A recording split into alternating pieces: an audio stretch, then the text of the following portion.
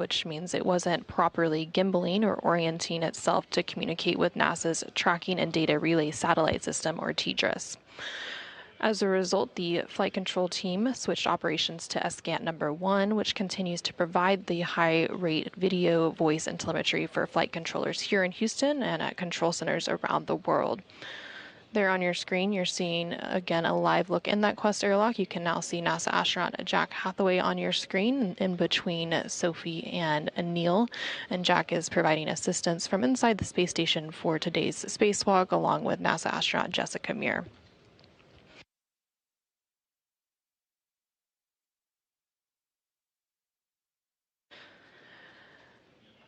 Again, teams are continuing to prepare for an approximately 6.5-hour spacewalk today. That spacewalk scheduled to begin around 7:35 a.m. Central, 8:35 a.m. Eastern Time. The teams are a little bit ahead of schedule. However, they are expected to pause an upcoming MEDOX, or medical oxygen canister changeout, to stay on track with the planned timeline. The crew recently completed their pre-breathe protocol, and this protocol purges nitrogen from the bloodstream to prevent decompression sickness, also known as the bends, which is a condition that scuba divers can also experience if they ascend too quickly. There are 2 phases to that pre-breathe protocol that the astronauts perform before any spacewalk, and that first phase is performed using a mask pre-breathe with 100% oxygen. And then most recently, they completed what is known as in-suit light exercise. During that portion of the pre-breathe, they move their arms and legs to speed up their metabolic rate, which helps purge excess nitrogens. The in-suit light exercise was completed about 15 minutes ago, around 5:50 a.m. Central, 6:50 a.m. Eastern Time. And then again, coming up, they will be completing the MEDOX, or medical oxygen canister replacements. And these MEDOX canisters, along with LiO, or lithium hydroxide, are part of the life support system of the extravehicular activity mobility unit, or EMU, which is the white spacesuit that is worn by the astronauts when they go on a spacewalk.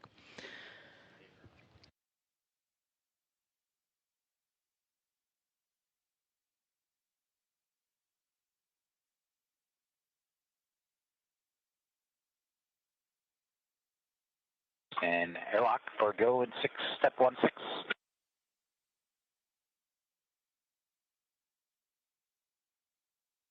And Jack, stand by. We're still checking on the HECA cameras, and we'd like to get that resolved before we move on to step 16. No worries. We'll sit tight.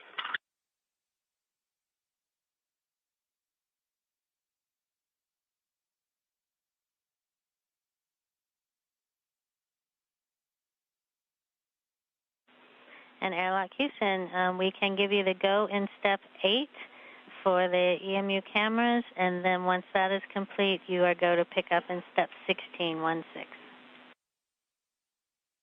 We'll go for step 8 to shut off the HECAs, and then once we're complete with that, we're into step 16. Good copy.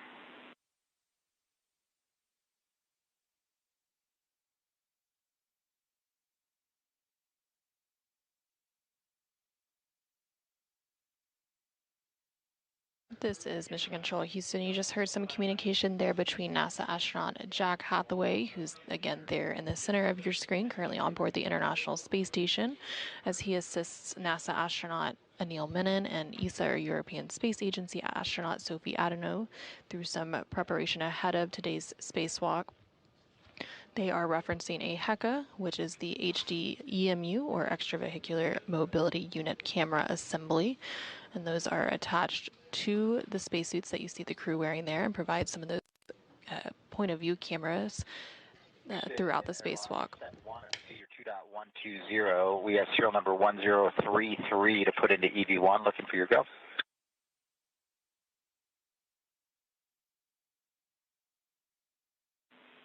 We copy 1033, and that's a good number. Copy, go for EV1.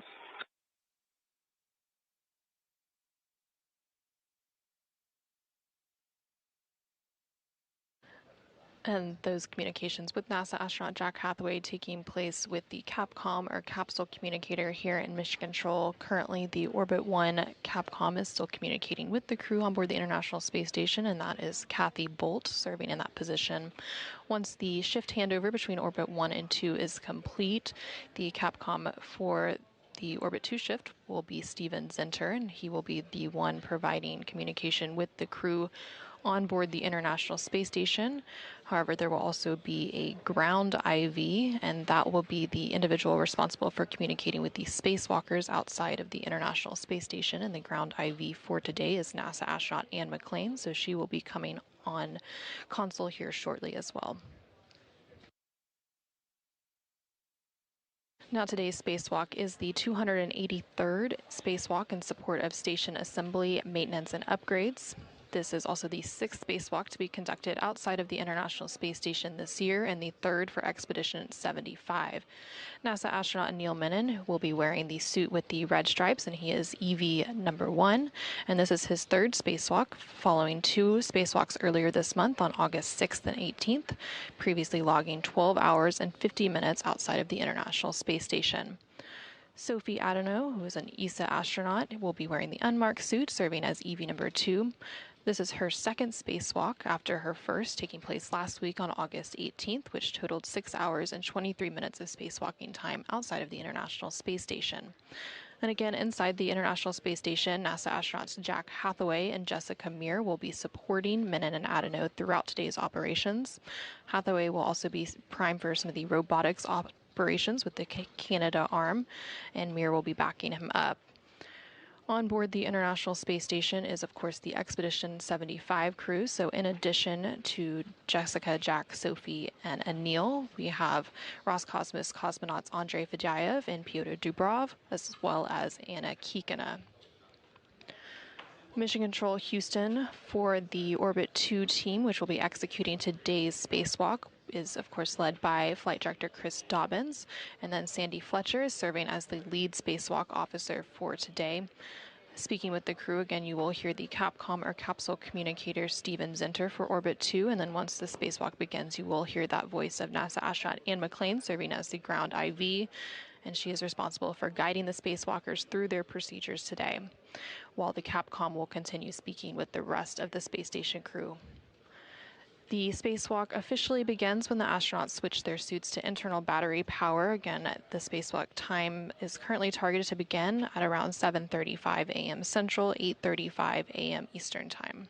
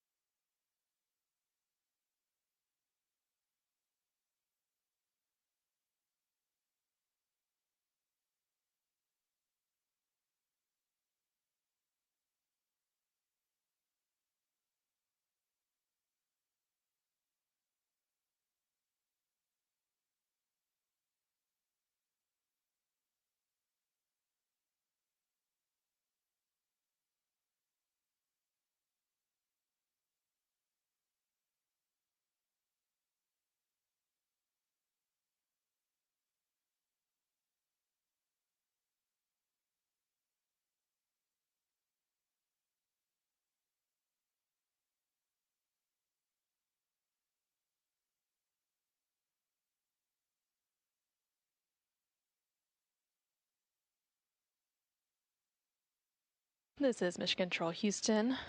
Again, the teams on board the International Space Station, as well as the flight controllers here on the ground, are working in tandem in preparation for today's upcoming spacewalk, US Spacewalk 98. That spacewalk currently targeted to begin around 7:35 a.m. Central, 8:35 a.m. Eastern Time.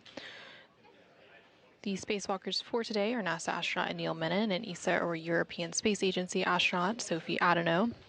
And the spacesuits that you see Menon and Adenot wearing are known as the EMU, or Extravehicular Mobility Unit. This suit is an independent system that provides environmental protection, mobility, life support, and communications for crew members to perform a spacewalk. The EMU consists of the suit assembly as well as the life support system. The spacesuit assembly is the suit itself that encloses the crew member, and the life support system is attached to the back of the suit to provide oxygen for breathing and suit pressurization, water for cooling, carbon dioxide scrubbing, battery power, and radio, as well as a caution and warning system to monitor the suit's status. These spacesuits are fitted on the ground and then adjusted in orbit to account for spinal elongation and fluid shifts. Engineers take about 80 measurements to tailor each suit, assembling it from roughly 16 major elements, including multiple sizes for torsos, elbow and knee joints, adjustable waists, and dozens of glove sizes. On their forearms, there's typically procedure cards, which are references for the steps they'll perform throughout a spacewalk. But the MEDOX canister for EV2 is 1034. And Houston copies. We saw that in the view. That's a good number.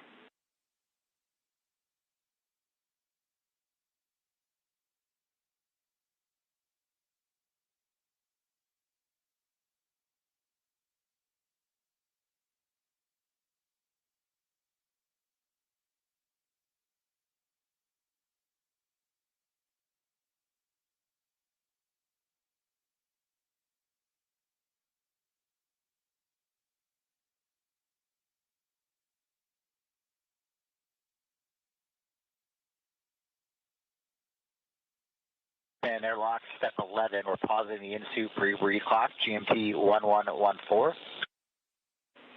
Copy, 1114.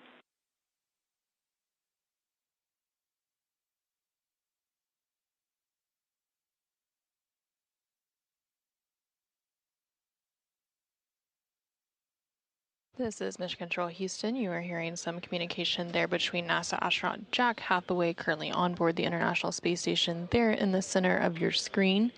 He's speaking with the Capcom, or capsule communicator, here on the ground, who currently for the Orbit 1 shift is Kathy Bolt.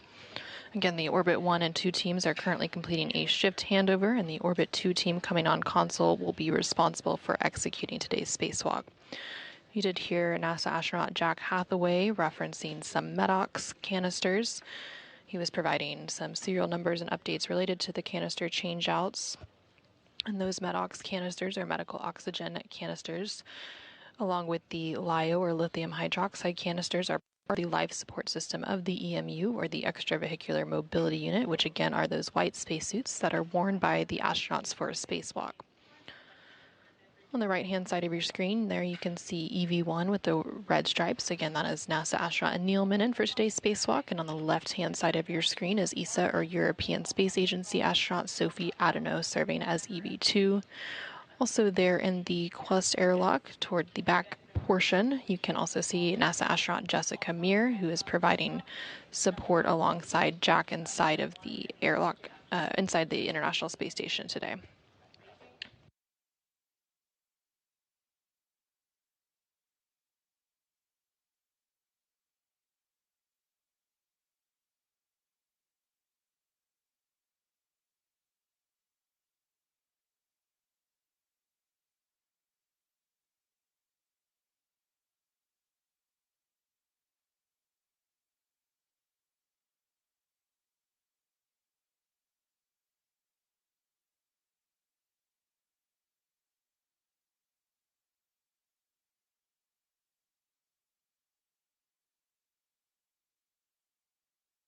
Houston airlock, step 18, expended MEDOX canisters, serial number 0020 and serial number 0022.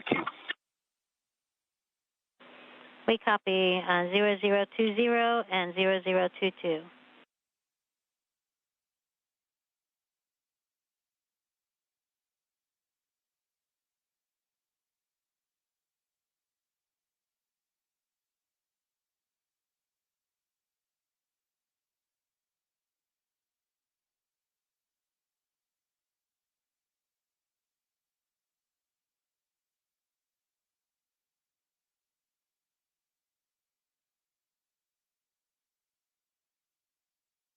This is Mission Control Houston again. You're hearing those communications between NASA astronaut Jack Hathaway on board the International Space Station and the Capcom or capsule communicator here in Mission Control. Currently Kathy Bolt, but that will soon be taken over by Steven Zinter. Again, he's referencing some Medox canisters, which are the medical oxygen canisters. There are two different types of containment control cartridges used in the extravehicular mobility unit, or EMU, which again is those white spacesuits that the crew wears to go outside of the International Space Station on a spacewalk. And they're a means to contain trace contaminants and carbon dioxide from the EMU atmosphere. Again, the EMU, or extravehicular mobility unit, contains the suit assembly as well as the life support system. So those canisters are part of that life support system, providing carbon dioxide scrubbing. And then the spacesuit is basically a self-contained spaceship, so it provides... 21, in-suit pre-breathe clock resume, GMT 1118. Okay, we copy. Pre-breathe clock resumed at 1118.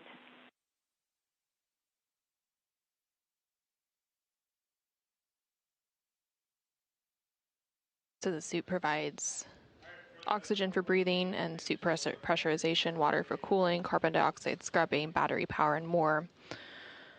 And the spacesuit operates at a pressure of 4.3 psi, or pounds per square inch, which compared to 14.7 psi inside the space station.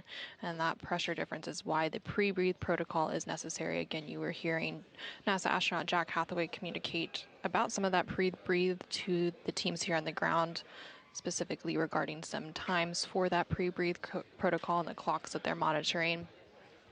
The pre-breathe protocol has two different portions to it. The first portion, the astronauts perform a masked pre-breathe with 100% oxygen, and then they complete what is known as in-suit light exercise, which was completed a little bit ago. And during that in-suit light exercise, the spacewalkers move their arms and legs to speed up their metabolic rate, which helps purge excess nitrogen. Due to the pressure differences in the suits and the station, the pre-breathe protocol is necessary in order to purge nitrogen from the bloodstream to prevent decompression sickness. Again, that is also known as the bends, which is a condition that scuba divers can also experience.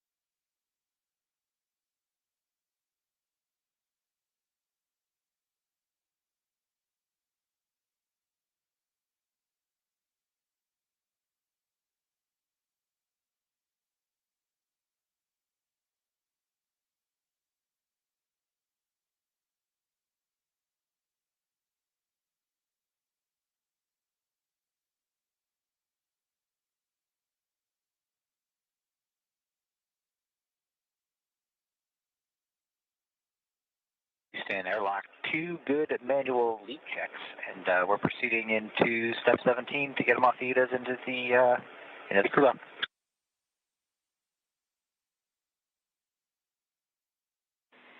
Okay, we copy y'all, and we'll go with that plan. And just letting you know, I'll be handing over to O2 Capcom shortly, and wish you guys the best of luck for the rest of the day. Okay, we really appreciate your help.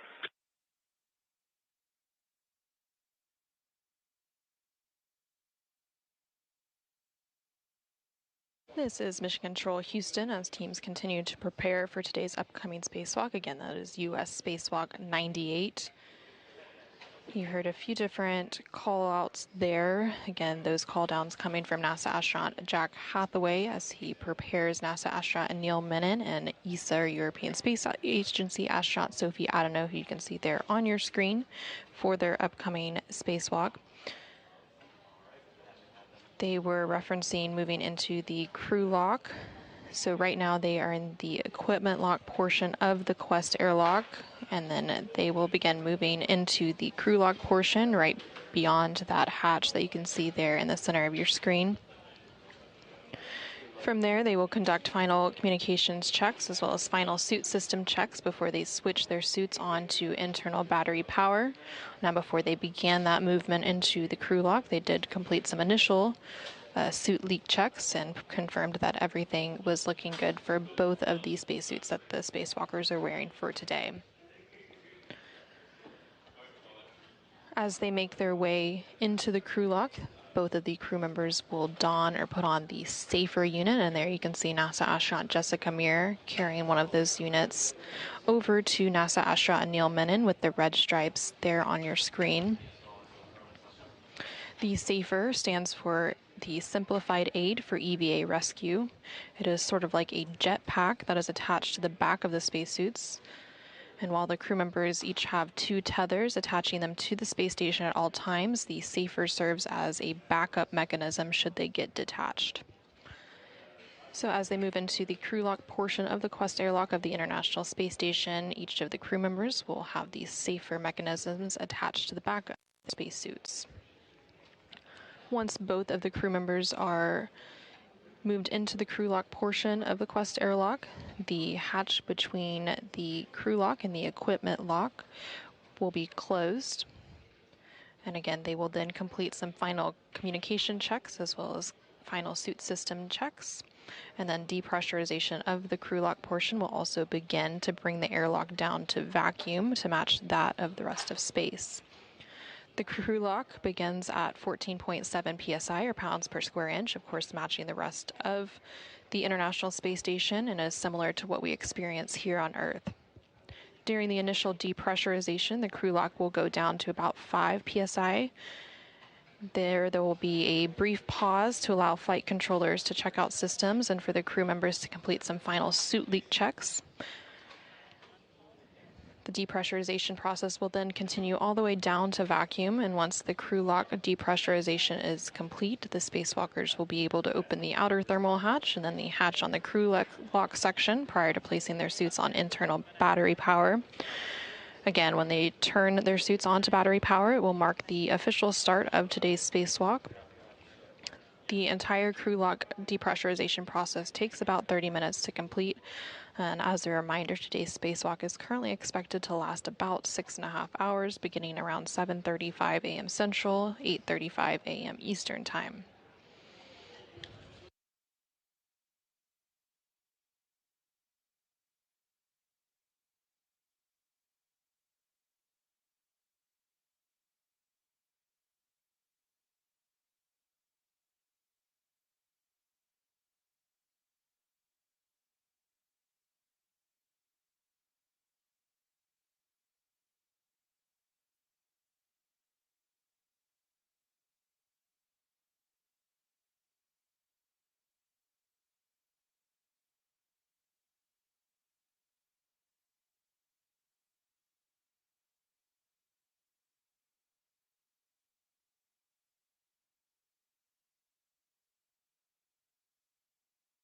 That's because of how that battery seats.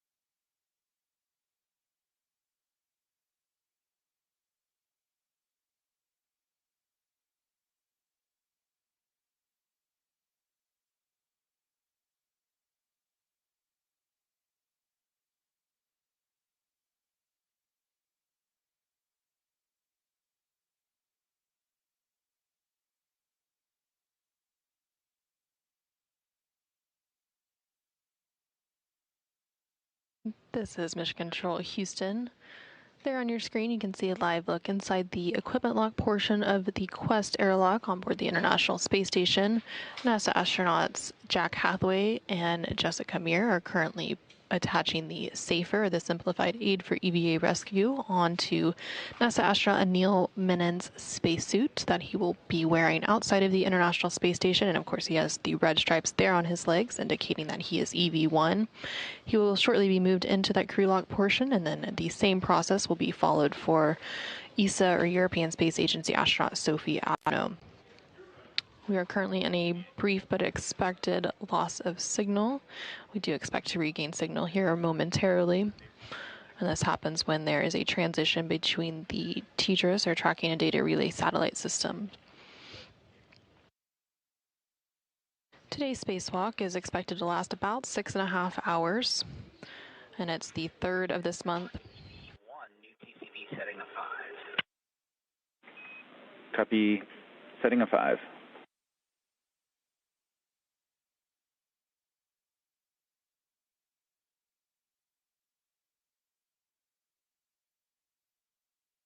And today's spacewalk is the 3rd of this month, and the 6th out of the International Space Station this year. Again, the primary goal for today's spacewalk is to finish replacing the space-to-ground antenna, or the SGANT, on the International Space Station's Z1 truss.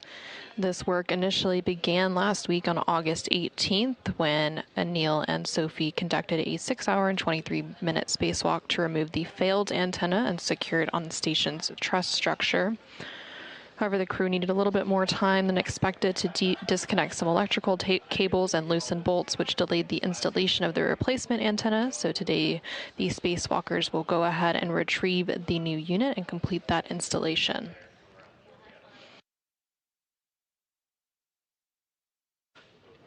Once both NASA astronaut Anil Menon and ESA astronaut Sophie Adenot are moved into the crew lock portion of the Quest airlock on board the International Space Station, the hatch between the crew and equipment lock will be closed, and they will begin that depressurization process.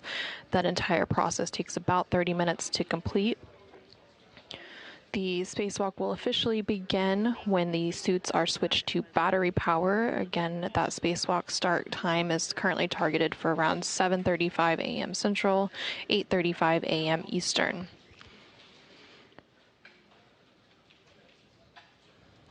Once they complete that depressurization, the spacewalkers will then open the outer thermal hatch and then the hatch on the crew lock section. NASA astronaut Anil Menon, serving as EV1 with the red stripes, will exit first, and then he will be followed by ESA astronaut Sophie Adenot, who's serving as EV2 today with the unmarked suit. They will then go ahead and set up their tools and tethers, turn on their helmet cameras, and begin to set up the SSRMS, which is the Space Station Robotic Manipulator System, basically the Canadarm2 robotic arm. And then they will make their way to External Stowage Platform 3, or ESP3, to retrieve the spare SGANT, which stands for the Space-to-Ground Antenna.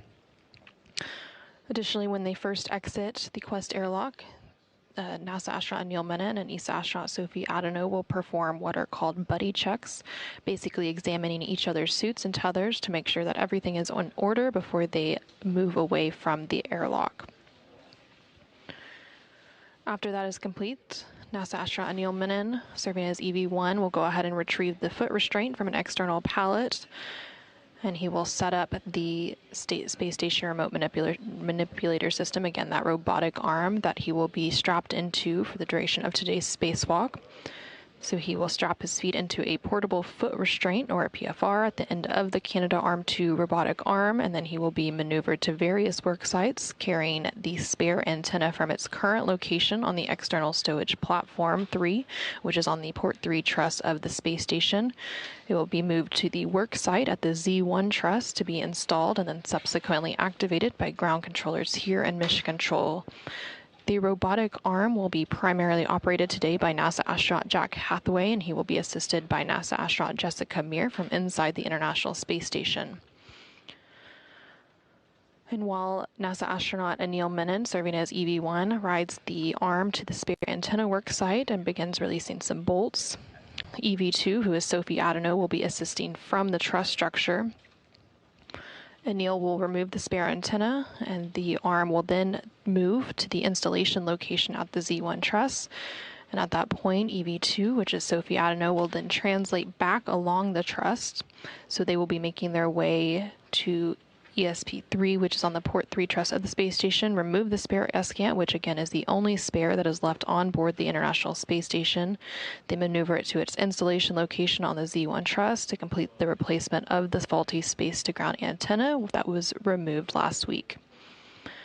Once it's installed, there will be some system checkouts by the ground control team here in Mission Control Houston, and it will restore the full redundancy to the space-to-ground communications system of the International Space Station. Once the installation of that spare is complete, the next task is to retrieve the failed ESCANT. Again, that failed ESCANT or space-to-ground antenna was removed last week and temporarily stowed. So it will be the job of ESA astronaut Sophie Adenot to go ahead and retrieve that failed antenna from its temporary stowage location, and then she will pass it along to EV1, who is NASA astronaut Anil Menon, and they will also clean up the work site while dropping off the tool bag at the airlock and heading outbound for the next task. To stow the ESCANT, again the failed one, they will be installing a couple of bolts. And then after that is complete, EV1 and Anil Menon will return to the arm ingress location. Again, that is where he would have got into the portable foot restraint of the SSRMS, which is the Canadarm2 robotic arm. And while Anil is doing that, Sophie will then translate back to the airlock to prepare for ingress. Again, this is expected to be a 6-hour and 30-minute spacewalk to complete both the spare ESCANT retrieval and installation, as well as retrieving the failed ESCANT and stowing it into its permanent stowage location. If time allows, the crew will also attempt a get-ahead task to replace a retroreflector on the forward port of the Harmony module to improve navigation data for visiting spacecraft. And the space-to-ground antenna is a dish-shaped unit and one of two that sit side by side on the Z1 truss. Last November, ESCANT-2 began experiencing periodic pointing issues during auto-track operations, meaning it wasn't properly gimbaling or orienting itself to communicate using NASA's Tracking and Data Relay Satellite System, or TDRS. And as a result, the flight control team switched operations to ESCANT number 1, which continues to provide that high-rate video, voice, and telemetry for flight controllers here in Houston and at other control centers around the world.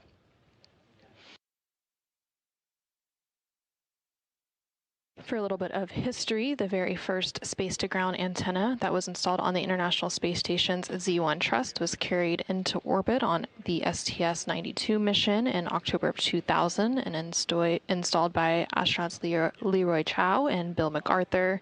And the spare ESCANT, or space-to-ground antenna, that is being installed today to replace the degraded antenna was delivered on the STS-127 mission back in July of 2009 and installed by astronauts Dave Wolf and Tom Marshburn. The faulty antenna that's being replaced and that was temporarily stowed last week was initially installed on the STS-132 mission in May of 2010 by astronauts Garrett Reisman and Steve Bowen. The replacement antenna for today has been parked on ESP3, again, external stowage platform. Space to ground 1. Earlier we copied a partial call regarding the safer on Anil's suit.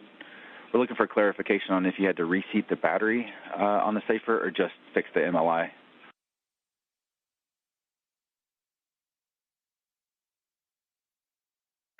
Yeah, we were just reseating some MLI, so it was in a more comfortable position. Nothing wrong with the safer at all. Everything is nominal. Copy, thank you.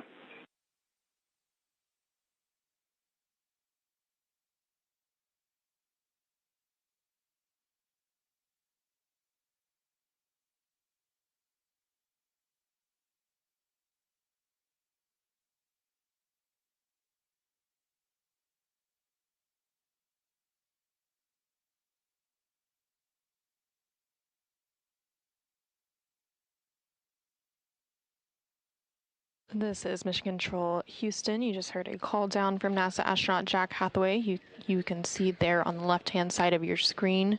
He was speaking with the Capcom, or capsule communicator, here in Mission Control Houston, who for the Orbit 2 team of flight controllers now on console is Steven Zinter.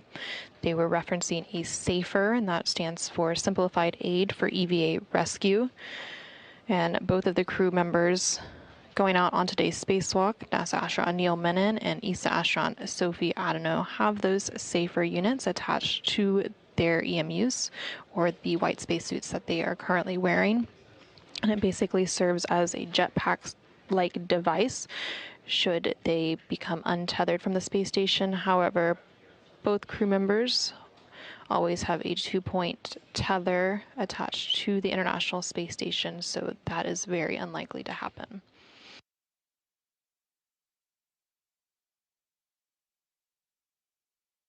And there in the center of your screen, you can see both NASA astronaut Jack Hathaway as well as NASA astronaut Jessica Meir. They're currently assisting ESA, or European Space Agency, astronaut Sophie Adenot into the crew lock portion of the Quest airlock.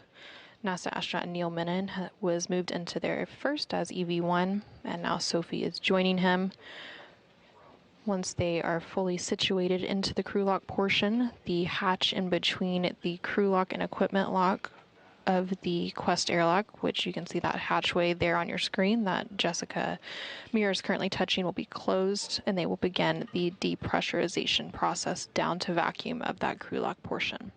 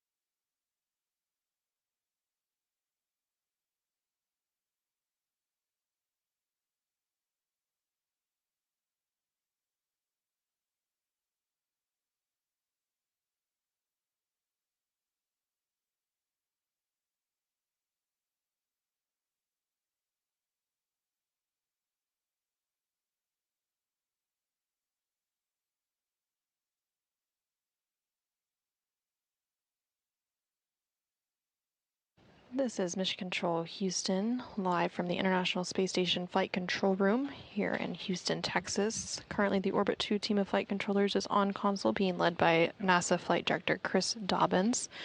And the Orbit 2 team is responsible for executing today's spacewalk. Again, today's spacewalk is US Spacewalk 98. Serving as EV1 is NASA astronaut Anil Menon, and serving as EV2 is ESA, or European Space Agency astronaut Sophie Adenot.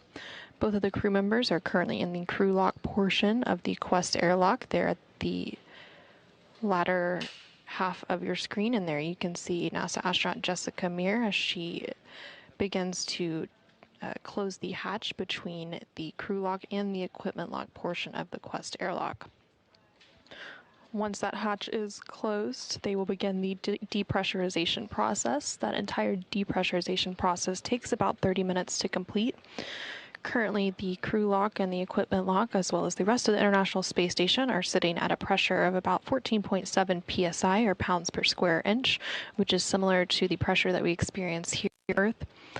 However, the EMUs, or the white spacesuits that the crew members wear to go out on a spacewalk, are at a pressure of about 4.3 psi. And then the crew lock will be depressed down to vacuum to match that of space.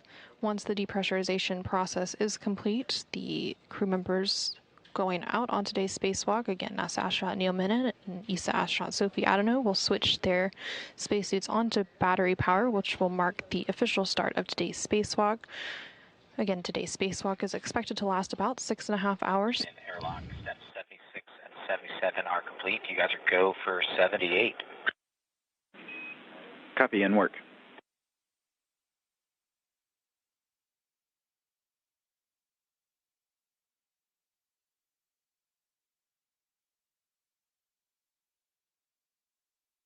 And you just heard a call down there from NASA astronaut Jack Hathaway. He's communicating with the Capcom, or capsule communicator, here in Mission Control, who for the Orbit 2 shift is Steven Zenter.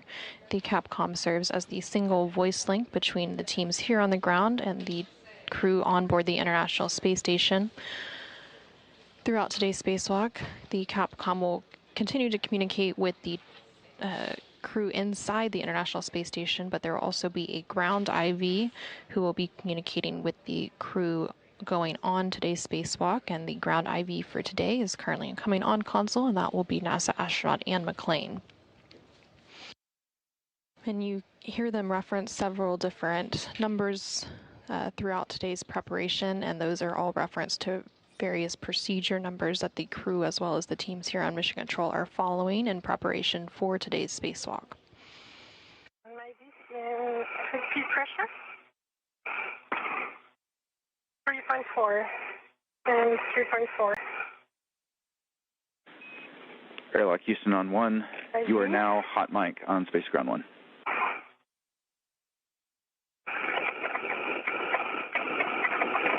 Copies, and we're just taking a quick look at switch configuration on EV2. I see Ivy.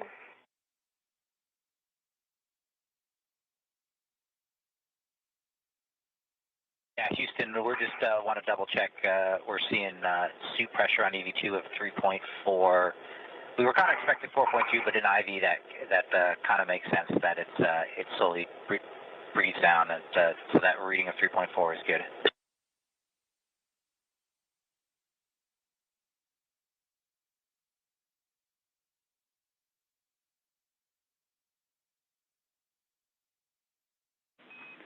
That's a good value for us, Jack. We expect it will increase. This is part of the MEDEX change-out results. Okay, cool. That all makes sense to us. We just wanted to do a quick double check. And I think I lost the bubble on where we are.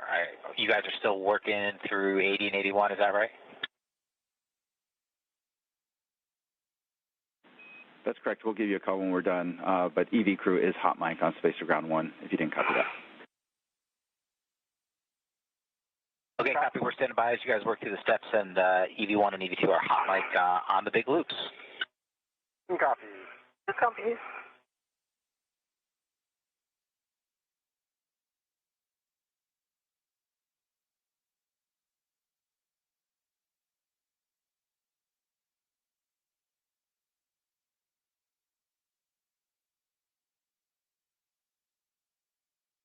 This is Mission Control Houston. You were hearing some communication there between NASA astronaut Jack Hathaway, who you can currently see in the center of your screen. He was speaking with the Capcom or capsule communicator here in Mission Control, who currently is Steven Zinter.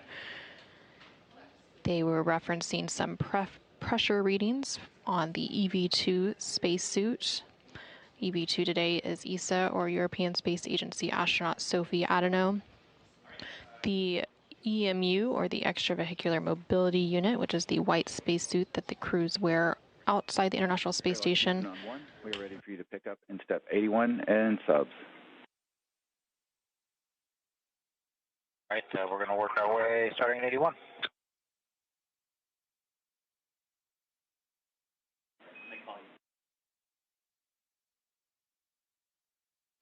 Again, they were referencing some suit pressures, and those spacesuits typically operate at a pressure of around. A couple cleanup steps for EV2 as we are, before we get into the Q card.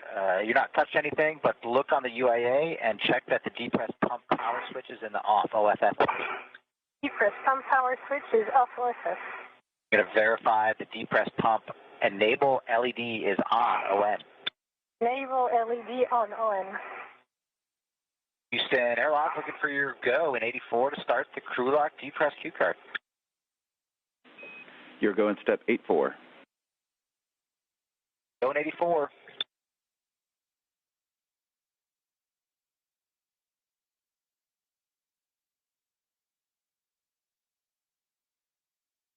All right, Anil and Sophie, I'm on the crew lock depressed Q card, step 1. So on the UIA, if you'll take that depressed pump power switch to the on ON position. Depressed pump power switch to on ON, done. All right, we're going to count 10 seconds as it spins up.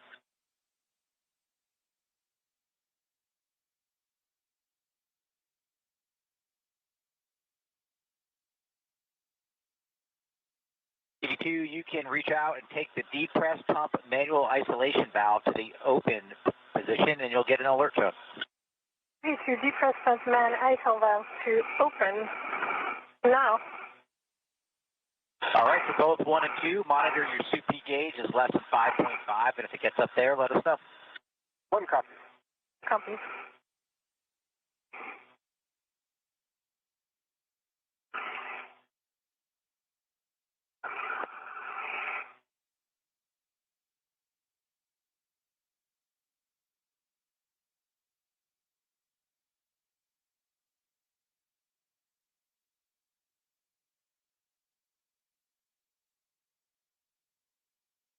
This is Mission Control Houston inside the International Space Station Flight Control Room as teams continue to work through procedures for today's spacewalk, US Spacewalk 98.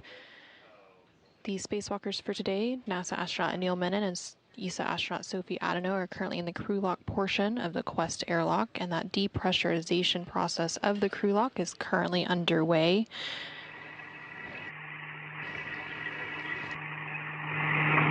The crew lock pressure is now at about 12.4 psi, or pounds per square inch, and it began at a pressure of about 14.7 psi.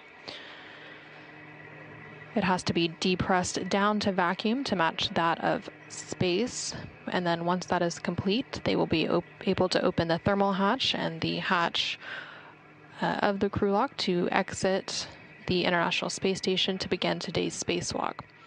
During this depressurization process, they will initially take the crew lock down to a pressure of about 5 psi, or pounds per square inch, and at that point they will go ahead and pause the depressurization process to complete some final suit leak checks and system checks before finishing the depressurization process.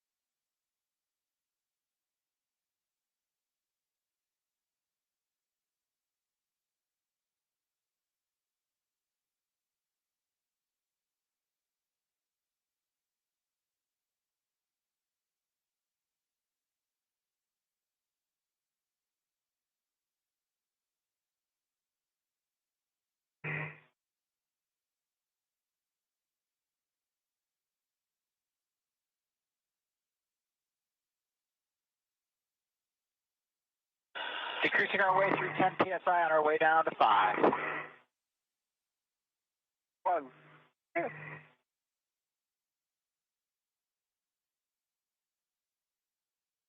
And this is Mission Control Houston. You just heard a call out from NASA astronaut Jack Hathaway. You can see there in the center of your screen, confirming that the pressure of the crew log is now at about 10 psi or pounds per square inch as it continues the depressurization process down to vacuum. Again, they will pause at about 5 psi for some final leak and system checks before resuming and going all the way down to vacuum. Following that call out from NASA astronaut Jack Hathaway, you did hear a brief communication with the spacewalkers for today. Again, today's spacewalk is being performed by NASA astronaut Anil Menon, serving as EV1 in a suit with red stripes, and EV2 today is ESA, or European Space Agency astronaut Sophie Adenot. Once the depressurization process is complete, again, that entire depressurization process takes about 30 minutes to complete. The spacewalkers will then go ahead and switch their suits to internal battery power, which will mark the official start of today's spacewalk. Today's spacewalk is scheduled to begin at around 7:35 a.m. Central Time, 8:35 a.m. Eastern Time, and is expected to last about 6.5 hours. Once they switch to internal battery power and that depressurization process is complete, the crew members will then go ahead and open the outer thermal hatch and then the hatch on the crew lock section. First out of the International Space Station today will be EV1, who again is NASA astronaut Anil Menon, and he will be followed shortly thereafter by EV2, who is ESA astronaut Sophie Adenot. Once they exit the International Space Station, they will go ahead and set up their tools and tethers. Again, they have 2 tethers that attach them to the International Space Station at a given time. They will also turn on their helmet cameras, or their HECAs, and they will begin setup for today's spacewalk. They will also complete what are known as buddy checks, which is where both Anil Menon and Sophie Adenot will basically be examining each other's suits and tethers to make sure that everything is in order before they begin to move away from the airlock.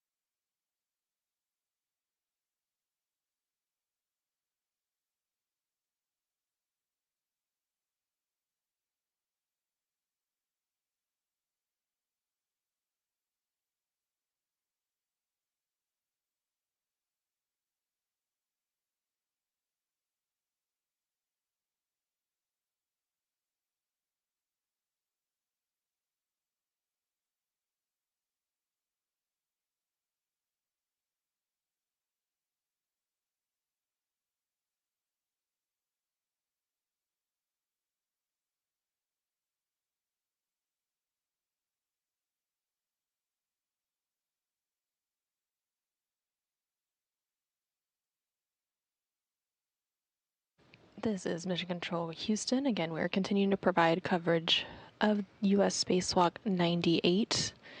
The crew members for today's spacewalk are currently in the crew lock portion of the Quest airlock on board the International Space Station as the depressurization process for that crew lock continues. The pressure inside the crew lock is currently at about 6.5 psi. 6.5 psi. You get an alert tone at 6 on our way down to 5.0. 1, 2.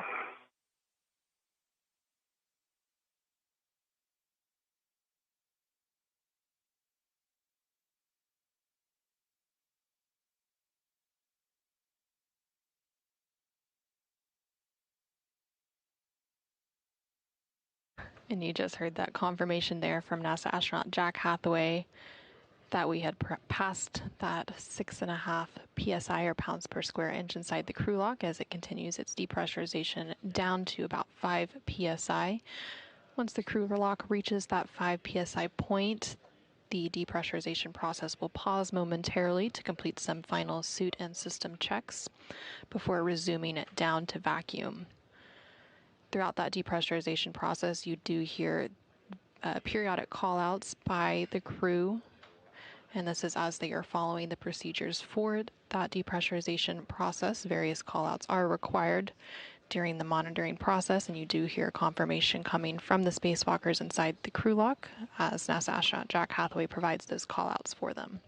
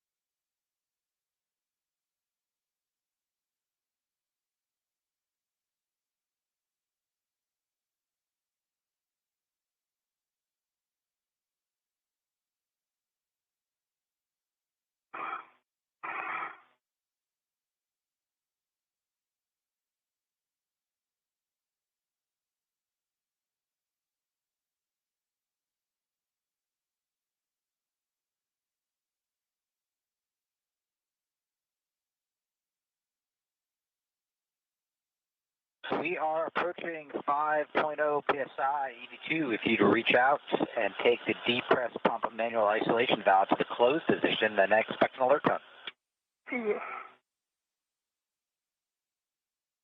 Press pump and ISO valve is closed.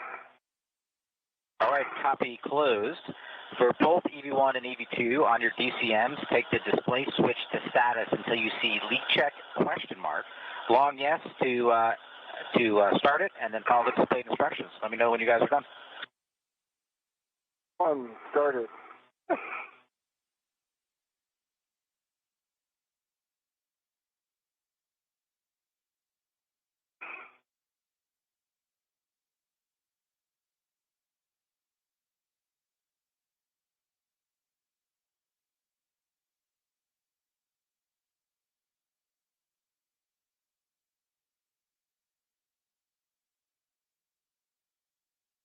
And this is Mission Control Houston.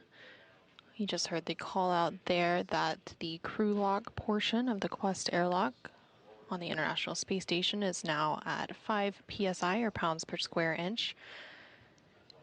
The depressurization process of that crew lock has now been paused to complete some final suit leak checks and system checks before the depressurization process will resume. And we will hear... Leak check complete. 02 to EVA, in work. Copy EV1, leak check complete.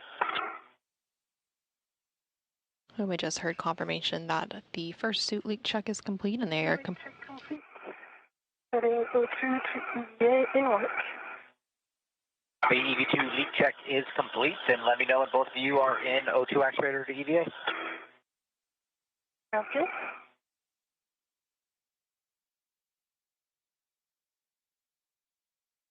And we just heard confirmation there that we do have 2 good suit leak checks. So they will complete some final system checks here on the ground. Both EV1 and EV2 are O2 actuator to EVA. All right, Sophie, take the depress pump manual isolation valve to open. Expect an alert tone. In work.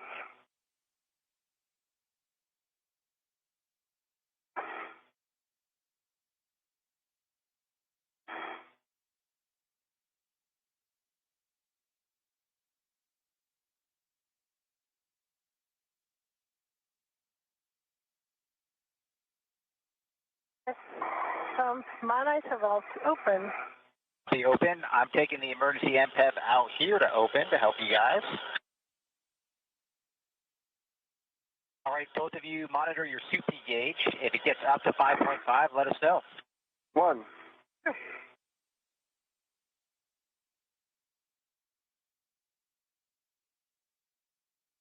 And this is Mission Control Houston. Following those suit leak checks and system checks at 5 psi or pounds per square inch inside the crew lock, that depressurization process has now resumed. Again, this depressurization will take the crew lock down to vacuum to match that of space.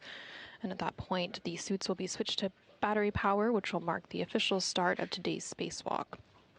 Again, today's spacewalk is expected to last about 6.5 hours. As the crew works to complete the installation of a replacement space-to-ground or S-SCANT antenna.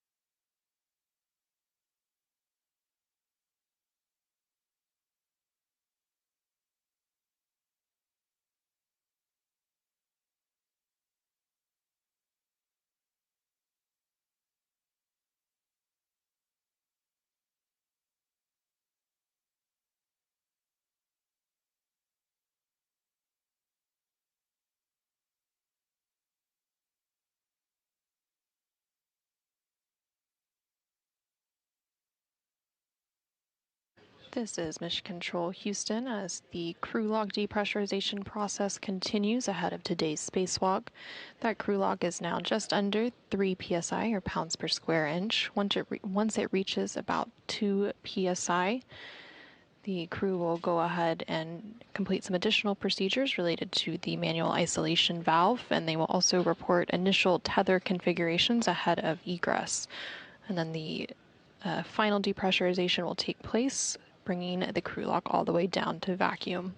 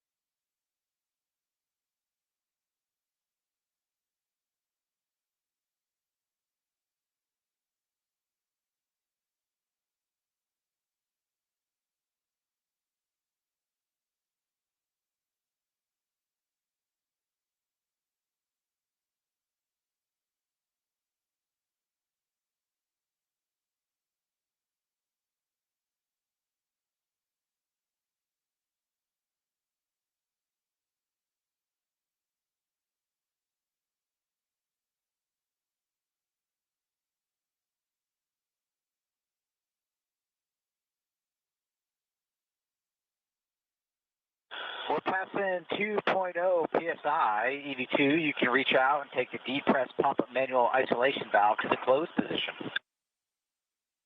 Depress pump man ISO valve is closed. Copy closed, and on the UIA, you can take the depress pump power switch to the off OFF position. Depress pump power switch is off OFF. Copy OFF, and as always, it's a pleasure getting you guys to close the vacuum, and we will pass it off to Ann and the team down in Houston for the rest of your adventure today. Thank you, Jack and Jessica, and hello, Ann. Good morning, Anil and Sophie. It's game day. Let's do it. We'll take your initial tether config. All right, I'll start off with EV1. Starting on the left, I've got a left keyring extender that's attached to a small hook on my waist tether, close lock, black on black. Large hook is unlocked on that same D-ring extender. And moving over to the right, I have a D-ring extender.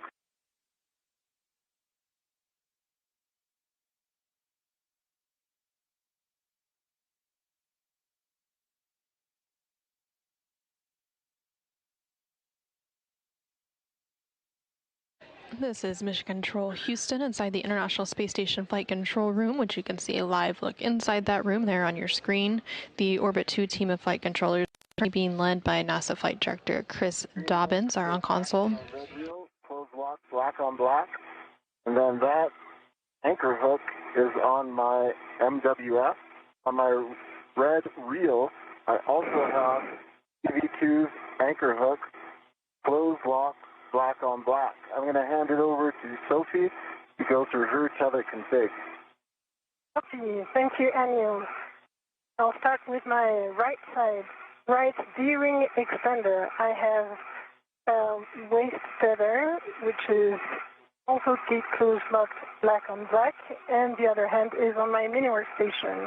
On this right D-ring extender, I also have the red hook, gate closed locked black on black. Going to the red reel, which is unlocked. On this red reel, I have the green hook, gate closed locked black on black.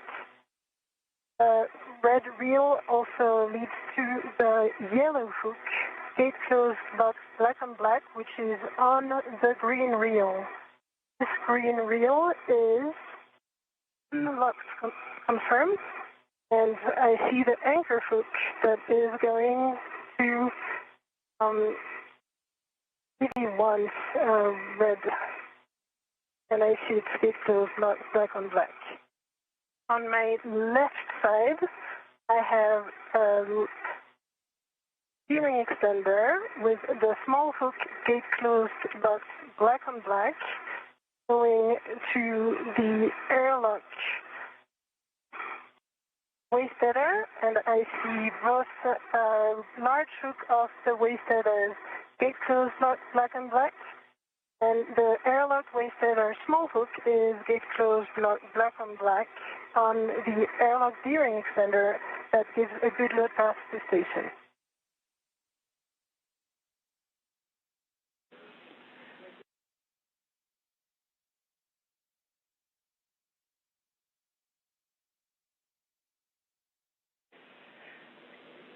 All right, that is mostly a good config. And unfortunately, we had a handover in Hill right as you started talking. So if you wouldn't mind giving us your tether config again. We got everything after the green hook on the red reel, but we're looking for your the status of your red hook and your yellow hook on the green reel and your right waist tether. Copy that. Right waist tether is on the right D-ring extender, small hook, close lock, black on black, and the large hook's on my MWF. And the red reel was unlocked. The yellow hook was on the green reel, close lock, black on black. Green hook was on the red reel, close lock, black on black. Green reel was unlocked, and then the anchor hook was on my MWF.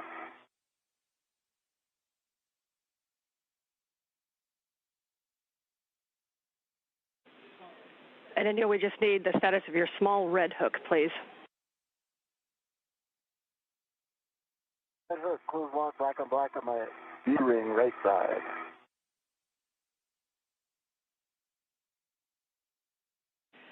Okay, Neil, we appreciate the extra work there, and those are good tether configs.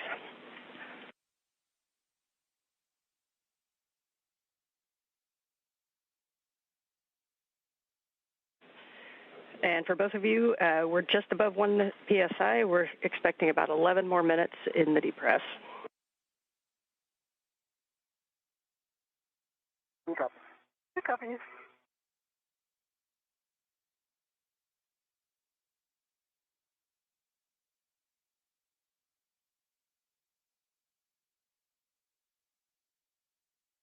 This is Mission Control Houston.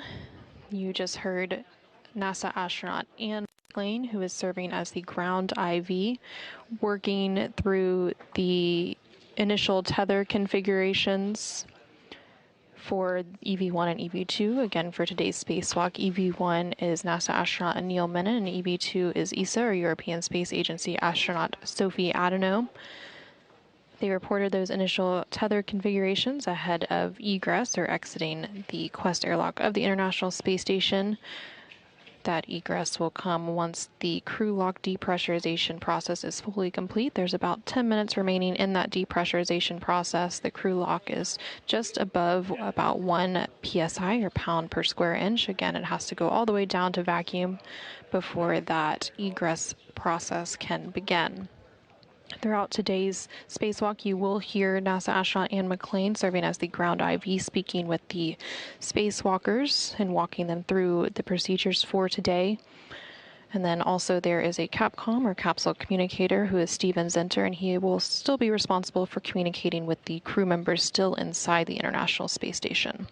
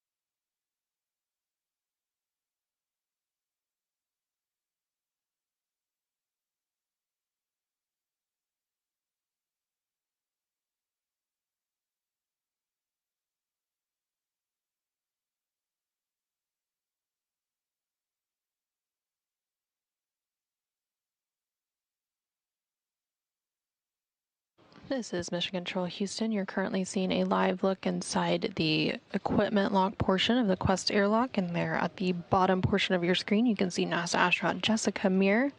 Jessica, alongside NASA astronaut Jack Hathaway, are providing support for today's spacewalk from inside the International Space Station. Before the crew members for today's spacewalk, again, NASA astronaut Anil Menon and ESA astronaut Sophie Adenot were moved into the crew lock portion just beyond that hatchway you see there on your screen. Jessica and Jack assisted them with donning their suits, and as well as walking them through their pre-breathe procedures and various other preparation steps for today's spacewalk. Right now, the crew lock is continuing to be depressurized down to vacuum. It is currently sitting at about 0.75 psi, or pounds per square inch. Once it is all the way down to vacuum, the crew will then turn their suits on battery power, which will mark the official start of today's spacewalk. Again, today's spacewalk is the 283rd spacewalk, and it is the third spacewalk for this month and the sixth out of the International Space Station this year. The spacewalk today is expected to last about 6.5 hours, and the primary goal for today is to finish replacing the space-to-ground antenna, or SGANT, on the International Space Station's Z1 truss. This work initially began last week on August 18th, when Anil and Sophie first ventured out of the space station for a 6-hour and 23-minute spacewalk, and they were able to remove the failed antenna and secured it on the station's truss structure. However, they needed a bit more time to disconnect electrical cables and loosen bolts, which delayed the installation of the replacement antenna. So today, Anil and Sophie will go ahead and retrieve that new unit to complete the installation process. Once the crew lock depressurization process is complete, the spacewalkers will go ahead and open the outer thermal hatch and the hatch on the crew lock section and place their suits on internal battery power. They've been working through the depressurization process for about the last 25 minutes or so. The entire process takes about 30 minutes to complete. Again, the crew lock section is continuing to be depressurized down to vacuum. It's currently at about 0.65 psi or pounds per square inch. The pressure of the suits that the crew members wear for their spacewalk, or the extravehicular mobility units, which are those white spacesuits, sit at a pressure of about 4.3 psi. And the internal pressure of the International Space Station itself has a pressure of about 14.7 psi, which matches that of about what we experience here on Earth.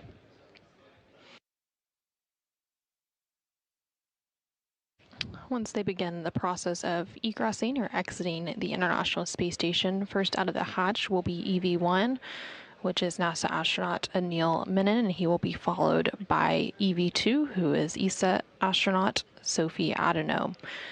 Anil, serving as EV-1, has the suit with the red stripes, and Sophie, serving as EV-2, is wearing an unmarked suit. Once they exit the airlock, they will complete some initial checks of each other, which are called buddy checks, where they examine each other's suits and tethers to make sure that everything is in order and looking good before they begin moving away from the airlock and working into their procedures for today.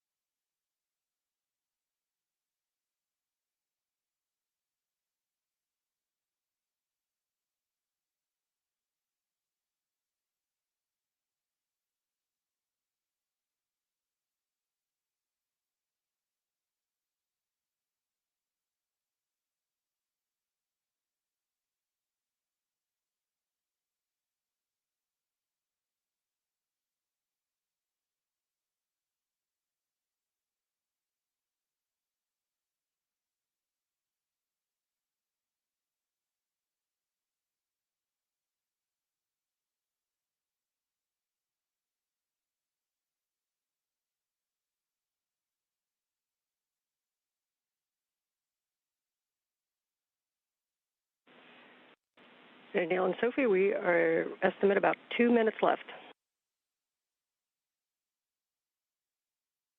One copy. Copy.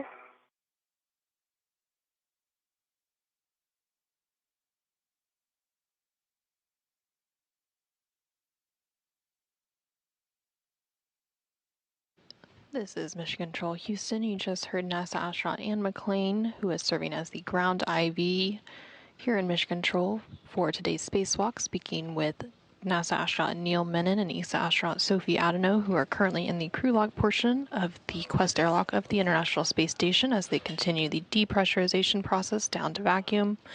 They reported that there's about 2 minutes remaining in that depressurization process. The crew lock right now is sitting at a pressure of about 0.5 psi.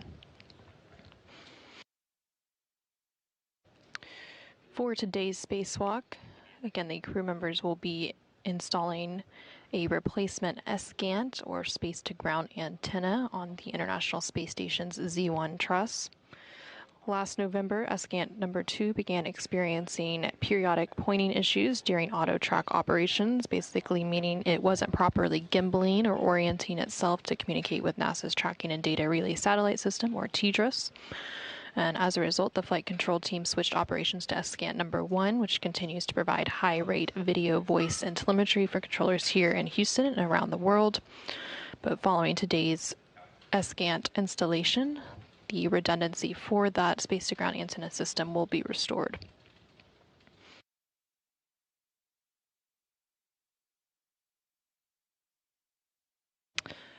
For a little bit of history, the very first space-to-ground antenna that was installed on the International Space Station C1 truss was carried into orbit on STS-92 in October of 2000. And the spare Escant, or space-to-ground antenna that is being installed today to replace the degraded antenna, was delivered on the STS-127 mission in July of 2009. The faulty antenna that was removed and temporarily stowed outside the International Space Station last week.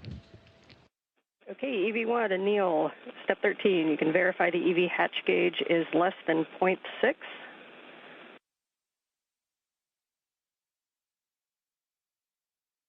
Hatch gauge less than 0.6. Copy. You are going to open the EV hatch and stow it. Uncopied go. In work.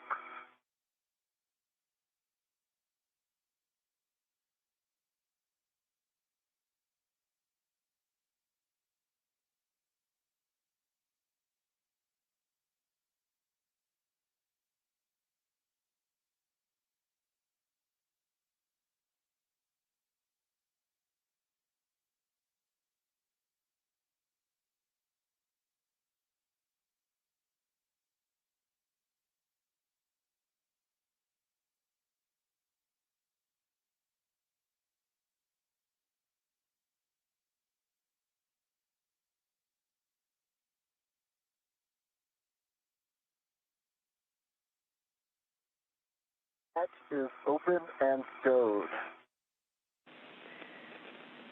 Copy. And for airlock, you can take the emergency MPEV to closed. Emergency MPAD is closed. Copy. Thanks. Okay, staggering switch throws, EV1 and 2. You can switch power to BAT and expect warning tone. Okay, one will go first. Power BAT. 2 in work. Power BAT. Copy for 1 and 2. You can now switch your display to Pro to verify functional display. One has a functional display. 2 functional display. Copy. Sophie, on the UIA, switch power EV1 and 2 to off OFF and check all 4 LEDs off OFF. Switch power EV1 OFF, all LED off, and switch power EV2 OFF, and all 4 LEDs off. Expected H2O is OFF on my DCM.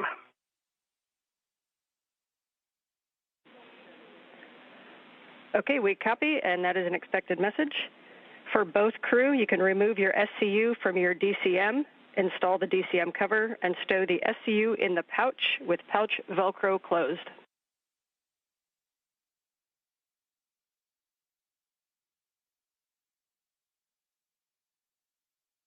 One copy in work. 2 copies in work.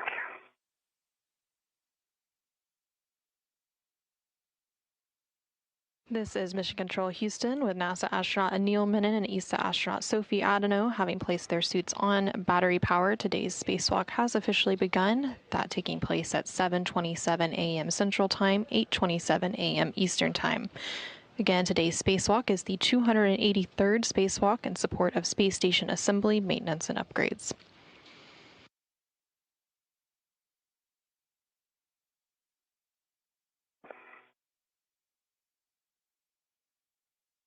One stowed. Stowed. Copy. Sophie, you can check that the depress pump man ISIL valve is closed.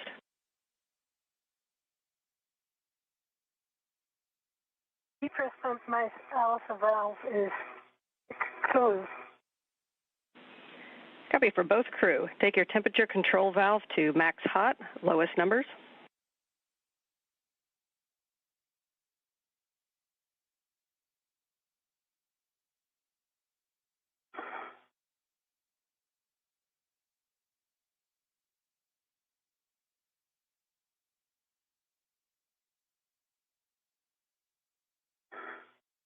One's max hot.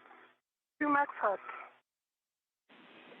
Copy. You can both switch water to on, O-N, water on.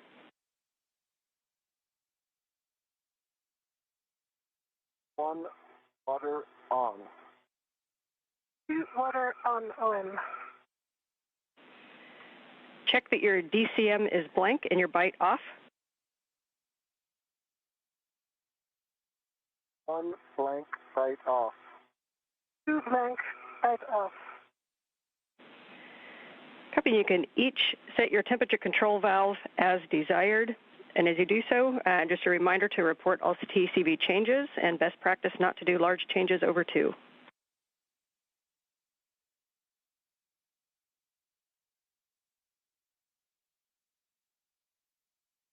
One set 6 TCV. 2 TCV 5. Okay, we copy both, and you can report your suit P gauge. We're about to have a handover, so you can set your visors as required, and I'll get your suit P on the flip side.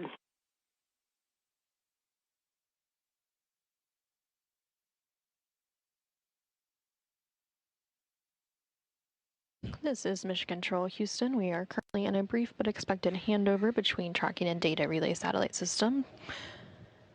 We do expect to regain that communication with the International Space Station and the crew for today's spacewalk here shortly. You are continuing to hear some communication from the ground IV, which is Ann McLean. I see that your EMU TV is on, the one that's up high that we don't use. You can press that button if you reach it.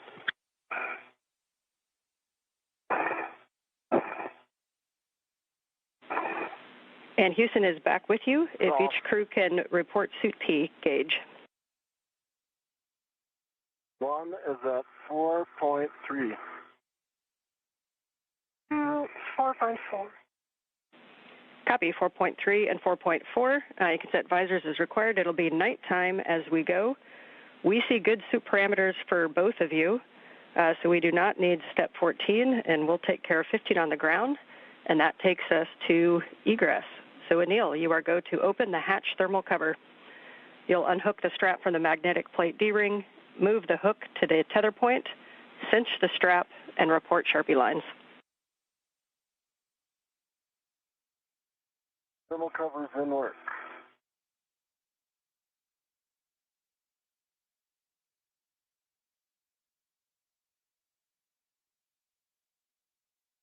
This is Mission Control Houston. Again, you're hearing communication from the ground IV here in Mission Control, who today is NASA astronaut Ann McLean. There on the upper portion of your screen. Thermal cover is attached to itself on the D-ring, and it's got 6 Sharpie lines. Copy 6 Sharpie lines. Anil, you are go to egress the airlock. Let's take the office outside. Sounds great, Ann. One's egressing. All right, and as you go out, your first step is going to be to attach your anchor hook on the forward airlock D-ring. Work.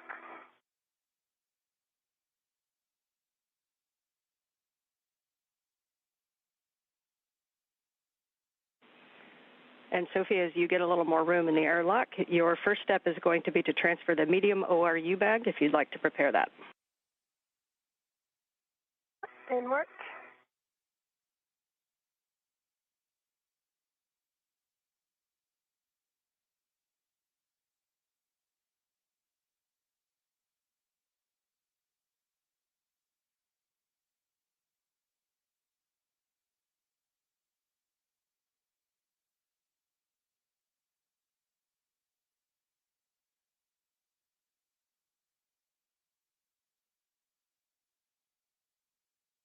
Okay, EV1, safety tether is closed, lock, black on black, forward, airlock D-ring. Copy. You can take EV2's anchor hook to the aft D-ring. This is Mission Control Houston. You're now seeing a view outside of the International Space Station. EV1, who today is NASA astronaut Anil Menon, has opened the thermal cover and is making his way outside of the International Space Station. And he is attaching his anchor hook. And then following that attachment, EV2 will follow. Black on black to the aft D-ring. We both have good load paths. The EV2 to disconnect their waist tether when desired. Copy. I'll wait until I'm outside. Good words, Anil. You can now retrieve the ORU bag from Sophie and stow it on the airlock toolbox. And Sophie, just please report to us. When you're ready. And just report to us if you're going to keep the large small ret on the bag or in the airlock. The large small bag will be placed on the airlock, but it's going to be Anil releasing it as soon as he has his own ret on it. Okay, I see the ORU bag. Okay. It towards you. Got a hand on it. I'm searching for the handle. Okay.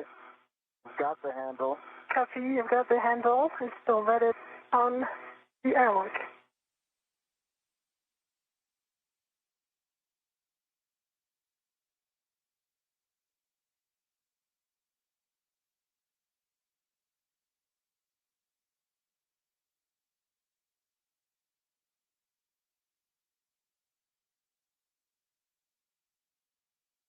Okay, I've confirmed a good ret on my MWF, and I'm going to release the airlock ret.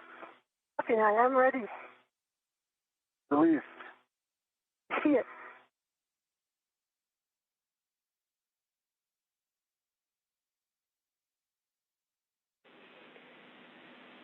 All right, nicely done. And Anil, as you go to stow that ORU bag on the airlock toolbox, Sophie, you can prepare crew lock bag 1. And what?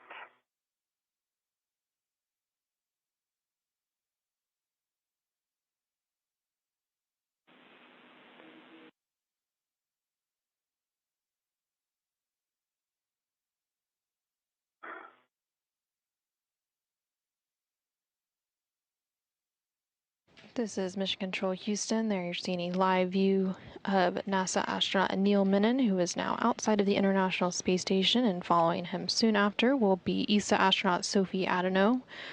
Anil today is serving as EV1, and Sophie is serving as EV2. You can also see a tool bag that is floating out there that they're getting strapped and ready for today's spacewalk. Today's spacewalk officially began at 7:27 a.m. Central Time, 8:27 a.m. Eastern Time, when the suits were switched to internal battery power. Today's spacewalk is expected to last about 6.5 hours. Got one large hook on the top handrail, the toolbox. I'm going to put a second large hook on the bottom handrail. Okay.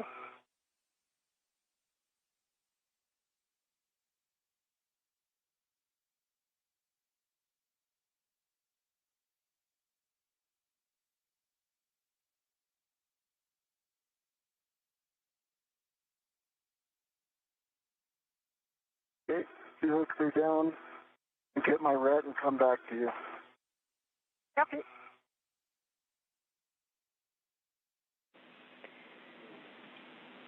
And Sophie, you can hand out crew lock bag number 1. That's number 1 to Anil. Anil, you'll stow that on your BRT and report the status of the large small ret.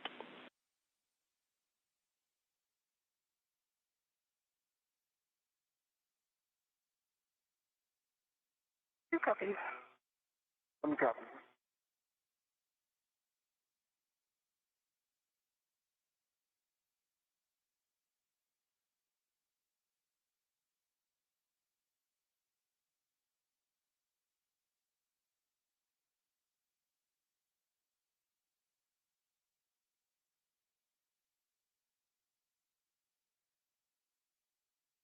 This is Mission Control Houston. Again, you're seeing a live look at NASA astronaut Anil Menon, currently outside the International Space Station as he continues to prepare some tools and bags for today's spacewalk, and then he will be joined outside of the Quest airlock here shortly by ESA astronaut Sophie Adenot.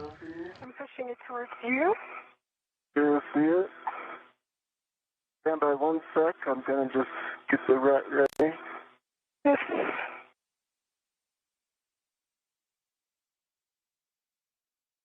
And you can see that it is currently nighttime outside the International Space Station. So the space station does see 16 sunrises and sunsets per day. So the spacewalkers will be working in alternating light and darkness throughout today's spacewalk. Okay.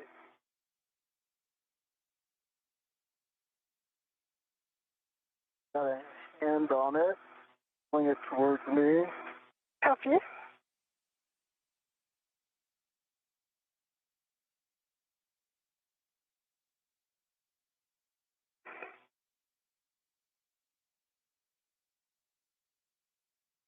Houston, Sophie, TCV 3.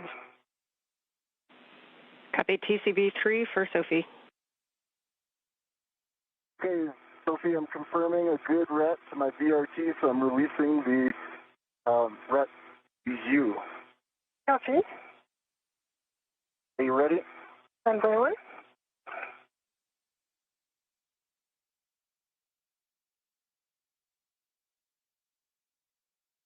I am ready. Okay.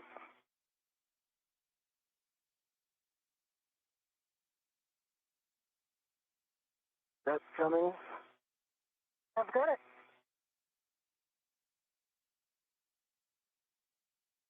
Give me 30 seconds to put this on my VRT. Take your time.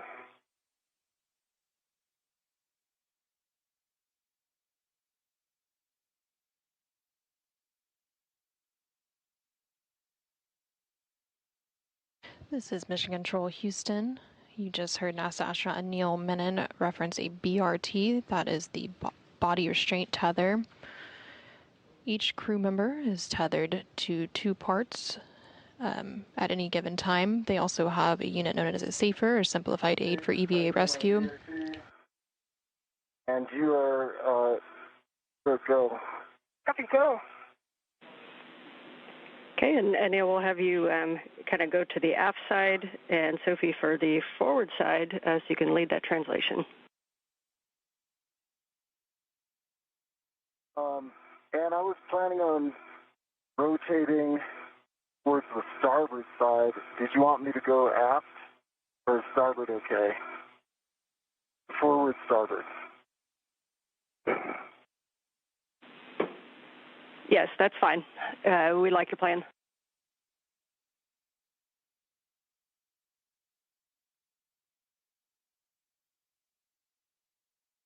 Coming out. I see you coming out. Stay firm. Good, so.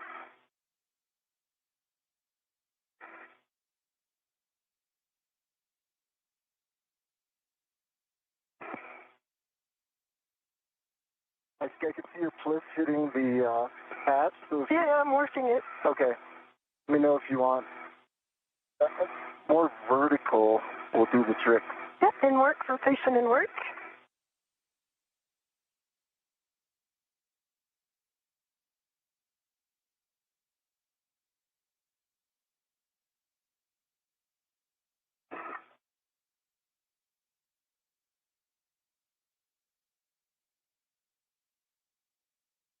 This is Mission Control Houston. EV2, which today is ESA astronaut Sophie Adenot, is now making her way outside of the Quest airlock, and you can see And clean.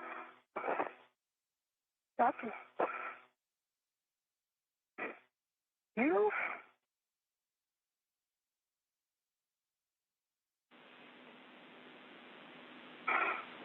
Good to see you guys out there. And when you're ready, you can turn on your HECAs. One hecka on.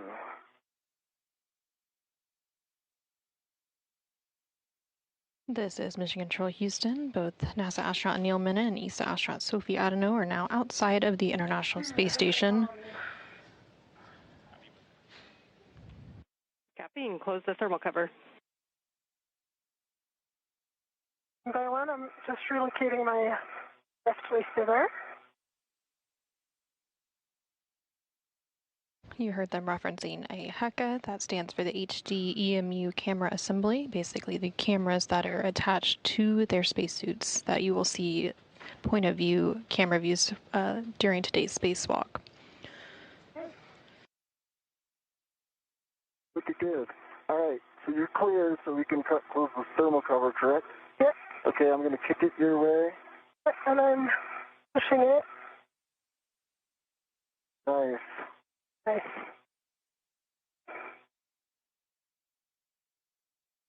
Thermal cover closed, Dan. Copy, thermal cover closed. You can position for buddy checks. And just one note for Sophie, we believe we saw your left safer handle up slightly, so if you could double check that one.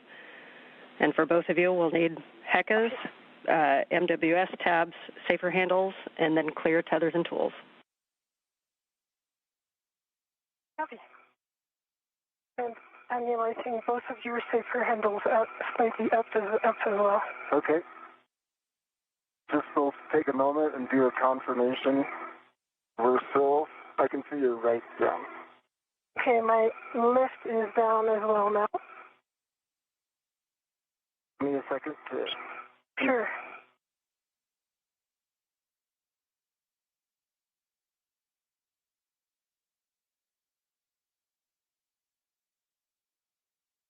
This is Mission Control Houston with NASA astronaut Anil Menon and ESA astronaut Sophie Adenot now outside the International Space Station. They are currently performing a buddy check.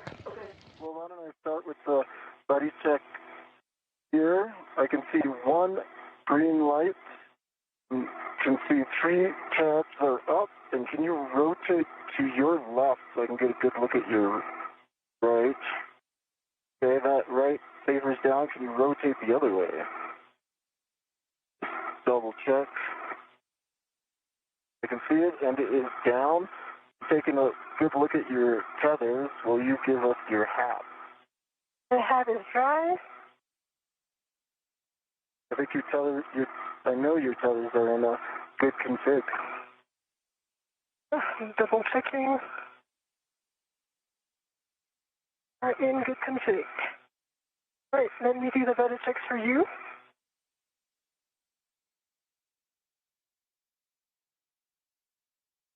I see 3 tabs up. I see 2 safer handle down. Can you move slightly your PGT just so that I'm sure about the right one? Didn't work?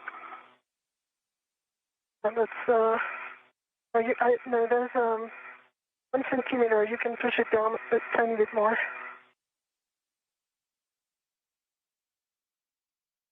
Is it parallax? I'm putting a lot of pressure on it. Okay, that's down. Okay. Okay, I see 1 good green light. I see your 2 helmet lights for the lights. And your tethers look good. I see the acrylic bag, which looks good as well. I like that. I'm going to move to the forward starboard side to clear some room for you. Copy. And Anil will take a baseline hat from you as well. Hat's dry.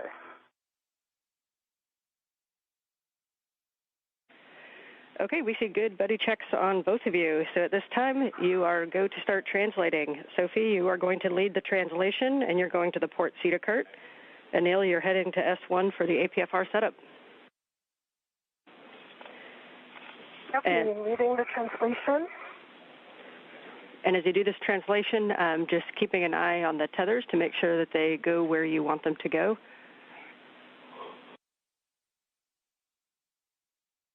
Copy. Copy.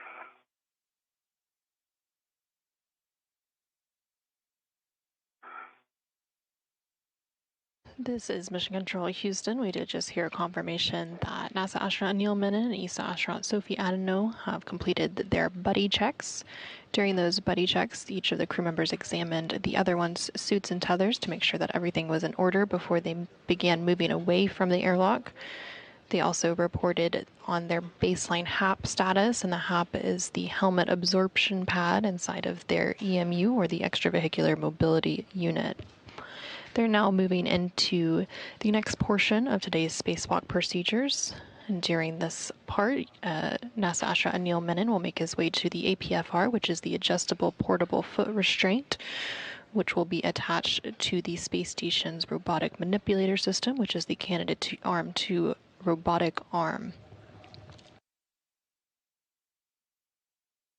Also inside the International Space Station, NASA astronaut Jack Hathaway is preparing for his portion of today's activities. He is prime for the robotic operations from inside the International Space Station. So once the robotic arm is set up and NASA astronaut Neil Menon has safely entered his feet into the foot restraint, NASA astronaut Jack Hathaway from inside the space station will begin maneuvering that robotic arm.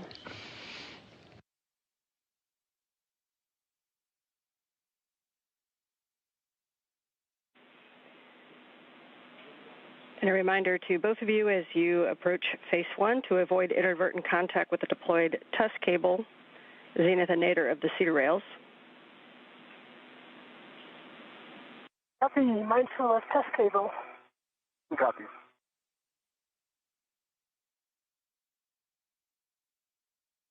How about the cedar spur?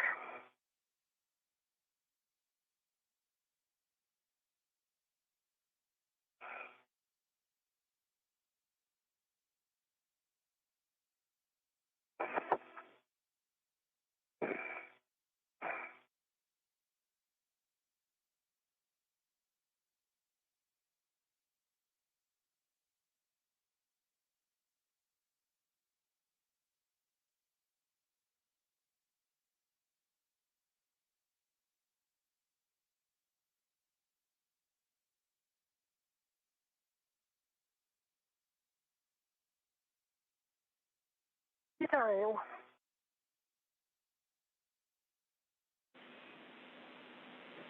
Copy, nicely done. And you're heading to the port CETA cart, and you'll be looking to position yourself to get the APFR. That'll be in WIF 3, which will be the top left when you get to the CETA cart. Anil, you know where you're going well. You're heading toward what'll be mile marker 6870, 6870. 6870.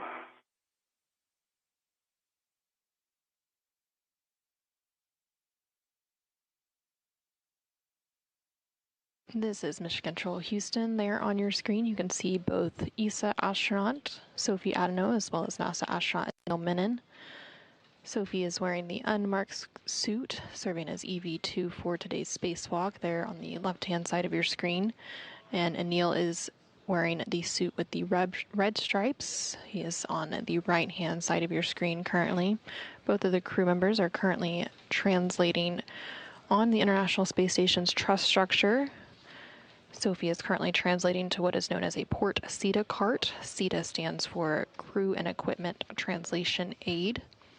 They are working to retrieve the APFR, which stands for the Adjustable Portable Foot Restraint. I'd like to let you know we've got great camera views of you. Families are watching. Mission Control is very happy to see you both out there. Thanks, Ann. Good to know. Please give them a big hug from us. Have someone do it.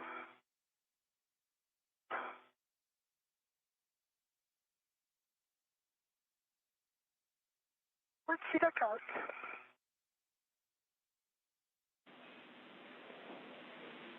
Copy. You'll be retrieving the APFR from the port CETA cart with 3. Copy.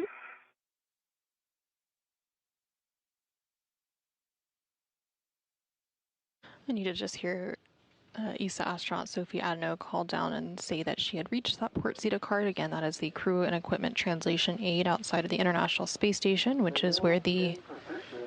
At the NTA, so I'm ready for handoff to Jessica at M1. Copy. And Sophie, you have your steps at the port CETA cart, so we'll give Anil the COM, and Anil, you can give the M1 go to GCA to the published APFR install ingress position. Copy. Need any more comms, Sophie, or are you okay if I take it over? Take it over. I'm good, thanks. Okay, and for MCC, I could see a small sticker. It looks like a mile marker sticker that's headed nadir, twirling at about quarter meter per second. We copy the sticker heading nadir. And Jessica, I'll copy. I've got you loud and clear, Anil. Are you ready for the GCA to the published APFR install position? Ready for GCR. Good work.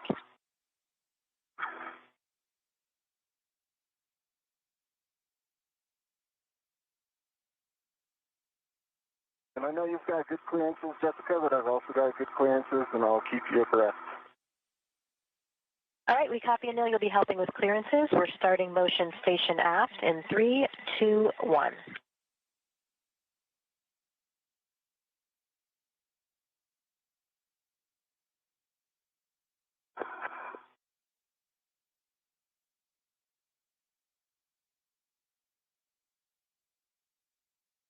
This is Mission Control Houston. We are currently about 29 minutes into today's spacewalk. That spacewalk beginning at 7:27 a.m. Central Time, 8:27 a.m. Eastern Time, when the cruise suits were switched to internal battery power. You're currently hearing NASA astronaut Anil Menon, who is serving as EV1 for today's spacewalk, and you can see him there on the left-hand side of your screen in the suit with the red stripes. Copy. 60 centimeters to go.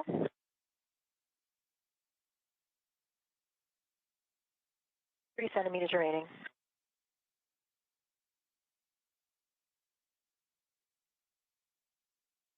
NASA astronaut Anil Menon is currently speaking with... We're ramping out. We are at the published position. Will that work for you? It worked last time, so I call GCA complete. Okay, stand by for brakes. Anil is currently speaking with NASA astronaut Jessica Meir. Go for APFR install and ingress. Happy install and ingress. Okay, Sophie, we see you working the APFR. You can just bring that toward Anil when it's ready. And Anil, I'm ready to work your tether swap. Once you have your waist tether down, let me know and I'll read you steps. My waist tether is down. Copy. You can lock your green hook on your red reel. Okay, green hook is locked on my red reel. You can retrieve the yellow hook from the green reel and stow it on the SSRMS Lee tether point, checking gates and hooks.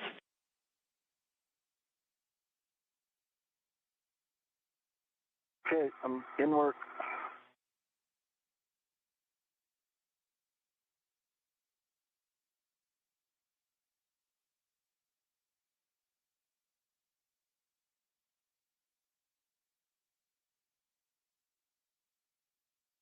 This is Mission Control Houston. You're now seeing the helmet camera, which is the HECA, on NASA astronaut Anil Menon's spacesuit.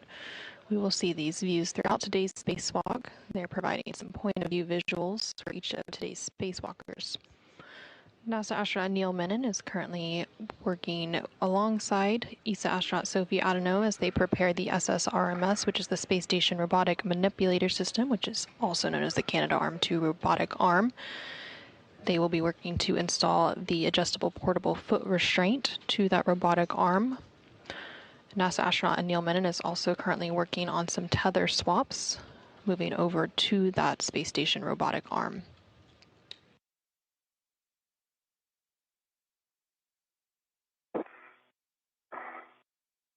I'm on my way for you, Anil. Okay.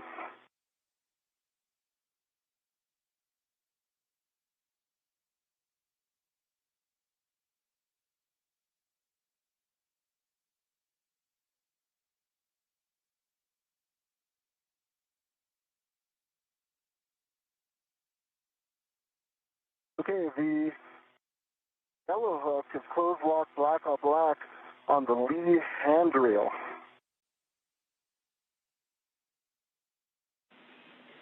Copy. Check that your red reel is unlocked.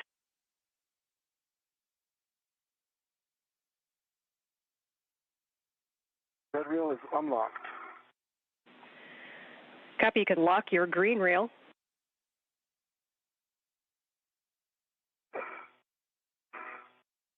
Green reel is locked. And you can retrieve your green hook and stow it on the vertical NTA handrail. Then unlock the green reel. Okay, it works.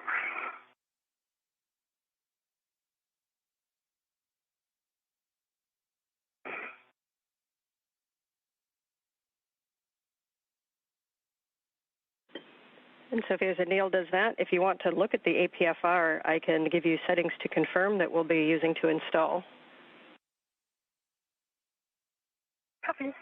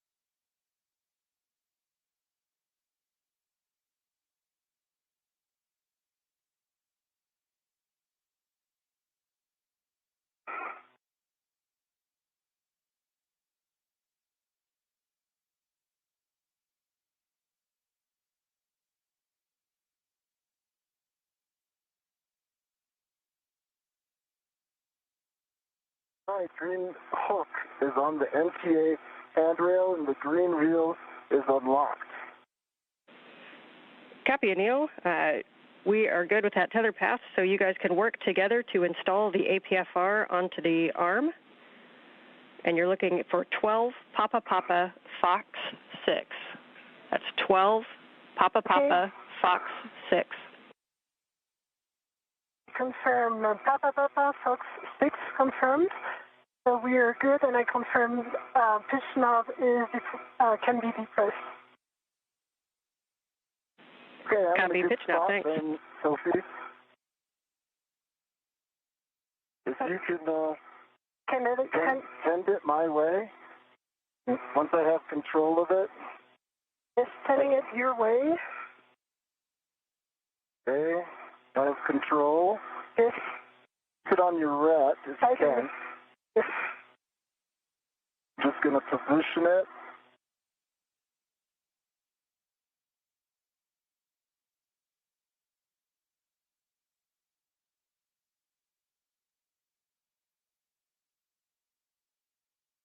Almost there.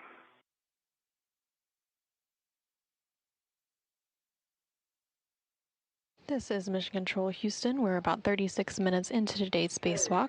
Black color, black on black. Good pull. Good twist test. And I'm going to release this ret to you, okay? Okay, and I am ready.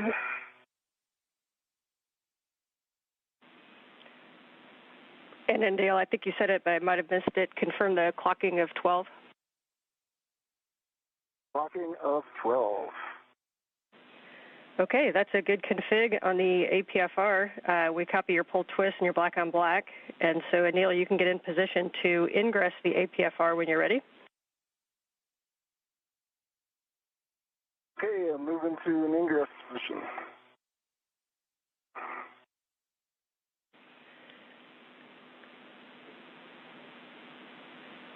We copy. And Sophie, if you want to wait and just make sure Anil's in a good position prior to starting your translation, you may. Copy. Observing. And so you know you guys are working incredibly You guys are working incredibly efficiently right now. So we're just over half of the time that we've allotted for the arm setup, and you're just about done. So really nice work this morning. Thank you, Ann. Thank you. Saving that for the boom.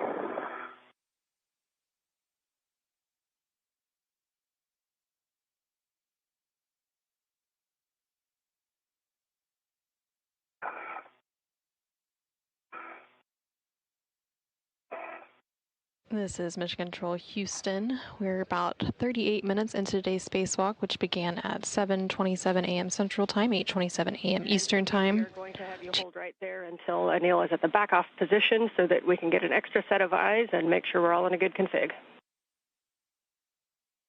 Copy, observing and standing by. The crew outside of the International Space Station for today's spacewalk are NASA astronaut Anil Menon, who you can see there on the left-hand side of your screen in the suit with the red stripes. He is joined by ESA astronaut Sophie Adenot, who has the unmarked suit as EV2. They recently completed the installation of the APFR into the SSRMS, which is the articulating portable foot restraint onto the space station's robotic arm.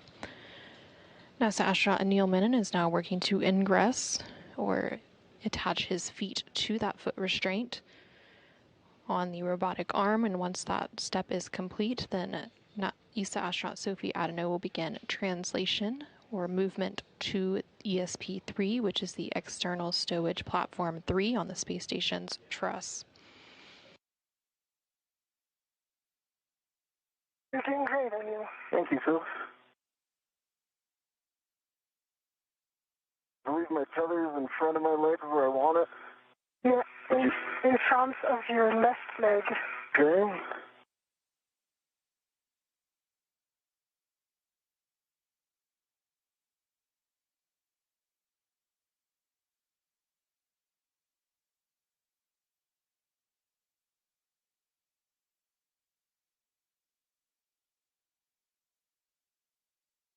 Can you confirm my heels? The left one is not in. Need to go inboard, yeah. Yeah, that feels good to me. No, the left one is not in. It isn't, okay. Yeah. You're there. The left one is in. Let me just change body position to confirm the right one. Yes, the right one is in as well. So you're in great spot right now. Nice to have you here. Okay, Ann, I am in. So, ready for ECA and next step. Copy, and Anil will take a baseline glove inspection and a HAP check, please. Cap dry. Gloves are nominal. Copy, and again, Soph will hold you there. Anil, you can give M1 go to GCA to the published APFR backoff position. All right, I'm setting my TCB to 4. And to M1, you are go to GCA to published backoff position. All right, we copy. Brakes are off. We're getting set up. And we copied EV1, TCV 4.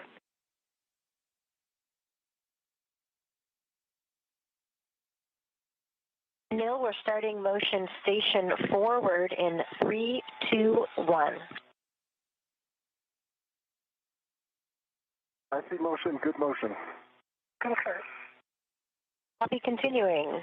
Over 3 meters to go. This is Mission Control Houston inside the International Space Station Flight Control Room here in Houston, Texas. There on your screen, you can currently see a live view outside of the International Space Station as NASA astronaut Anil Menon is currently attached to the space station's robotic arm. That robotic arm being maneuvered by the crew still inside the International Space Station. A moment ago, you did hear the voice of NASA astronaut Jessica Meir, who is at the robotic station inside the space station assisting with today's operation alongside NASA astronaut Jack Hathaway. Prior to the movement of the robotic arm,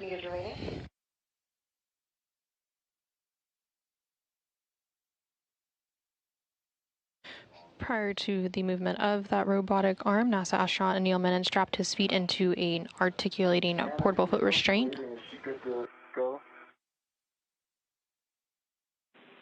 Once you're at the backup Oh, position. looks good. Sorry. We're at the back off position, Anil. We'll get set up for the JoeCast immediate. Okay. Okay, Stand by. with that, Sophie, as they get reconfigured, you are go to start your translation toward ESP3. Reminder as a warning to avoid contact with grapple fixtures. That's on the that's zenith of the FSE. So at this time, you can translate starboard under the MT, and you'll be dropping your green hook on handrail 3217, which is just on the outboard edge of the starboard CETA cart.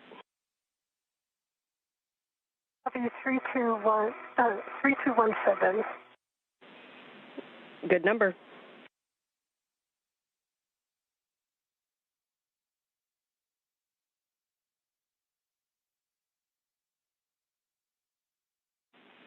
And I think that the CETA card will block the mile markers, but if not, it's mile marker 5760.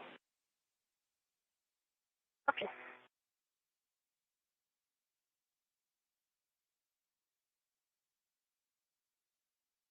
This is Mission Control Houston. We're now just over 43 minutes into today's spacewalk. NASA astronaut Anil Menon, serving as EV1 in the suit with the red stripes on the upper center portion of your screen, is currently in the articulating portable foot restraint attached to the robotic arm on the space station. And ESA astronaut Sophie Adenot, there in the upper left corner of your screen, is translating on the International Space Station's truss structure over to ESP3, which is External Stowage Platform 3 on the Port 3 truss of the space station. Once they are at that location, they will then retrieve the spare SCANT, or space-to-ground antenna. We're currently...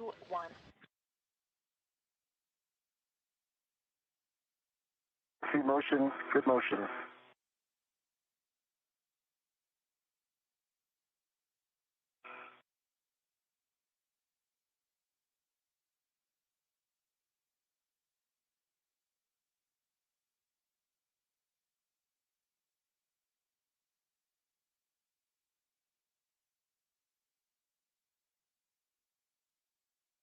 This is Mission Control Houston. You can currently see a live look inside the International Space Station Flight Control Room. The Orbit 2 team of flight controllers is currently on console, being led by Flight Director Chris Dobbins for today's spacewalk. Back with you after a handover. Got you. Starboard CETA cart. Copy starboard CETA cart. Congratulations on your first MT translation. Thank you, Anna.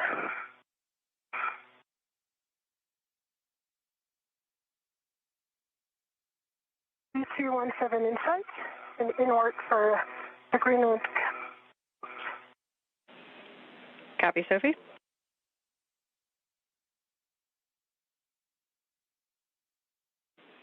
And as you put your green hook down, you can start to give a recon to your translation path. The diagonal beam that we've talked about is probably down there to your lower left. And again, if that doesn't look tenable, then you can always translate outward more first. Copy.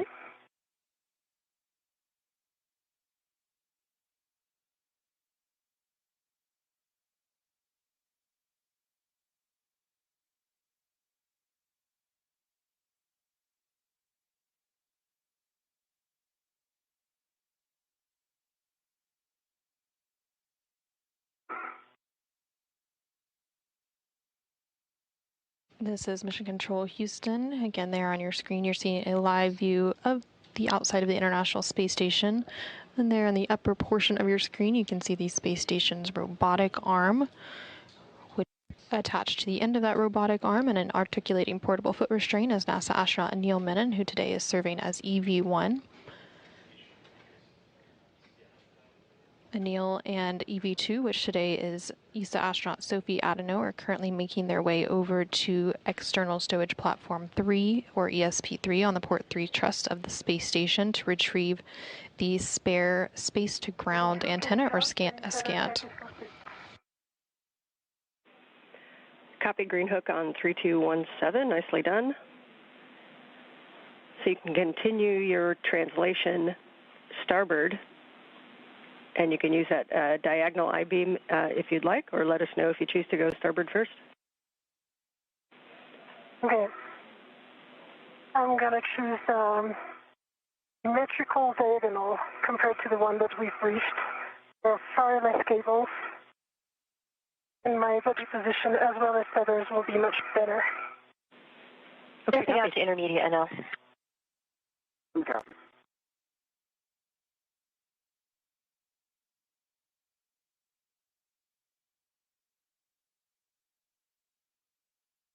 This is Mission Control Houston. You can currently see a view from the helmet camera of ESA astronaut Sophie Adenot as she continues her translation along the truss structure of the International Space Station over to the External Stowage Platform 3. Intermediate position, we're getting set up for the next maneuver.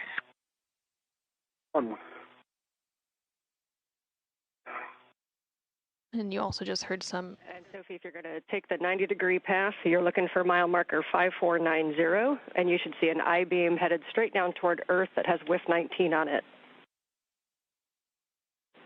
That's mile marker 5490. 5490 in sight. So I'm not going to take this one. I'm going to take the opposite diagonal. Copy, see the opposite diagonal, and if you head out that direction, there's also would be a handrail path just inboard of the Sarge that can take you down later also.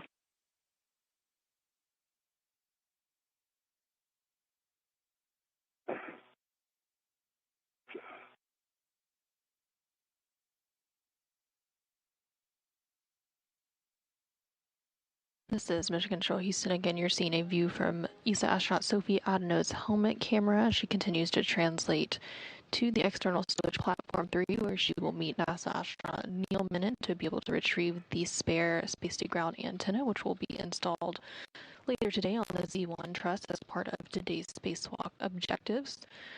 As Sophie is making her way over to that stowage platform, periodically you can see a mirror on her left arm, and those mirrors on their spacesuits are often used to view suit controls and labels as they complete these spacewalks. And Sophie, as you get out there, just outboard of ESP3, below handrail, or correction, mile marker 5250 is where you'll find some handrails that you can take nadir also.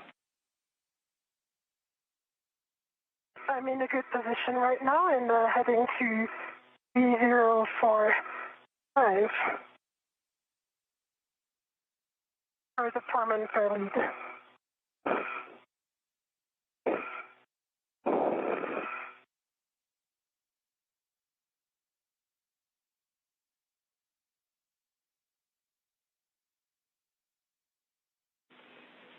Copy, we see you. Nicely done.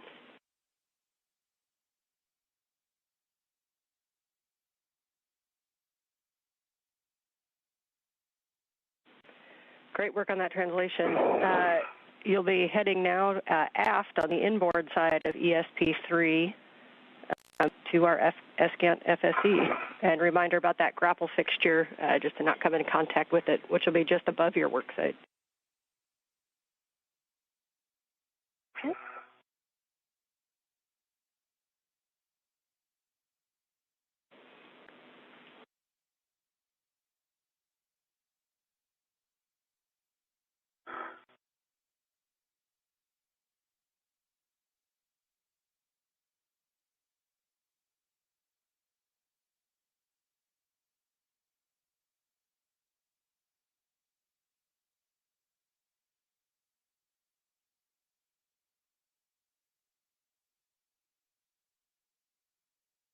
Anil, we're ready to take you to the ESP3 position. We're starting motion in 3, 2, 1.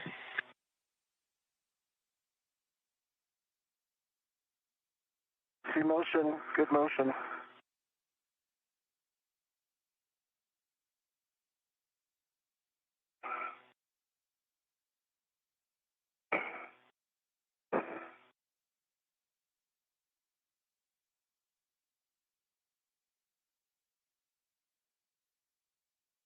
This is Mission Control Houston. We're just over 52 minutes into today's spacewalk, which officially began at 7:27 a.m. Central, 8:27 a.m. Eastern Time. There on your screen, you can continue to see a live view of the external portion of the International Space Station with NASA astronaut Anil Menon currently attached to the end of that space station robotic arm, which is currently maneuvering to its next location over on the external stowage platform 3, where Sophie and Anil... corner that we talked about, it looks like you're working it. If you need any words, let us know. If you need to do a rich man's fair lead to keep that tether a little more secure, you can. I know they don't loop around handrails as well as they do in the NBL. Yeah, so I can't the rail for the foreman fair lead because the 3041 is not an appropriate one. I used one on the starboard side of ESP3, and I'm still in work. I'll show all the process. Good job improvising.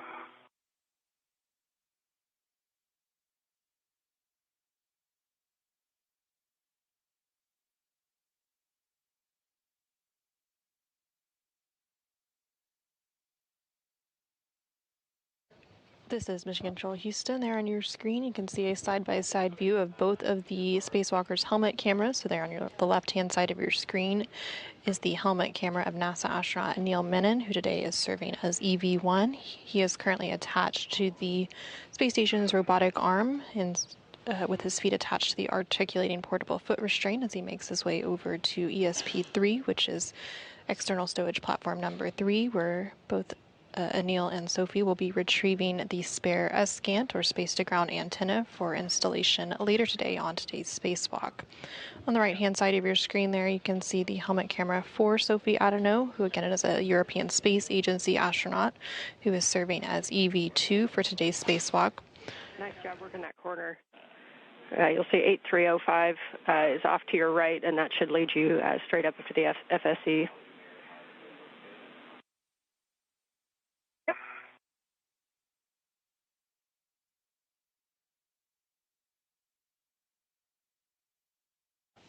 And again, you are going to continue to hear some communication between both of the spacewalkers as well as the team on the ground and the crew on board the International Space Station. So here on the ground IV will be the main person communicating. It's quite an adventure. Well, you're making it sound fun. You've got a lot of smiles down here when you get out there. Yes. All right. I'm on the FSE. It's a beautiful sight. Beautiful sight. And when you're ready to pause there, Sophie, you want to get in a good position where you can see Anil coming in and help us with clearances. And also when you've stopped, we'll take a glove and a hap check, please. Okay. I've got good. So we're ramping out? Happy ramping out.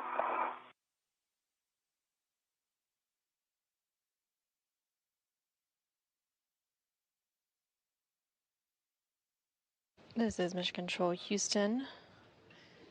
ESA astronaut Sophie Adenot has made her way over to external stowage platform at number 3, or ESP3.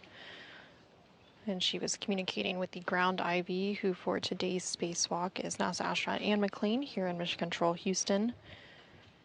I have a good view on Anil on the weather antenna on the grapple fixture.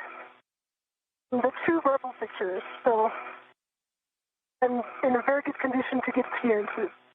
I've also got good clearances, and I'm tracking my crew lock bag and the antenna as well. Okay, and a reminder, Sophie, you can help us out with the clearances to the WETA with Anil and also to those 2 different grapple fixtures, the one that'll be past his head and then the one that'll be on his left side. Good clearance view. I think I've got really good clearance to the one past my head, and I've got my ratchet wrench out. Copy, you read my mind. So with that, and we have got a good heck of you, so Anil, you can give the M1 go to GCA to the published ESP3 bolt access position. Okay, Jessica, your go to the published bolt access position. Okay, we copy, Anil. This is going to bring you body left, and I can see your crew lock bag just off to the left of your helmet there. Assume you've got eyes on that. Got eyes on it, Jessica. Thank you.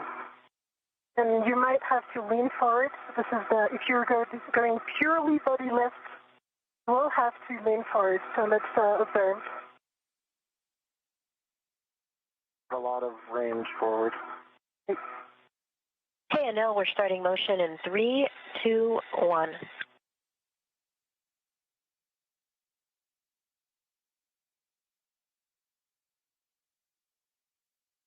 Lean forward. Okay.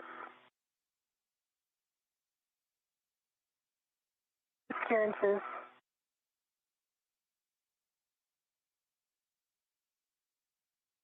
Continue leaning forward. That's good. Body position. You watch my left shoulder, and I'll keep good distance from the new dish.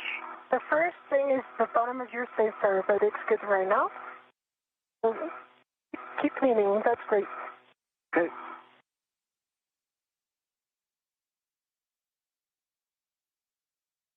If you want me to go more forward, use the words more forward. Copy. You're good. The next closest thing is going to be close to your head. I see it. Observe, yes, the dish.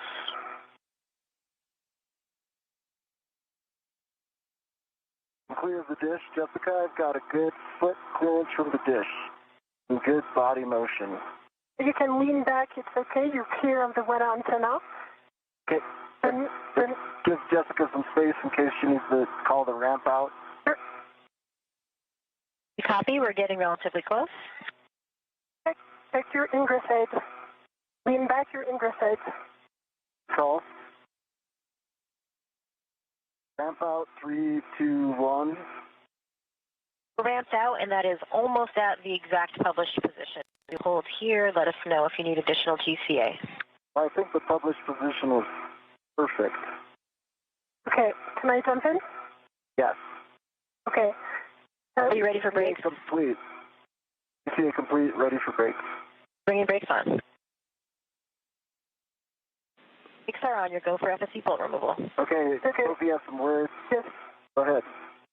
But the closest obstacles are the dish itself. You can see it closest to your hand. I'll observe your ingress aid so that it doesn't go out. And the second closest one is right above your helmet. You have about 20 centimeters to the top of the grapple fixture. So I'll observe those two. Do not extend your body upwards. Okay, I will not pitch. I will not pitch back. I will not pitch towards my back. Yeah, and so if you had to make one error in terms of body position, keep your knees bended. That's going to be better. I mean, it's okay, but don't extend your knees. Okay. Okay, good word, Sophie. Thank you. And Anil, you've verified reached the FSC bolts, so you can now ret to the S-Gant T-handle. And Sophie will take that glove and hap check, please. Copy, inward.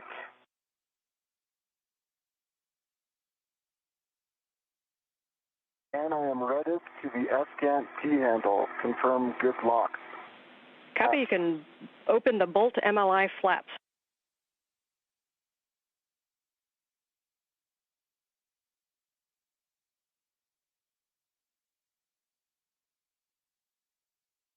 Nominal, hot dry. Copy, thank you, Sophie. Open. Port open. Okay, just as a caution, confirm that there's no platform motion before each brake torque attempt. So for Sophie, you're just going to be assisting and helping with those clearances. Anil, you can use the ratchet wrench to brake torque on the FSC bolts. Reminder that we're going to kind of go back and forth. So we're going to brake a half. We're going to go the other bolt and brake one turn, and then we're going to go back. So your first release is going to be exactly a half a turn on FSE bolt 2, which is the one that is closest to the FSE on the starboard side. Half turn on bolt number 2. Half turn, bolt 2, starting now. Starboard bolt. Yeah, that's concurred. That's the correct one.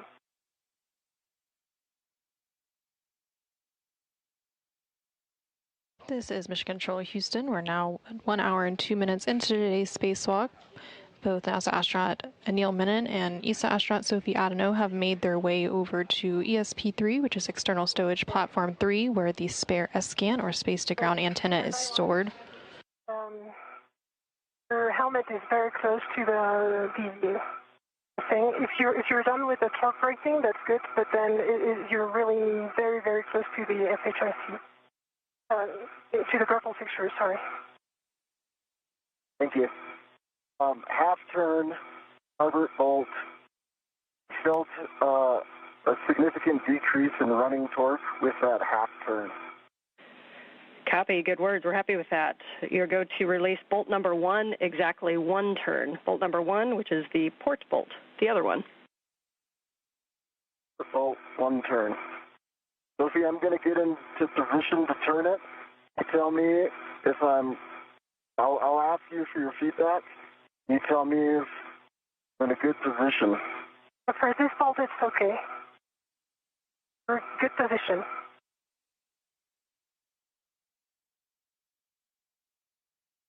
There on the right-hand side of your screen, you can see the helmet camera of ESA astronaut Sophie Adenot as she looks on at NASA astronaut Anil Menon as he works to break the torque using a ratchet wrench on the FSE bolts, which stands for Flight Support Equipment. There's 2 different FSE bolts that are holding the spare space-to-ground antenna in place. So he is currently working to release the second of those FSE bolts.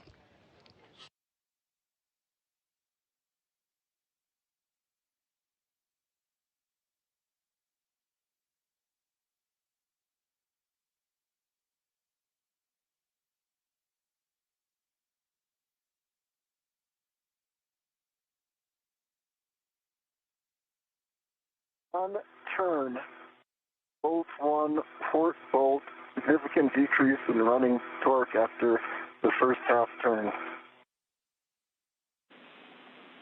Okay, copy. Good words. So you can stow the ratchet wrench in the crew lock bag and retrieve your PGT. And Sophie, as he's doing this, reminder that when he releases, we're going to have you in a position to stabilize the S-scan. We don't mind if you go on the zenith or nadir side, but we're thinking maybe the nadir side to get to a T-handle, but your call on which side is easier to get out to. Yeah, I'm getting ready to go to the nadir side. The only down thing that I see about that is that I won't be able to observe the grapple fixture, which is the first obstacle. If you want to give some margin, because with the arm movements, there is some, it's very close. So we'd need some body down of the arm. I think I have good intuitive awareness now, so I'll just keep this same distance from the bolts. Your call on what you guys saw on the Hecka, and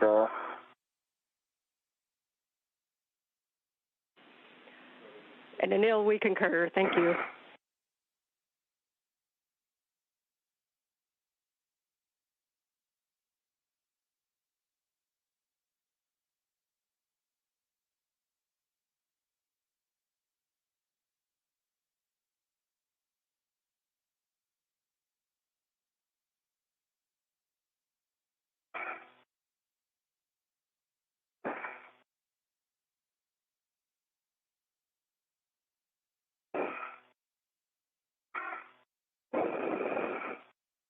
PGT is out and Cal 41 volts.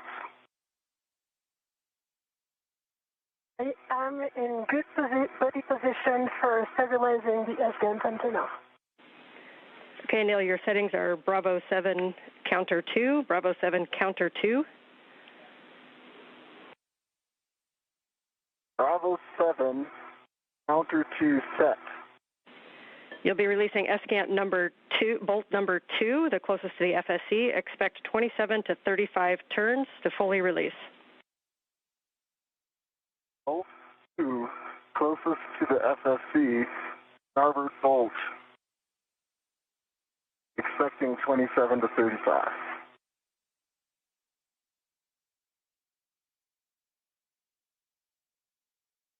This is Mission Control Houston. There on your screen you can see the helmet camera of NASA astronaut Anil Menon while he is using the PGT, which is the pistol grip tool. This tool is used to bolt and unbolt various items on the external portion of the International Space Station and will be referenced throughout today's spacewalk. While he completes the release of this FSC, or Flight Support Equipment bolt number 2, using that pistol grip tool, ESA astronaut Sophie Adenot is currently stabilizing the space-to-ground antenna while the final bolt is released. 20.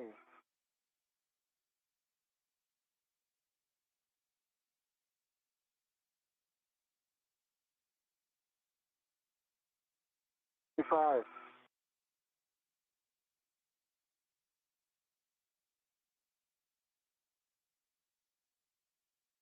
30.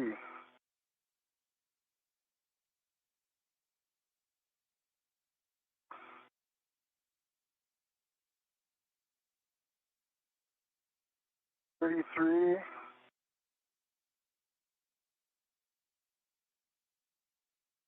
'I think the bolt's released. I'm just checking.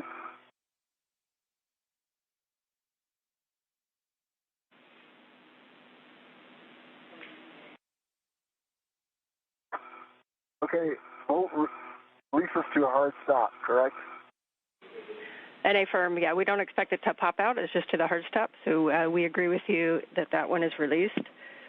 For Sophie, you'll be stabilizing the escant while Anil releases the final bolt. For Anil, this is a good time to check because you'll have, before your translation, or correction, your arm maneuvers. So if you need to adjust your TCV, visors, heaters, making sure your ingress 8 is tucked in.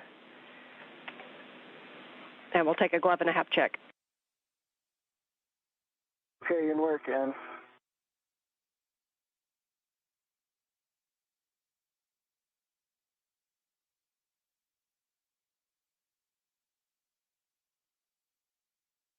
I'm stable and with one hand on the T handle and one hand on the FSC, good position to stabilize the antenna. The one thing I cannot offer right now is clearances for Anil, the WEDA antenna.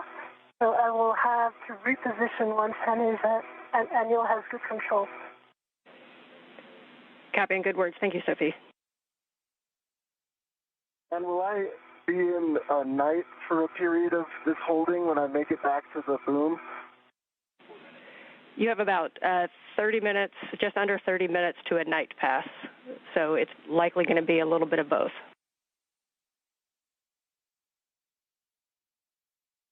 Trying to determine whether to put on my glove heaters or not. I think I'll leave them off. Okay, we copy. All right, I'm in a good spot, and TCV unchanged at 4, ingress 8 tuck, gloves nominal, and the visor is down. Copy and HAP check. HAP is dry. Copy. This time, Sophie can give Anil the go to release the final bolt. Same settings, Bravo 7, counter 2, expecting again 27 to 35 turns. Anil, stand by. Your left paper handle is up.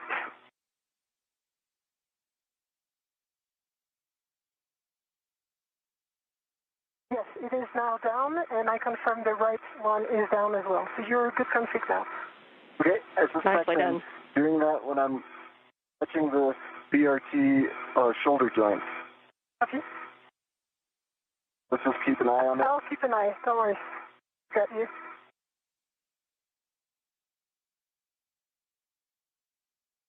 Okay, are you in a good position?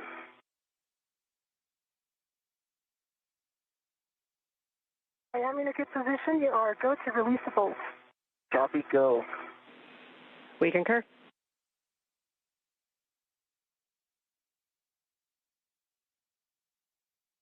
5,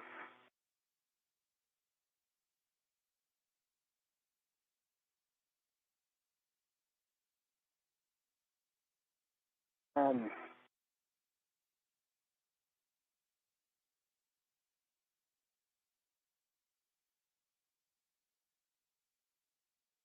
15. This is Mission Control Houston. We are now about an hour and 12 minutes into today's spacewalk. NASA astronaut Anil Menon, who is serving as EV1 for today's spacewalk, is currently working to release the final bolt holding the spare S-scan or space-to-ground antenna in place on the external stowage platform number 3. Once that bolt is released, 35. they will be able to go ahead and relocate that spare antenna to its new permanent home on the Z1 truss of the International Space Station. Copy, Bolt 1 is released. You can stow your PGT. Is enabled for step 14. And so if you can hold it stable, or you can slide the S-scan slightly to remove from passive FSE pins, or you can wait to do that together. I'll wait until we're together.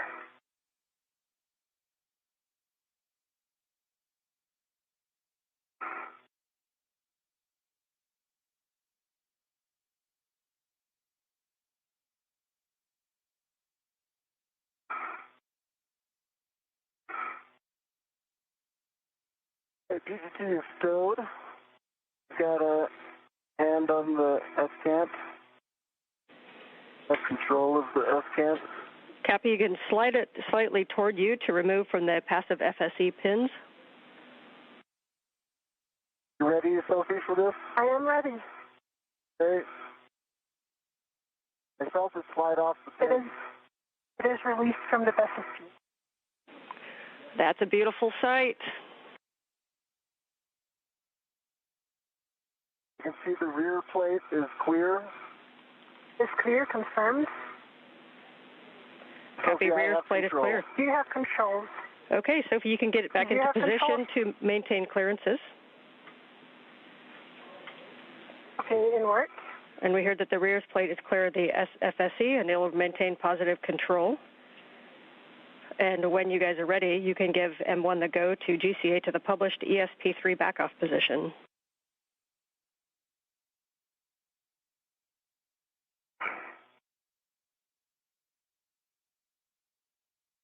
All right, M1, you have the go for GCA to back off. 1 by 1, I'm not in position for clearances.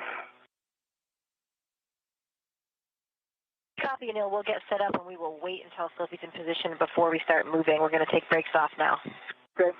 Jessica, just for your awareness, I know we briefed this, but just to repeat, we're going to go super slow so I can make body adjustments and we can potentially pause motion if needed. We concur. We'll go slow and we'll be ready to listen to any pause you have. And a reminder, you have the grapple fixture just ahead of your head, and then it'll be the WETA behind you and then to your left. Sophie, let us know when you're in position for clearances. I am in position. Okay, we copy.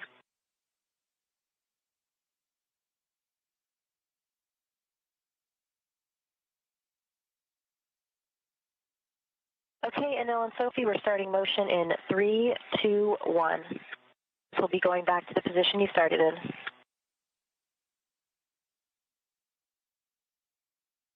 I see motion, good motion.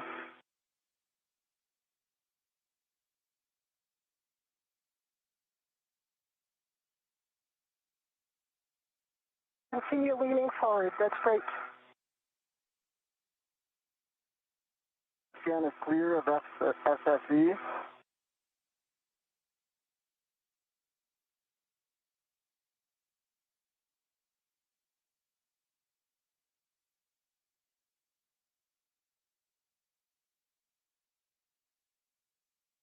You're good on clearances, continue leaning forward like this.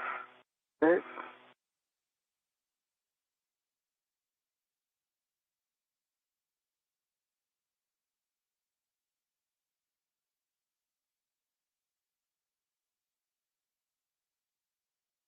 This is Mission Control Houston. We're now about an hour and 17 minutes into today's spacewalk, which began at 7:27 a.m. Central Time, 8:27 a.m. Eastern Time. You can currently see live view outside of the International Space Station of NASA astronaut Anil Menon. You can have whatever body position it will work. Okay, I've got a good solid body position, left hand on agate, right hand choked up on the T handle, feeling stable. Okay. We're getting close to our final position here. Copy. Of NASA astronaut Anil Menon on the space station's robotic arm. He's currently attached to the articulating portable foot restraint. We'll get set up for the next, which will be the intermediate position, the JOCAS. All right, if you can just give me the initial movement I'm expecting of my body, I can anticipate and call the 3-2. Copy. Sophie, you can begin your translation back towards your green hook, 3217. Copy, in work.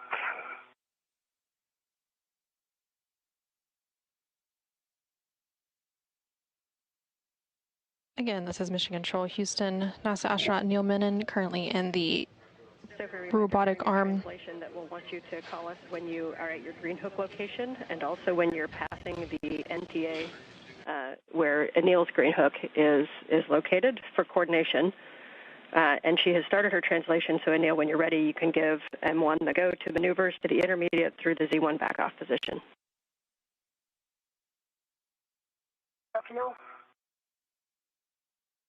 Anil, are you happy with the orientation right now of the antenna? Yeah, I would prefer to reorient it with Sophie's help. It's got a lot of mass, so I think that's the best location to rotate it.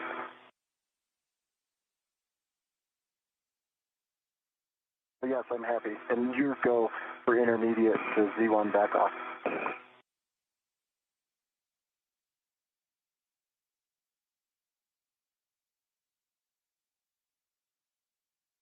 This is Mission Control Houston. NASA astronaut Anil Menon on the robotic arm is currently being maneuvered over to the Z1 truss, and he is carrying the spare S-scan or space-to-ground antenna. And the view you see now is of the helmet camera of ESA astronaut Sophie Adenot, who is also translating over to that Z1 truss location where the spare S-scan antenna will be installed. The International Space Station is currently in a daytime pass. The International Space Station experiences 16 sunrises and sunsets every day. So throughout today's spacewalk, they will go through several sunrises and sunsets. Right now, the International Space Station is traveling about 260 statute miles over the South Atlantic Ocean. This is going to be taking you body out, so basically backwards and a little bit right and down. Body backwards, copy. Okay. Going up to that station zenith intermediate position. Thank you. We're starting motion in 3, 2, 1. See motion. Good motion.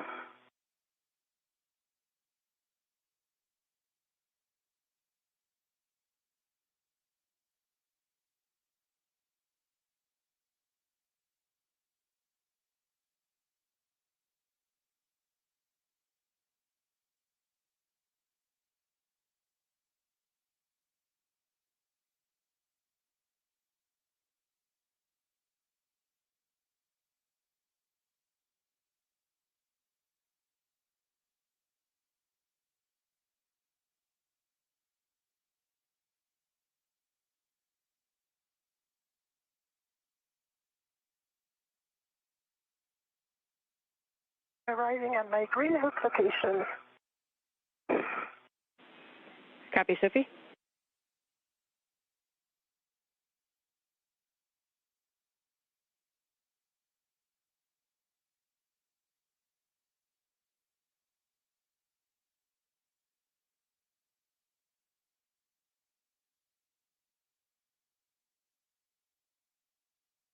Nil, we'll switch to course for the rest of the maneuver if you're comfortable. I can handle 33% more speed. All right, here it comes. Now we're talking.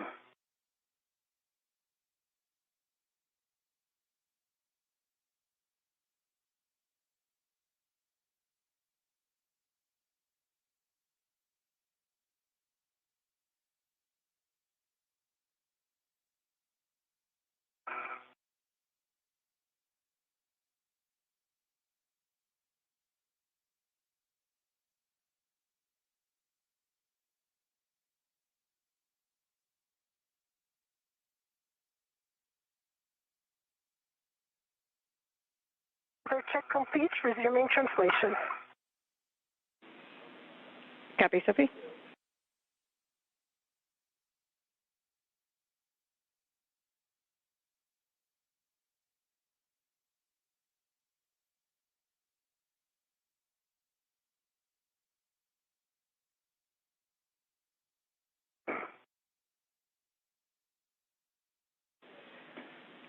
And Sophie, thank you for the status calls. We did turn your HECA off for a little while to let it cool down.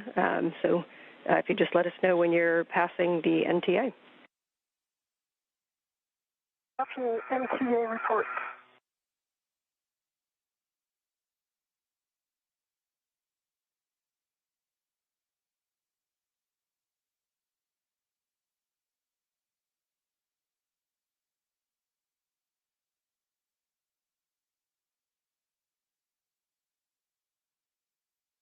This is Mission Control Houston. We're now an hour and 23 minutes into today's spacewalk. There in the upper left corner of your screen, you can see the space station's robotic arm. That robotic arm being maneuvered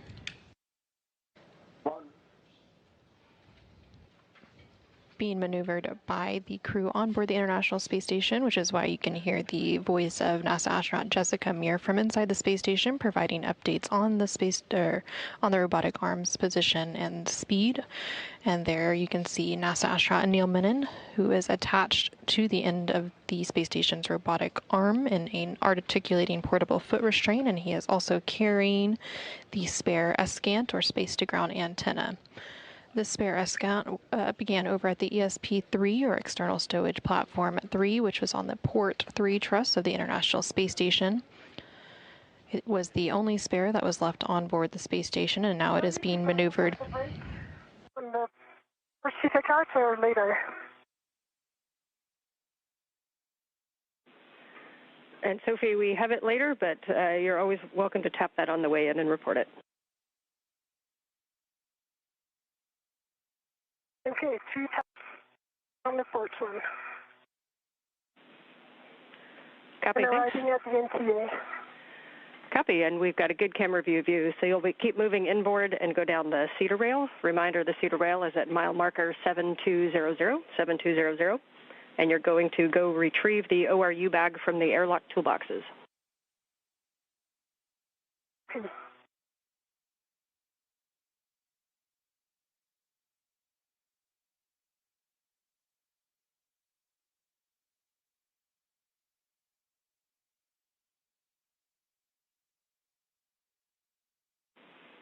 Sophie, as you come down to the airlock, just a reminder that Anil's tether is going to be strung down there, so just keep awareness of it and let us know if you have any issues or need to fair lead it. I think there will be some issue.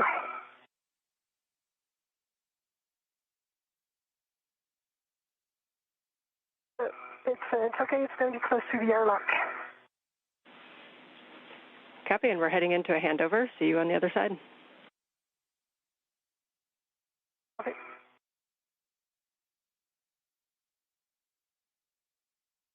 Sophie, run.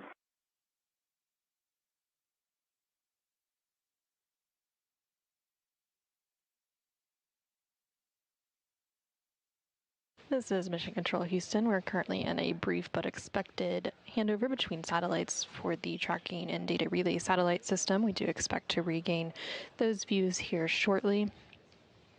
Currently, NASA astronaut Anil Menon is attached to the end of the space station's robotic arm and being maneuvered over to the Z1 truss, where he will be meeting ESA astronaut Sophie Adenot, who is manually translating over there for the installation of the spare space-to-ground antenna.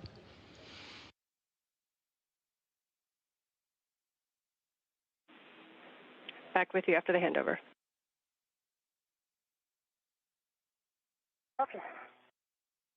I'm at the toolbox for retrieval of the bag. Copy, good words.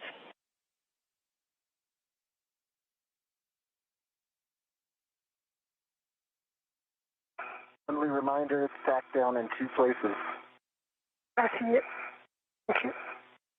No, we are ready to bring you to the next position. If you're ready, you're going to be moving body in and down and a little bit right. Are you ready for that maneuver? I'm ready. You go for Z1 back off. Okay, starting motion in 3, 2, 1. I see motion. Good motion. Control.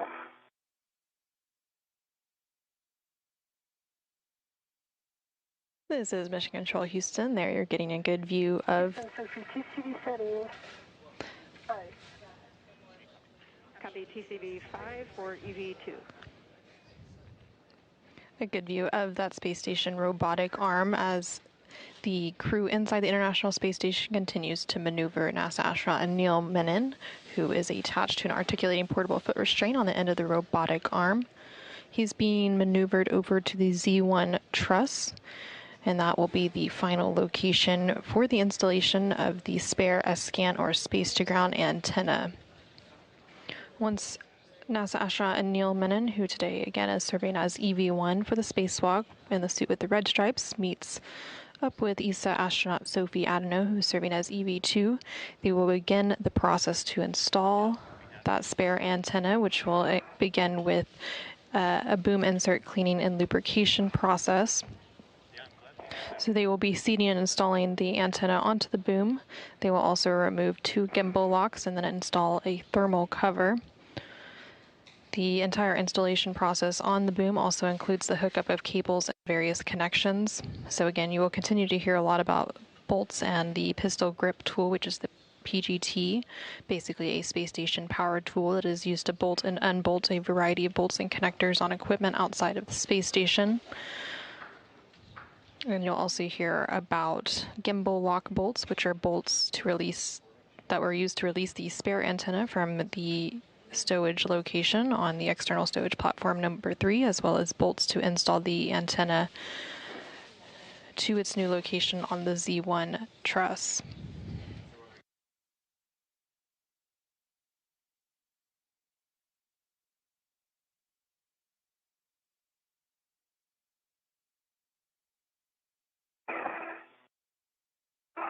And Jessica, I've got good clearances to the boom and the failed antenna. Copy.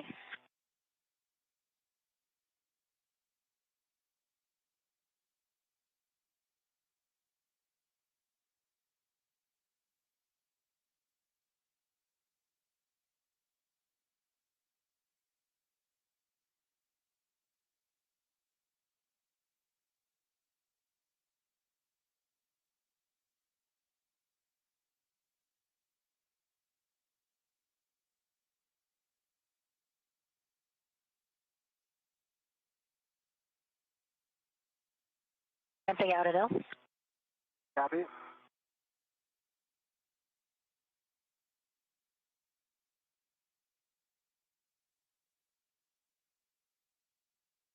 And Anil, this is where we talked about whether or not you're going to start reorienting. I am going to give it a try. Are you doing brakes on here? Negative, that's not in the plan, but we can if you need it. I don't think it matters. This is a hold point, correct? Well, Sophie gets up there. And this is the Z1 back off position. Yes, okay. Yeah, and Just a Anil, reminder, I will attempt a reorientation. yeah, and Anil, reminder you'll be here for a little while Sophie does the lubrication, and we are approaching a night pass. Copy, thank you, Ann. And Sophie, when you have a free finger, could you cycle your HECA power, please?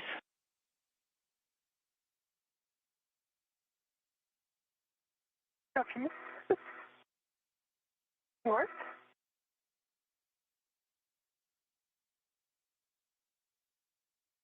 Flag is on the VRT and was about to resume translation, and HICA is power cycle. Copy, and copy on the back.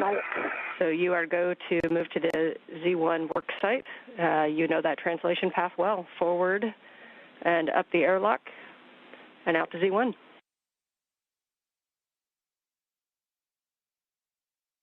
North. And we discussed this. I believe this is okay. I'm just triple checking. I have put a ret on the agate handle hole. I'm going to release a ret from the T-handle and do a rotation. Anil, we are good with that plan.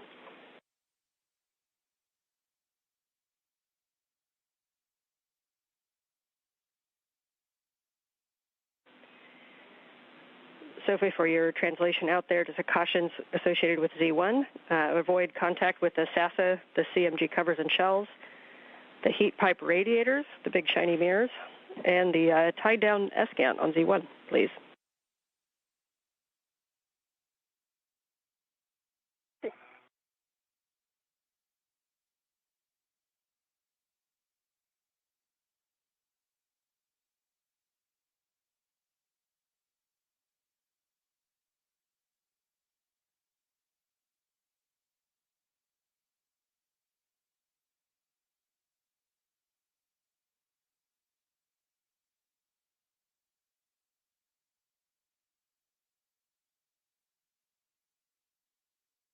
Resuming translation.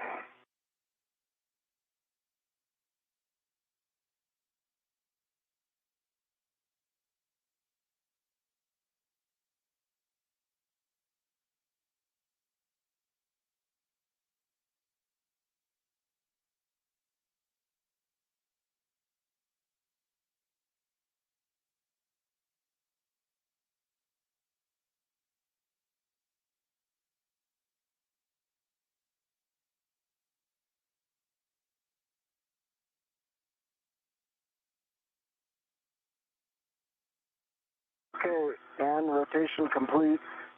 Do you recommend I go back to the T-handle, or is it okay if I leave it on the agate?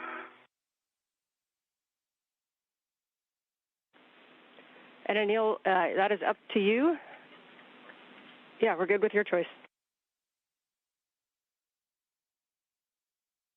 Yeah.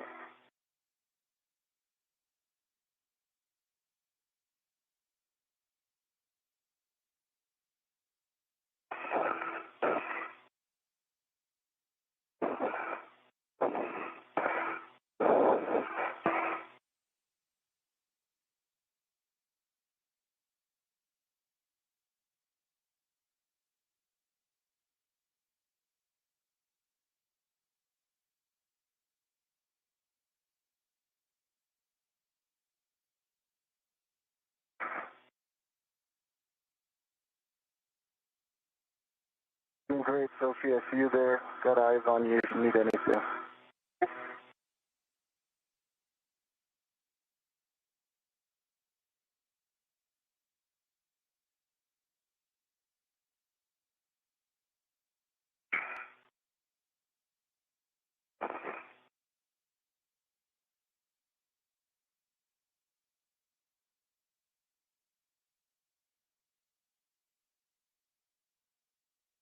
This is Mission Control Houston inside the... Tether control, and or are you there keeping them clear of everything? You're in a good spot.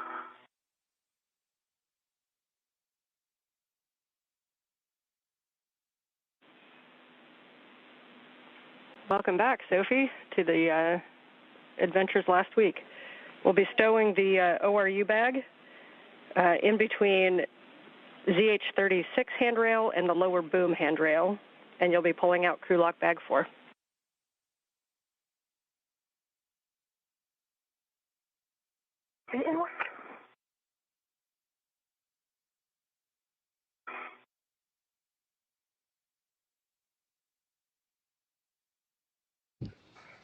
Again, this is Mission Control Houston inside the International Space Station Flight Control Room. We are currently about an hour and 36 minutes into today's spacewalk, which began at 7:27 a.m. Central Time, 8:27 a.m. Eastern Time. There on your screen, you're currently seeing a live view of the helmet cameras for both NASA astronaut Anil Menon on the left-hand side of your screen, who is serving as EV1 today. He is currently attached to the end of the space station's robotic arm, and he is holding onto the spare S-gant, or space-to-ground antenna, which was recently retrieved from the external stowage platform number 3. Anil then was maneuvered over to the Z1 truss, where he is now. The back between 6052 and the boom. This is going to be better.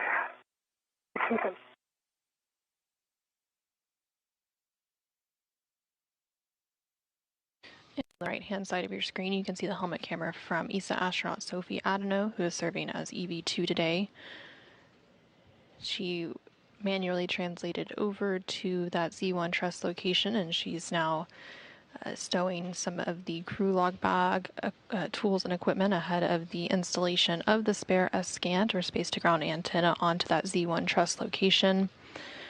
You will likely hear them referencing some wipes and toothbrushes and other items. For me, I have the capability to adjust a little bit if you tell me where you want it. Copy. We appreciate it. We can see the antenna in your hands, and we have a good view of Sophie and the heck as well. So where you're at is great. Thank you. And Sophie, for translating on the boom, a reminder to translate slowly on the Z1 boom, avoiding sudden stops or cyclic loading.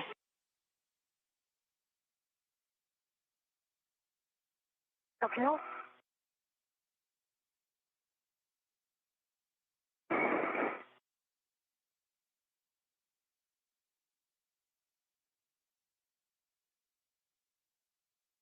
Again, coming up, you will likely hear them referencing various wipes and tool brushes and other tools, and these will be used to clean and lubricate the boom insert. So as a part of the space-to-ground antenna installation coming up, the crew will be seating and installing the antenna onto the boom, and then they will also remove 2 gimbal locks and install a thermal cover. Additionally, the installation on the boom includes the hookup of cables and other connections. So you will be hearing a lot about bolts as well as the PGT, or the pistol grip tool, which is the space station's power tool that is used to bolt and unbolt various connectors on equipment outside of the International Space Station. You also heard NASA astronaut Anil Menon calling down to the ground, specifically the ground IV here in Mission Control, who for today is NASA astronaut Ann McLean, referencing his HECA, which is the HD EMU camera assembly, basically the helmet camera that you see views of throughout today's spacewalk. While he is currently attached to the end of the space station's robotic arm, he is looking on at his fellow spacewalker, ESA astronaut Sophie Adenot, as she completes some of her tasks, maneuvering over to the Z1 truss and retrieving and stowing various bags and tools in preparation for that boom insert cleaning, lubrication, and installation process.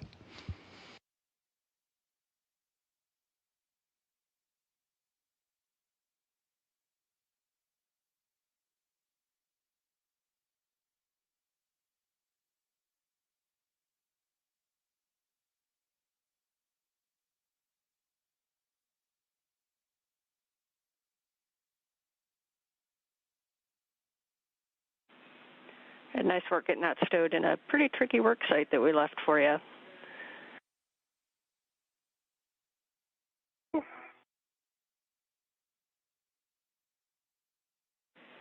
Once you're happy with that bag, we'll be retrieving crew lock bag 4 and tending it up toward the zenith end of the boom.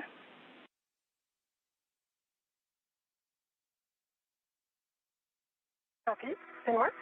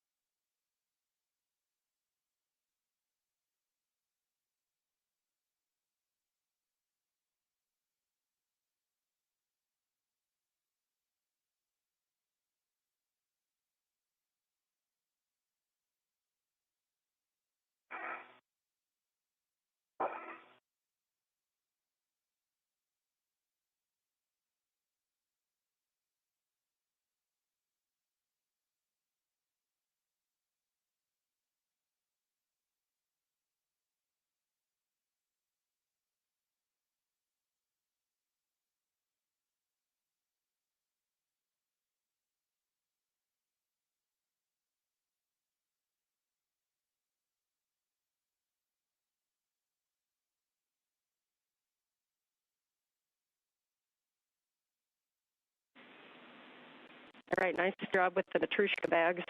So we'll take crew lock bag 4 up to the end of the boom, and then you're going to be BRTing in a position on the aft port side for toothbrush ops. Happy toothbrush up. Those cavity creeps.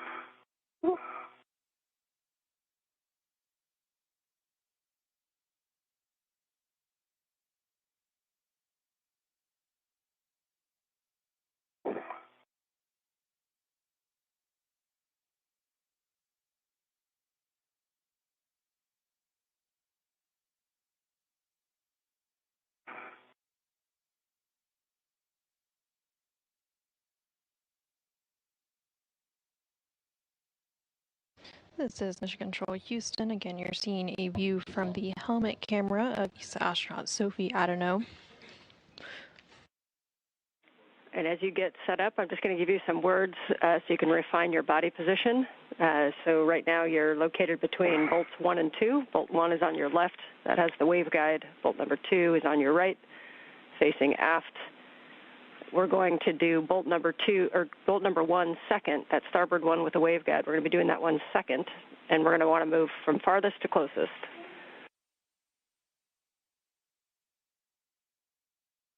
Copy.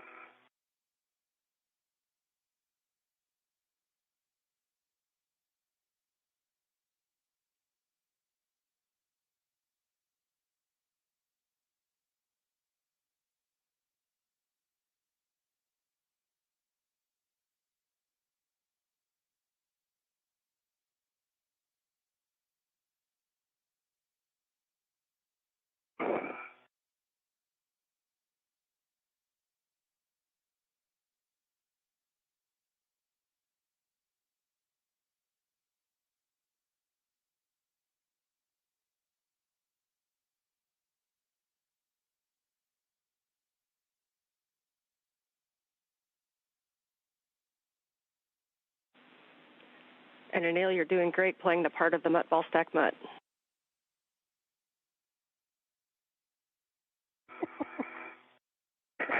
I was thinking Statue of Liberty, but I'll take that ball sack mutt. What do you prefer, to be a toothbrush like me or a mental segment? Definitely have the hard job.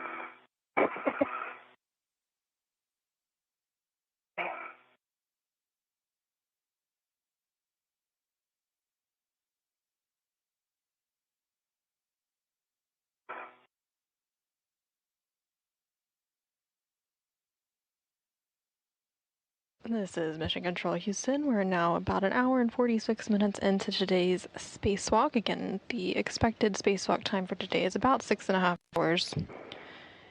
You can see a view of both of the spacewalkers' helmet cameras for today. So on the left-hand side is astronaut Anil Menon, and he continues to be positioned. Hey, nicely done. So as you know, your first step is going to be to ret to one of those pieces of tape. Actually, first thing I want to do is take a look at those bolt inserts for visible FOD or damage, best effort.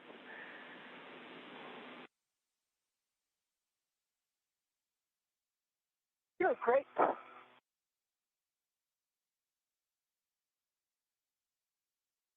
Don't see any damage. You see them in my Heka? We do see it in your Heka. Your words will probably be a little more helpful only for clarity of image, but we hear that you see no FOD or damage.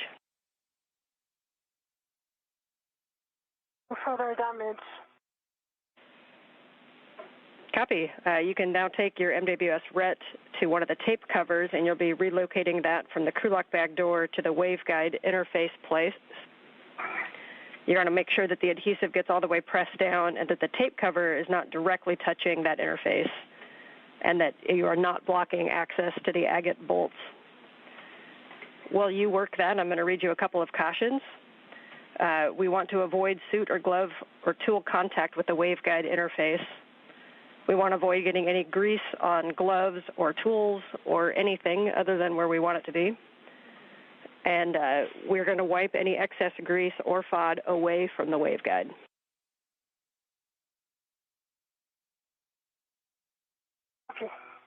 Once it's on the waveguide, can I remove my red, or do you want me to leave my red on it? Seems to be sticking well. Yes, once it's stuck down, you can remove that red. Didn't work.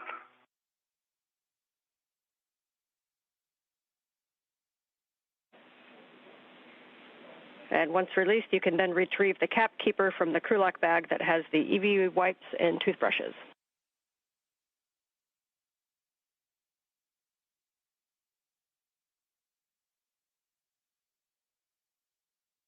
Didn't work.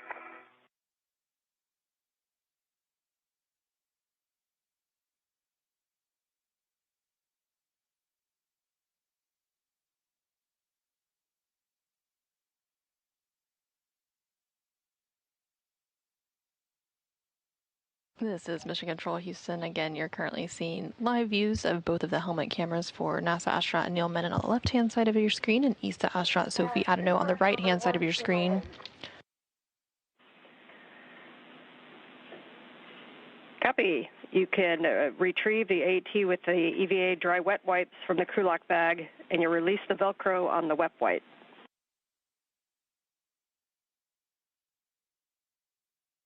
Okay.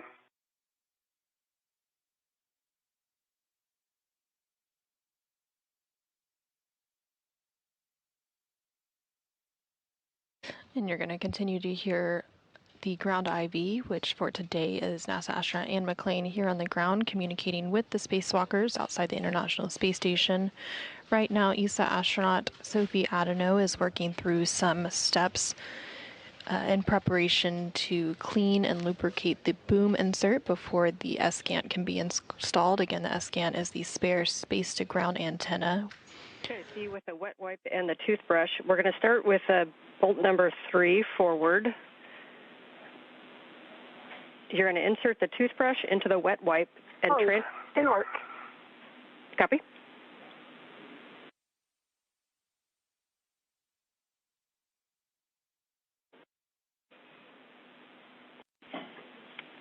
And a reminder, we just want to go around the entire circumference of the bolt, applying grease, including the first 2 to 3 threads. And we will take your words on grease transfer.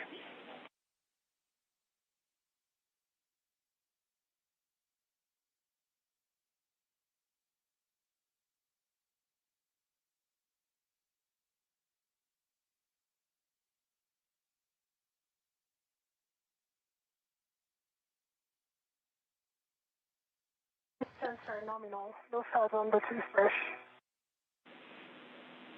Okay, copy. That's good words. We understand that grease transferred nominally into bolt 3.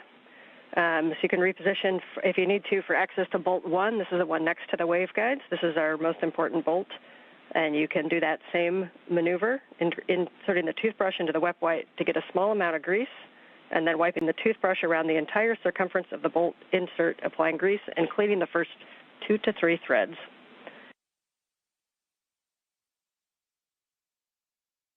Copy. Inward. Photo number 1.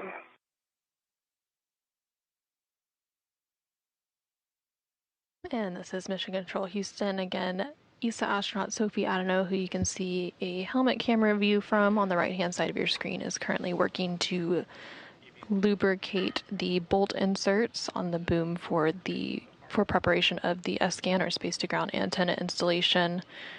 She is using a toothbrush to transfer grease from a wet wipe, and that toothbrush on the right-hand side of your screen, and then the grease is and the wet wipe was on the left-hand side of your screen there to transfer that grease and lubricate those bolt inserts in preparation for further installation.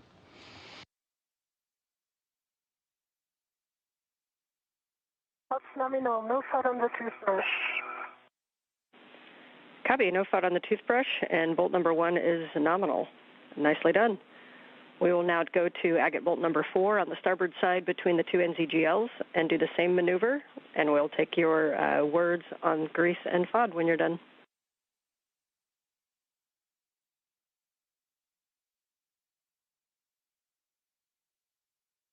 Inward. Bolt number 4 starboard.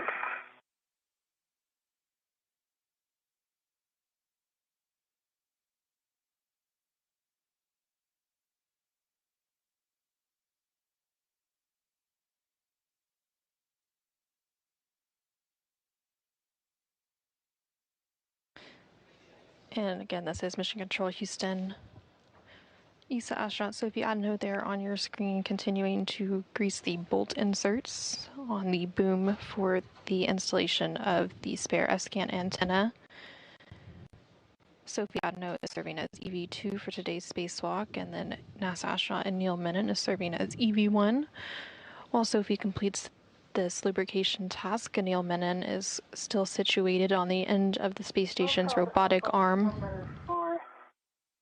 After the toothbrush and up nominal. Copy for bolt number 4. And final bolt will be agate bolt number 2 on the aft side. Same maneuver. Thank you. Bolt number 2 outside.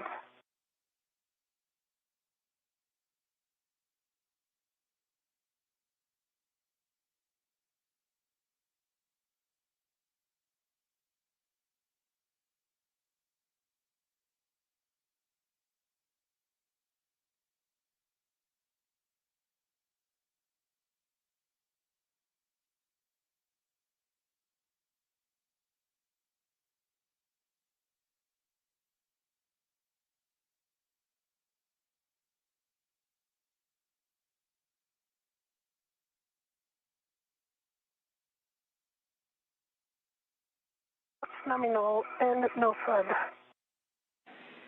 Okay, copy for bolt number 2. At this time, we're gonna talk a little bit about that grease transfer. So what we'll take from you is if you can do a HECA scan and look to see if there is any excess grease anywhere, including the upper boom surface, your suit, or any surrounding hardware.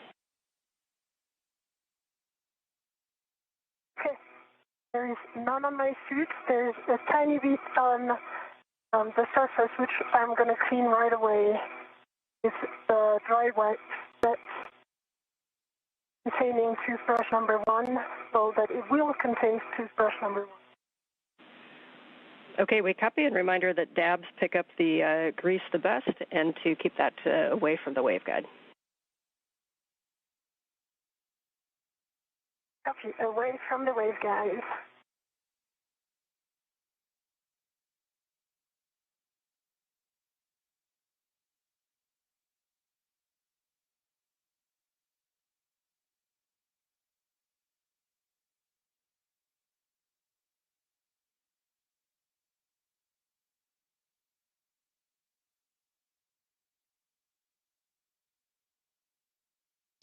This is Mission Control Houston. We're now about an hour and 56 minutes into today's spacewalk. Currently on your screen, you can see a HECA view, or helmet camera view, from ESA astronaut Sophie Adenot. She is wrapping up some lubrication tasks. And I'm ready to put the toothbrush inside its wipe. Okay, we agree. You can stow the toothbrush in the wipe, and then you'll be stowing the cap keeper back in the crew lock bag, and the AET with the wipes back in the crew lock bag. Very nicely done.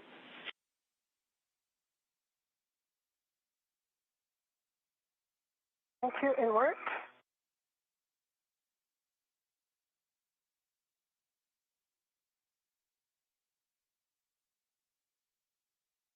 And Sophie is now cleaning up the workstation where she was lubricating the bolt inserts on the boom, which will be used momentarily for the installation of the spare S-scan, or space-to-ground antenna.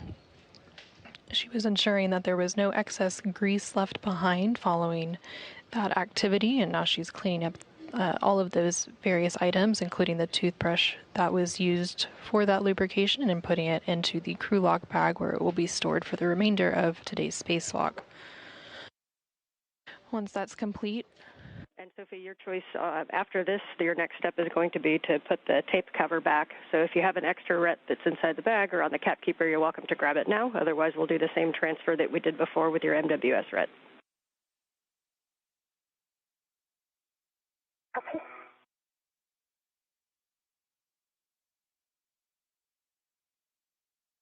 And once Sophie finishes cleaning up that work site and putting everything into that crew lock bag, she will then begin to get into position to install the spare space-to-ground antenna. And currently that spare space-to-ground antenna, or SCANT, is being held by NASA astronaut Anil Menon, who is on the end of the space station's robotic arm.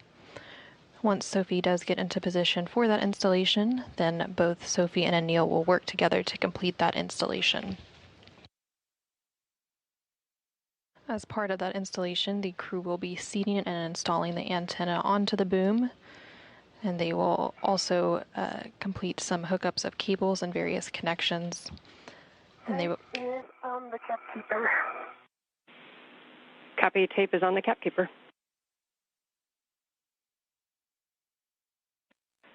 As you get that garage sale back in the bag, I've got some 2-hour consumables for you guys. We are just coming up on 2 hours. Which means that we are ahead of the timeline. You guys are working very efficiently, thank you. And we are battery limited to 755 on EV1, so we've got plenty of time.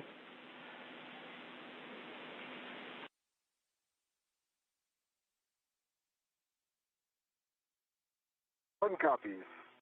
Copies.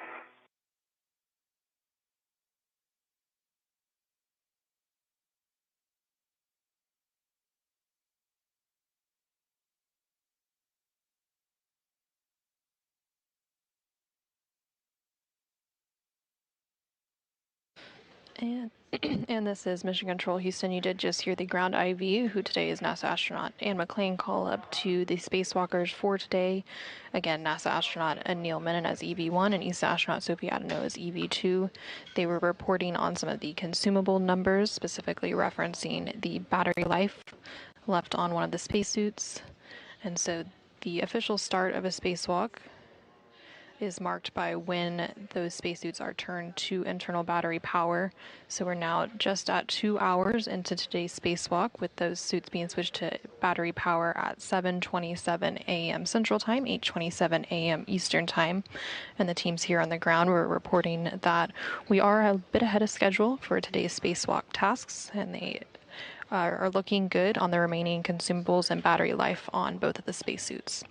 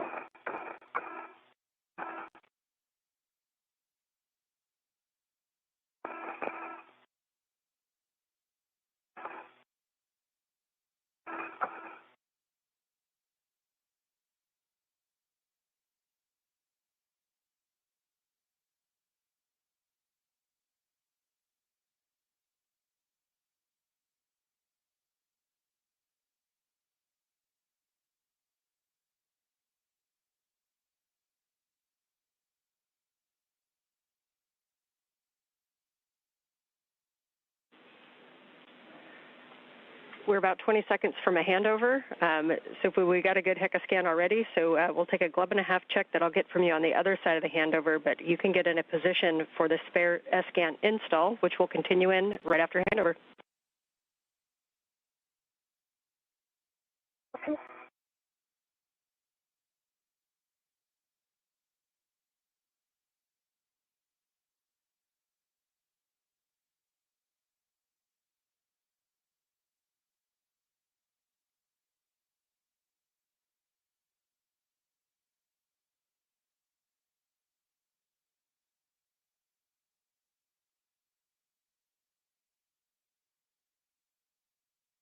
In the handover right now, guys. Looking great out there. We're psyched to see you looking ahead of the schedule. Thanks, Jessica. Jack. Okay.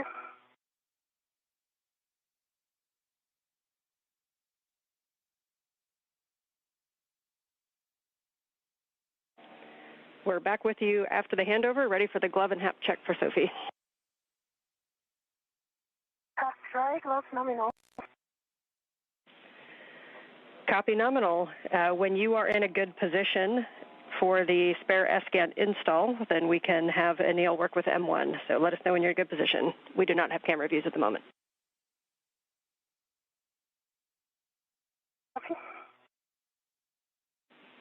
And you will want to be on the port side of the boom looking at bolt 1. Work.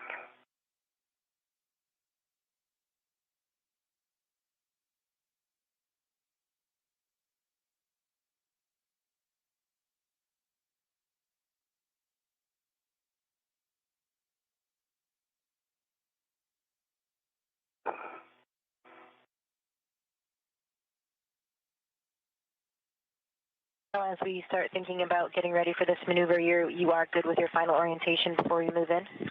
I've got in the right, correct orientation. Be firm. Okay, and just a reminder, when we do start this motion, it'll be just a body in for you. Copy body in.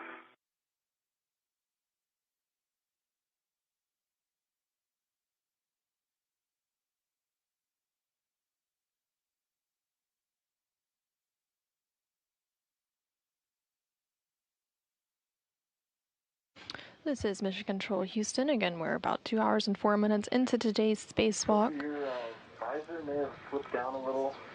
Yeah, it's, thank you. It's actually that I did not put it back.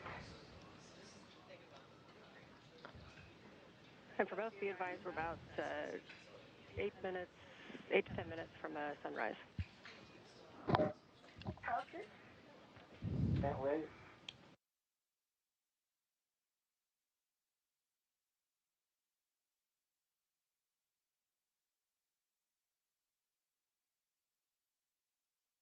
All right, I'm in a good body position. Okay.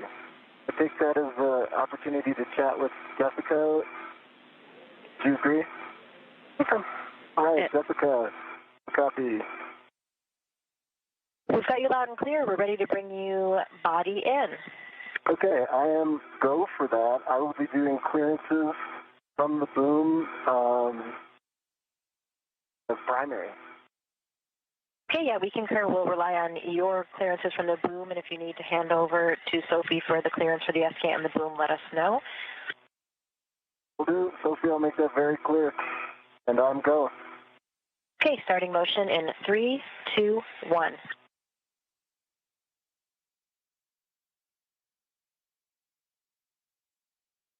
Motion, and it's good motion. Okay.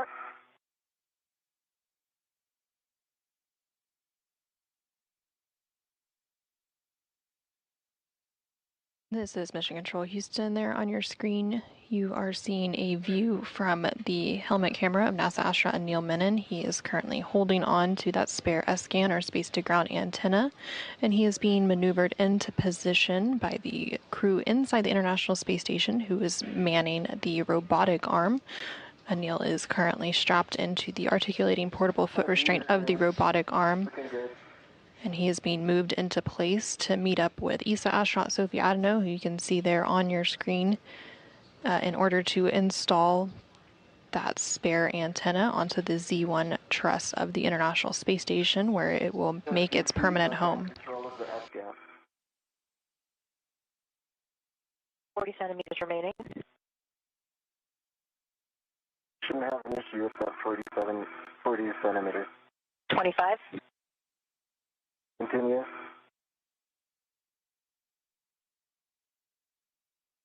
Got good clearance.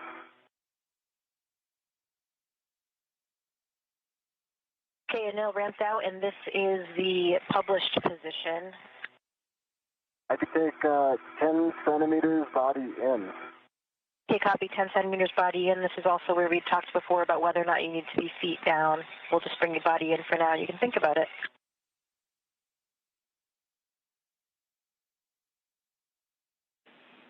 Starting body in 3, 2, 1. Reminder, we'll need an inspection before those surfaces are mated. Good inspection. Motion.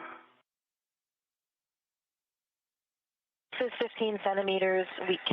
That was 10 centimeters. We can bring you 15 more if desired. Thinking.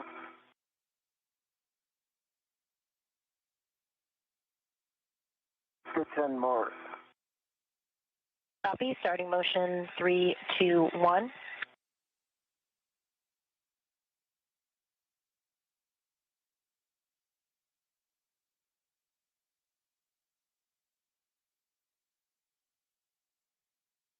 Okay, that's 10. CA complete. Copy. GCA complete. Stand by for brakes. Brakes are on. Your go for S-scan install at Z1. Okay, Sophie, I've got gross motor control. You've got... Okay, I've got fine motor control. So you're... Okay, was there more? And for Sophie, if we can get an inspection of the S-scan and boom interfaces, looking at the alignment pins, waveguides, and no FOD or obstruction. Inspection complete. Looks good. Copy. You can fully seat the S-scan on the Z1 boom using the alignment pins. Reminder that max load onto the S-scan while on the boom is 45 pounds or 20 kilograms. And minimize all loads above the S-scan gimbals.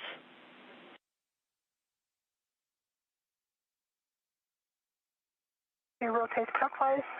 Rotating clockwise. You have control. I have control. Need to slightly adjust body position again. Okay.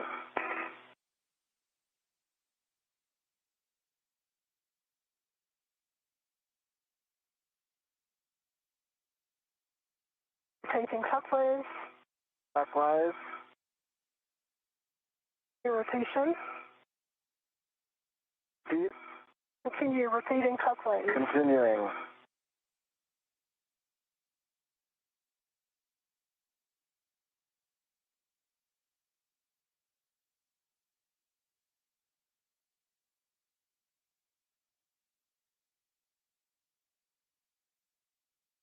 Spin. Dock. And we see that in SOFGOT. Reminder now we are going to manually drive the S-scan bolts, the initial bolts, 2 to 3 turns. You can do that with your hands, the palm wheel, or the ERAD as we talked about. Your choice, and we can go in any order for initial turns.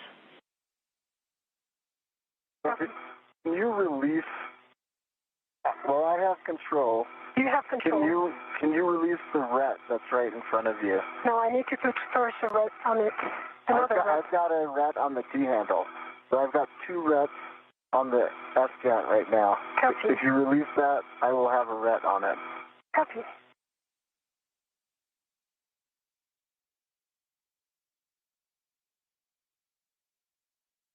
I can probably give you some slack if that helps. Didn't work. It's released. I'll just send it back to my MWS, okay? And if you get control, I will get the ERAD. Yeah, I'm just trying. Yeah, okay. The ERAD has control. You have control. I'm going to take a look as well. You know, that's going to be hard to do a hand start. We'll go with the ERAD. And understand we're going for the ERAD? Confirm. Copy.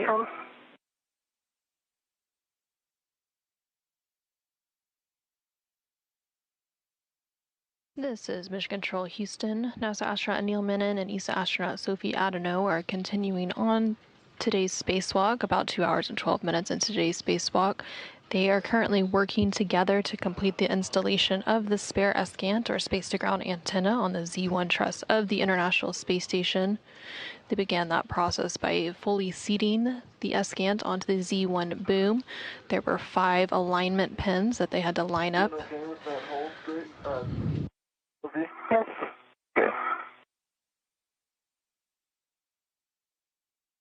And then once those pins were lined up, they moved into the process to begin driving the S-GANT bolts.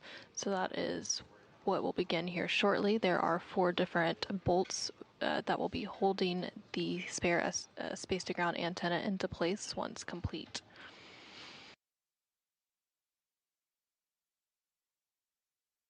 What's your right when you're See it. and watch also when you're removing your PTT, the IRS plate. I see it. Okay. Thanks. Today.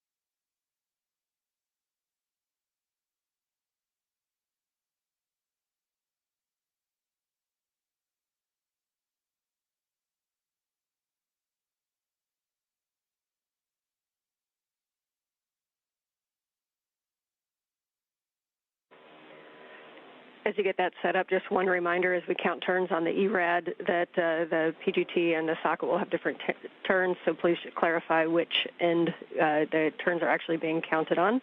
We prefer socket, but we know that sometimes you can only see the PGT, and that's fine too.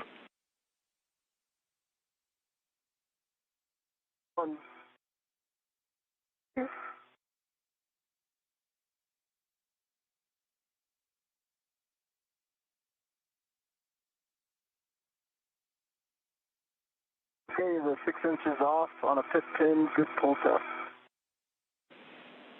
Copy.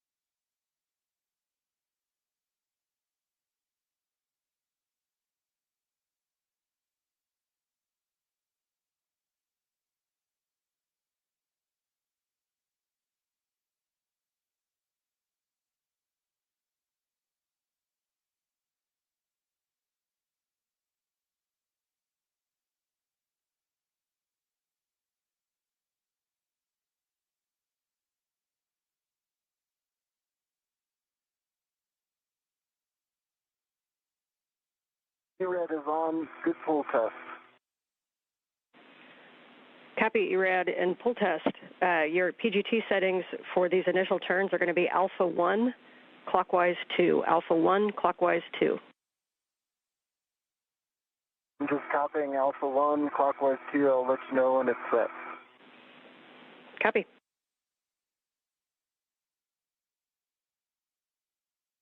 Thanks for holding that. Sophie? I'm good.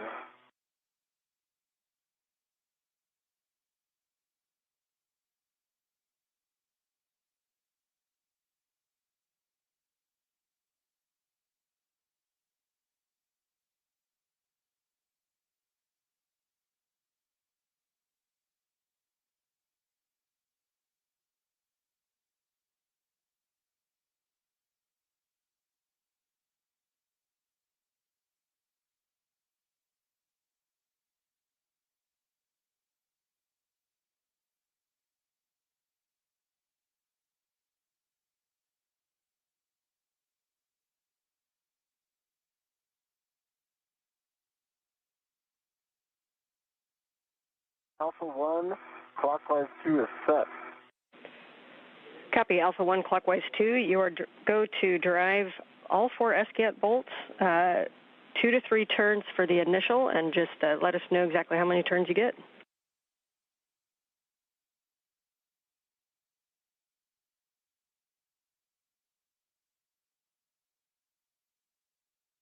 Marianne, I have to recal. I'll circle back in 1 second.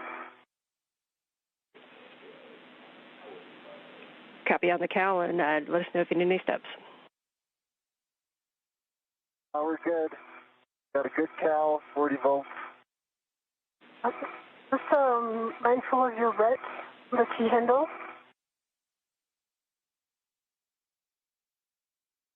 Alpha 1, clockwise 2. Is it pulling you? Yeah, a tiny bit. Okay.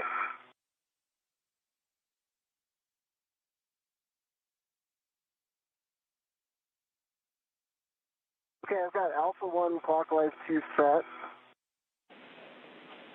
Copy, Alpha 1 clockwise 2 set. You're go to drive. And okay. I cannot see number 4. Okay, I'm going to start with bolt 4. Can you remind me how many turns I'm putting in bolt 4? 2 to 3 turns on bolt 4. Okay. Okay, I can see bolt 4. Okay. Mindful of the pool, the antenna.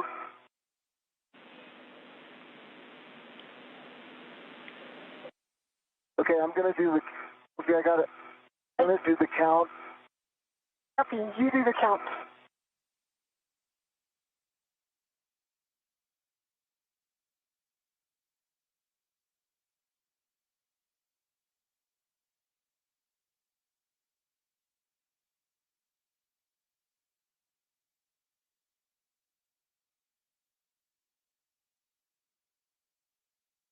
Two turns, bolt 4. Copy, 2 turns, bolt 4. Sorry, and let's retract that. I thought I got 3 turns. I didn't have enough downward pressure on the bolt, so I'm going to go back with more downward pressure. Copy, so understand no turns yet on bolt 4.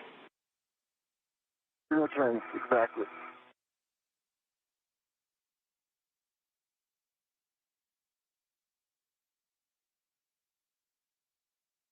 Okay.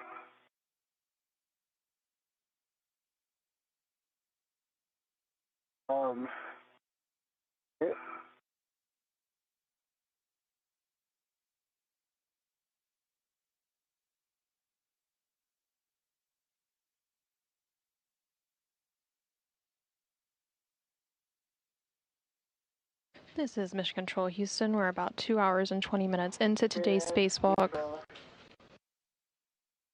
The crew is currently working.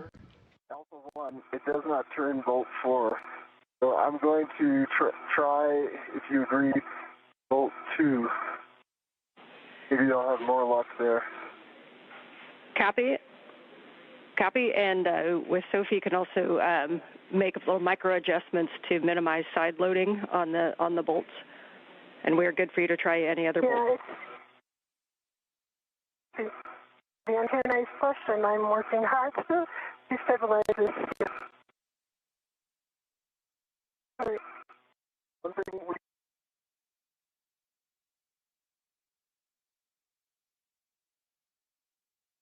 This is Mission Control Houston. We're currently in a brief but expected handover between satellites on the Tracking and Data Relay Satellite System, or TDRS, and we do expect to regain those views and communications with the crew on board and outside the International Space Station here shortly.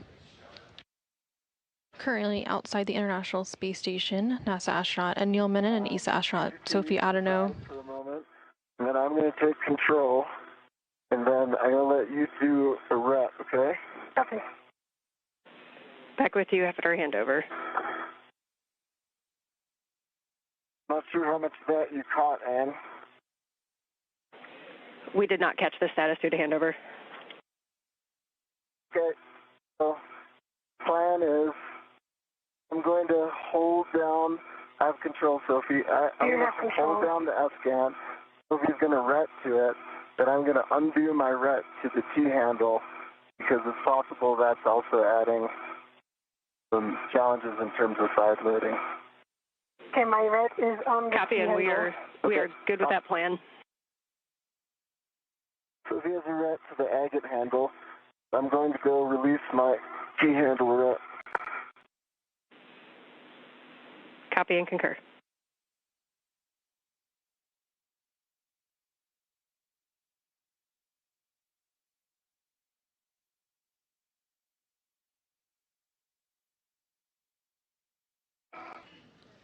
And the crew currently outside the International Space Station, NASA astronaut Anil, Menon, and ESA astronaut Sophie Adenot are currently working to...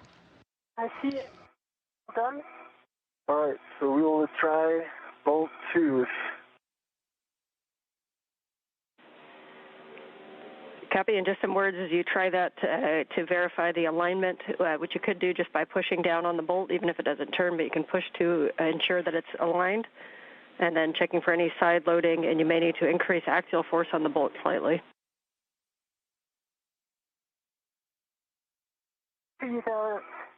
The alignment is good. We can see the bolt going down. The surfaces are flush, so minimal side loading. Copy message. Copy.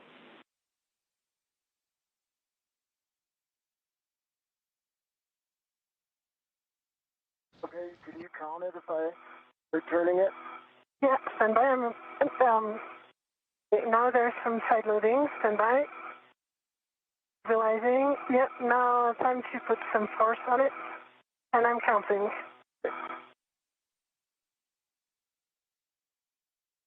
Not in. Oh, I agree.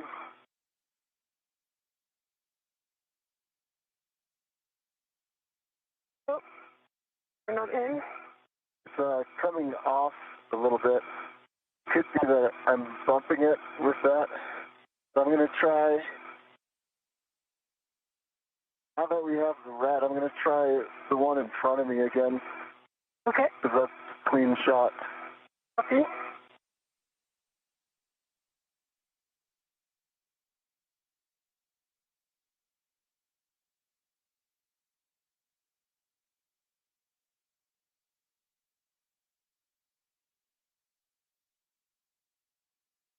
I cannot see the bolt. I can see it.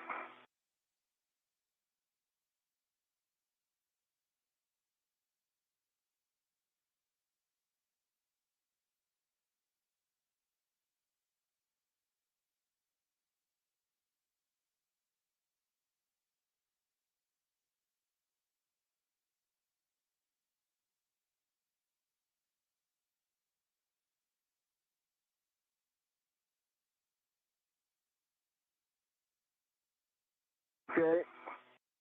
I believe I got 2 good turns on bolt 4 in front of me. Well done. Copy, 2 turns on bolt 4. Nicely done. You're good to move to any other bolt. We're going to the aft bolt.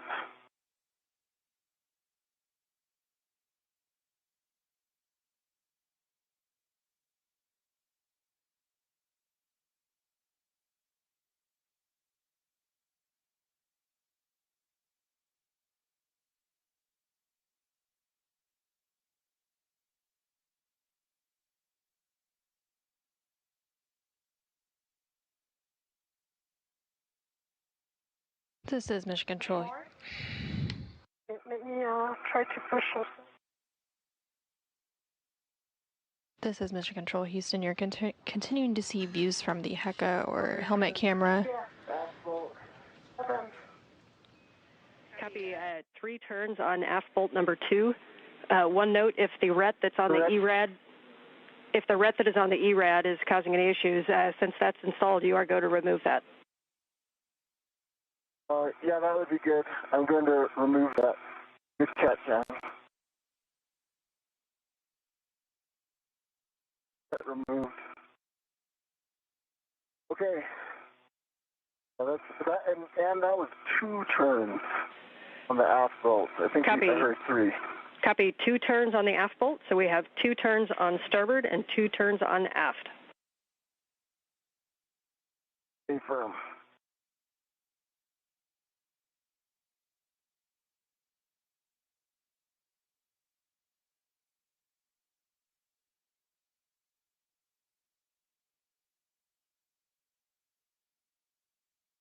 I can press on it. Think so? If you can press on it, we can get this. I mean, is it going to be, yes, okay. Go for it. Okay. Go.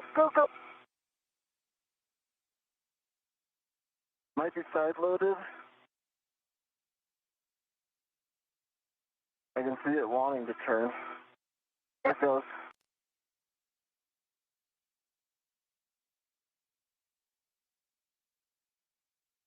Okay. One more house turn. The first house did not go. Yeah, that's good. Okay. You call the turns on that? 2 turns. Okay. Copy 2 turns on forward. Copy 2 turns on forward bolt.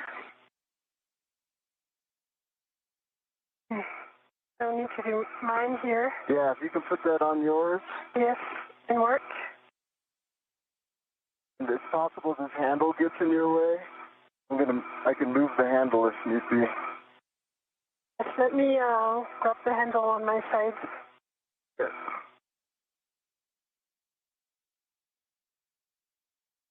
If we can go like that, Sophie. Let's try.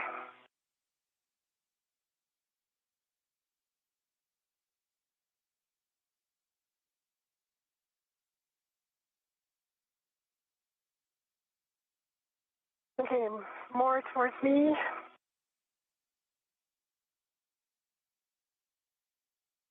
More towards me. It's in. Go ahead. You're doing the count. Yes. 21 to stop. It was 2 turns and a half. Copy 2.5 turns on the port bolt. Very nicely done. We're now going to use EV1's PGT back with a 6-inch wobble for the final torquing on the bolts. We do have EV2's PGT using the ERAD. Can we? I think what might work is if I do the final torque with the ERAD and EV1's PGT. Like if we replicate, I guess what I'm thinking is if we replicate what we just did, yeah, the final torque. We agree with that plan and stand by for settings. Yes, we are good with that. So you're going to be at Bravo 1, clockwise 2. Okay, Bravo 1, clockwise 2 is set on the PGT.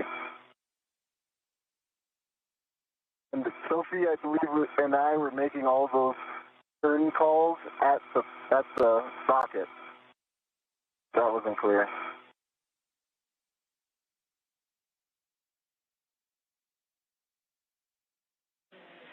Okay, and this is where we do want to do bolt number 1 first.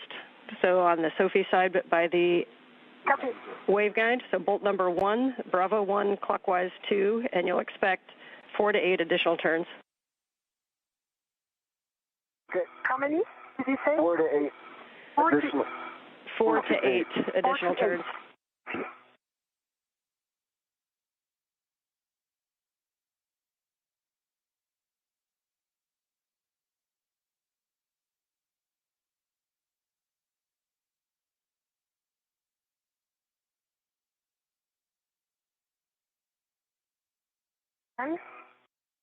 Turn with it. I think it needs to go down more on it. Yeah, you need me to turn it. Yeah, but it's not aligned with the balls. I understand. Yeah, got it. Okay, you need to brace this well. Yes, and I'm pushing. And you're going to tell me when to stop and start turns, okay? Okay. I'm braced, so just do a countdown and tell me. Okay. 3, 2, 1, go.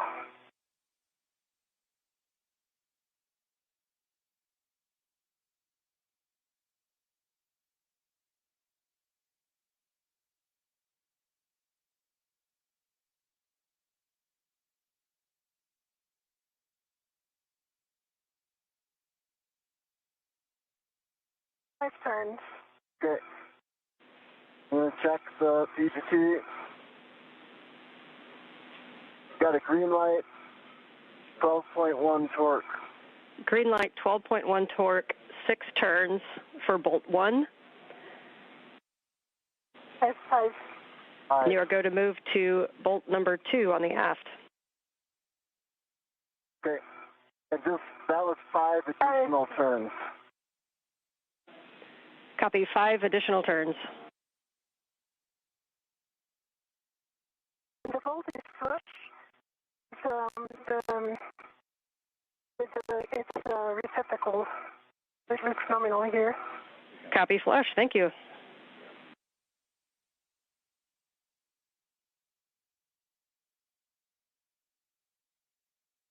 Aligning. Okay, we can press down. All right, you're counting, Sophie. Let's just repeat that. Rinse and repeat, okay? All right. Are you ready? I'm ready. Okay, 3, 2, 1, go.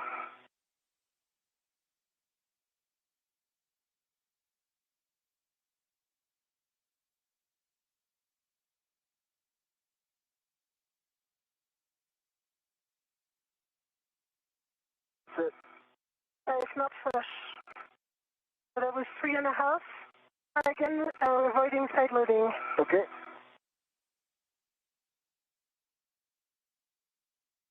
Let me just check the...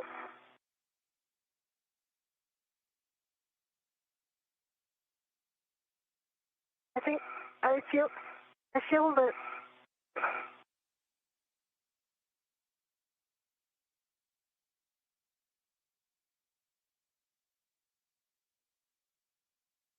So that was 3.5. The green light, and we got 12.1 torque on that. Copy, green light, 12.1, 3.5 extra turns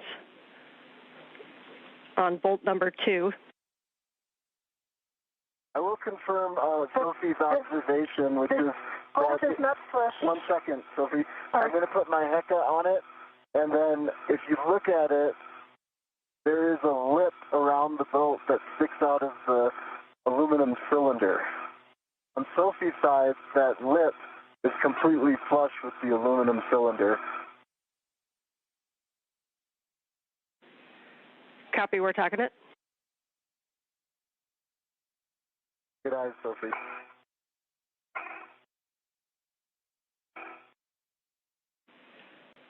Anil, does it look like that may be driving a side load? Gosh, I don't think so. I could try again.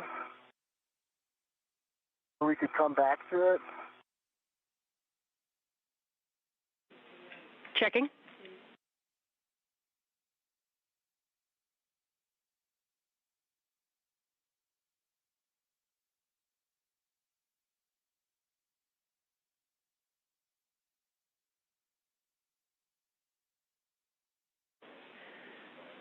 Okay, and we like your idea of going to the next bolt, so we'll go to bolt 3 forward and try the same maneuver.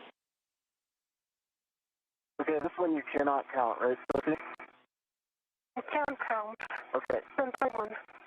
And she's for Sophie, TCV3. Copy, TCV3 for EV2. Okay. Tell me when you're ready, Soph, and I'll get it going.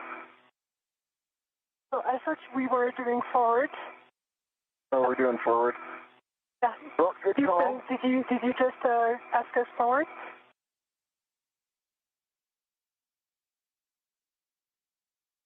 And could you confirm next bolt? Yep, next bolt is bolt number 3 forward. Copy, inward. And I am ready. Are you ready? I am ready. Okay, 3, 2, 1, go.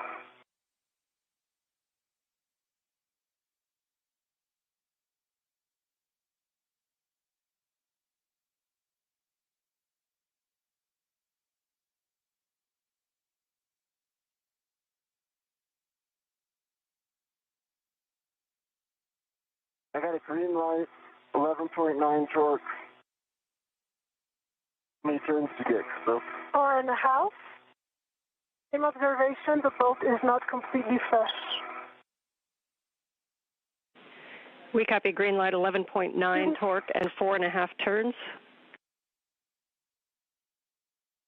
Confirm. And We're 2 checking. millimeters.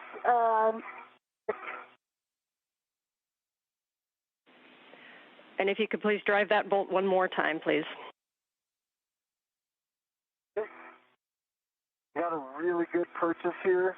Yep, me too. And there's no way there's side loading here. And it's got 0 turns, 11.9.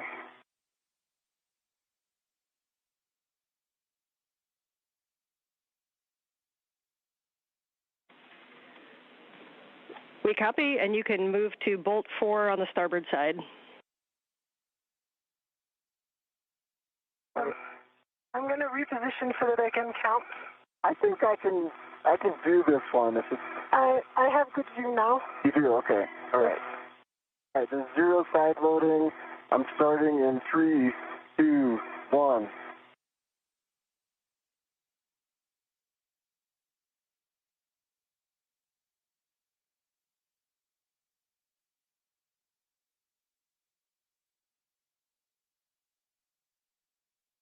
All right, it's got green light, 12.0 torque. 3 turns. 3 turns. Copy. 3 turns, 12 torque, green light. Let us talk about that for a sec.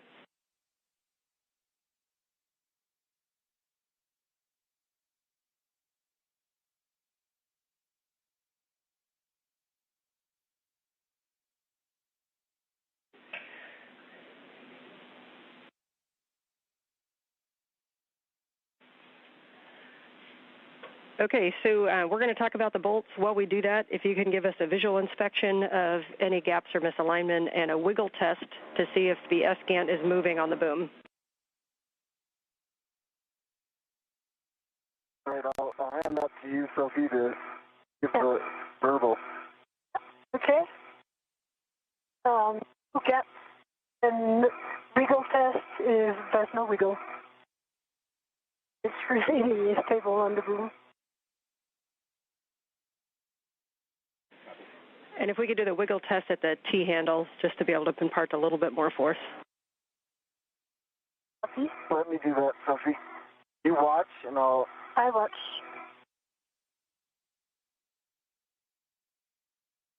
Okay, stand by, stop, stop, stop.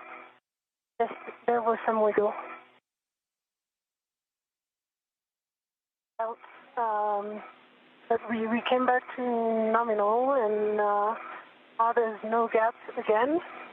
There was about 2 millimeter wiggle at the base.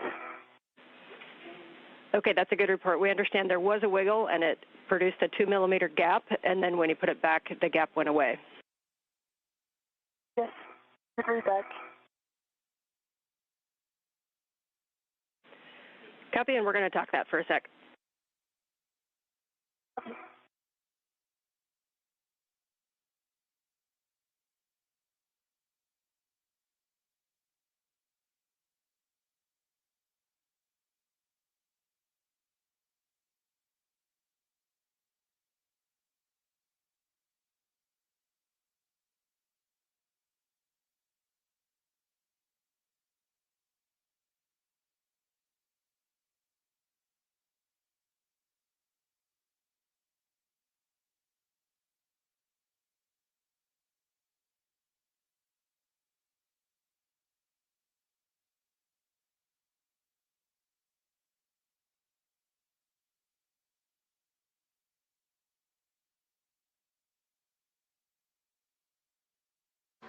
This is Mission Control Houston. We're 2 hours and 41 minutes into today's spacewalk. We think Bolt 1 is fully installed, so we are going to have you increase your PGT setting to Bravo 4, clockwise 2, and we will go in order and hit Bolt 2, 3, and 4.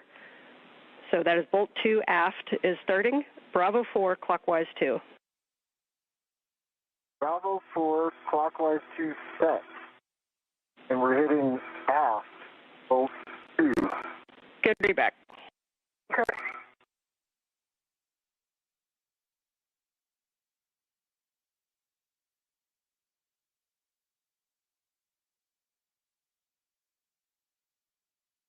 The crew is currently working to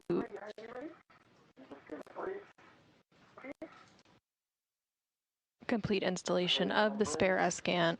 Okay, I've got good bracing. Sure there's no side loading. Starting in 3, 2, 1. They are using what is known as a PGT, or pistol grip tool, which you can see there on your screen. And on the PGT, green light, 19 point. I'm having trouble reading the tiny digit. Copy, 19 torque, 3/4 turn, green light for bolt number 2. Stay firm. Checking. Not fully flush yet. Copy, checking.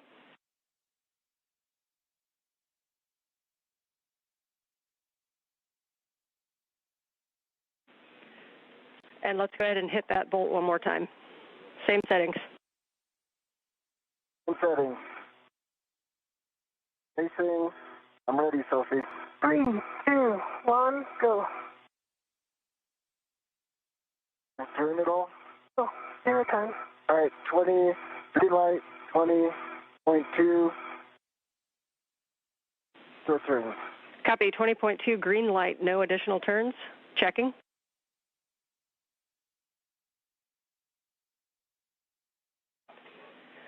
Okay, we like that torque, so we're going to move on to bolt number 3, forward.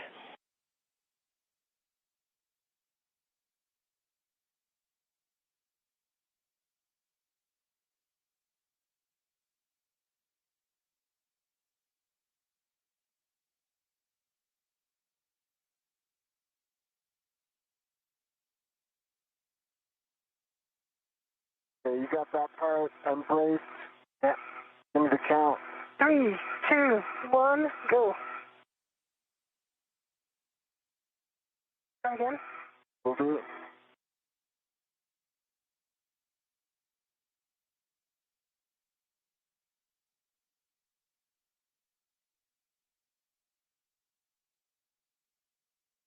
That's looking good. Woo! Haha!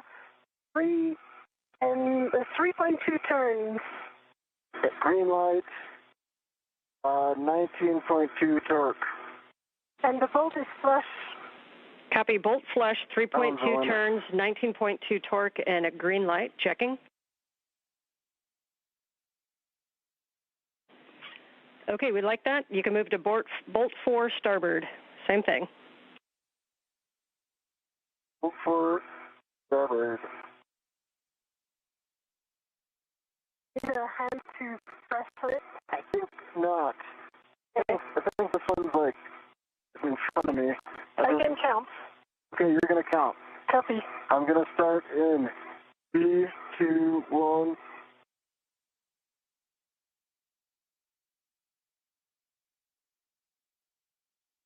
I'm gonna go one more time, Sophie. Copy, you go. 20.3, green light. How many turns did you see there? 1.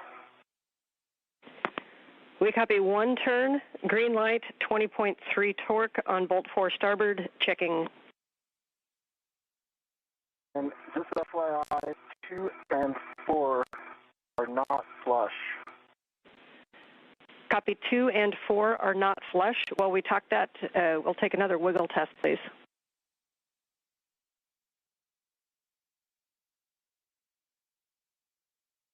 Here we go. Okay, no gap. Copy, no wiggle, no gap, and we are talking it. Stand by. I see a 1 millimeter, half a millimeter wiggle on just this side between bolts 2 and 4. Copy, between bolts 2 and 4 on the starboard aft side, you're seeing a millimeter gap during the wiggle test. Yeah, half a millimeter. Copy, and we're checking.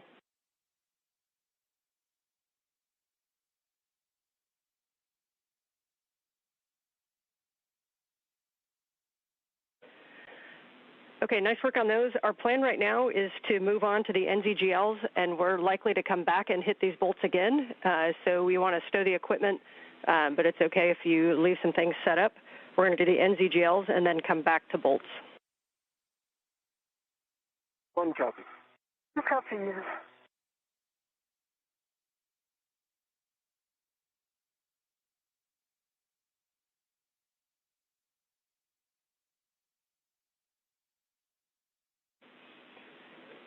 And Sophie, can you cycle your HECA button, please?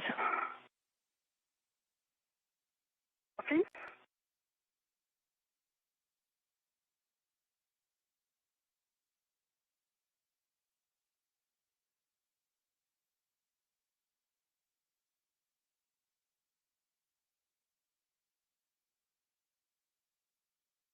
Green light.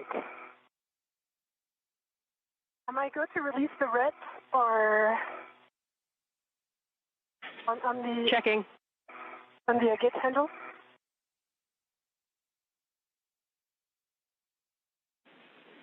You are go to release the red. Okay.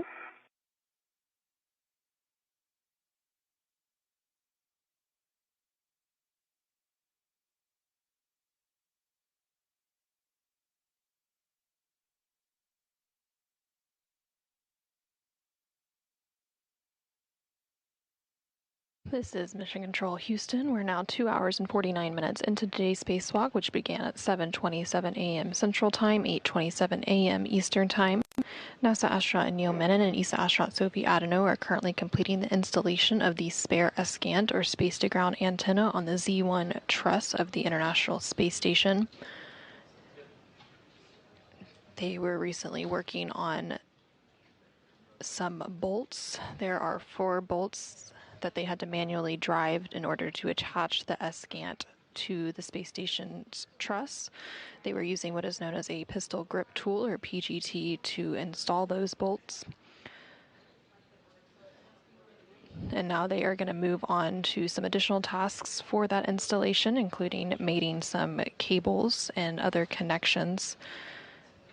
So the ESCANT was seated and installed on a boom, and those bolts were installed. Now the hookup of cables and connections will mostly complete that installation, but then there will be some verification here on the ground, and they may have to go back to those bolts to ensure that they are fully secured.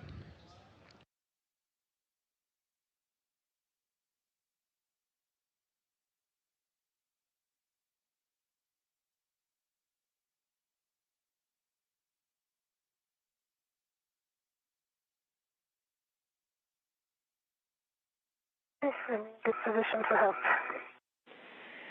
And as you get set up, I'll give you a little bit of an overview on the NZGLs, although you're very, very familiar with them. But we're going to be starting with the quarter-turn fasteners, and then we can do the NZGLs in either order. Reminder that this small one is the power one, so that's a minimum of what we want, but we can do them in any order. Can we do simultaneous up?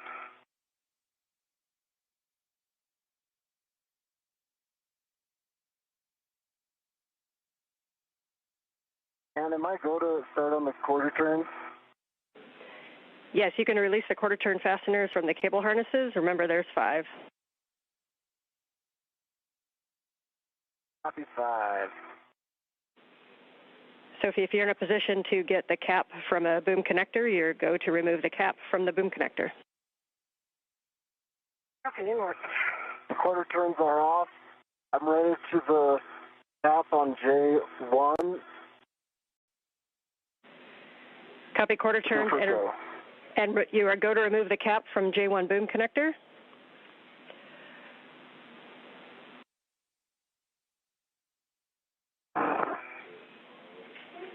Once you have the boom connector cap removed, then you'll be demating the ESCANT cable from the dummy receptacle P4J6.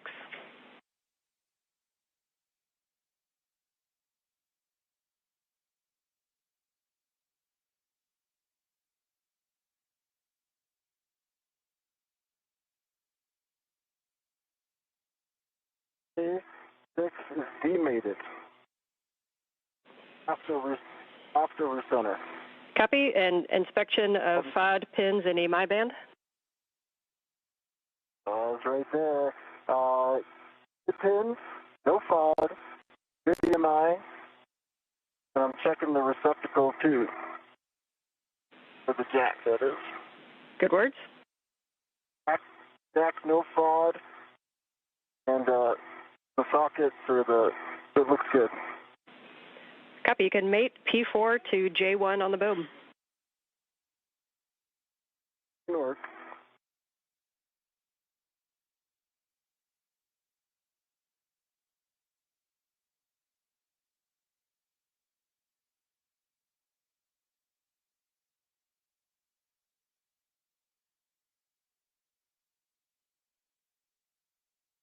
You know what? I've never been more happy to tell you that it is forward over center, mated. We love it. Happy people all around. Let's go for a repeat. You can now install the cap on the J6 dummy receptacle, and then we'll move to the J2 boom connector cap.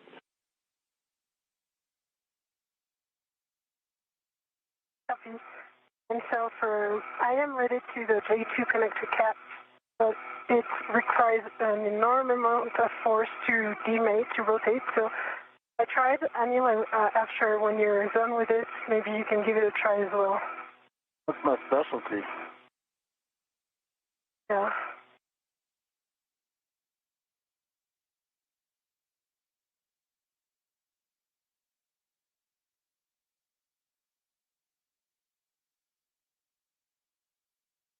Get away. That would help. Yeah. So we have this. Yeah. Get it.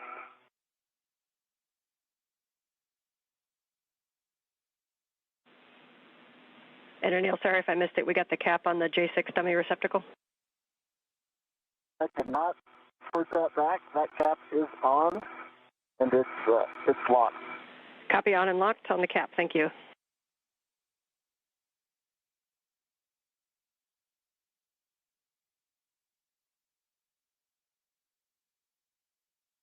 Hold on. All right, the plug is demated. I got a good vantage on the pins there, Sophie. I don't see any FOD.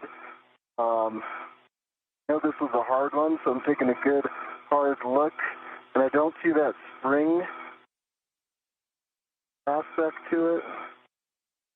It looks like a clean pack. Okay, good inspection. You can demate P5 from J7 and do the same inspection on that side. I'll pass this back to you, Sophie. Yeah, I see it. Okay.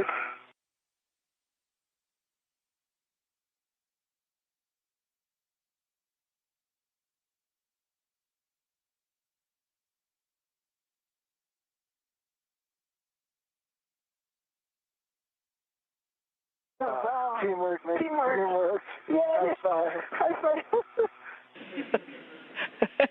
High fives from here, too. And we'll take the inspection. Okay. Demated, good pins, no FOD, good EMI, and then I'm looking in dummy receptacle, and it also looks nominal, no FOD.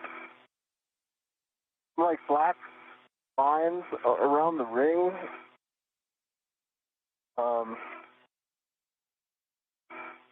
That's it.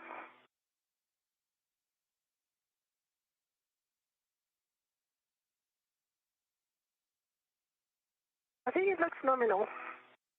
I can see what I can see from here. Looks nominal.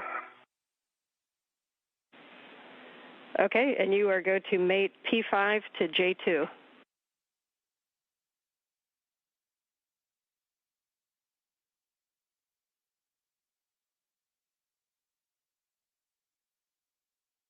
Push it.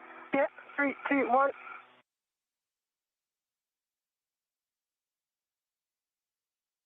Are you fresh on your side? No, I am not. Okay, so start again. Remove.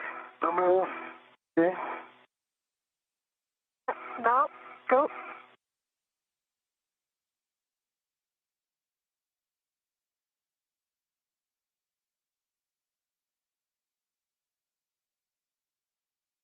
Oh, no. Okay.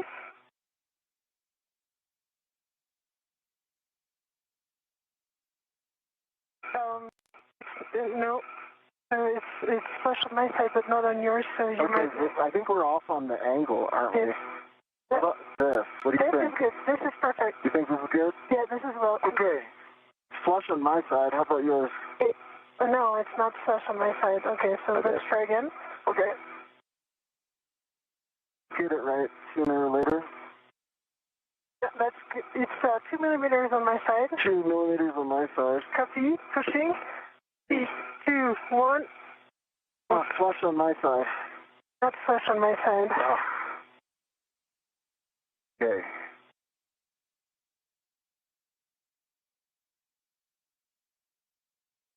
I think we can do this.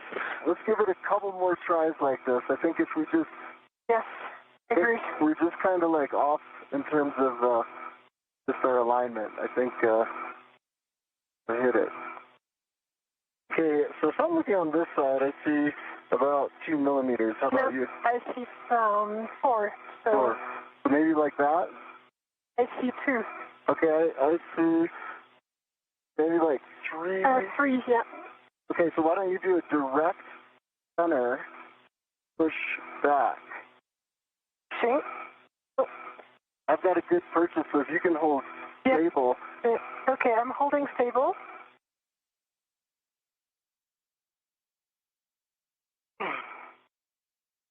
Sorry for the crunching, and all right, I've got mine flush on this side. No, it's not. Mine is 3 millimeters. Okay, and we're going to relay it to you what's going on, and in case you guys have some troubleshooting, I don't think it's a big problem, and then we will offer a suggestion, but what we're trying to do is set it in, and on the slide back, we keep getting one side flush and one side not flush, and it could be that we just don't have like a direct push-in center, because we're both offset a little bit. So my next thought is to just GCA head like station aft, where I can get like a direct orthogonal push on it. I'm open to other ideas, and we'll be quiet. Yeah, we're checking that right now.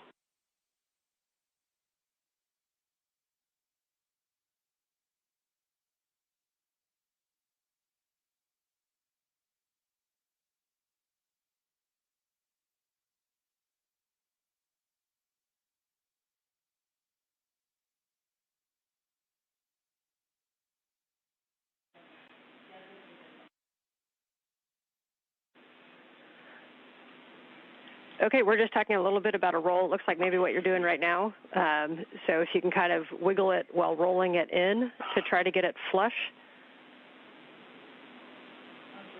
on both sides.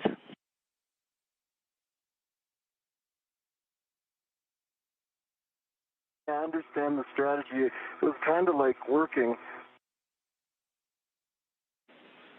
Copy, and we've got about 2 millimeters.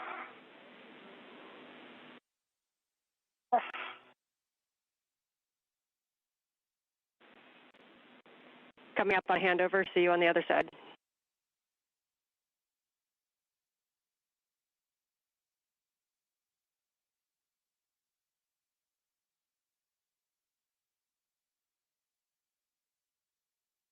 This is Mission Control Houston. We're currently in a brief but expected handover between the satellites for the Tracking and Data Relay Satellite System, or TDRS. We do expect to get those views and comms with the crew back shortly. In the meantime, we are about 3 hours and 2 minutes into today's spacewalk, which began at 7:27 a.m. Central, 8:27 a.m. Eastern Time, and the crew is continuing the installation of the spare space-to-ground antenna on the Z1 truss of the International Space Station. They have already installed the bolts and are working on some cable connections. So we don't have video quite yet.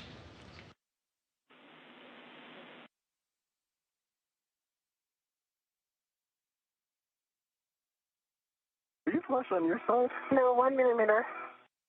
I'm the same. Are you able to roll it a little? It's like a same plane back and forth movement. No. Move.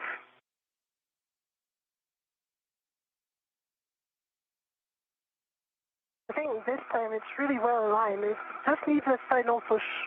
Yeah, like... Looks like a... What do you think about the hammer, Ann? Yeah, I think it's well aligned.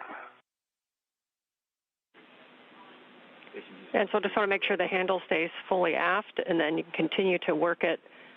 We have a couple directions we can go. If you think the GCA would give you a little bit more purchase on it, then Stephen's working with the crew inside right now to get you GCA if you need it. We also have the option for the hammer if you think it's just a force thing. I think it's force in the right direction. So I actually think the hammer is going to work. Agree. We are good with you using the hammer to tap that on. Hey, you want to do it, the honor, Soph? Or do you want me to do it? I have a pretty good position, but... Yeah, I think you're better, I believe your position is going to be better from where you are. Okie doke. Mind holding this? I am. Holding it. Hammers and toothbrushes on one EVA, that's pretty epic. They're like opposite sides of the spectrum. All right, rubber side, direct in the middle. Yeah, and on the blue line. That's exactly it. You got it. Go for it. I'm going to start out really light. Yeah. It's going in. You got it. It's flush on this side, Yay! too. Yeah, it's all good. Trying to send you some Earth joy if you can hear it. Oh, we got to go forward over center. Oh, thank you. It's awesome. I want to see it go forward over center, though, before I so do we. Let's do it. Want to push down?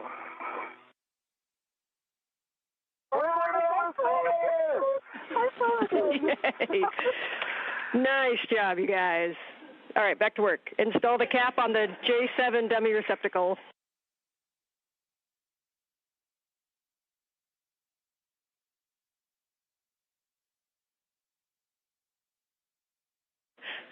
Really nice job with that, you guys. Lots of smiles around here.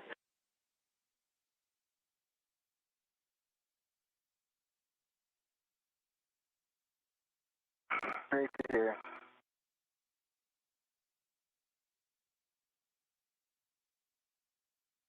Dummy is installed.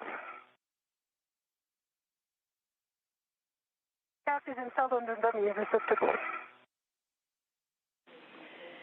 Copy. The cap is on the J7 dummy receptacle. For both of you guys, again, really excellent work on that. We are going to go back and hit bolts number 2 and 4 again. That's the aft and the starboard. And we'll get the setup with the ERAD and the PGT and let us know when you're ready for settings. I'm ready for settings. I will tell you when they're set, but I'm ready to copy.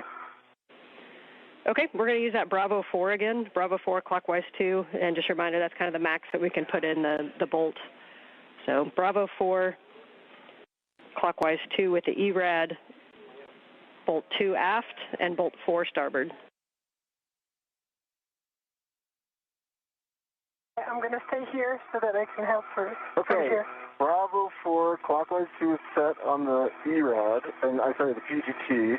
Sophie's right in front of that one, so why don't you get it on there? Yes, you know what? Okay. Yeah, you pretty comfortable with that? I am. All right, I've got a really good grip. Okay. And it could be better. Let me just reposition. Yeah. Okay. Do you think there's any side loading or anything? Right now, no. It was good. Okay. 3, 2, 1. Turning? No. Your turn. Okay. 3, 2, 1. Your turn.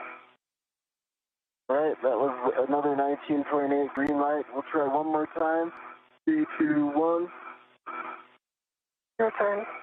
Another green light, 19.8. Green light, 19.8. Your turn. And understand no turns? Your turn. Stay firm.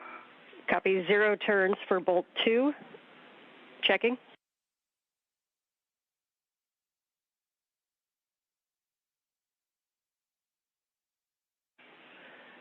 Okay, we will take that, and we'll go to bolt number 4, starboard, and do the same thing, please.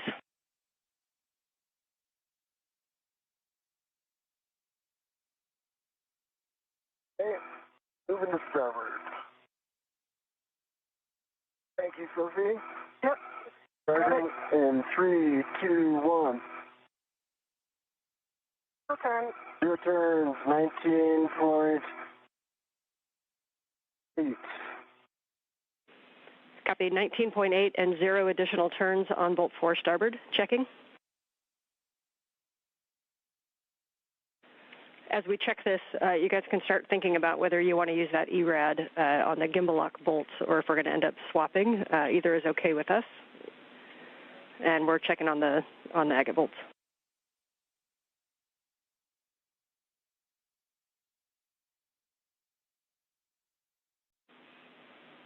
And Anil, if you have a free finger, we'll take a HECA recycle, please. Cycling.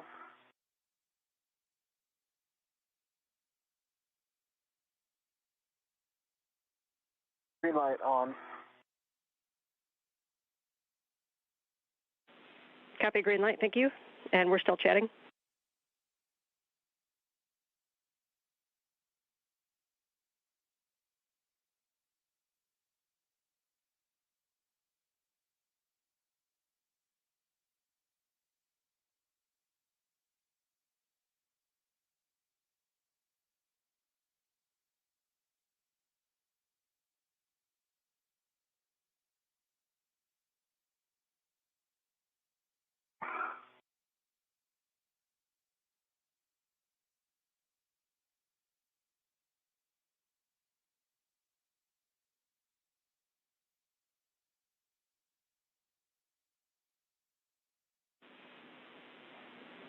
And you guys can just hang out there. We're still talking these bolts and some of the options because we didn't quite get the full turns that we were looking for.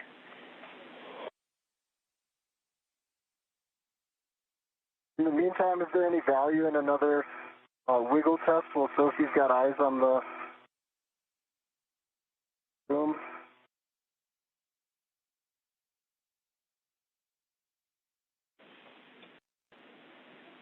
You can try that. We don't expect there to be any difference, but you can try that while we continue to talk. Thanks. Yep, I have good eyes on it. Okay, I agree. There's a 1 millimeter gap. Same as you described on this side.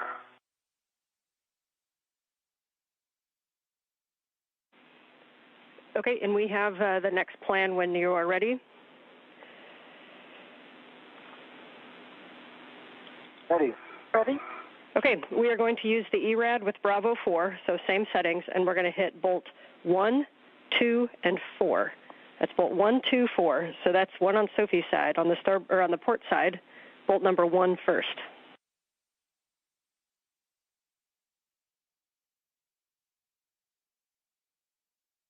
Bolt 1.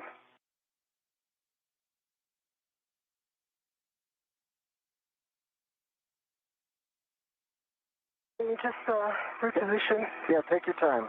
Then once you're set, I'll give you the head of the ERAD, and we'll do the same thing.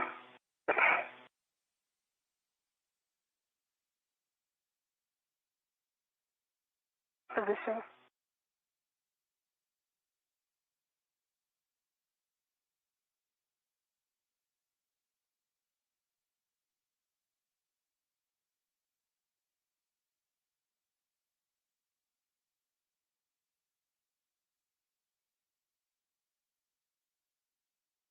Turn more towards me if you can.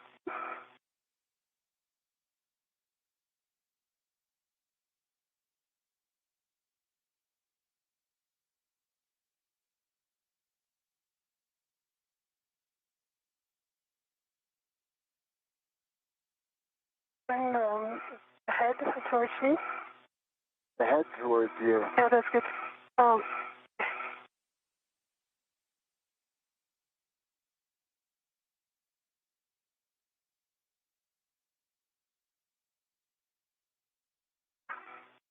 position. Good position.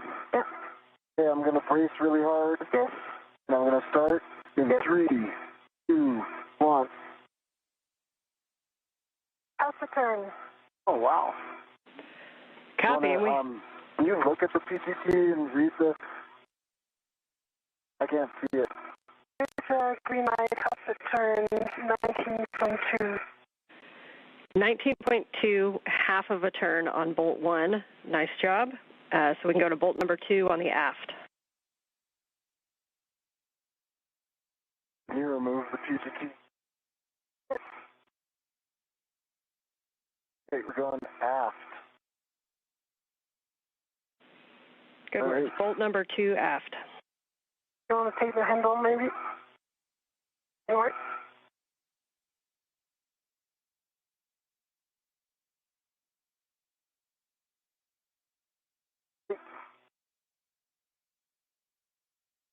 position. Okay. 3, 2, 1. Punch you turn. 19.8. Green light. Wait, I want to try again. I think there was some side loading. I think now it's better. So go now. 3, 2, 1, go. 19.8. Green light. No turns, would you say? Punch you turn. 0.2. And heard 0.2 turns, 19.8 torque, green light for bolt number 2. Anytime. Checking.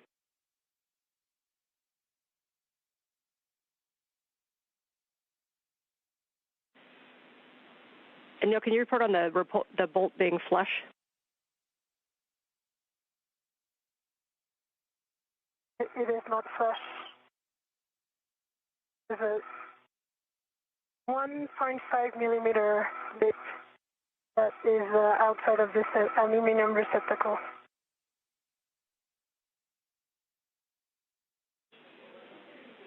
Checking.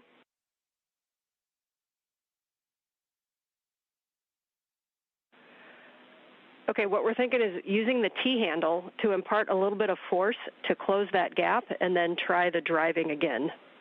So if you can somehow manipulate to impart the force to reduce that gap with your fourth hand. I like this. Okay, you got that, Sophie? I got that. All right, I'm imparting force. Got a green light, 19.4. Your turn? No, 0 turn. Let's try that one more time. Okay. I've really got a good way of doing this.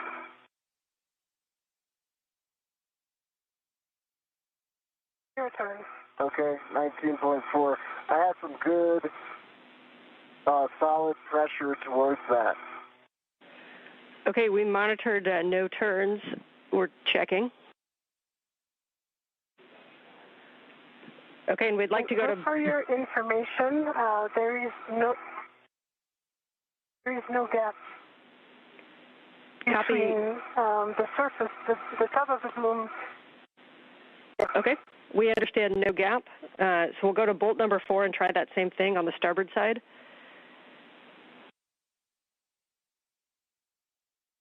On starboard. And if you think that would help to use the T-handle to manipulate it while you do the bolt, you can.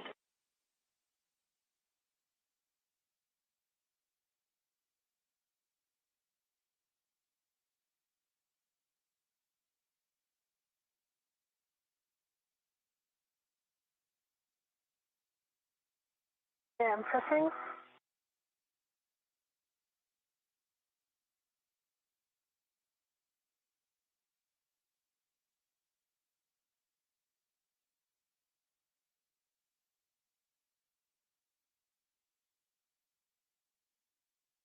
Can you turn it off? 0 turn. A little more down, a little more pressure. 0.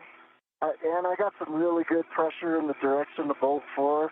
I'm super confident about what I was able to put into the T-handle. I got 0 turns And 19.7 torque, green light. Copy 19.70 turns with good pressure. We're talking.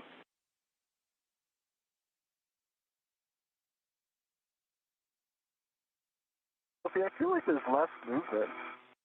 I agree. There's less gap in the wiggle test. So yeah, we would like wiggle, to. Okay. I think it's gone down the. Understand you're not seeing a gap at all during the wiggle test?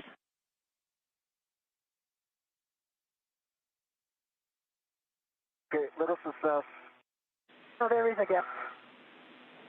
Copy and understand there is some wiggle of the. Smaller than before. Okay. And I put a decent amount of force into the upward wiggle. I don't know. Right. We're talking it. I guess I'm trying to relay. I put it. Okay.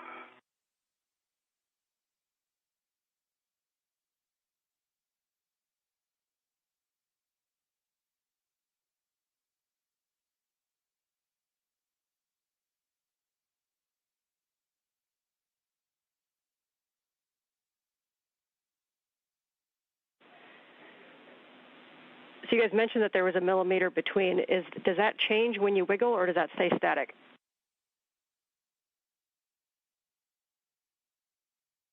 It does change. The static, there is no gap at all. And all is flush. The top of the boom is flush with the bottom of the antenna. No gap from no sides. When there is a wiggle with a huge amount of force by Anil, there is an induced gap only on the aft and starboard, about 1 millimeter. Not on the port and forward. Okay, understand. Port and forward stay flush. And you get, on the starboard and aft side, you get about a millimeter of a gap in between the S-GAN itself and the boom face during that wiggle test. We're about 20 seconds from a handover.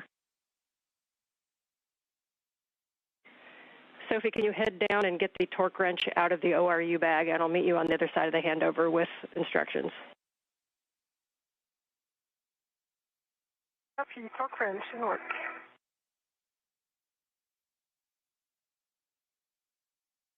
This is Mission Control Houston. We're about 3 hours and 20 minutes into today's spacewalk, US Spacewalk 98. NASA astronaut Anil Menon and ESA astronaut Sophie Adenot continue to work through the procedures for today. The primary goal is to complete the installation of a spare space-to-ground antenna on the Z1 truss of the International Space Station. They are currently working through those installation procedures and have run into a bit of an issue with 2 of the bolts, so they are going to use a torque wrench to try and get those 2 final bolts fully seated and flush onto the installation location. There are 4 total bolts that are holding that S-GAN in place on the boom, and so 2 of them are fully seated and installed, and they're just trying to get the final 2 fully seated. They have already completed the cable connections for the S-GAN. Again, the S-GAN is the space-to-ground antenna. So then once they get the torque wrench out, they will complete the final installation of those bolts. Right before that brief handover, ESA astronaut Sophie Adenot went back to the crew lock bag to retrieve that torque wrench, and now you're again seeing a live view looking from one of the helmet cameras as they continue that installation.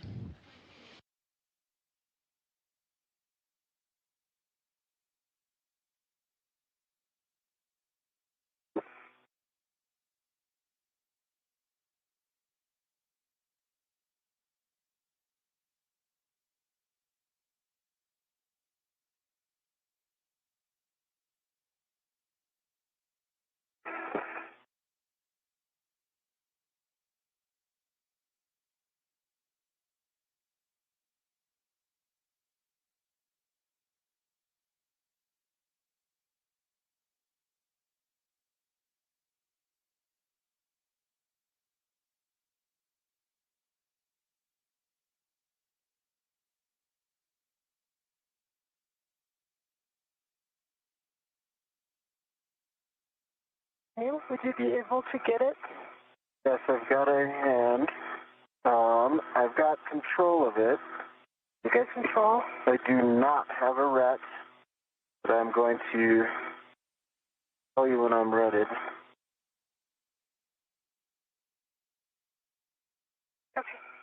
Okay, I have a ret. I've confirmed it's locked. I can release the other ret. You okay with that? Do we work with the ret inside?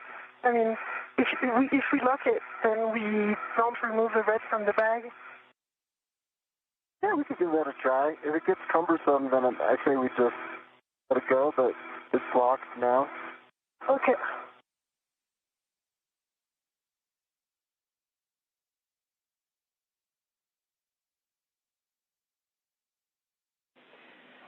All right, as you guys get in position with the torque wrench, what's going to need to happen is we're going to need to put 2 pops on each bolt. We're only going to do bolt 2 and 4, so that's aft and starboard, and we're going to need 2 pops of the torque wrench on those bolts. Copy 2 pops. And while I'm doing this, I want to feed you something for the engineers to chew on.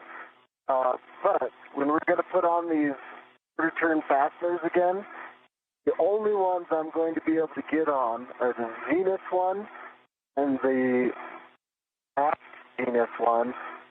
The other ones are really misaligned, and there will be no getting them on. Copy, and those are good words. Those do not go back on in this configuration, so those are only when they're on the dummy connectors. Okay. Problem solved.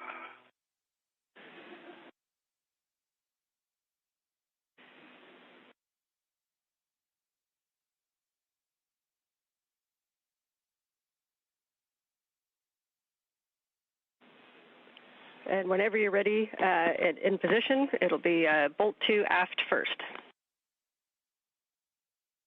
Aft first, okay. Sophie, you let me know when you're ready and I'll drive it. Copy.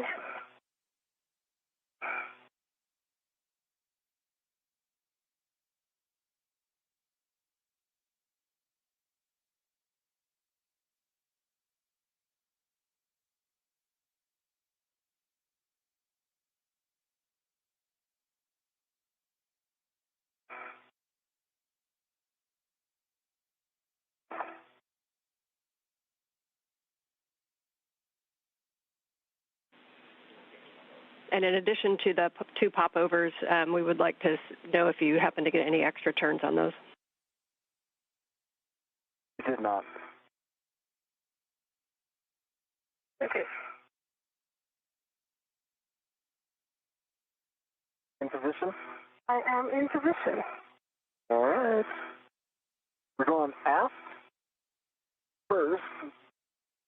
Did you check that it's clockwise? I did check, yes. Okay.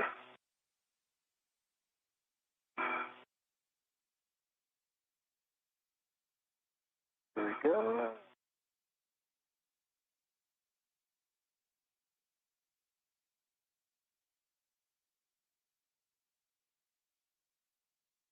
I'm kind of hitting you a little bit. There we go. Okay, ready? Yes. It might have switched. Can you switch it? Yeah, I'm going to switch it.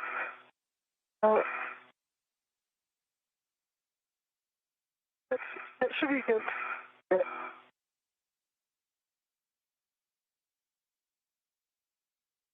Do you have the pops? So I'm too close to this connector. Oh, okay. So I then I can do it. I think. But for me, it's maybe a pull. Yep, and we concur with Sophie's assessment. Okay. Got it, Sophie.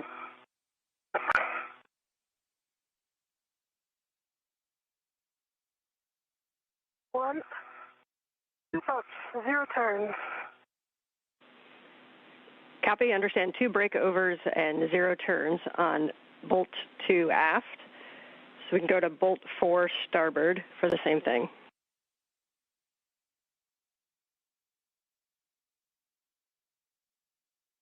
Bolt 4 starboard.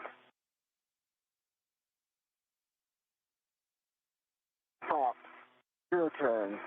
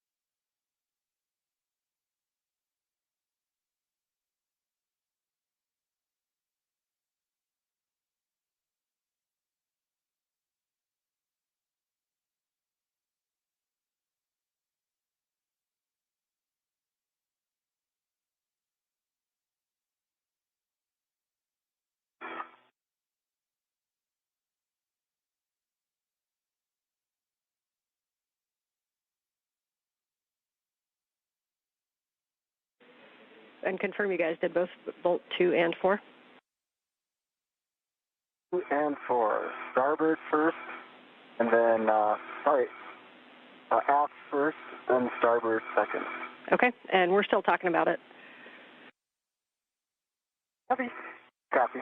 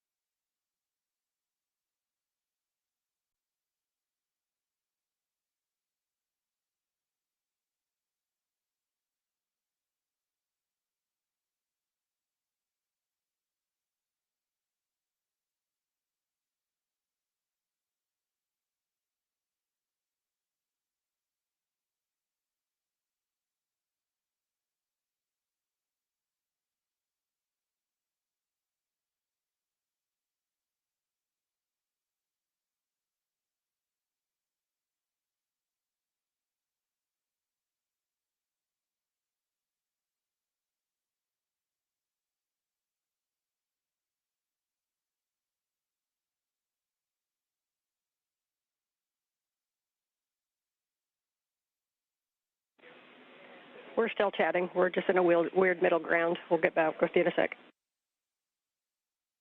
Understand? No worries. It's pre-brief. We were ready for this.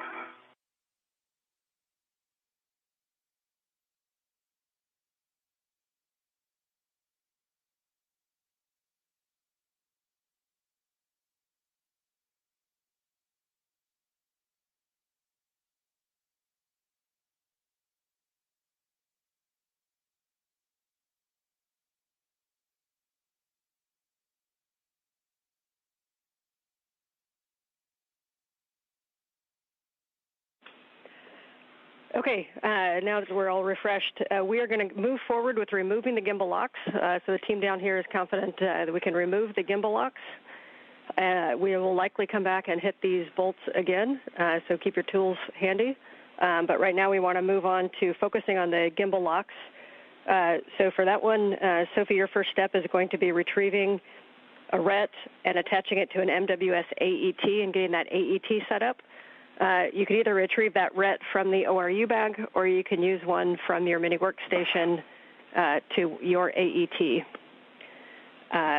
Some good news, depending how you play this, the gimbal locks do not have labels on them, bolt labels.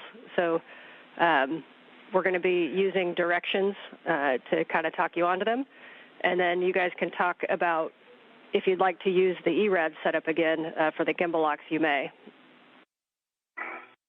So ERAD, question, do we start on the forward or aft face first? If we start on the forward face, I might benefit from a little GCA. We are going to start on the forward side. Okay, I'm going to do an assessment with the ERAD while Sophie gets that.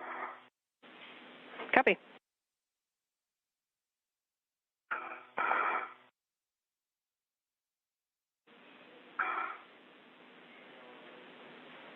While you guys get set up, we're coming into a handover, so I'll talk to you on the other side.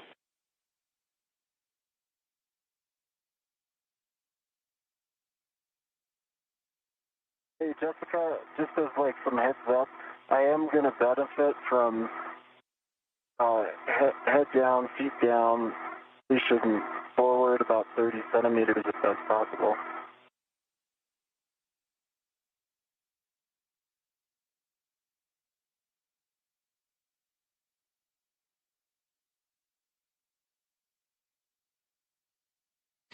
This is Mission Control Houston inside the International Space Station Flight Control Room, which you can see a live view of there on your screen. We're currently about 3 hours and 35 minutes into today's spacewalk, which began at 7:27 a.m. Central, 8:27 a.m. Eastern. We're in a brief but expected handover between the tracking and data relay satellite system and expect to have communication and views from the crew shortly. We can give that setup for it. Do you want that now, or you're still assessing for a later bolt?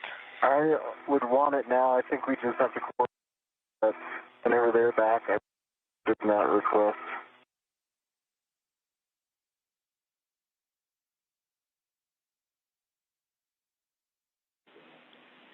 We are back with you, and they've talked to Jessica if you do need GCA, and I've got ERAD and PGT settings. When you're ready, we'll be starting again on the forward. Copy all, Ann. Getting set up for 30 centimeters.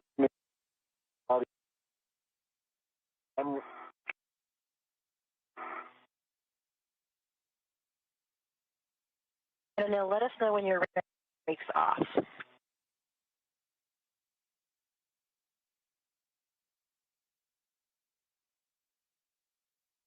The crew outside the International Space Station includes NASA astronaut Anil Menon and ESA astronaut Sophie Adenot, and they are continuing the installation process. Sophie, can you hold on to this ERAD for 1 moment? Yep.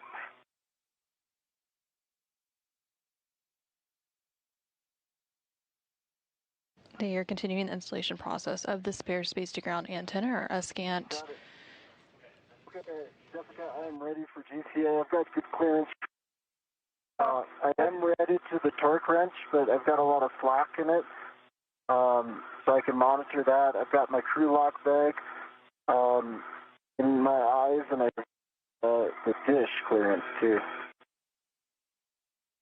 I think I'm in a good state and go for GCA if you agree. Okay, we copy. Brakes are coming off.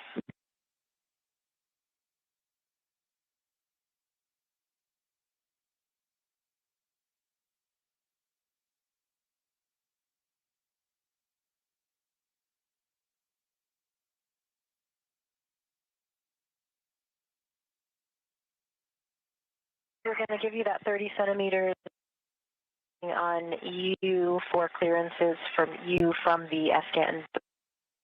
Got it. Here go. Okay, starting motion in 3, 2, 1. See motion, good motion. I've got good clearances. No concern.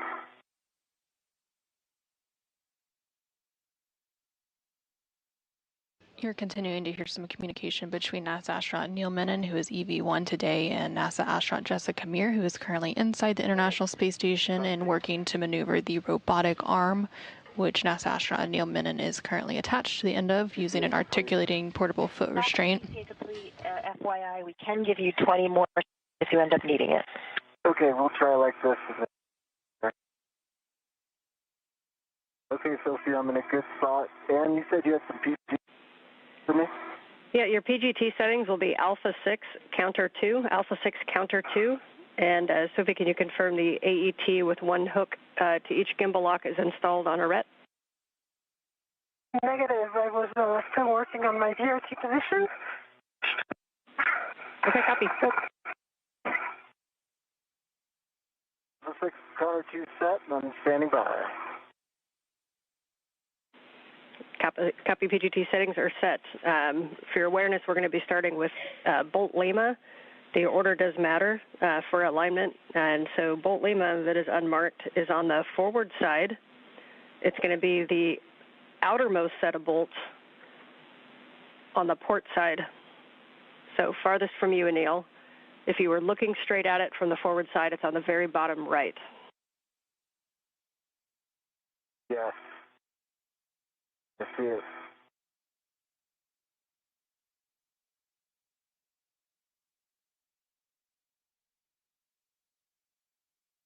And this is Mission Control Houston. The crew is getting into place and preparing to remove the gimbal locks. There are 2 gimbal locks as part of the S-Gant installation, and as part of those bolts, in order to release them, there's several.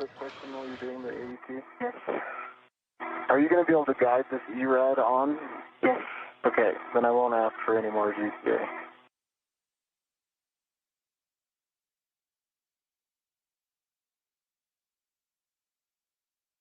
There's several bolts that have to be released for each gimbal lock to be released. So you'll hear different bolts called out by the team here on the ground as they continue to follow along and provide the procedures for the crew outside the International Space Station. Again, the spacewalk going on 3 hours and 40 minutes at this point. It was an expected 6.5 hour spacewalk.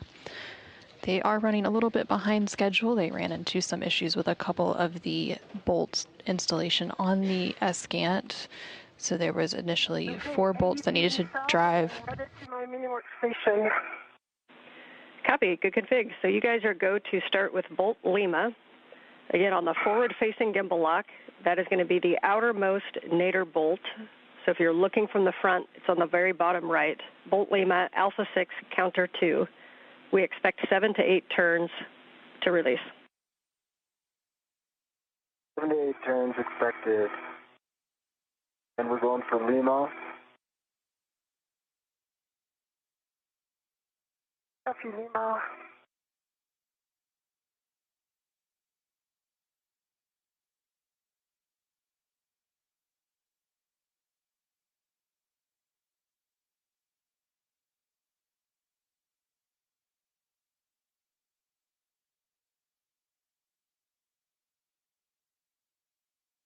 The handle is annoying right now. I can move it. Yeah. That better? Okay. Okay, it's inside. Okay, I'm starting. You're doing counts, right? Okay. Is that a yes? Sorry. Yes. Okay, I'm starting in 3, 2, 1.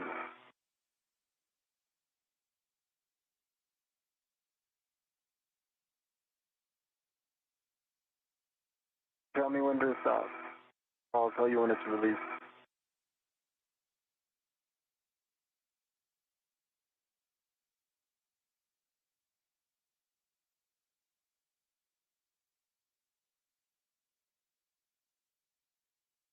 Bolts released. 7 turns.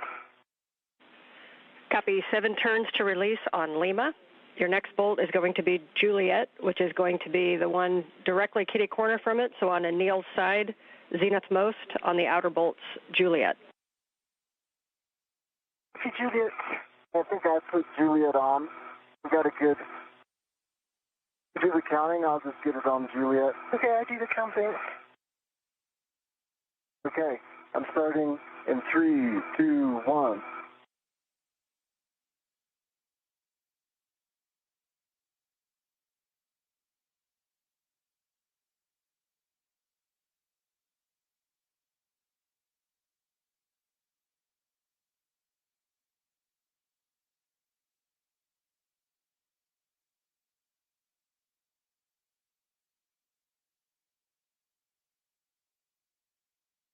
Release, 7 turns.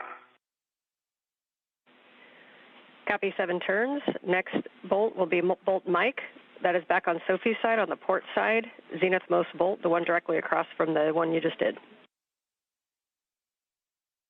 See?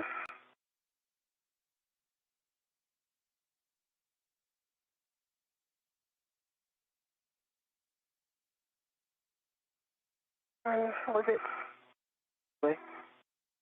Not in? Can you, the handle is against Like that? Move the handle towards you. Good. Nice job. Yeah, done. Ready. 3, 2, 1.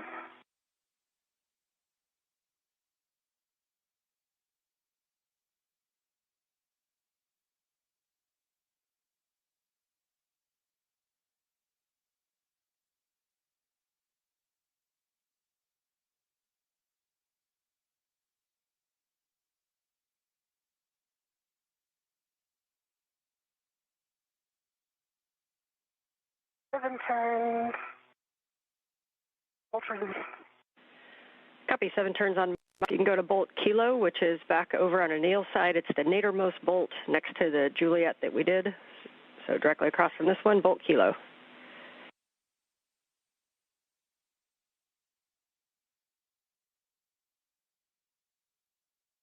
Sophie, would you agree I got Mike?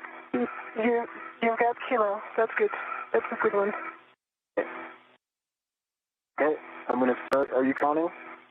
Or do you want me to count? I can count. No, I can count, but just listen again. Right? Okay, I'm ready. Okay. 3, 2, 1.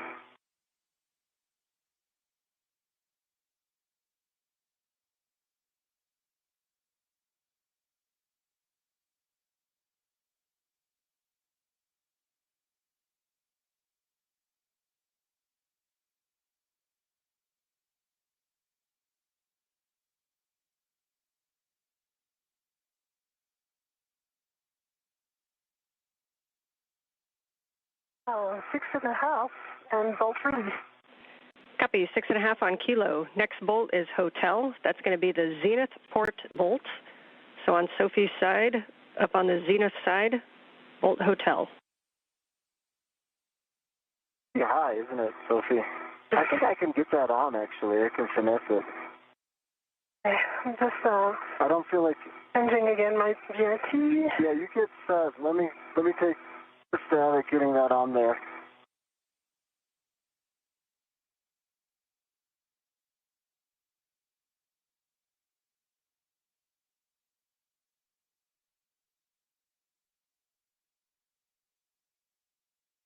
Okay, I've got it on.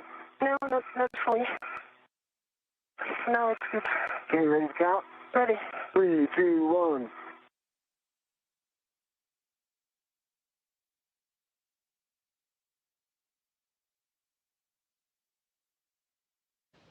This is Mission Control Houston, 3 hours and 46 minutes into today's spacewalk.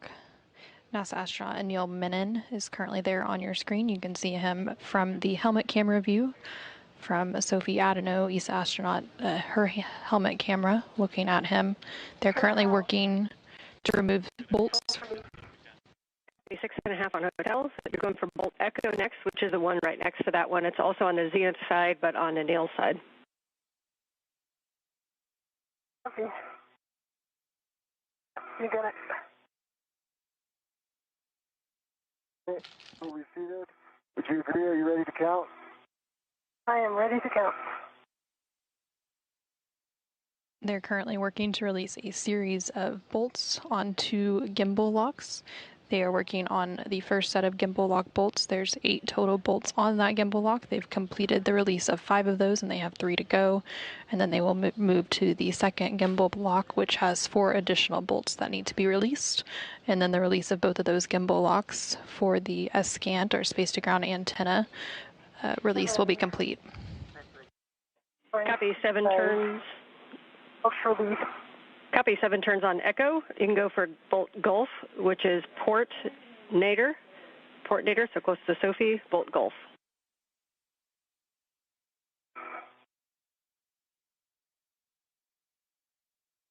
Ready to count? Ready. 1, 2, 3.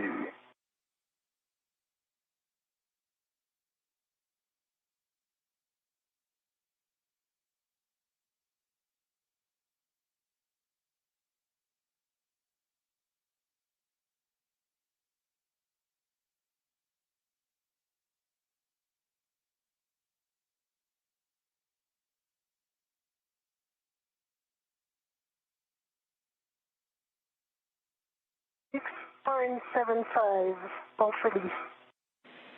6.7 and released. You can now go for the final bolt F next to Anil on the nadir side. Thank you, Cal. Okay, 3, 2, 1. When this one releases, just note the gimbal lock will come loose and we'll just tend it back toward the ORU bag before moving over to gimbal lock 1.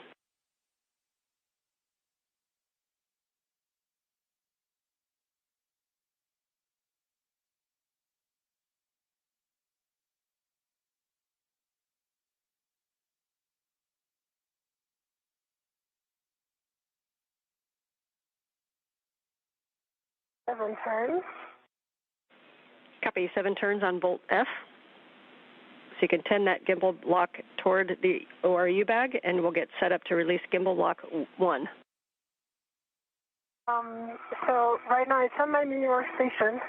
And so if we remove it right now, it's going to be kind of annoying in the way. Would it be okay to remove the bolts of the gimbal lock 1 and then move both at the same time? Yes, we are good with that plan. Okay, so I need time to reposition then. We cannot have access to. We concur.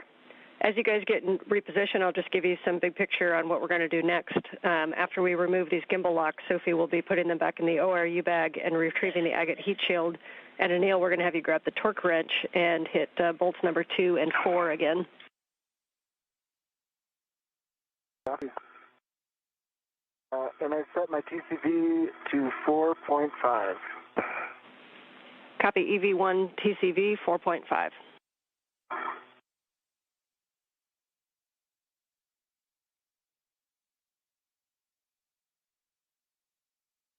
And Jessica and Anne, I think to do also I'll need to GCA back to that original position, so the 30 centimeters head up.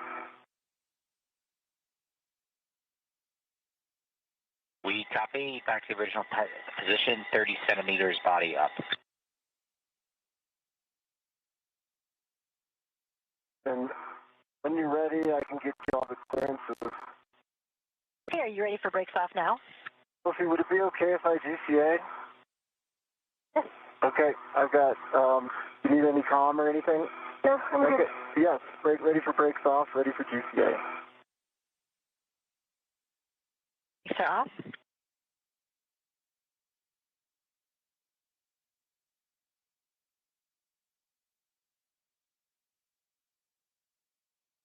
All right, we're going to start that headward motion 30 centimeters, so taking out what we put in before. Starting motion in 3, 2, 1. Free motion, it's good motion. I've got good clearances. I've got my crew lock bag, torque wrench, GT, and I'm clear of the boom and antenna.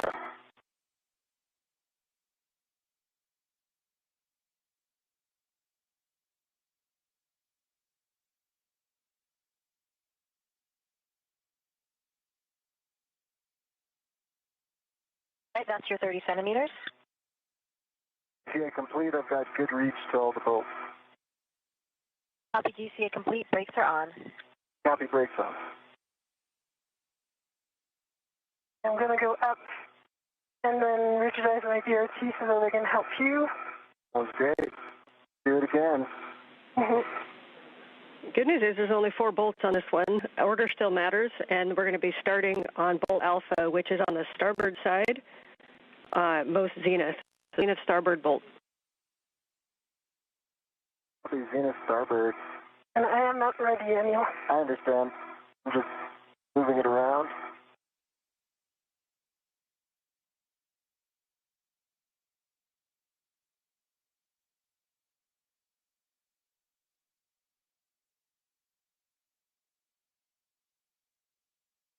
No rush, Sophie. I'm just getting set up. Copy.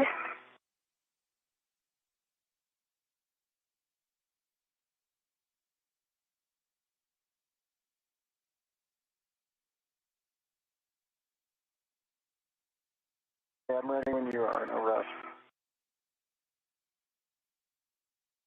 Yeah, I concur. This is also. Okay, you ready to count? I am ready to count. Starting in 3, 2, 1.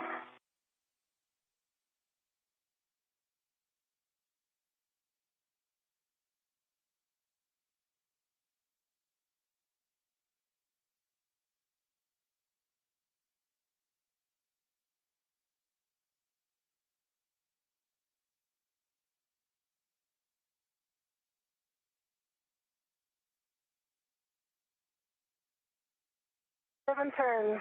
Bolt release.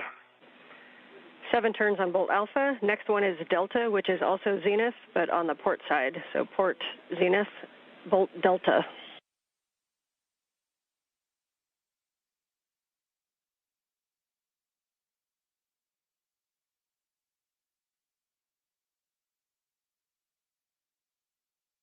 Okay, I got it on, Sophie.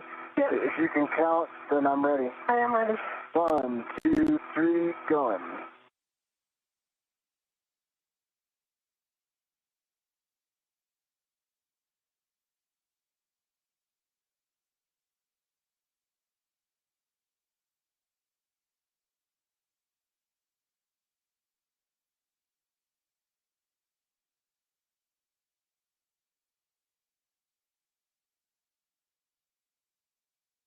Seven turns. Bolt release.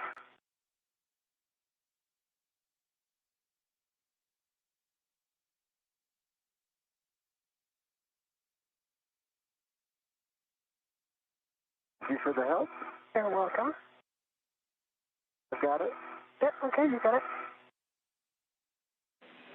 Okay, next one is Bolt Bravo, and that is the one you're on.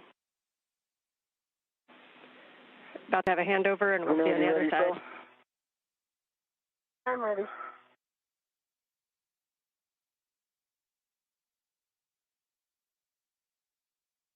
This is Mission Control Houston. We're 3 hours and 56 minutes into today's spacewalk. NASA astronaut Anil Menon and ESA, or European Space Agency astronaut Sophie Adenot, are currently working to remove 2 gimbal locks to complete the installation of the spare space-to-ground antenna, or SCANT, on the Z1 truss of the International Space Station. There are 2 gimbal locks. The first gimbal lock... I said, once we I'm get back Ann with you. Okay, go ahead, take the call, Phil. 7 turns. Bolt release. Copy 7 turns. You can hit Charlie, the last bolt on the bottom left there. This will release the gimbal locks. And then again, Sophie, you'll stow those down in the ORU bag.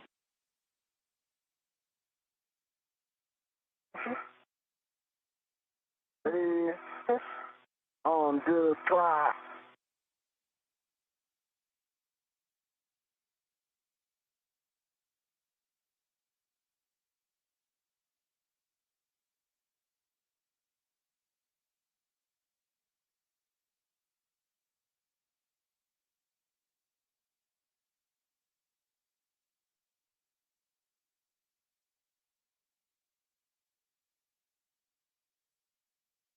Center house. Bolt release. Copy, bolt released. Nice job, you guys. You made that look easy.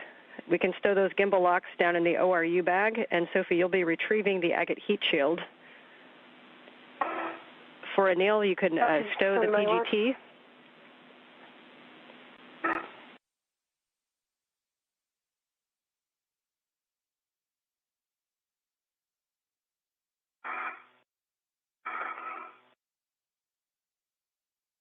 Okay, PCT stowed. Okay, and that is the last time that we'll be using the ERAD, so you can remove that as well. Okay, give me some time to work on it then. No worries. Thanks. Go ahead. I'm ready to copy. Yeah, no worries. It's just admin items. Once you get those stowed, then we're going to need you to cycle your HECA again and get a glove and HAP check before we move on to bolt ops.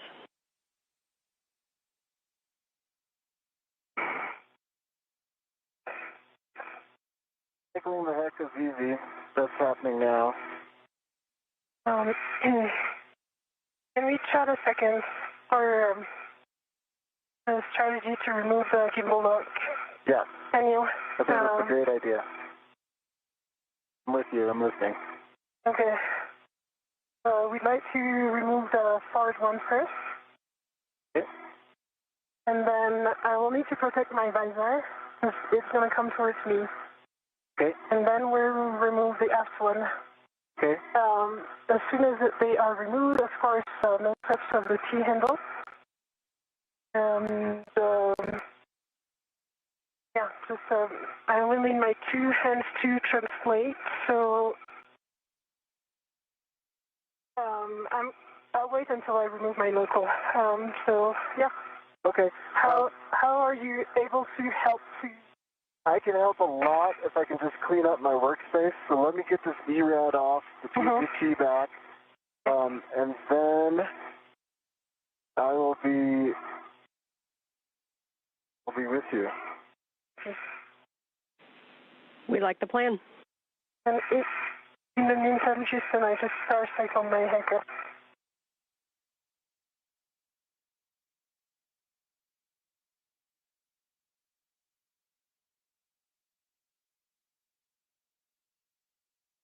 That is dry and gloves are nominal.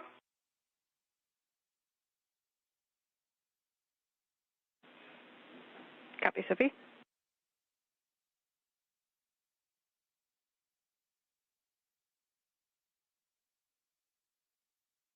And is there anything you want me to put on the PGT after I take this off? Checking.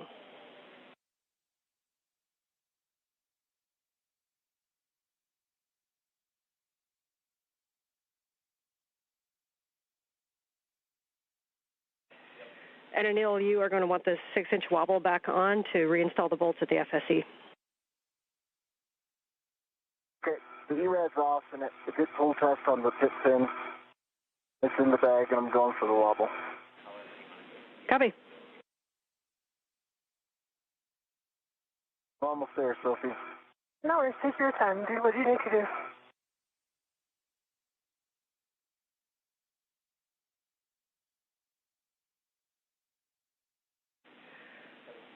And Anil, if able, prior to getting your tools set back up, if you can assist Sophie with the gimbal locks to keep those moving down to the bag.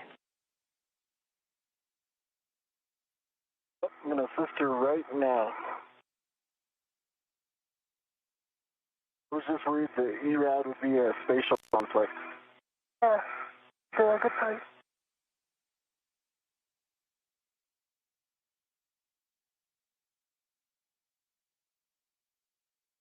All right, I'm with you, Soph. Okay. So we each got one side. Okay. The only thing is that I don't have a BRT in order to be ready. Oh, that was sorry. a lot easier than expected. Yes. I'm passing this to you. Yes, I got it. Control. Yes. Do you have control? I have control. You have control. Yes. All right, going down with this. I can Nicely also done. stabilize here if you'd like. Yes, can you stabilize this? As Yeah, I have control. Yes.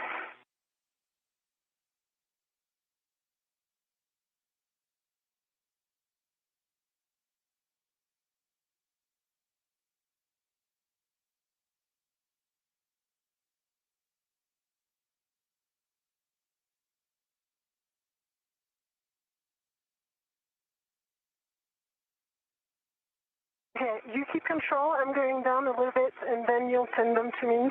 Okay. It's going to be easy because they are ready to me. Yep.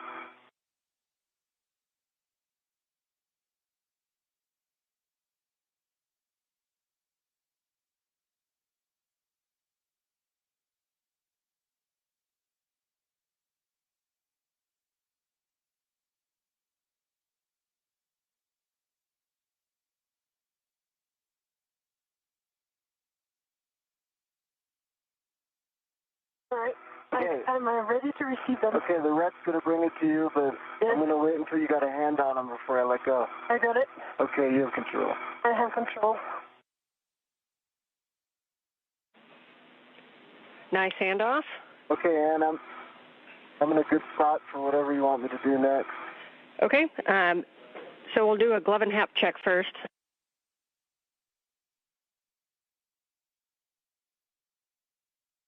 Hap's dry.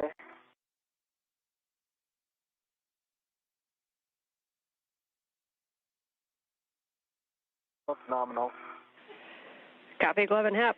So if you can find your way to the torque wrench, we're going to have you torque bolts 2 and 4 again, the aft and the starboard. Torque wrench is in hand. Which one do you want me to do first? Bolt number 2 on the aft side.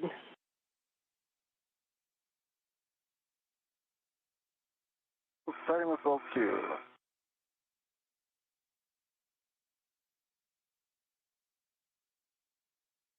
I'm going to pack the bag later because, the torque wrench anyway. Yep, we got the torque wrench, and you will be putting the crew lock bag, so that's a good plan to leave it a mess right now, and we'll just be grabbing the heat shield. Okay.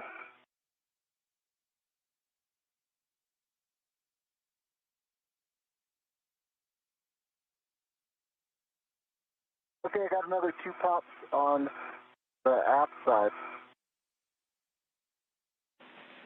Copy, 2 pops on the aft side. And we'll take any words on the bolt and being flush or any turns. Sorry, no turns, same situation. I can put it in my HECA for the flushness, but it's unchanged.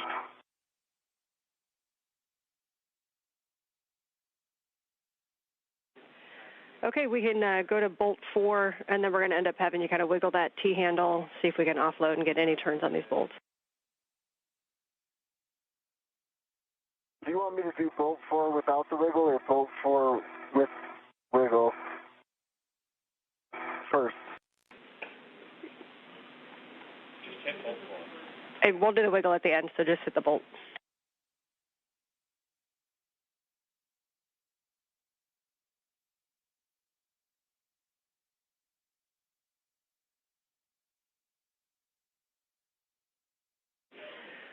And one note on that, Anil, when we do the wiggle, we're going to need to do it below where the gimbal locks were, so using like the agate handrails. Okay, 2 turns, unchanged. I pass the torque wrench down to Sophie while she's down there. Yes, well, you can hand it down to Sophie. I can send and give you the... That's great. And I can also hand you the heat shield. He's coming. Okay, let me give you the... Yeah, I'm ready to receive the torque wrench first. Yes. Then let me do the wiggle second. Okay. Here is the torque wrench. Got it. Okay. I'm going to do the wiggle test now. Let me just make sure I understand. Where do you want me to hold it and wiggle it? So it just has to be below where the gimbal locks were. We don't want to impart a force into those, so probably just using the agate handrails as best you can to see if you see any motion whatsoever on a wiggle test. And we're most interested on the sealing surface between the S-gant and the boom. There's 0 motion. Gosh, I don't even know how to quantify this, but I can see the tiniest flex. It's a sub-millimeter scale. I put it at like a tenth of a half of a millimeter. I have to put about maybe 30 pounds of force into it. I don't know if you can see it on my HECA. We're looking. Those are good words. We're talking it.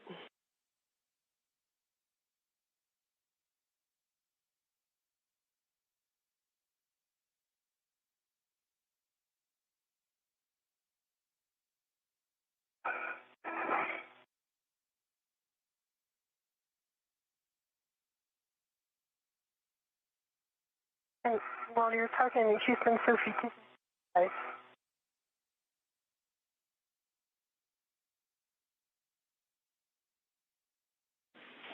We're talking it, and just letting you guys know, you're just over 4 hours on the EVA.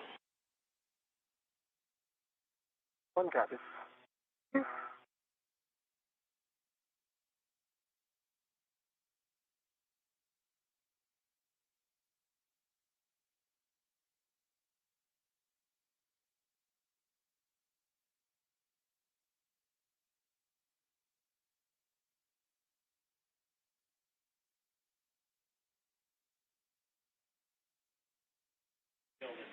Okay, let's install that heat shield. You guys can work together to do so. Copy. Are you ready to receive it? I'm ready to receive it. Reminder, as we do the heat shield, there's going to be a strap that goes under the waveguide bolt, and then you'll have 2 quarter-turn fasteners, and we're just going to look for a snug fit, and all the Teflon tabs are tucked in. So you should see a strap that looks like a scrunchie, and that goes on the port side.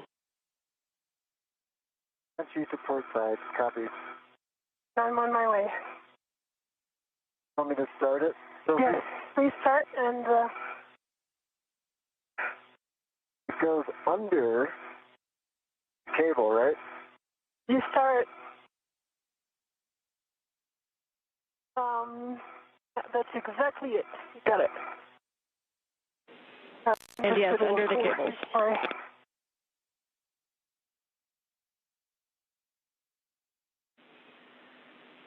And Anil, if you see 2 tethered loops, those are going to be going on the aft starboard side, kind of in between where the cable and the dummy connectors are, that corner.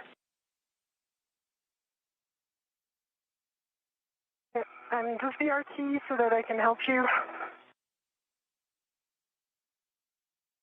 Okay, I copy that, Ann. I see those loops.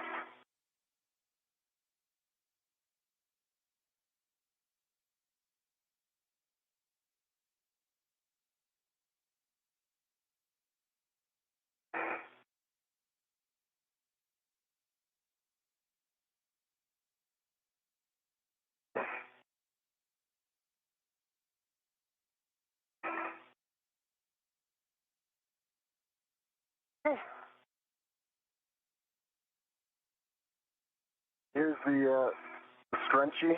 Yes. Scrunchie through. One more, and then can you get it from the other side? I sure can. I got it, and it's going under the cables again. Yep. It's through. All right. Taking care of the elastic guys under these guys. Up.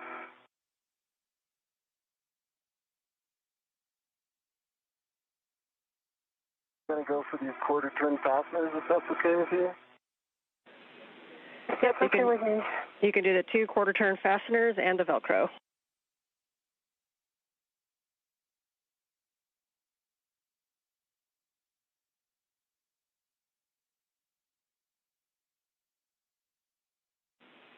And we see the strap under the waveguide bolt. Nicely done. Yep, that's it.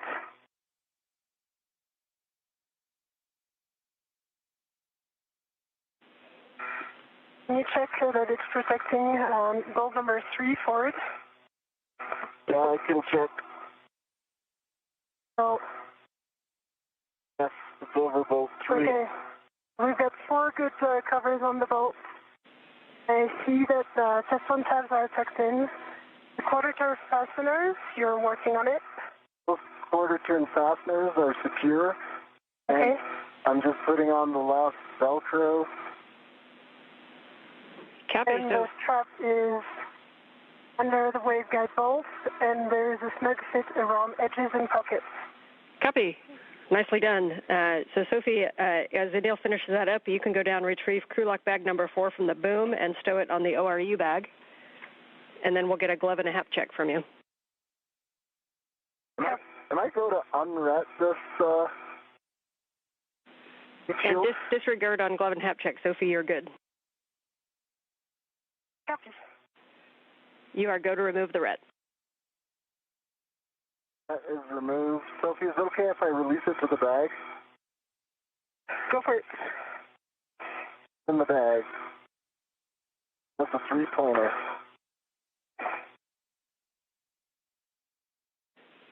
Really nicely done. We caught up a little bit on that heat shield. That was good work. So the next steps are going to be to get in position for the handoff of the failed. So, Sophie, you're going to get the crew lock bag number 4 down toward the ORU bag. Anil, you'll be ready to talk to Jessica and Jack and to get a go to GCA to the published Z1 tie-down removal assist position.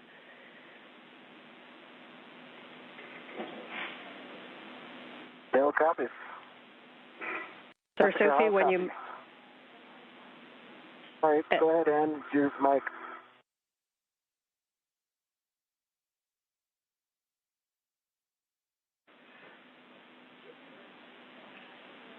And Sophie, we see you moving. So once you have that bag stowed with the ORU bag, you'll just translate to the Z1 ESCANT temp stow location. Copy.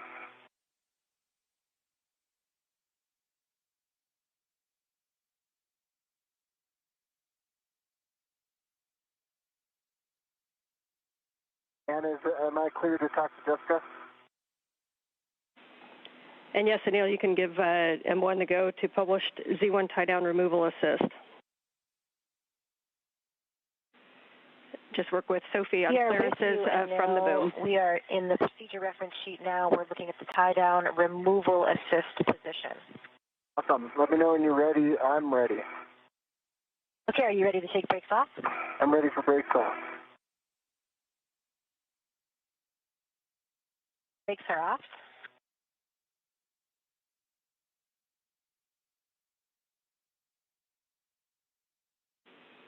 And Anil, this is going to be the 3-part series where we go body up, body out, and then body left. No copies. And prior to moving body left on Anil, we'll just make sure that Sophie is down on the Z1. I am on Z1, working on the bag.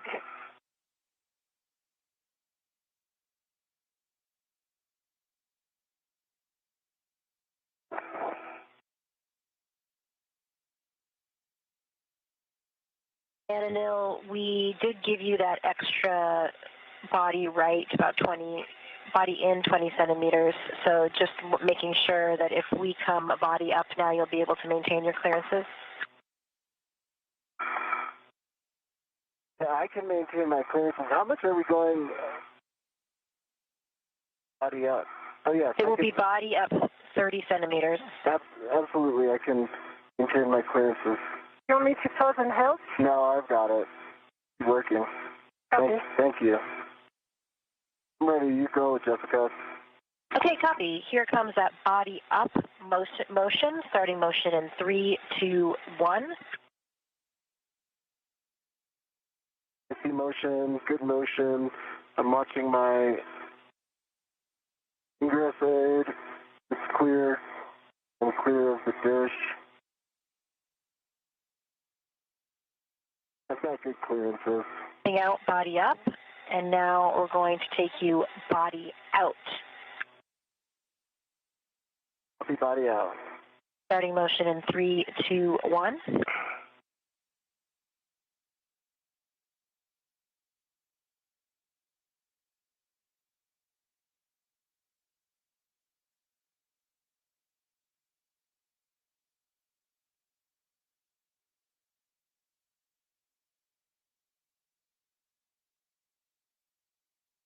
This is Mission Control Houston. We're about 4 hours and 18 minutes into today's spacewalk, which began at 7:27 a.m. Central, 8:27 a.m. Eastern Time. NASA astronaut Anil Menon and ESA astronaut Sophie Adenot recently completed the installation of the spare ESCANT, or space-to-ground antenna, on the Z1 truss. And next we're going to bring you body left.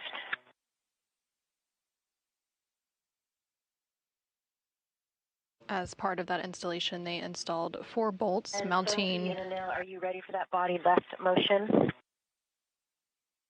Yes, I am ready. Okay, starting motion in 3, 2, 1. I see motion. Motion. Got good clearances.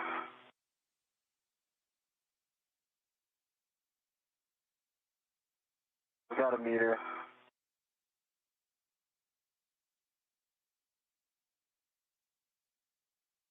Got good clearances.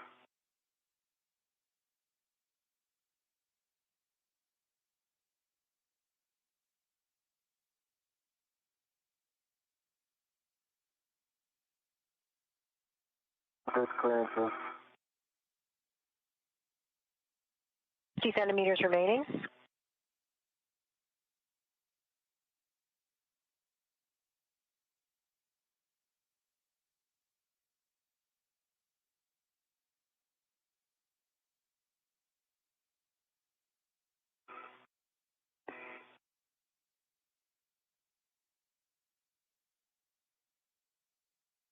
Got good clearances.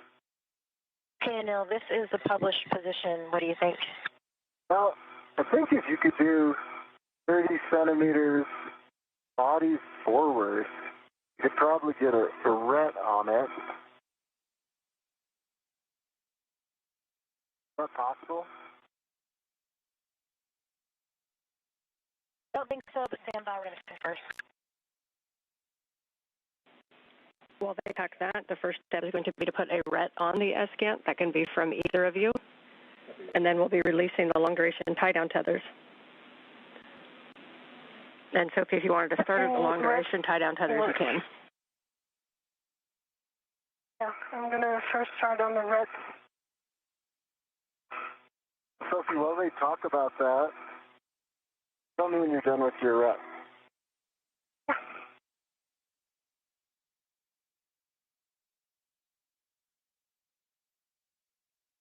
So maybe pausing a second, what do you think about the position of the red?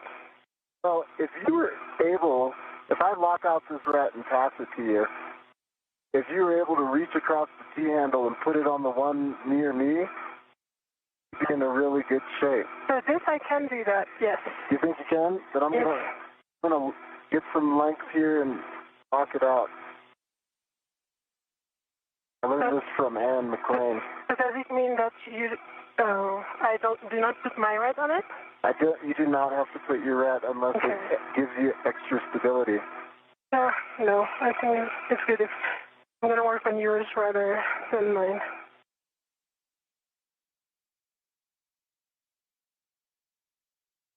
Okay.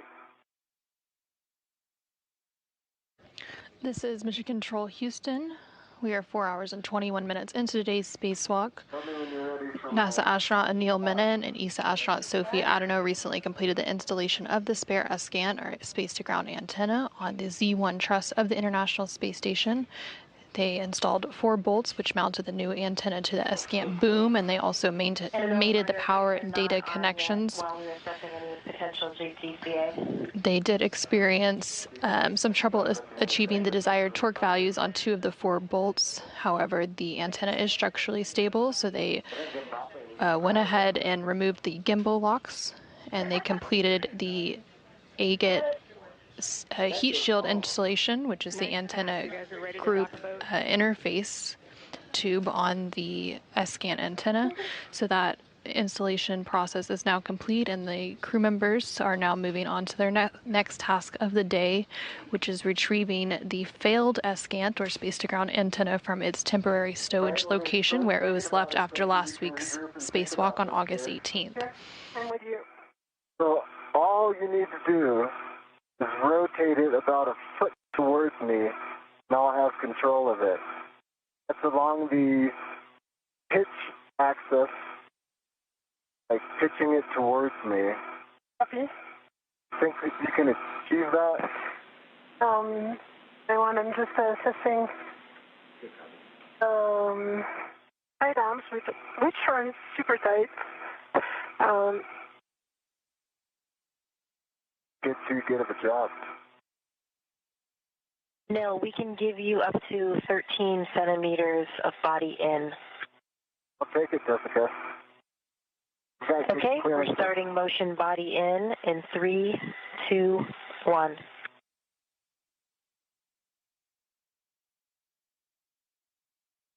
Good motion. I've got great clearances.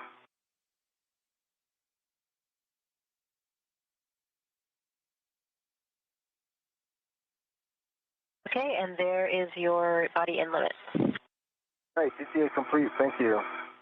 Okay, copy. Stand by for brakes. Brakes are on. Brakes on. All right, Sophie, this is as close as I can come. I'm about 8 inches away from having a hand on it. Okay. So, just want to confirm the plan with you before I do this. So one plan would be to release this upper thing, which can easily go, and then come back and I can pull it. So this upper one would be off easily. The down one would be less easy, but the advantage of the upper one would give you the key handle. Yeah, What do you think? I think that's brilliant. I think Okay. once you do that, I have a high confidence I can get a hand on it. Okay, so let me know when you are ready. I'm ready, and I should probably set my suit up for a long hold, right? Good call. Yes, you're reading the procedure with me. So I would set yourself up with your TCV, your visor, heaters. Make sure your ingress aid is tucked in, and note that you've got about 15 minutes to losing the big heater that you have out there. So about 15 minutes to sunset. Okay, that's great work. I learned from the last one. And for Sophie, for the long duration tie down tethers, we like your plan. You're doing great work on those. If you want to leave one side of those hooked to the handrails while Anil clears the SCANT, you can, and then we can clean them up afterwards. Yeah, that's the plan. Okay, TCV is set to 3. Love heaters are on, and I'm in a good position to receive it for the long haul. TCV 3 for EV1. I cannot release them. It's too tight, so let me work on it again.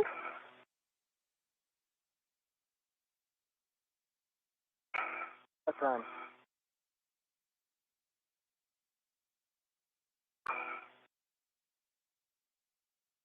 Yeah, got it. Nice work.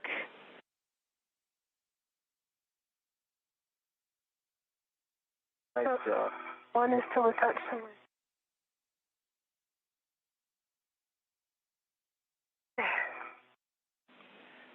Astronauts everywhere have sympathy for using long-duration tie-down tethers. Nicely done. I've got control of the SCAN right now. Copy. Let me work on the other. Well, the key thing is that I'm going to ask you to move it too much upwards because it's really tight. Okay, if I need to let go, I can let go too. No, let me try first. For Jessica, I'm not imparting any forces into the arm.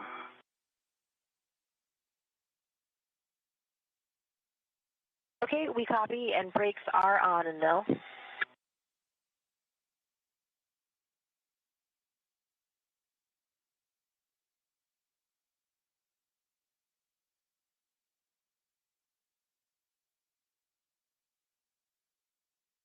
Sophie, in case this affects you, do you see the base of the SCAN wedged on near the, And gonna go the other side.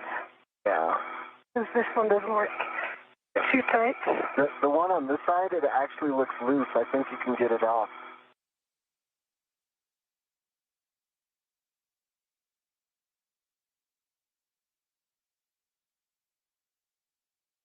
Yeah, that one.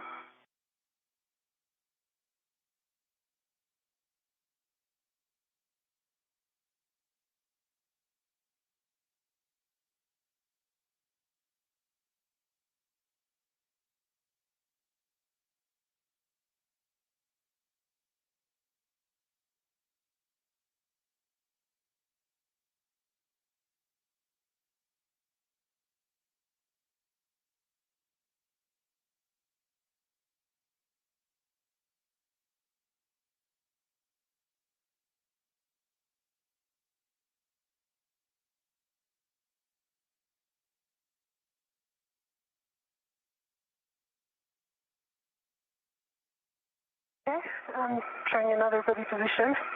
All right, it's a very awkward position. The shook the hook.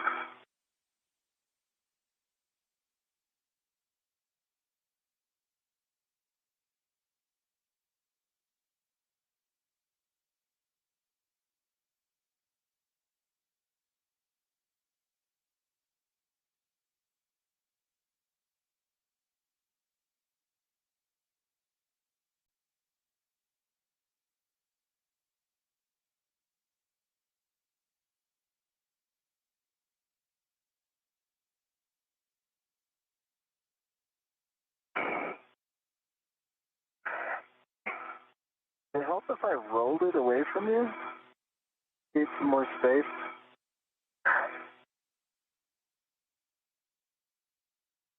It's just the gimbal log is in my way.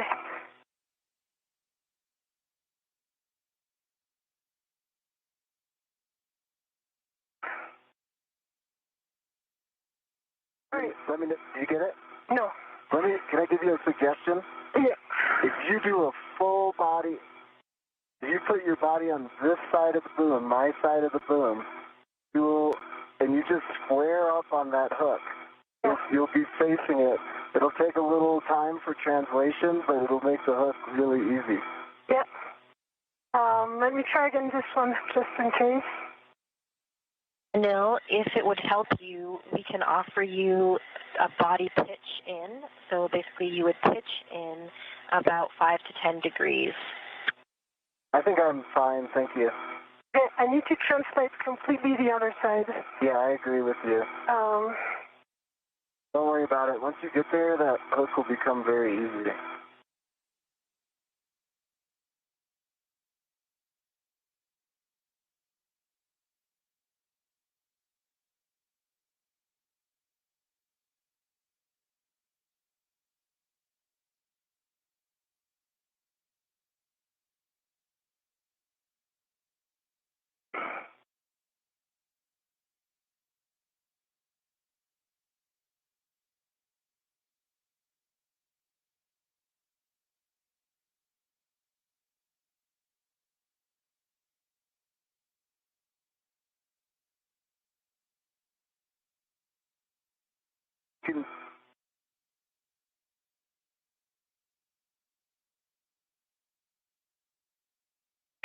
Like what you're doing.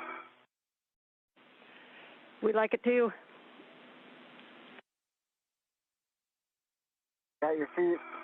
Oh, okay. Sorry. No, it's okay. So then it doesn't work, my translation then? It does actually work. You're almost there. Oh, okay. You just keep your feet going the direction you were, and now you want your feet going to your left side. That way. Okay. Or that way. That works too. There you go. That was quite the Nice. Hayaka gymnastics move. Nicely done. Yeah. I was going to call it the files too. And without even entangling my feet together. Woo. All right, let's do this one from this side.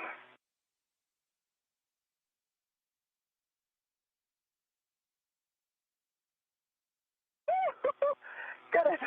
Yeah, sometimes it's just a matter of position. Good job. That was the sound of victory. Nicely done.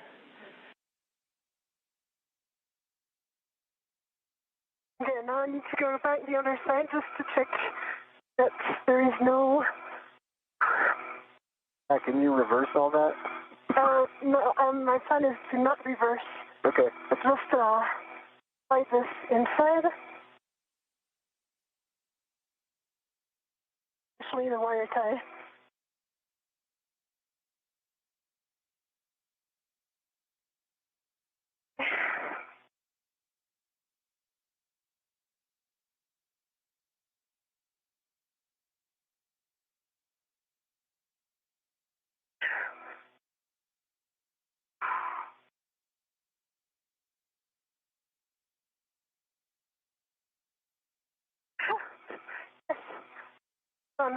So now it's almost loose, but good enough for you to grab.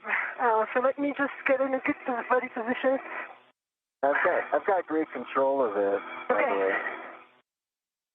I'm ready to hand it over to you. Okay. Your head is by the T handle. Yes. So you'll have to move. Like this? Shoulder left, yeah. And then if you just kind of lift it up and over the right side of your head, you can do two things. You can move your body more to that original position you were in Escant 1, or you can just do it here, kind of move the base towards me. Any help on it? I don't have a lot of leverage to do that. You're going to have to do some little lifting of the agate handles. Yeah, and work.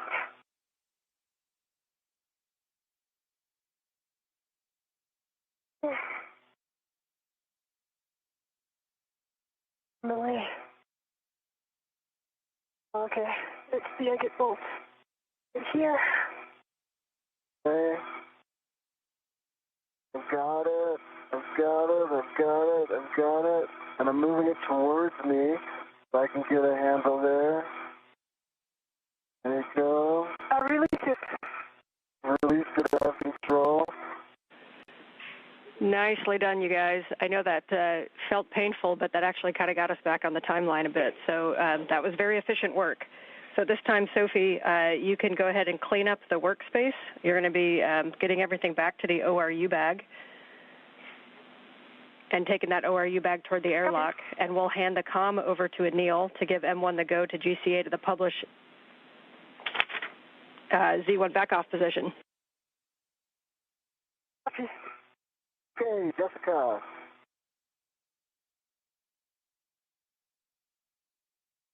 With you, Anil? All right, I've got really good clearances and control of the failed Escant, so I think I can steer clear of things. And I will, of course, be primary for this area, and you are go for the next series of positions, which I think starts with the Z1 back-off. Okay, yeah, stand by. We're getting set up.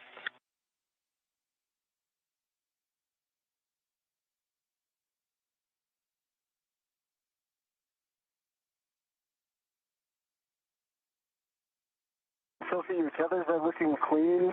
Your waist tether is about to get caught on the... Yeah, I got it. I got it. Thank you, though.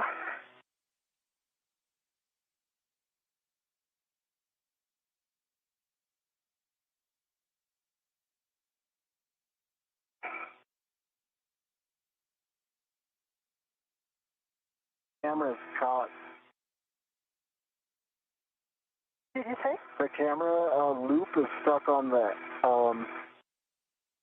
Yeah, I see that. Thanks. All right, we're all good config now. I'm packing the bags. Looks great from this perspective. Great.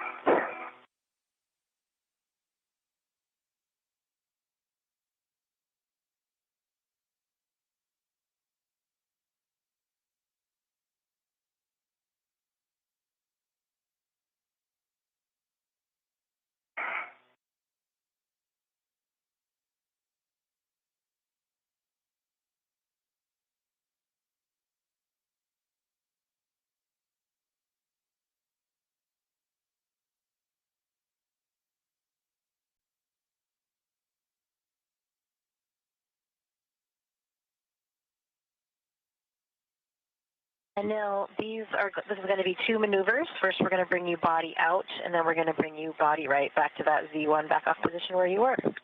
All right, one's ready. Okay, starting motion body out in 3, 2, 1. Good motion, good motion. I got good clearance.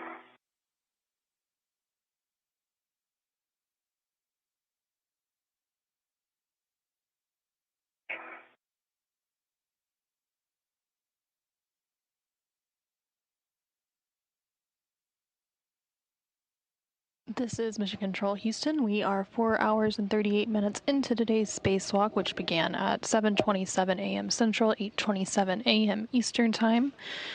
NASA astronaut Anil Menon is currently strapped into the articulating portable foot restraint on the end of the Canadarm2 robotic arm and is being maneuvered over to ESP3, which is External Stowage Platform 3. They are currently working to relocate the failed Escant or space-to-ground antenna, which had been temporarily stowed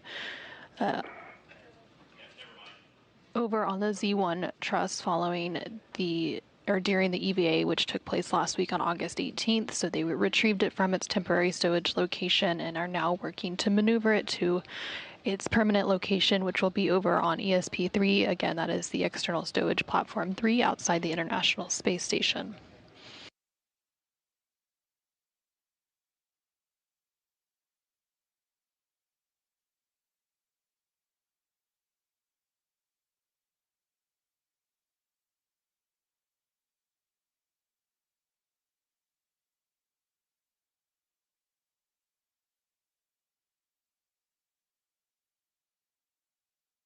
Anil, we're going to bring you body right in 3, 2, 1. Good motion, good motion. Got great clearance from the S-scan.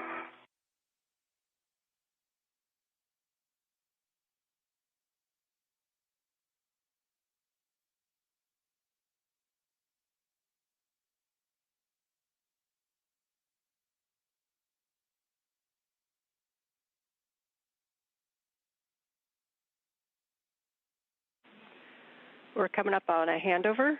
You guys can keep doing what you're doing. I'll meet you on the other side with a big picture. 1.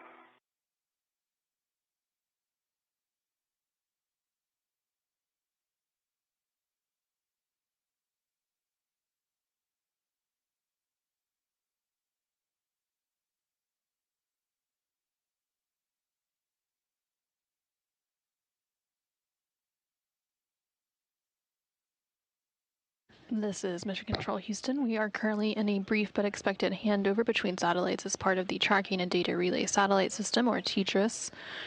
We are now about 4 hours and 40 minutes into today's spacewalk, and the spacewalkers today, which are NASA astronaut Anil Menon, serving as EV-1, and ESA astronaut Sophie Adenot, serving as EV-2, are currently working to maneuver over to ESP-3, which is External Stowage Platform 3, to permanently relocate the failed ESCANT, or space-to-ground antenna, which had been previously removed from the Z1 truss and temporarily stowed during last week's EVA on August 18th.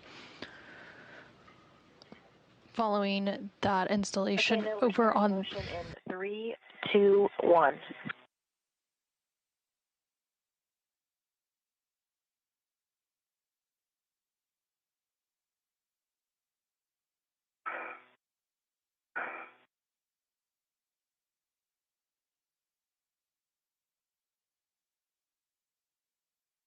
Following the installation of the failed ESCANT, or space-to-ground antenna, over on the ESP-3, Body back and some right.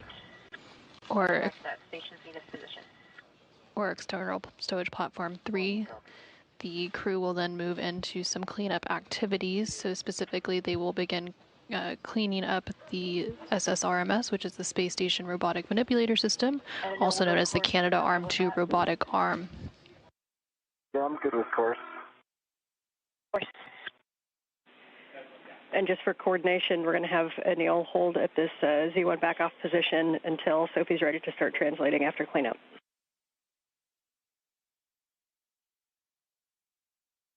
One copy. 2 copies. March.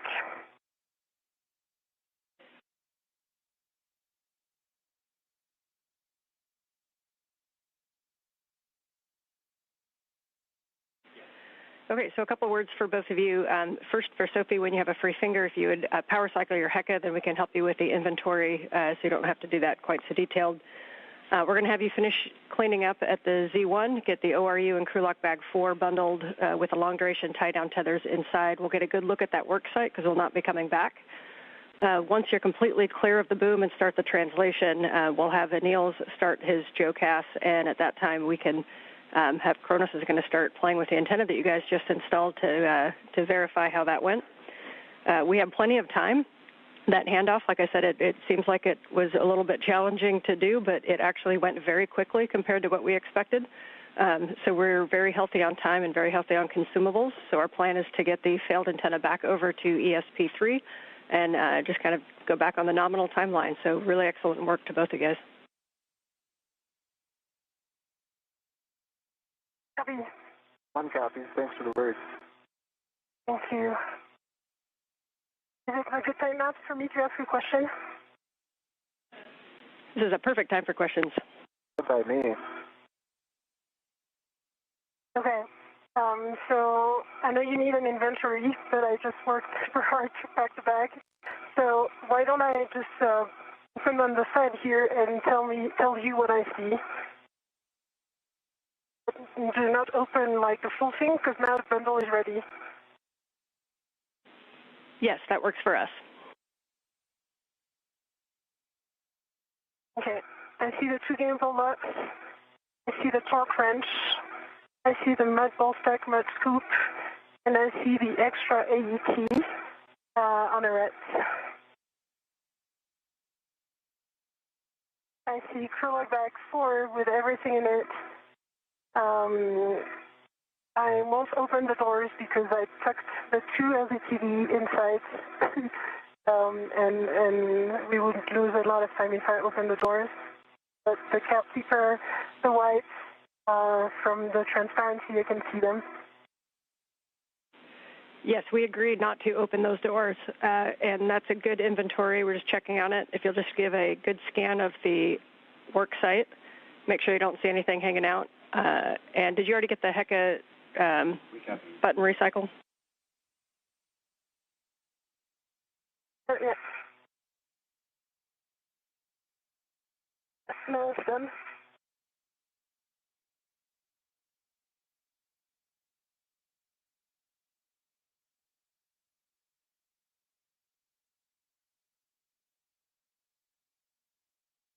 You're at the intermediate position, and as Ann mentioned, we'll be holding there.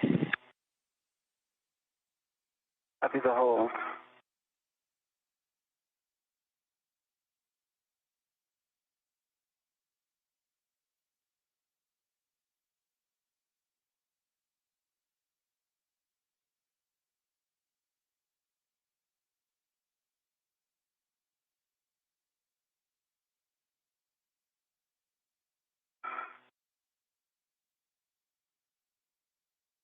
Okay, so the work site is clean. I see anything else than the bag. I'm going to start working on putting the bag on my VRT. Copy. Really nice work, Sophie. Going from long-duration tie-down tether work into a bag inventory is not the easiest of tasks, but doing great. Yeah.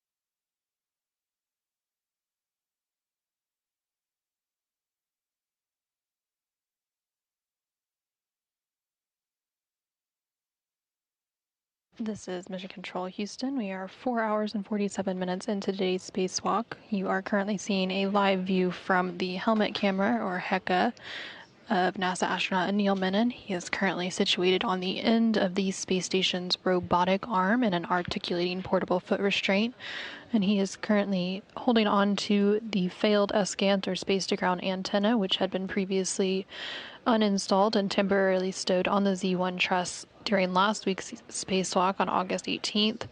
They have since retrieved that SCANT and are preparing to maneuver it over to ESP3, which is External Stowage Platform 3, on board the International Space Station. Right now, NASA astronaut Anil Menon is in a holding pattern while ESA astronaut Sophie Adenot completes some worksite cleanup activities. And Sophie, we don't have a camera on you right now. If you have any statuses for us, we would take it. And we just got your HECA back. Oh, okay, good.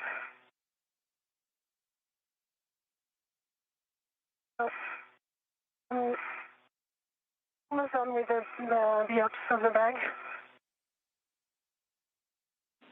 It is on my VRT. It is attached to my VRT. Just need to remove the second AET that was on the other handrail. Copy, that sounds good.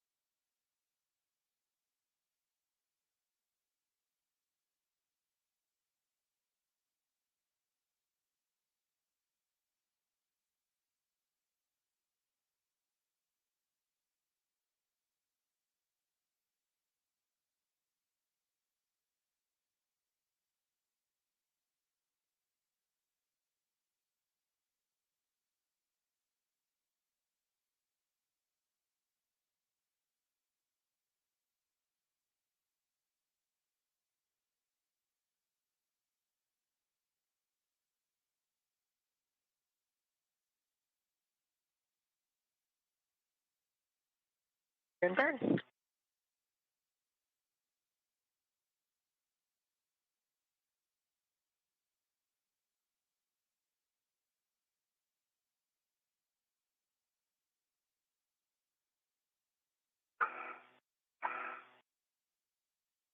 Viewing translation. Copy, and we see it. So you'll just go back where you came from, and as you go by the airlock, you can temp stow that medium ORU bag. We have it down as a toolbox, but if you have a preferable location, that's fine too.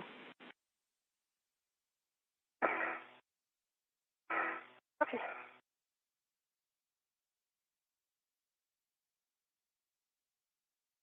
This is Michigan. Back into the airlock. Next. I can put on the D-ring. Yeah, but just Circular handrail, you mean? Yes. you can put on the circular handrail or even on the toolboxes.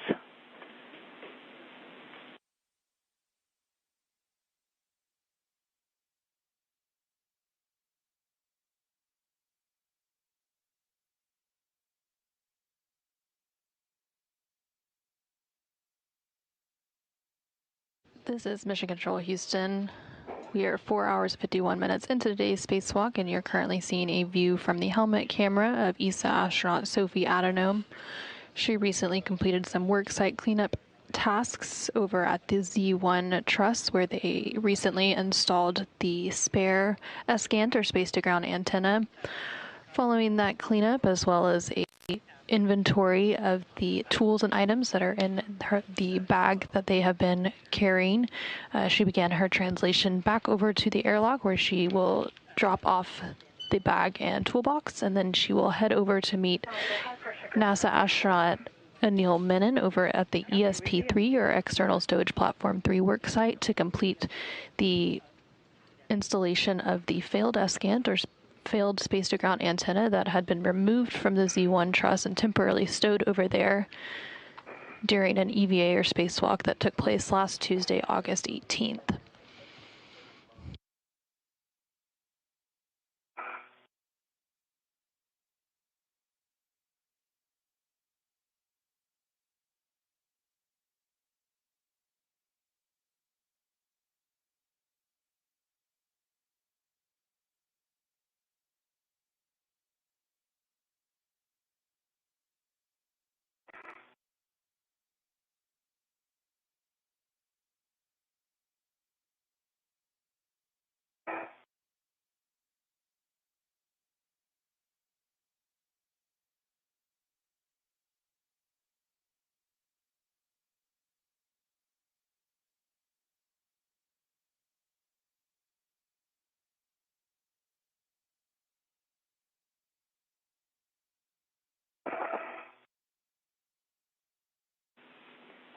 And Sophie, we see you at the Cedarspur.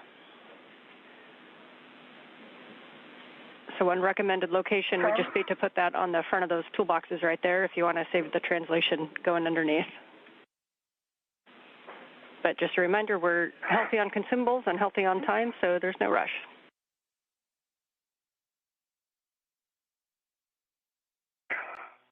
Thank you.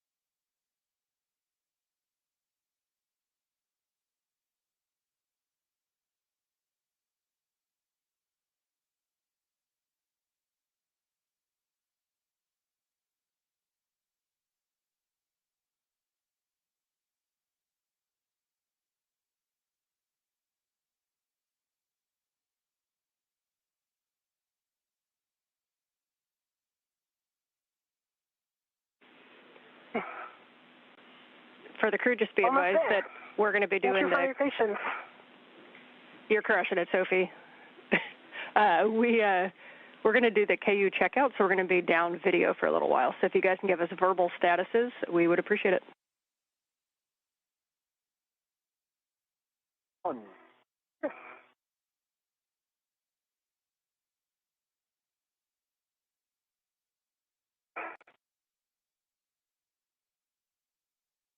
Man, when does the video down start?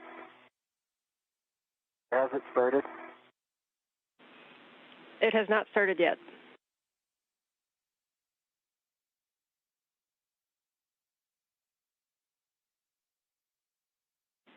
And then we can hold if you need to show us something. No, I was just curious when it would start the verbal feedback.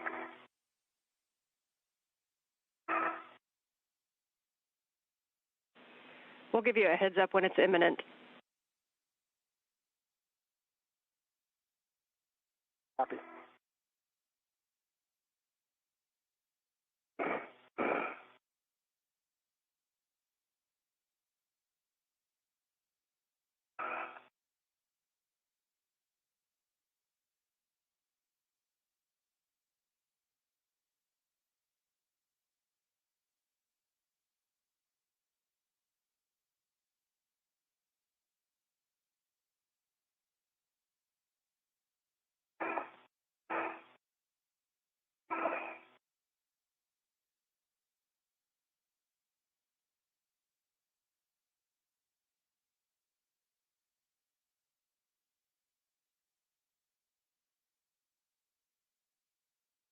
Sophie, TCV setting 7. Copy TCV 7 for EV2. For both of you, we're just approaching the 5-hour mark. We're on the timeline, and we are battery limited on EV1. And that limit exceeds anything that we're planning for. So we are sitting good on consumables. You guys are both doing great.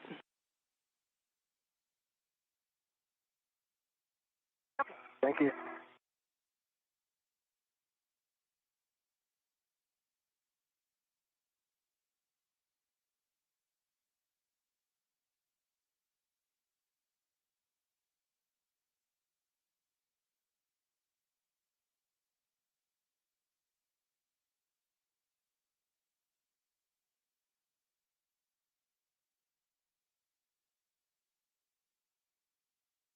Resuming translation. Copy resuming translation. Thanks, Sophie. And we'll just take your call as you go by the NTA and as you get to your green hook position at 3217.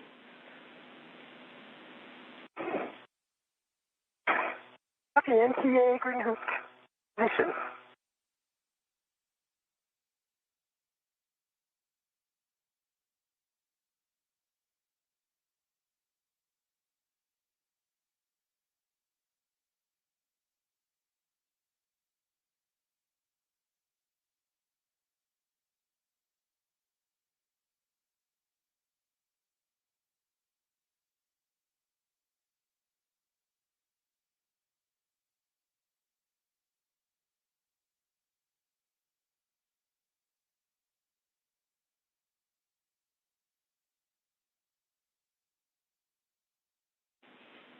And Sophie, we see you on phase one.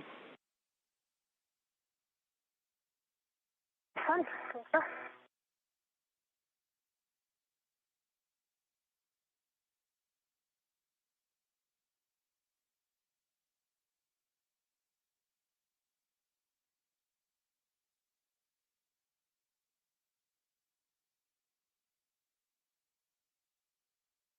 NTA. Copy. Sophie is passing the NTA.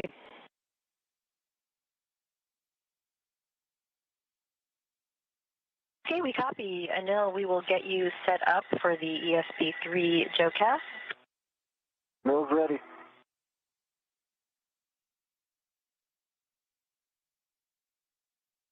And you have my go when you're ready.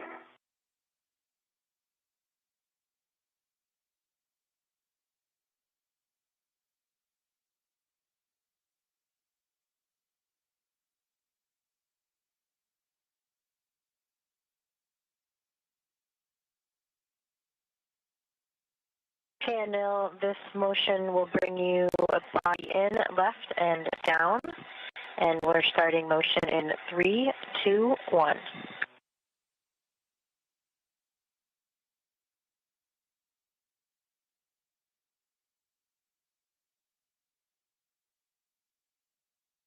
Good motion, good motion.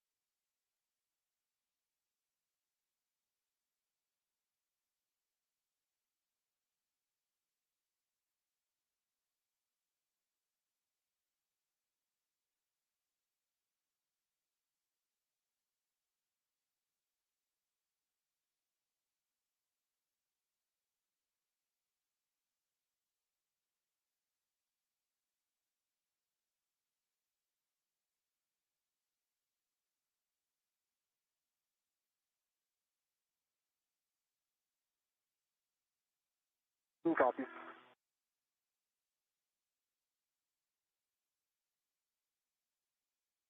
Here goes for your analyst. Seems like it.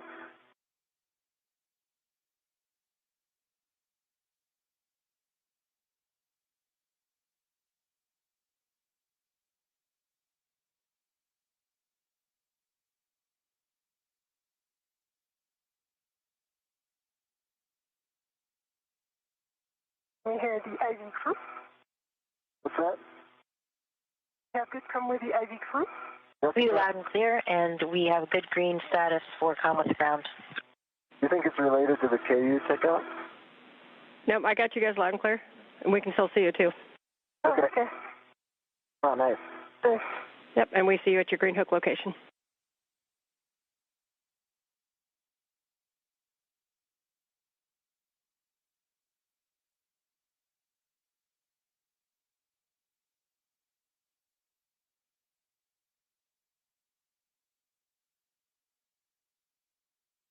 Let's see Weta.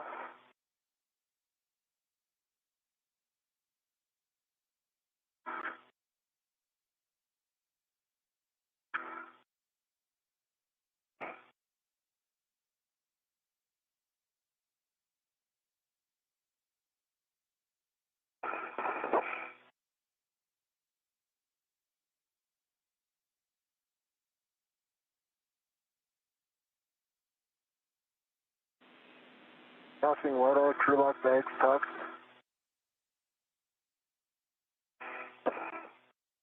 Stepping out, Anil. Ready?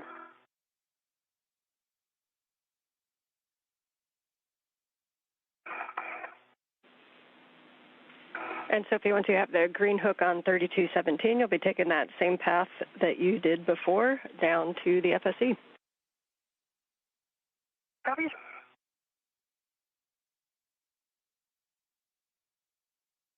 Tether checked, and TCV 4.5. Copy TCV 4.5 for EV2.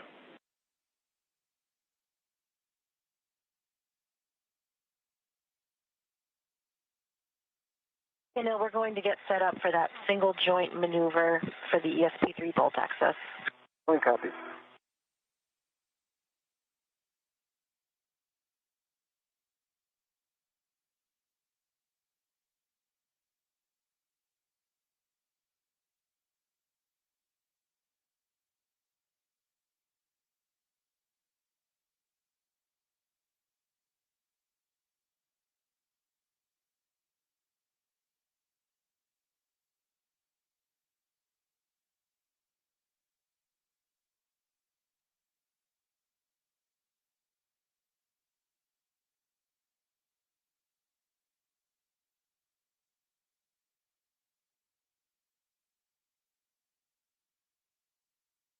Human translation. Copy, and we see you.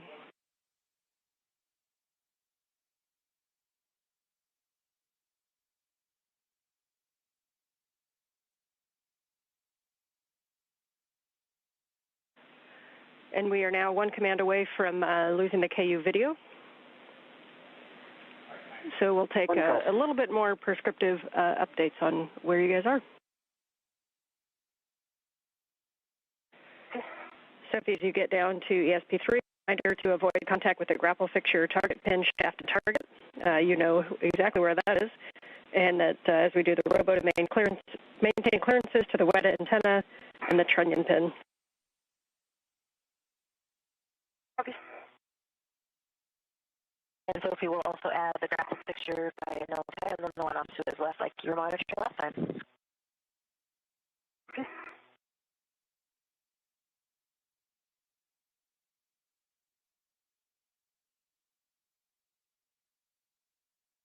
And Sophie, you can just tell me, stay where you are, more forward. Copy. That seemed to work.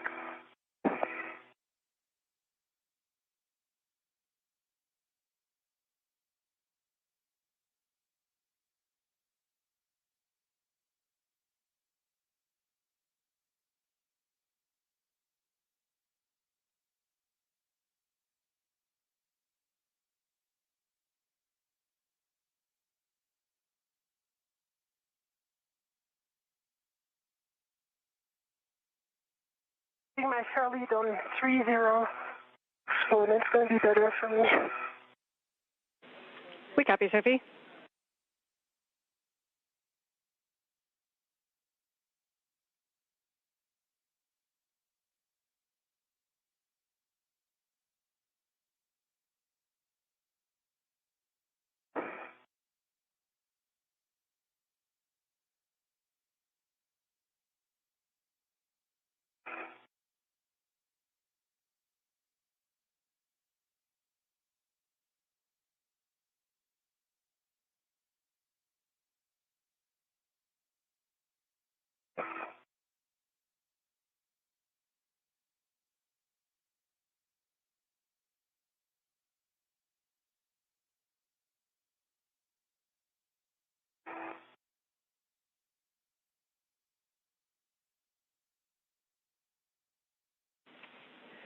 And as Sophie gets down there to ESP3, you guys can work together to get her in a position to monitor the clearances and then work together for timing.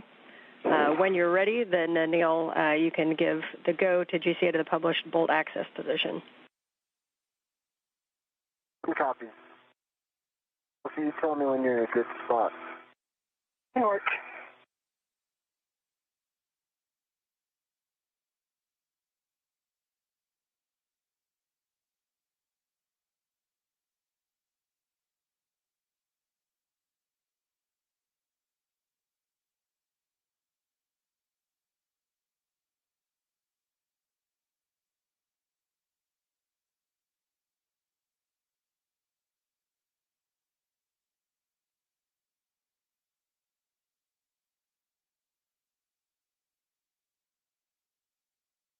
This is Mission Control Houston. We are currently about 5 hours and 10 minutes into today's spacewalk. That spacewalk officially beginning at 7:27 a.m. Central. Let me start my vocals and everything, and I'll be with you in momentarily. Copies. Ground copies. And you guys are just a couple minutes from sunrise.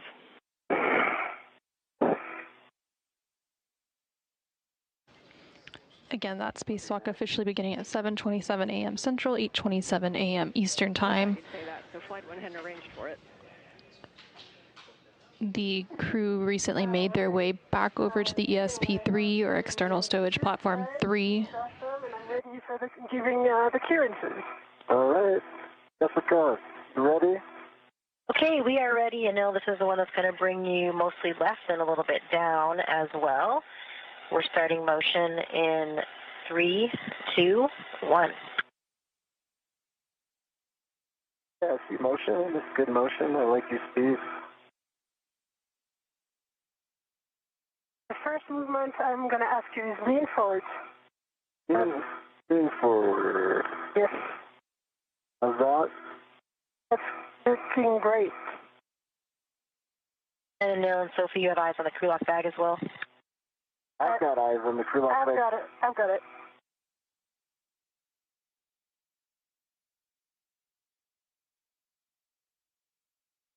Continue leaning forward. That's good. I do have eyes on the dish, right? The dish, yes. Okay, so you might need to move the dish. We've got a good meter on this side. And this is Mission Control Houston. You're continuing to hear some communication there between NASA astronaut Anil Menon and ESA astronaut Sophie Adenot. Anil serving as EV1 today and Adenot serving as EV2.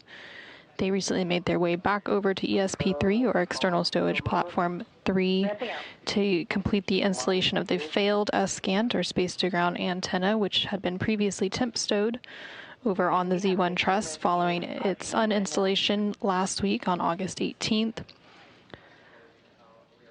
Earlier in the EVA, or spacewalk today, they did complete the installation of the spare S-Scant on the Z1 truss. The reason we are hearing the crew but not seeing them is because there is an intentional KU outage while they complete some initial checkouts of that new or spare S-Scant that has now been installed over on the Z1 truss. It's expected to last about 30 minutes and has been underway for about 10 minutes or so, but we do expect to give views back once some of those checkouts are complete. There on your screen, you're seeing a live look inside the International Space Station Flight Control Room here in Houston, Texas. The Orbit 2 team of flight controllers continues to be on console. They are the execute team for today's spacewalk and are being led by Flight Director Chris Dobbins. Put on brakes, please. Stop GCA here. Sir on? Okay. And you're in a good spot. I'm coming around to help you on the other side. Yep, and here Neil and Sophie will just work together to install the S-Scant into the passive pins into the FSC receptacles.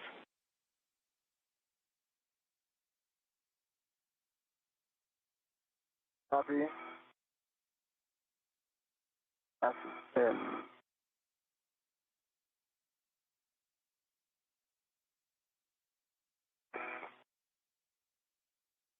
think I've got him in the passive pins, Sophie, when you get there. Standby? Yeah, I've got him in the passive pins. Copy. I'm good. If I'm going to do the bolts next, I'm going to get in position so that I can hold it. Yeah, and just a reminder, it's going to be a slight pull towards you. Okay. Keep them in the pins. Oh, standby 1. Can you hold it? I'm just going to put my visor. You've got plenty of time. Okay, visor down, and I have good control of the antenna. Okay, can you just hold it? I'll put my visor down. Yes, I'm holding it. Okay, I've got my visor down. We are now in the passive pins. All right, nice. You notice that jiggle there? If you can keep it down like that, do you think you can do that? It'll stay in the pins, but it doesn't take much to get out of them, I think. What do you mean? Do you want me to just hold this position? Exactly, yeah. Yes, I'm holding. Okay, great. I think we're in a good spot, Ann. All right, I like it. Nice work, and I bet you're glad to let go of that thing. So at this point, you can retrieve your PGT. We're going to use a 6-inch wobble socket and set Bravo 7 clockwise 2. Bravo 7 clockwise 2. Bravo 7 clockwise 2.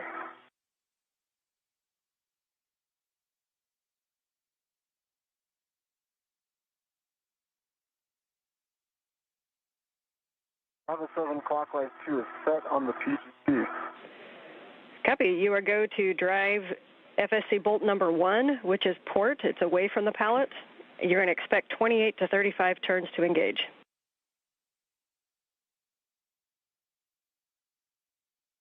To 35.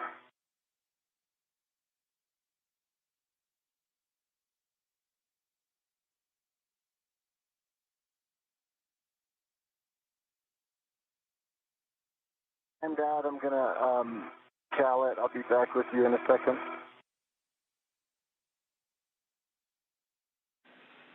Copy.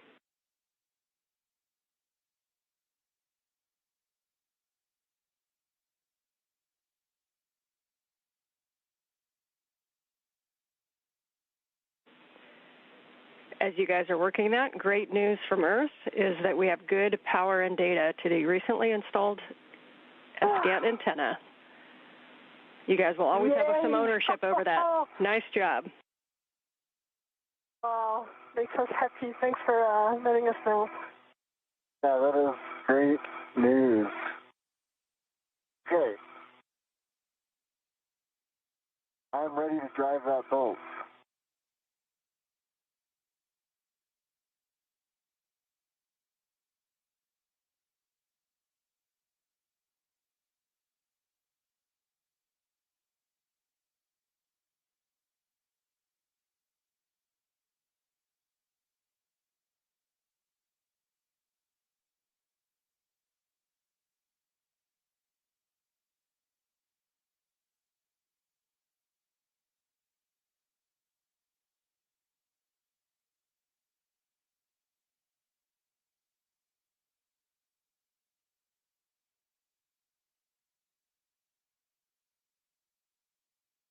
This is Mission Control Houston. We're now 5 hours and 18 minutes into today's spacewalk, and you're currently seeing a live view inside the International Space Station Flight Control Room here in Houston, Texas, where the Orbit 2 team of flight controllers is currently on console, being led by Flight Director Chris Dobbins.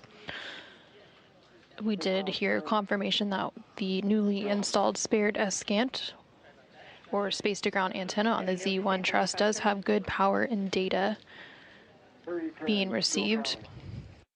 Copy, still counting.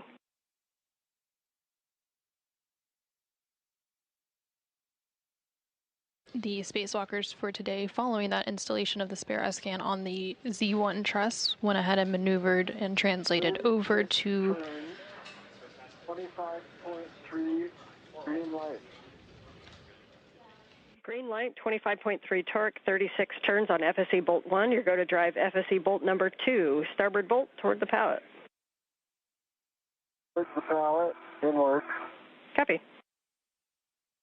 Again, they went ahead and maneuvered over to external stowage platform number 3 to where they're now installing the failed S-Scant or space-to-ground antenna, which had been previously removed from the Z1 truss last week during an EVA on August 18th. They are currently working to drive two FSE or flight support equipment bolts to firmly install that failed S-Scant over there on the external stowage platform number 3. They have completed one of those bolt installations and are working on the second one using the PGT or pistol grip tool.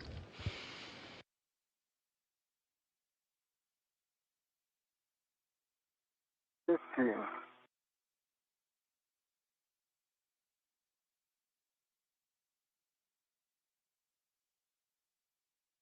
20.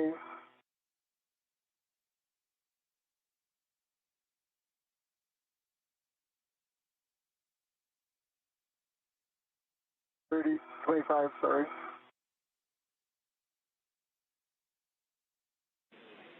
Copy. 30.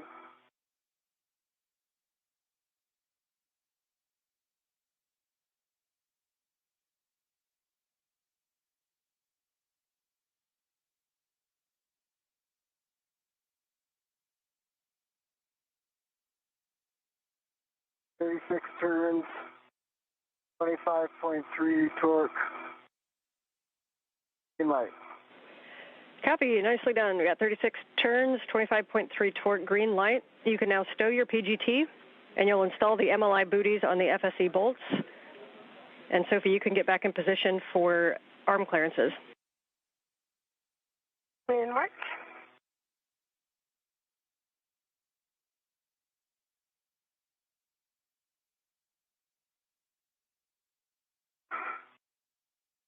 And this is Mission Control Houston. Those two FSE or flight support equipment bolts have been installed on the failed S-Scant or space-to-ground antenna on the external stowage platform number 3. They are now putting away the PGT or pistol grip tool and installing some MLI booties. MLI is multi-layer insulation on top of those bolts to complete that installation. MLI booties velcroed on.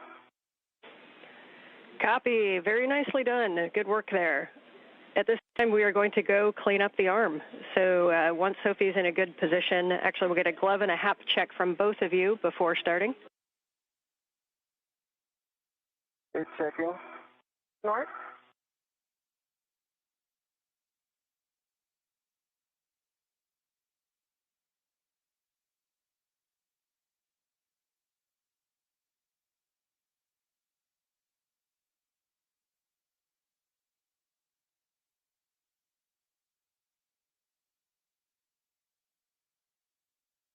All right, try out.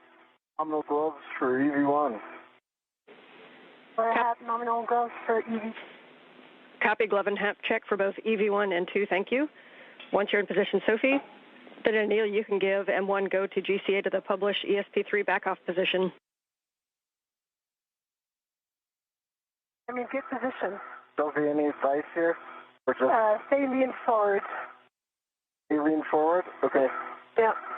Okay, watch this. I'm going to watch this, but Yes. I do have a close passage here. But I got eyes on that. You just watch my head, okay? I do. Okay, Jessica, hard copy. We've got you loud and clear. We're ready to take you to the ESP3 back off if you're ready. I'm ready. You have my go. You're going to be moving body right back where you were, starting motion.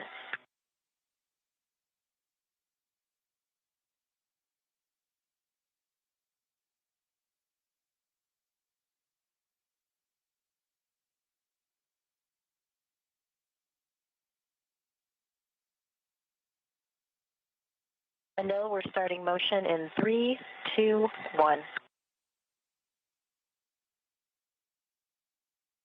See motion, good motion. Clearances are getting better. I'll be continuing.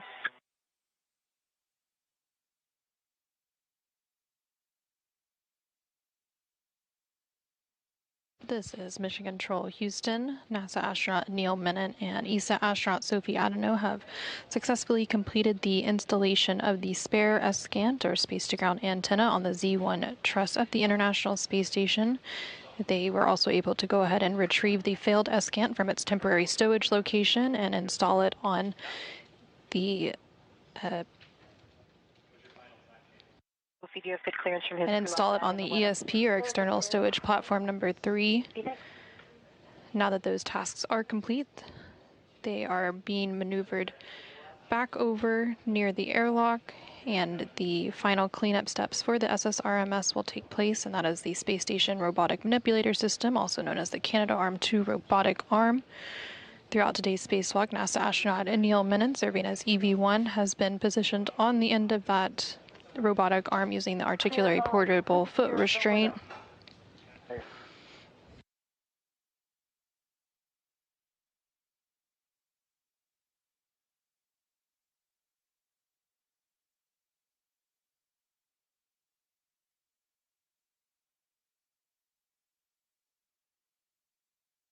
Ramping out, Anil will get set up for the intermediate position JOCAS. Who copies? Once the robotic arm is maneuvered into its proper egress position, NASA astronaut Anil Menon will go ahead and exit that articulating portable foot restraint. Sophie, you're going to be translating back up to face 1, staying outboard of the arm position where you were before. We're going to have you do that same APFR pickup and putting it back on the Cedar cart. And Anil, you'll be working the tether swap. Just for your guys' awareness, we're at about 5:25 total EVA time so far. Copy. 1 copy.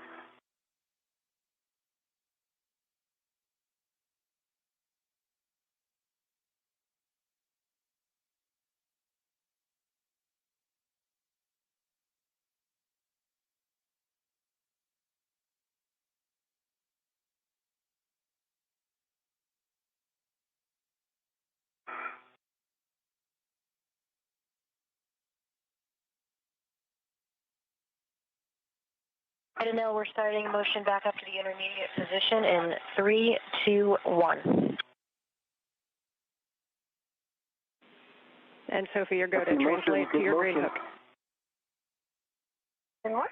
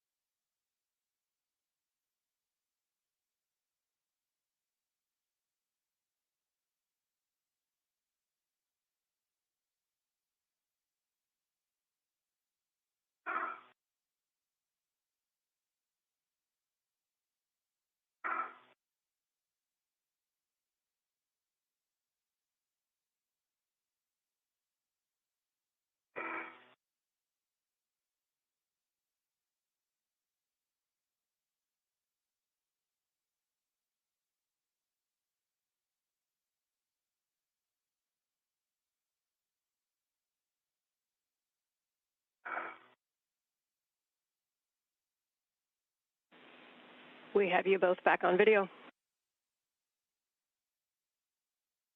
How's the checkout? Oh, the checkout went well, you said, right? Yeah, we have power and data. We haven't checked the waveguide signal yet.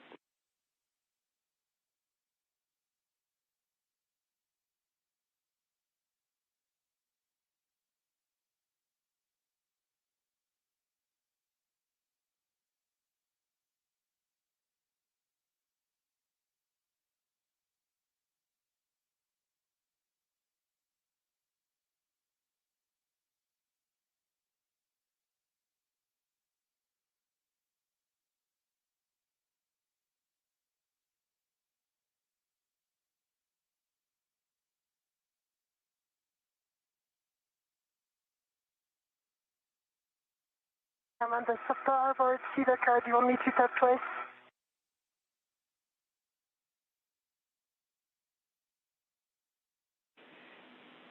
And for big picture for you guys, we are at 5.5 hours, and our plan is to clean up the arm and do a nominal ingress. Sounds good. Copy. Starboard Cedar card. Do you want me to tap twice? Yes, Sophie, we're going to need the 2 brake tap on both the starboard and port Cedar carts as you go by. Copy. Part is done.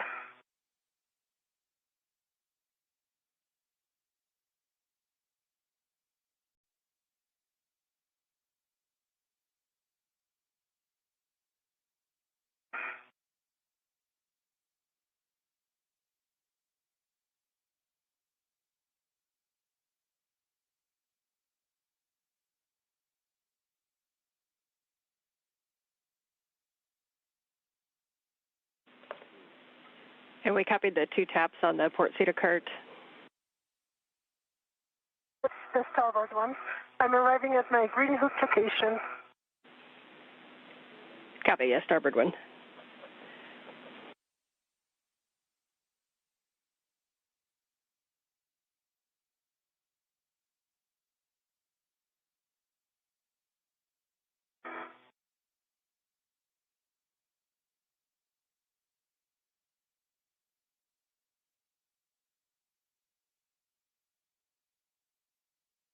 Anil, we're ramping out.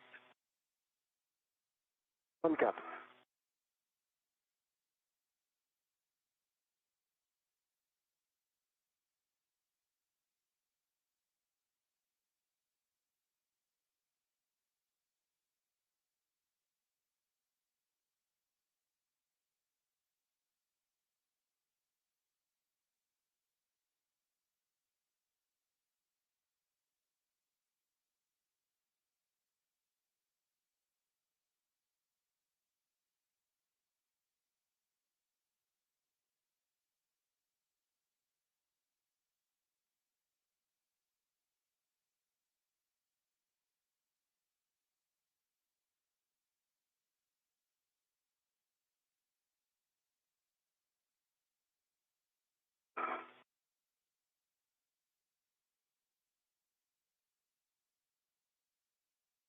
Anil, we're getting set up for the JOCAS to the APFR back off position.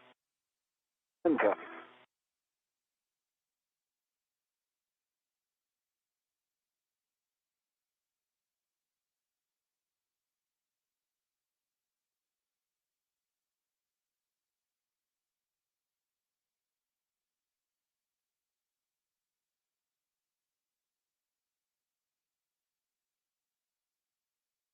Anil, we're starting motion in 3, 2, 1.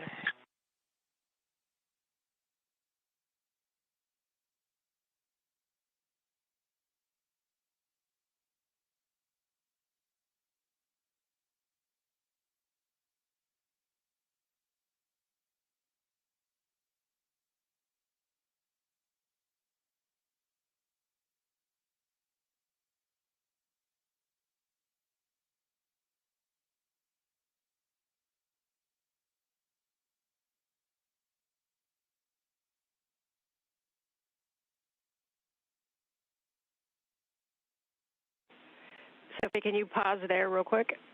And we're going to need you to just U-turn to the left and hit those brake pedals right there by your left hand that are on the inboard side.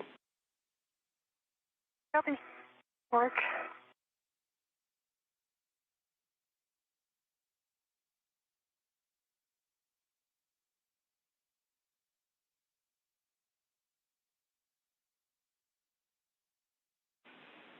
Beautiful. Thank you very much, Sophie. You're welcome.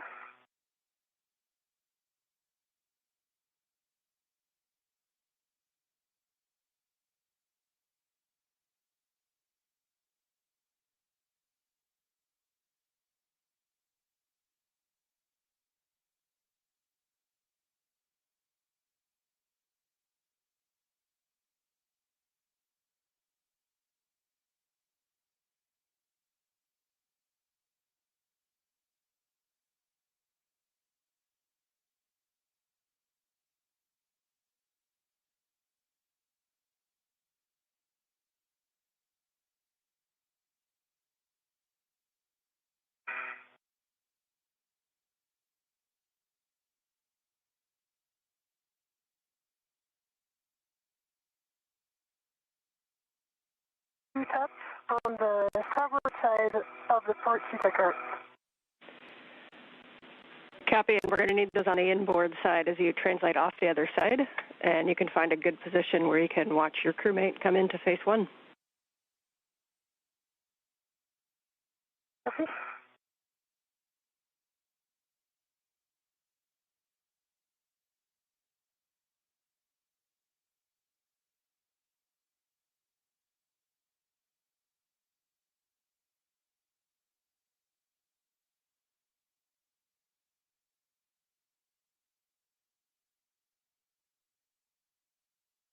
Sophie, have you got the bandwidth Waved at the camera.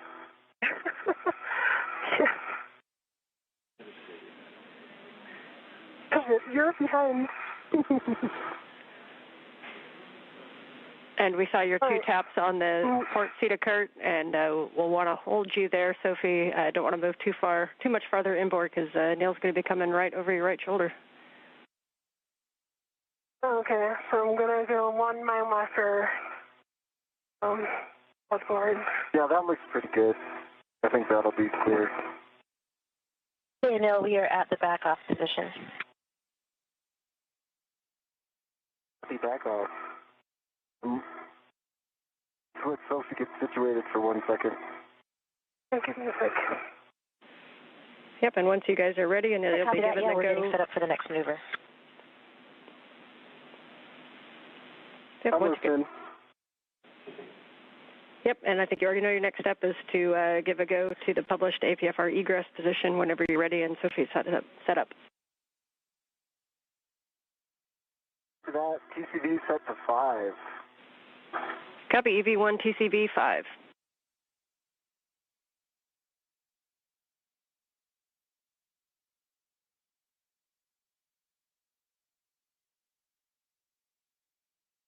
We are in no rush here, so take your time. All right. I'm in good position. Okay. You can get eyes on me? I can get eyes on you. Okay. All right, Jessica. I'm ready for the APFR published. Go for TA to published APFR egress position. You know, we're still getting set up. We'll let you know when we're starting motion. Sounds good.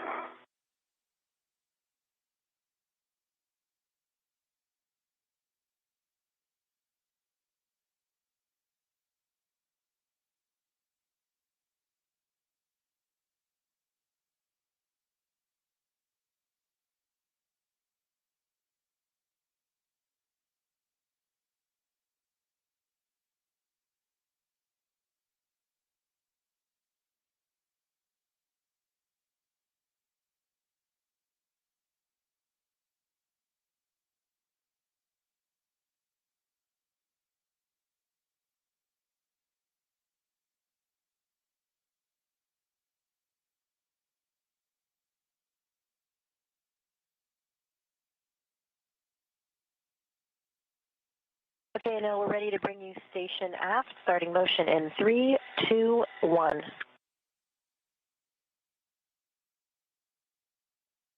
See, motion, good motion. We got great clearances. I'm going to lean back a little.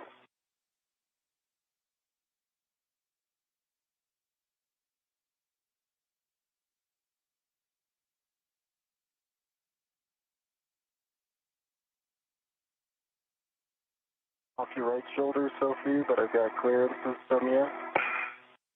Yep.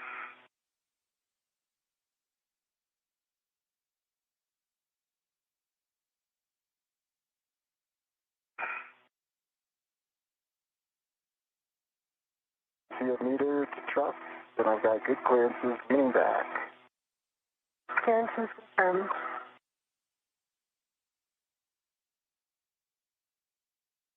50 centimeters remaining.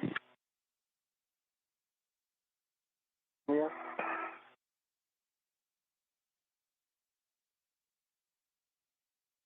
15 centimeters remaining. Plenty of room. All right, there's your published position. GCA complete. Good job. Copy, GCA complete. Brakes are coming on. E-brake. No.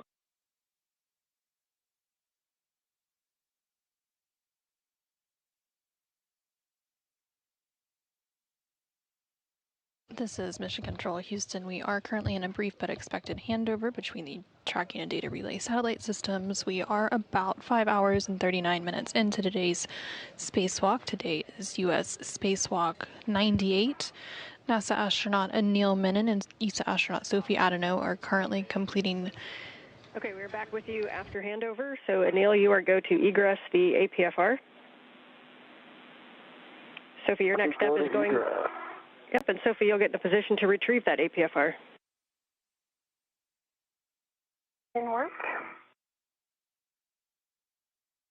The crew is currently completing some final steps related to the SSRMS cleanup, and that stands for the Space Station Robotic Manipulator System, which is also known as the Canadarm2 Robotic Arm. Throughout today's spacewalk, NASA astronaut Anil Menon has been strapped into the Articulating Portable Foot Restraint, or APFR, at the end of that robotic arm to complete the various tasks of installing the spare SGANT, or space-to-ground antenna, on the Z1 truss. Now that those tasks are complete, he will go ahead and egress or exit that articulating portable foot restraint. And then ESA astronaut Sophie Adenot will go ahead and retrieve that foot restraint and put it back in its stowage position.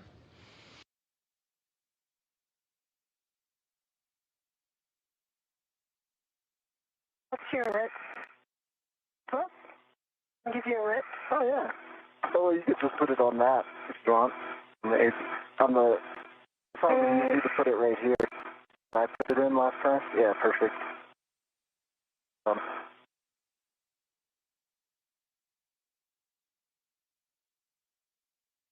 right, we got a RET for the APFR. Let me just do a couple things here, Sophie. Yep, take your time.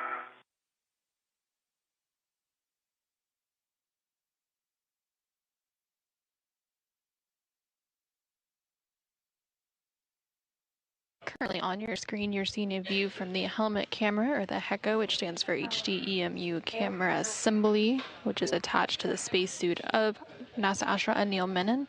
You can see him looking on at ESA astronaut Sophie Adenot. The space station is currently in a daytime pass as it flies about 260 statute miles over the Pacific Ocean.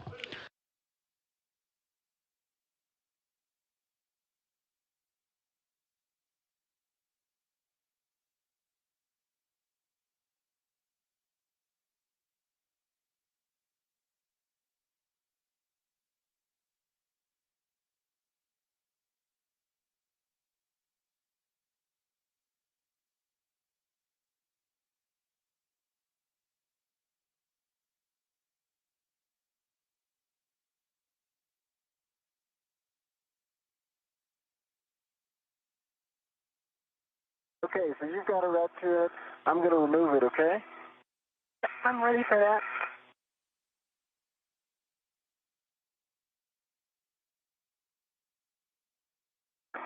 APFR is off. It is in your hands. You have control. I have control. Okay, and the APFR is handed off. Copy, yeah, if you can just move your HECA so we can look at that APFR position on your left cuff checklist.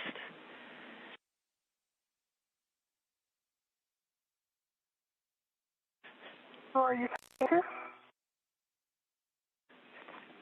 to? All right, and Sophie, we'll have you take the APFR over to the port CETA cart with number 3. And Anil, you'll get in position for the tether swap.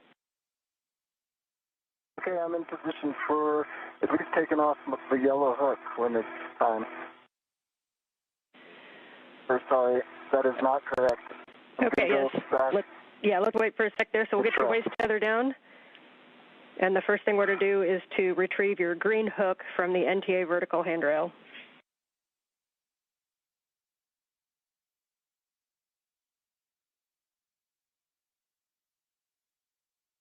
Tether is down, and I'm going for that green hook. Copy. And if you want to lock your green rail beforehand, you can.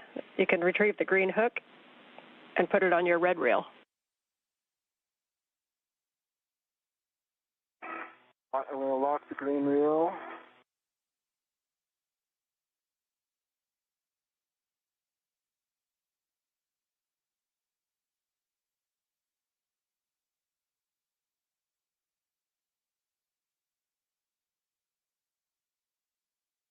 Okay,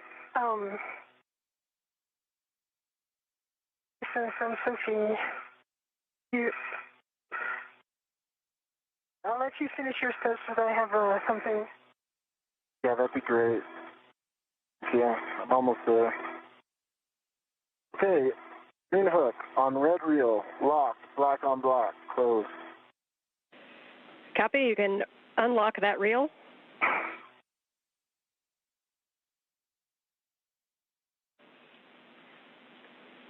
Green reel is unlocked. And you'll release your yellow hook from the SSRMS Lee and attach it to your green tether reel with a gate closed, hook locked. Okay, I'm going for that. Sophie, you can use the comm if you'd like to talk to him. Okay. So I'm having more and more difficulty to move my left shoulder. The joint, the left joint of the EMU is becoming really stiff. And I tried the chicken wings and the usual thing that I do that works usually.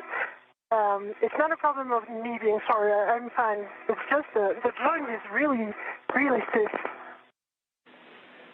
Okay, we copy, and once Anil's done with his tether swap, we can have him come give you a hand with it, if you want to hold there for a sec. Yeah, Stand by, we're almost there.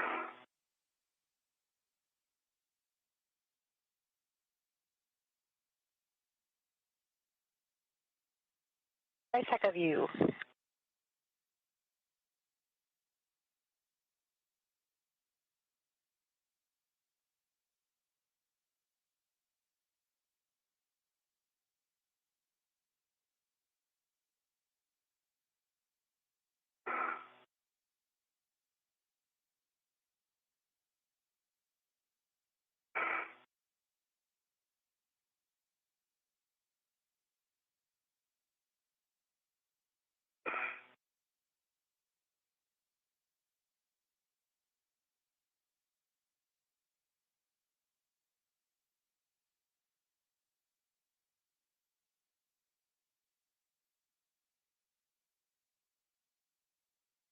All right, yellow hook is now on the green reel, closed, locked, black on black. I'm in a good config. I can target over here. All right, we concur. So we got your yellow hook on the green tether reel. So at this time, if you want to assist Sophie, we just need to get the APFR back onto the port CETA cart. There's two things we can. I can pick it up from you, Sophie. Or. Yeah, because I have really reduced mobility on my left shoulder right now. Why don't I get the APFR? But let's take a second to figure out how I cross and get it from you. Yeah. And we can move the arm out of your way as well. Okay. Absolutely. Let's get that arm moving. I forgot about that. Yeah. Okay, if everything is clear of the arm, we are ready for that last maneuver to the back-off position. At my go.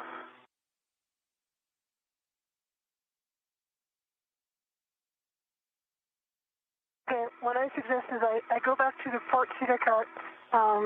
This I can do. Okay. And then there we'll be able to do something. Agree. I can go high over the CETA cart, put myself in the middle, and then take the APFR from you. Neil and Soph, we're going to move the arm station forward starting in 3, 2, 1. Okay.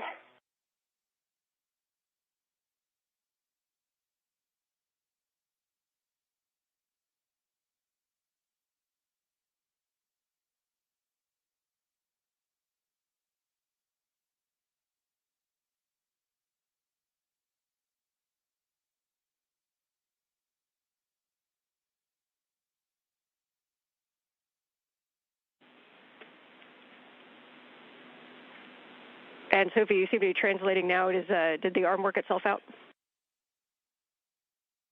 No. I have limited motion on my left arm. He's gonna stop. But I'm gonna pause here, and like Anil is gonna climb to the width APFR, the width number 3, and I'm pausing here.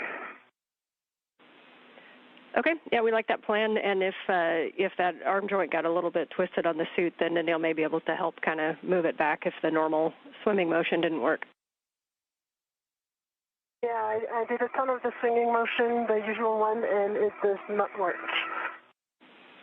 Copy, we're tracking.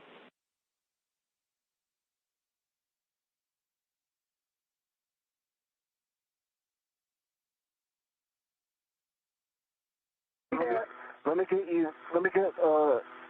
waist tether down. Take your time. I'm in good position right now.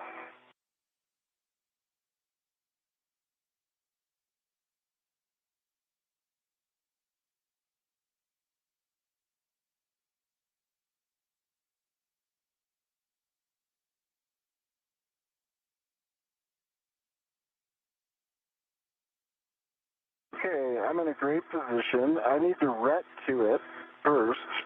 Or leave it on my rep. I think it's long enough. Okay, yeah, I think that'll work. Yeah. Okay, let me release. So I'm releasing the jaws. Do you have good control? I have good control.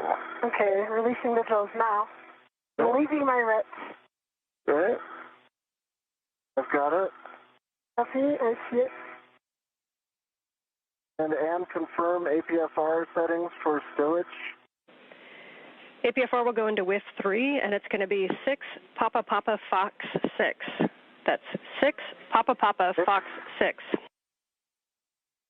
Okay, we are set there, which is great. That's great. Yeah, I see it.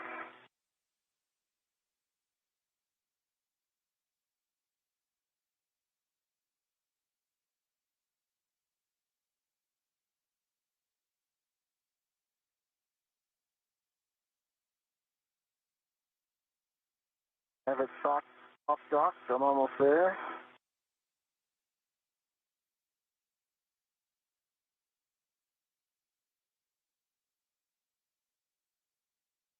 Okay, good pull twist test. Locking collar, black on black. Snob is depressible. I'm just going to get your ret off, okay? Yeah, I am ready. Copy, and I would just need to make sure the ingress aid is low profile as well. We think it was, but just to verify. Low profile. Confirmed.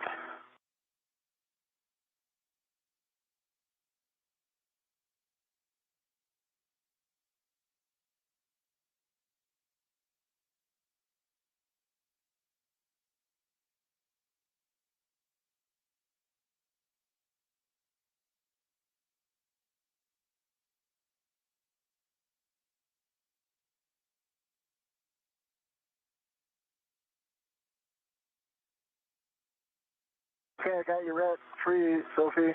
I am ready to receive it. Yeah. You ready? Here it comes. Got it. Got it. Nice right, teamwork, you guys. Job. A lot of that today, everybody. It's the name of the game. Hey, Sophie, I'm going to hold here. I think you should go back first. Yeah, I'll start translating, and if I need your help for the shoulder joint, then I'll pause. Yeah, that way I'll be on your shoulder side. Yeah, the one thing... Yeah, and actually, real quick, if you want to hold talk. there, guys, we just want to talk about it real quick. If you don't mind just holding there for a minute and enjoying the view. I'll hold. Keep thinking, Sophie. We'll give them some space, and I'm watching my tethers. Okay, holding.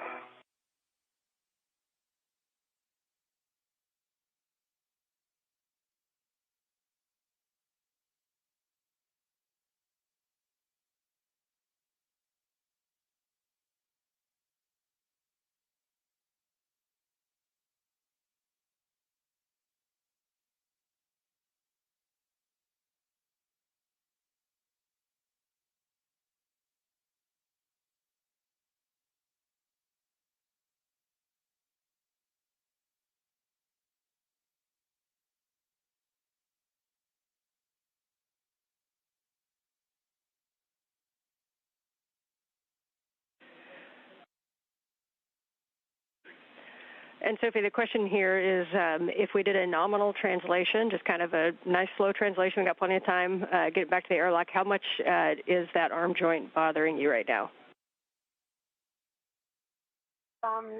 Nice and slow, I think I can do it. Yeah, it's basically slower than usual.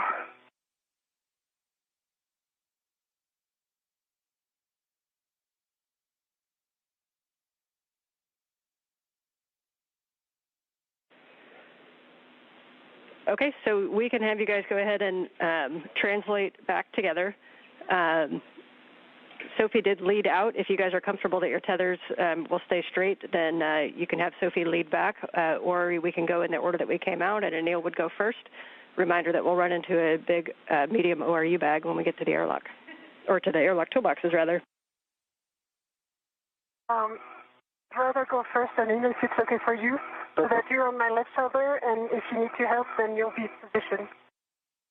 And I think that'll create perhaps a little just other craft, but I think it'll resolve back at the airlock. So I feel good about it. Just just be aware as you go down the feeder spur. Yeah, I'm checking your tether, and I'm checking as well.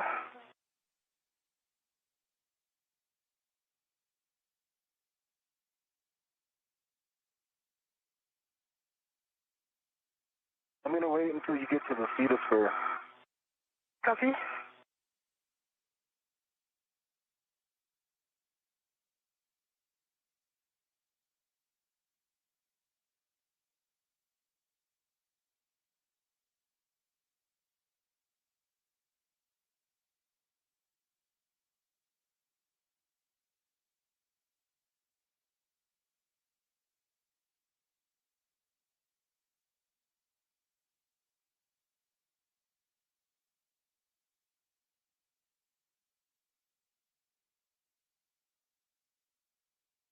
Man, I am going to hit the brakes again.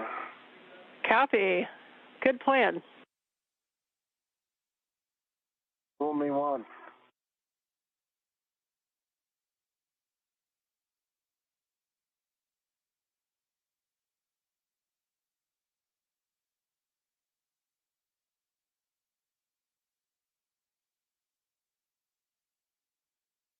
Anil, you can go. Okay, I'm translating.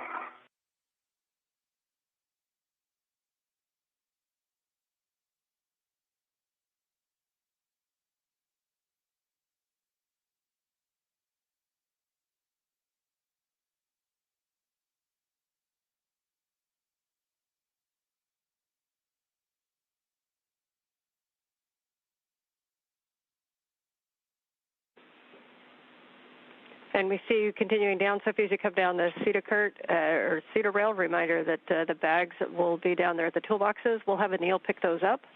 What we'll have you do is pause just outside of the airlock, and we'd like a good assessment on the flexibility and mobility of the EMU arm, in particular for movements that you will be doing when you get into the airlock, like grabbing your SCU. What we don't want you doing is trying to move against the force of the suit.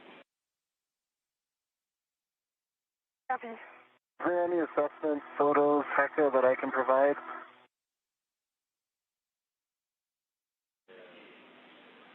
We are thinking about it.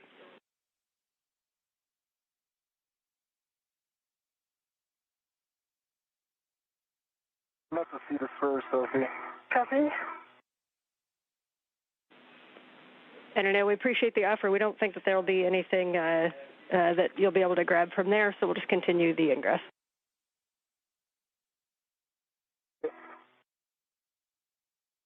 One copy.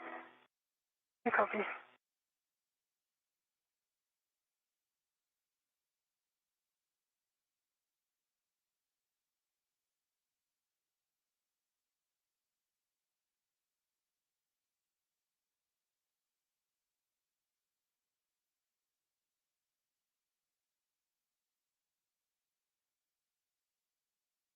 I'm going to pause here, Sophie. Copy.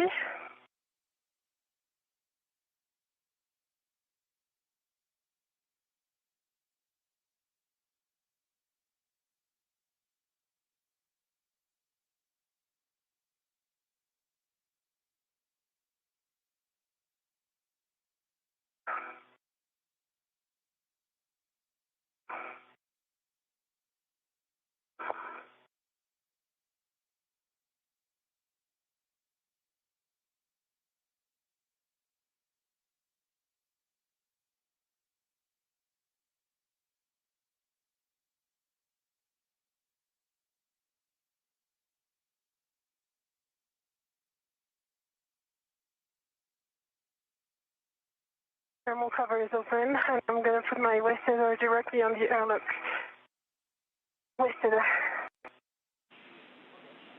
Okay, copy. And any words on the mobility of that suit, in particular when you think about moving through the motions like SCUs and airlock egress?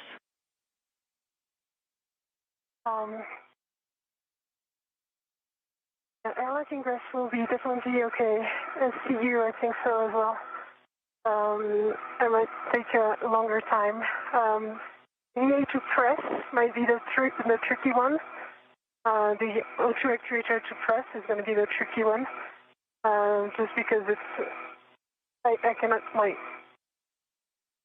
my arm closer to my body.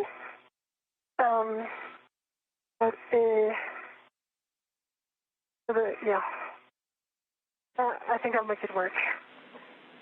Okay, copy. Those are good words. And just don't put excessive force against the suit. If you feel like you're going to need to do that, just let us know what's going on, and we always have a plan B. Okay.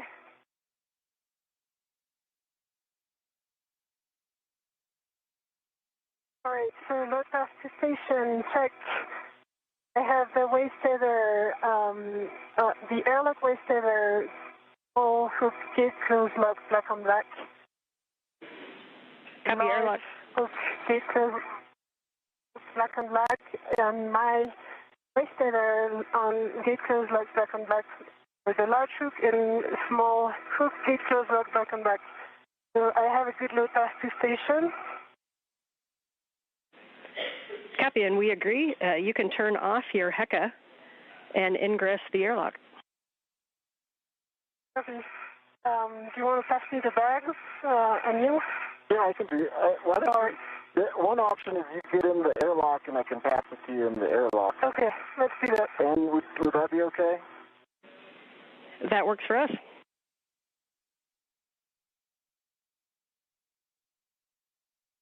Right, I'm just getting a hold of it. I got a red on it. Okay. Just so that you're not surprised, there were 80 keys. Yeah, I see them. Thanks for the heads up.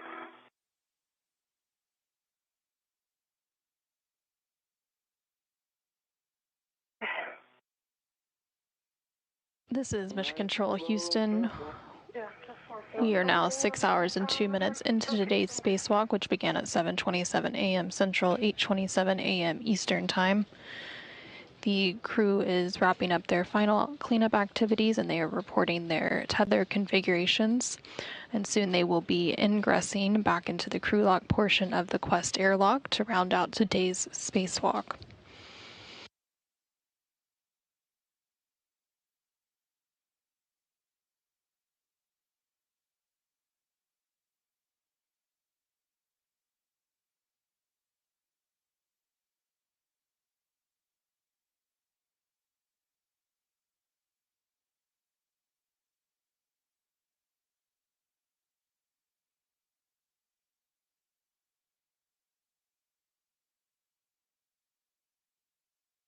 All right, I've got the MOU bag. I'm kind of heading your way. Yep.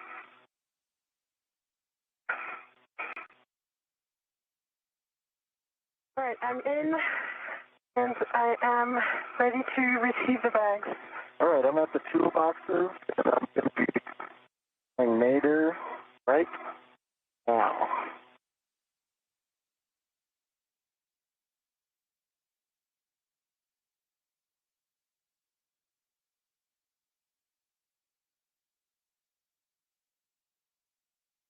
That's a circular handrail, and I'm just going to put a buckle down, and then I'll get you the bag next. Copy.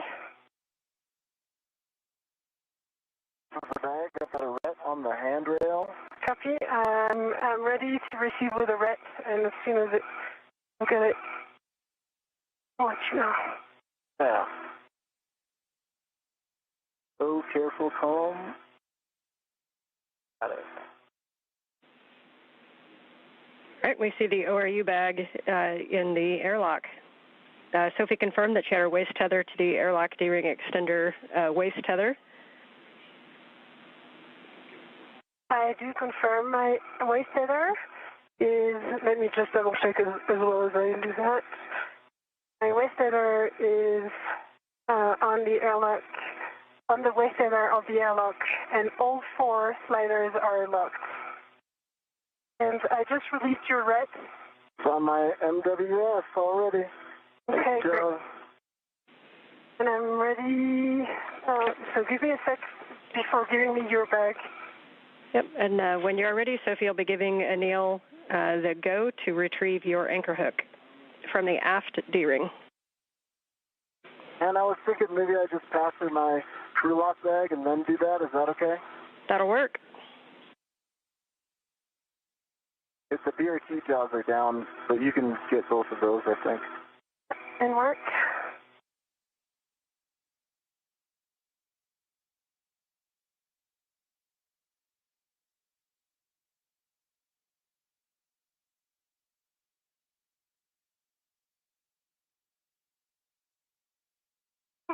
Yes, it's BRT jaws are released. Let me give you your red. Okay. Can you read at the bag? I did read the bag. Great. It's actually even 80. Look on that. Okay. And I'm just going to clean up my MWS and I'll be with you. Copy, that sounds good.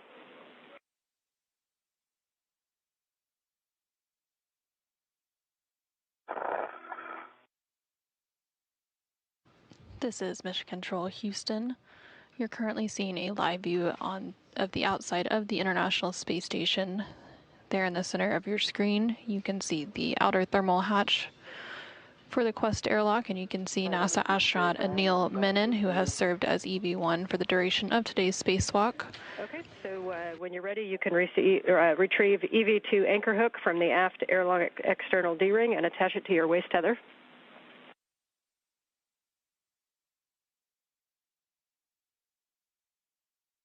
One for EV2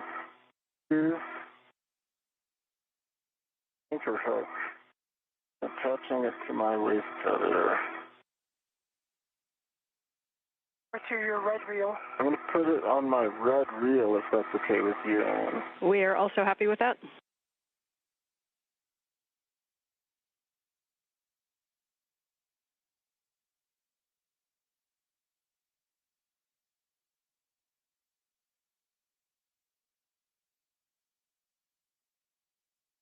Again, you're currently seeing a live view outside the International Space Station there with NASA astronaut Anil Menon toward the center of your screen. He is close to that thermal cover of the Quest airlock.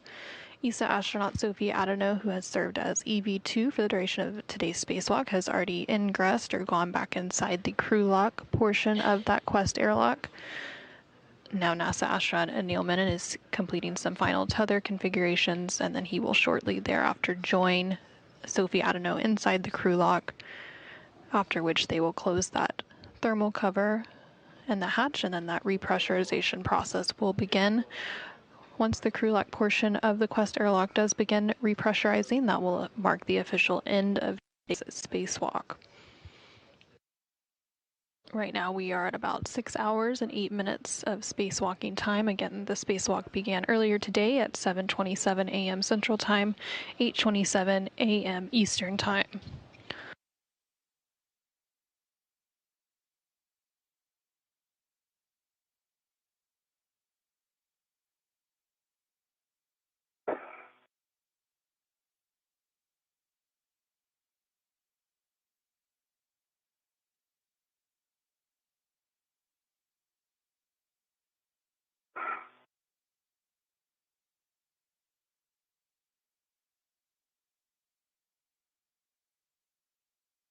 Is the EV1 red reel? Is the EV2 anchor hook on it? Copy EV2 anchor And now hook it's on locked? your... Copy, anchor hook is on your red reel and it is locked.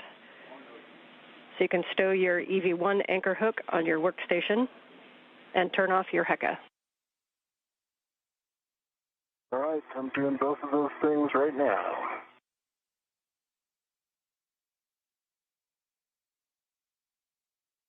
before I turn off my HECA, and I have this question for EVA console. She is very enthusiastic for your question. Go ahead. Oh, well, I don't know if you can see through my HECA, left side of this cuff checklist page.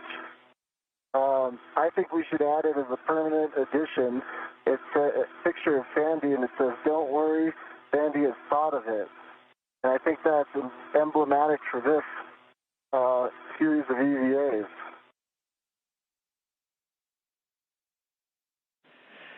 Well, I think you just gave her best birthday present. We are lucky to have her on the team, and we appreciate your words, Anil. Thanks, Ann. Thanks, Sandy.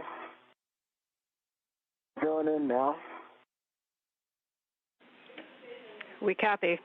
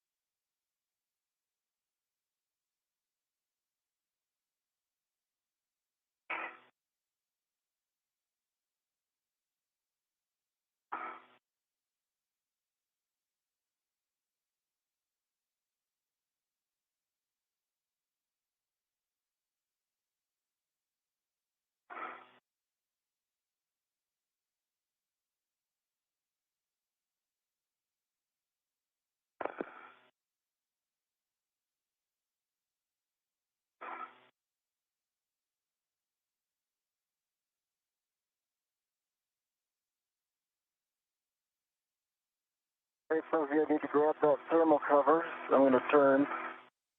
Copy, yeah, I'm clearing the bag as you enter, and I'm ready to grab your sheet as soon as it's the right time.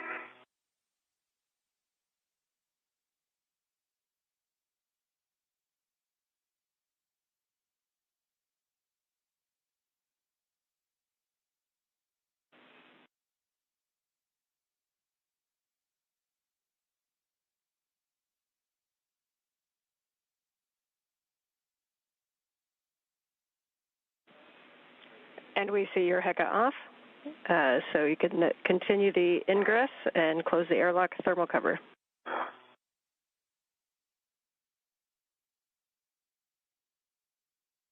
I got the thermal cover. Got to get my feet back.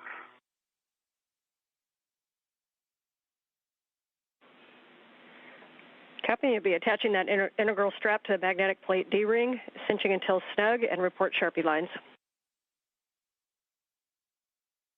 Copies in work.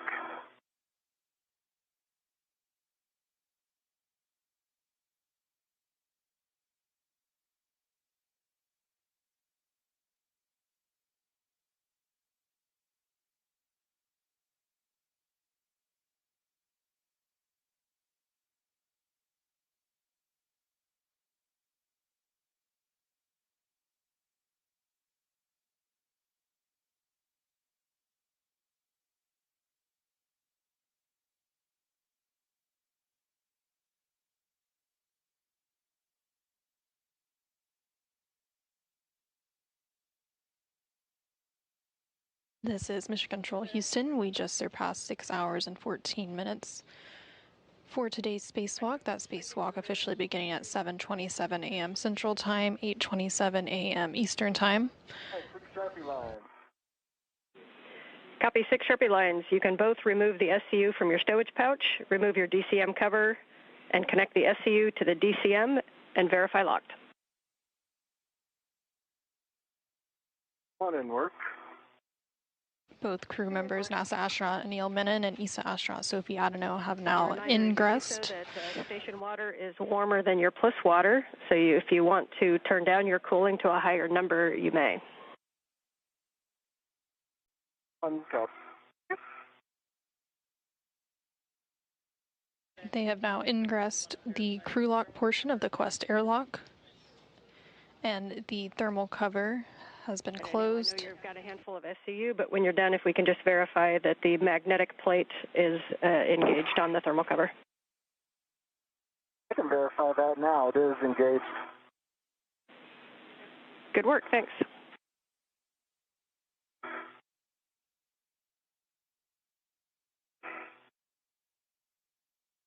The crew is now walking through some final steps, and then they will complete the closure of the airlock hatch.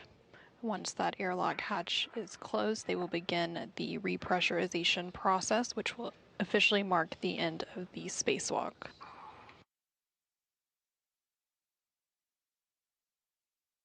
Okay, once the SCU is on, and locked. Copy EV1 SCU on and locked.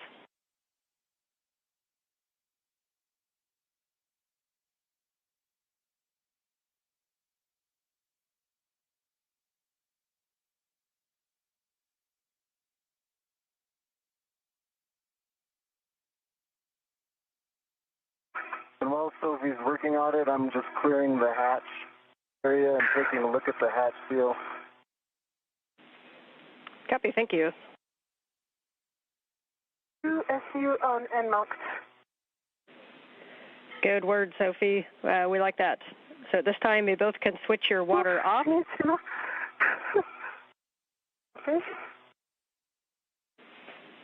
You can both switch your water off, OFF, and expect water is off message.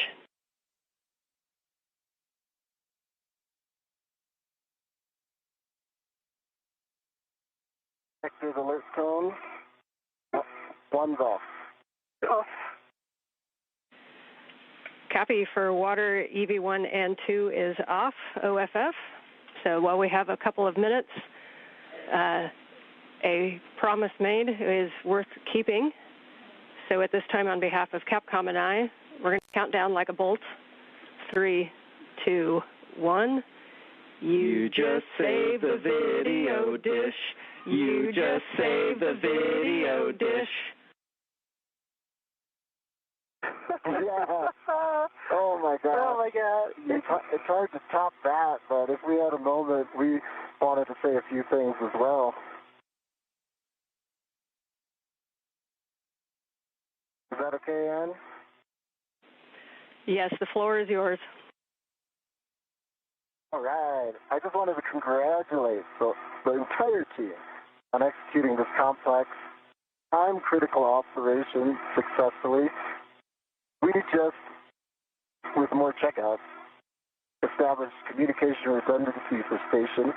In today's expanding space economy, communications is the cornerstone of growth, and NASA has always been a pioneer and has a lot to be proud of. Personally, I'm proud. We continue to accomplish challenges like today's EVA and demonstrate NASA's deep capability to work in the harshest of environments. Our success are a result of you, the people at NASA, people in the room in MCC right now, and most importantly, I think today proves that it's the resiliency that we have to not give up and make this a success. Me, personally, it'll be a lifetime memory to work with you all today. I'll never forget it. And to see Sophie mirror that preparation and switch into full beast mode for 2 EVAs in 2 weeks. Congrats, Sophie. You crushed it. A special thanks to Jess, who's really been a mentor up here with her 6 EVAs and soon to be 7, hopefully. And Jack, whose professionalism makes everything run smoothly and gives us great feedback, and we learn so much from him. And over to you, Sophie. Thanks, Anil, for the great words. I can only concur for the team and the praise for the teams, everyone up in Houston and also in here on the ISS. I would add that it's a small toothbrush for an antenna and a giant leap for communication redundancy. But jokes aside, well done, teams, for the successful EVA. Together we overcame the challenges. Thank you for your hard work and dedication. It's amazing what we can achieve when we are all working together. Zach, you're a master for flying the arm, and we've learned a lot from your professionalism. Tika, you're the best mentor I would ever remember. Now, just wanted to say a quick word for the younger generation about working together. Never underestimate what humanity can achieve when we work together. There's still so much to explore and even more to create. So keep dreaming, building bridges, and we do believe that you'll have a bright future. Thanks, Sophie. Those are great words. Thank you both. Lots of smiles around the team. That was really meant a lot to everybody down here. Thank you. For Anil, you can verify the outer hatch clear as hardware. The handle position is per the decal, and then you are going to close and lock the hatch. Okay, and mark on. And it is clear. I'm just going to verify it per the decal and then.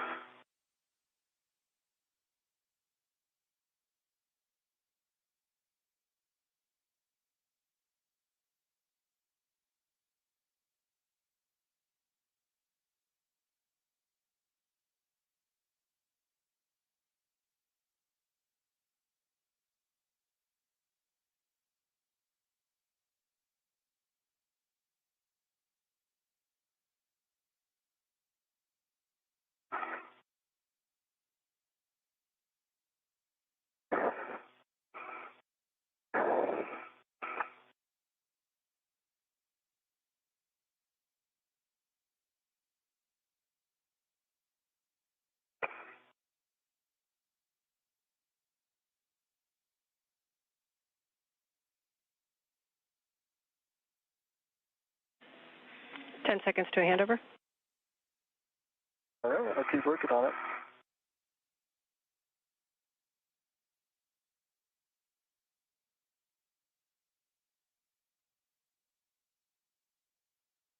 This is Mission Control Houston. We are currently 6 hours and 22 minutes into today's spacewalk, but it is coming to a close here shortly, following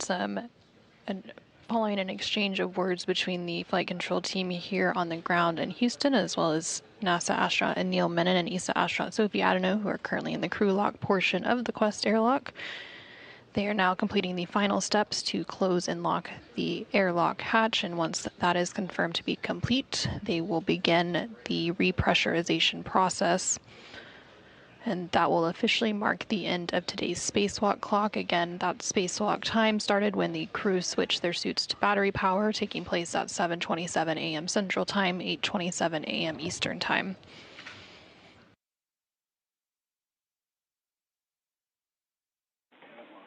Back with you after handover.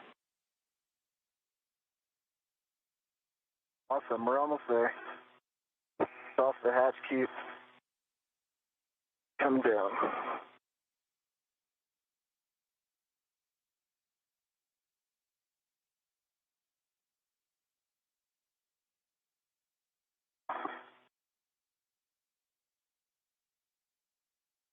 Okay, sit down. I'm just checking it's in the proper position, and it was clear, and I'm going to go to latch. Copy.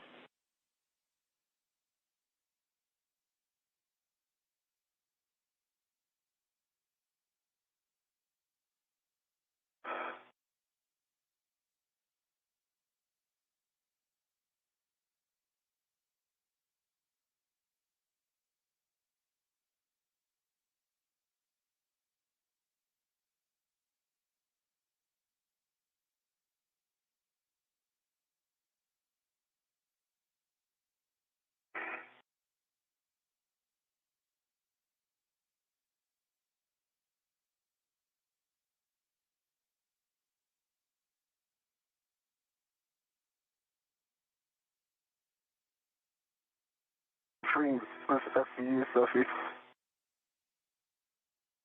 Say again?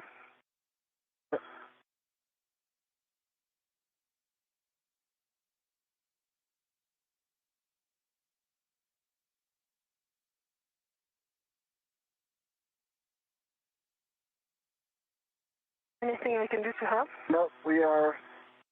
Hatch is closed, latched, and locked right now. And the MPEV is closed. Okay, we copy. The EV hatch is closed and locked. With that, I'll hand you back over to your crewmates, Jack and Jessica. Nicely done, guys, and we'll see you tomorrow.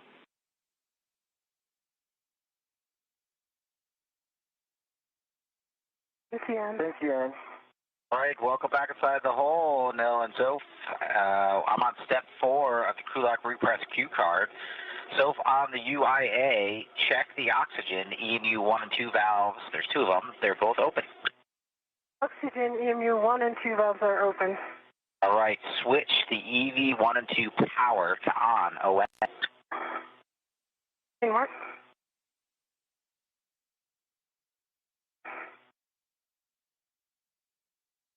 EV1 power on. EV2 power on. Right, check the power for EMU 1 and 2 LEDs are illuminated. There should be 2 of them. 2 LEDs illuminated. Check the power, EV1 and 2 volts are reading between 18 and 19.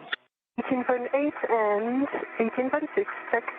Right, sounds good, and we'll do this sequentially. So EV1 and EV1 only, take your power switch on your DCM to SCU. Expect a warning tone.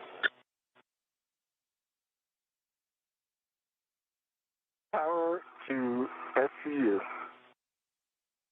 All right, copy with that. Good. Switch throw EV2. You can take your power switch on your DCM to SCU. Expect a warning tone. Power to SCU. I think I heard you, so good switch throw. Is that right? Yes, good power SCU. Great. We are not on SOP purging, and so we're going to leave our O2 actuator. Disregard. I'm just looking through the warning here. I think we're good to press. So on your DCMs for EV1 and 2, you can take your O2 actuator to press. Okay.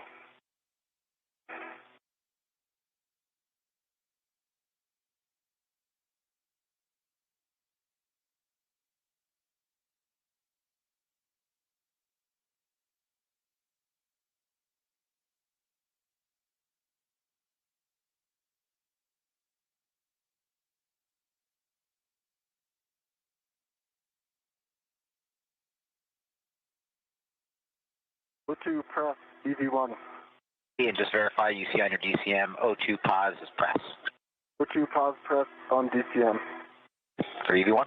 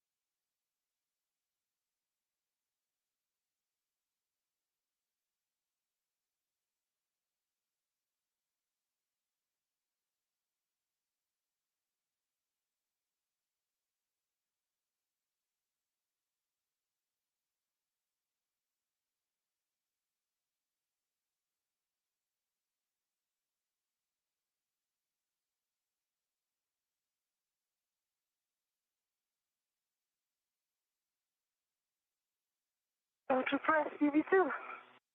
Great work, Sophie. Just verify for me that on your DCM it does say O2 pause to press. O2 pause press. Awesome. EV1, can you check the EV hatch MPEF is closed? Closed. EV hatch MPEV is closed. All right, our next step is to open up the IV hatch equalization valve and start to repress. You guys feeling good? You want us to go to a nominal rate or start slow? Try nominal. Nominal. All right, we're going to position.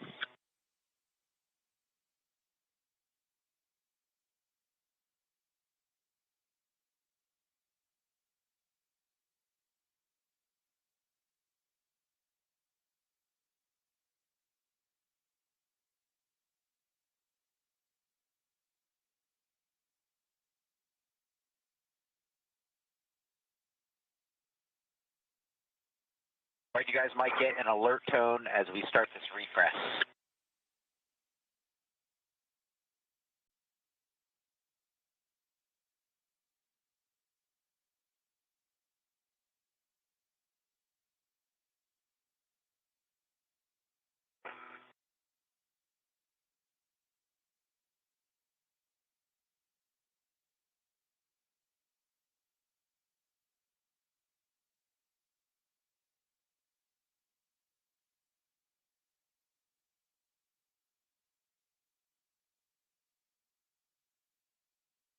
This is Mission Control Houston. Now that the crew lock repressurization process has begun, the clock for today's spacewalk has officially stopped, that taking place at 1:57 p.m. Central Time, 2:57 p.m. Eastern Time. Today's spacewalk officially began at 7:27 a.m. Central Time, 8:27 a.m. Eastern Time. So the duration of today's spacewalk was exactly 6.5 hours.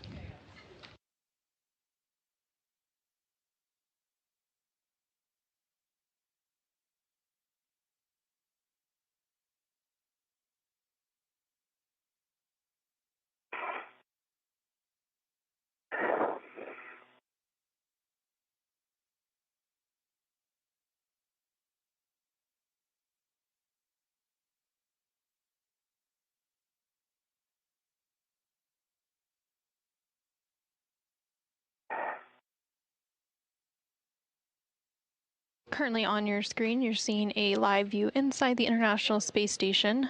That view coming from the equipment lock portion of the Quest airlock. You can see NASA astronauts Jessica Meir and Jack Hathaway, who are currently inside that equipment lock portion as they continue to work through that repressurization process of the crew lock portion.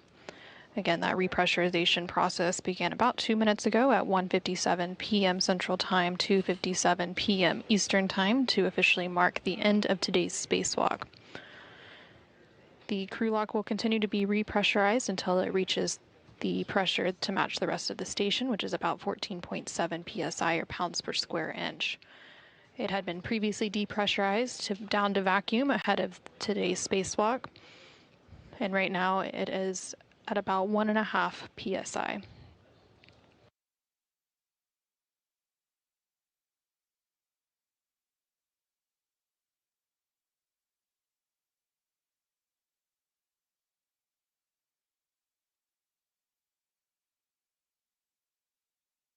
During today's 6.5-hour spacewalk, the crew successfully retrieved and installed the spare SGANT, or space-to-ground antenna, which had been located on external stowage platform number 3, and they installed it on the Z1 truss. Initial data and power connections were confirmed, and additional connections and tests will be performed overnight on that spare space-to-ground antenna following its installation today. The crew was also able to retrieve the failed SGANT that had been temporarily stowed on the Z1 truss following its disconnection during last week's EVA, and they were able to move that over to external stowage platform number 3.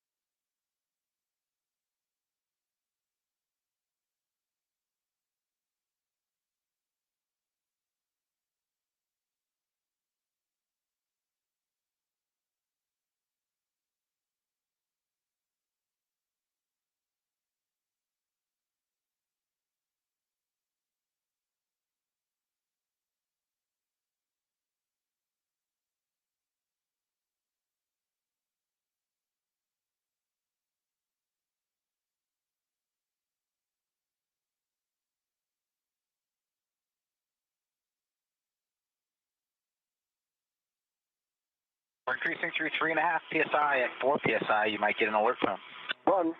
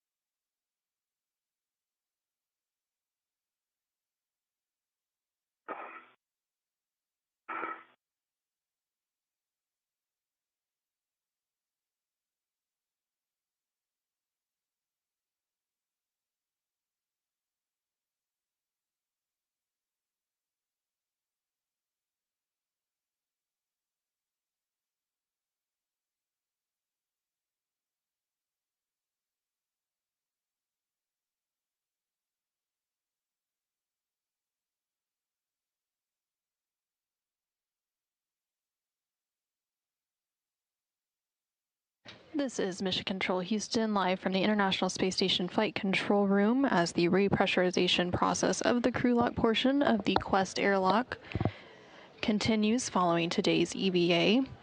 Today's spacewalk lasted for 6 hours and 30 minutes, concluding at 1:57 p.m. Central Time, 2:57 p.m. Eastern Time. It was the 283rd spacewalk in support of space station assembly, maintenance, and upgrades. It was also the 6th spacewalk out of the International Space Station this year and the 3rd for Expedition 75. Today's spacewalk was the 3rd spacewalk completed by NASA astronaut Anil Menon. He now has a total of 19 hours and 20 minutes of spacewalking time, and it was the 2nd spacewalk for ESA, or European Space Agency astronaut Sophie Adenot, who now has 12 hours and 53 minutes of total spacewalking time. Across the 283 spacewalks that have been conducted in support of the space station, they now total 74 days, 17 hours, and 14 minutes of spacewalking time outside of the space station. Again, that repressurization process is continuing. The crew lock is now at about 4.8 pounds per square inch, or PSI. At about 5 PSI, they will conduct some leak checks to ensure that everything is looking good, and they will hold briefly at that point. And then they will continue the repressurization process back up to about 14.7 PSI, or pounds per square inch, to match that of the rest of the space station.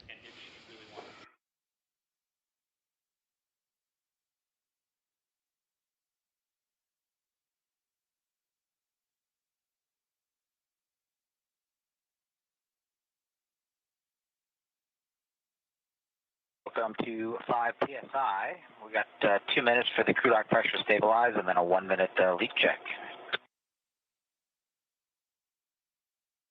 2 copies. 1 copy.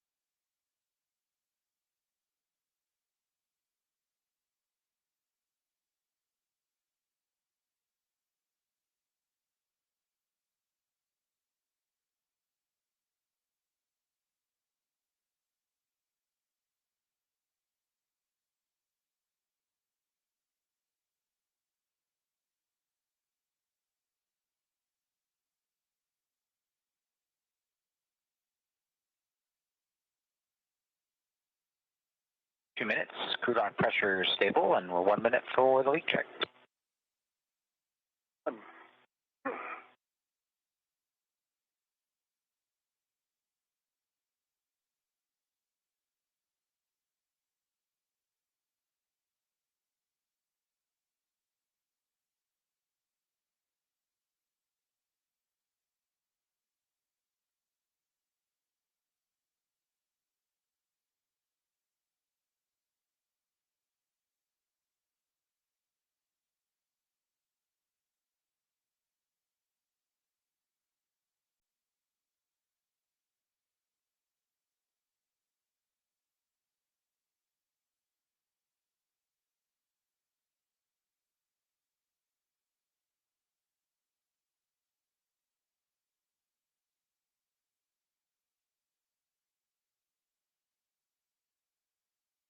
That's a minute. Pressure stable. It's a good leak check.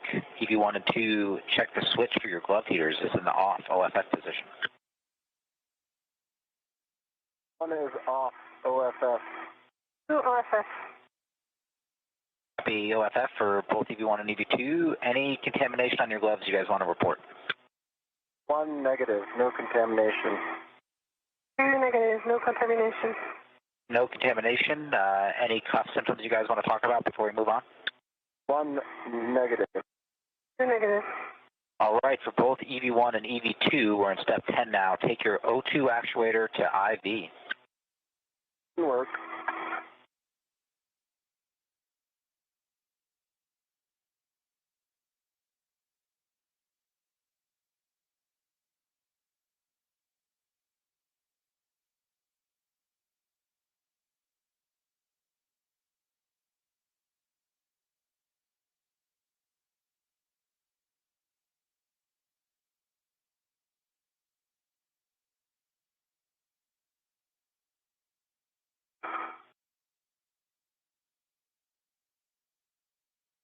One is IV. Three is IV. Copy, nice work, guys. EV1 and EV2 are IV. I'm going to restart the repress. You'll get an alert tone as we go. One.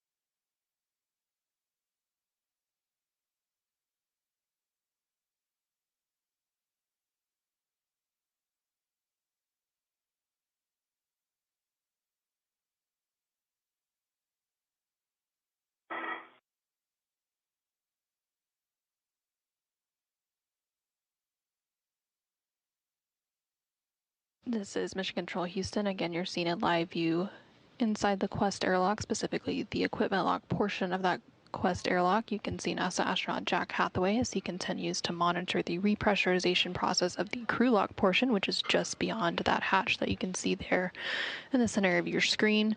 Inside that crew lock portion are NASA astronaut Anil Menon and ESA astronaut Sophie Adenot. They recently paused the repressurization at about 5 psi or pounds per square inch to complete some final leak checks, and that pause has since been completed and the repressurization has resumed. Now the crew lock is at about 6 psi or pounds per square inch and continuing to rise. Again, that repressurization will now continue all the way up until it reaches about 14.7 psi to match the pressure of the rest of the space station.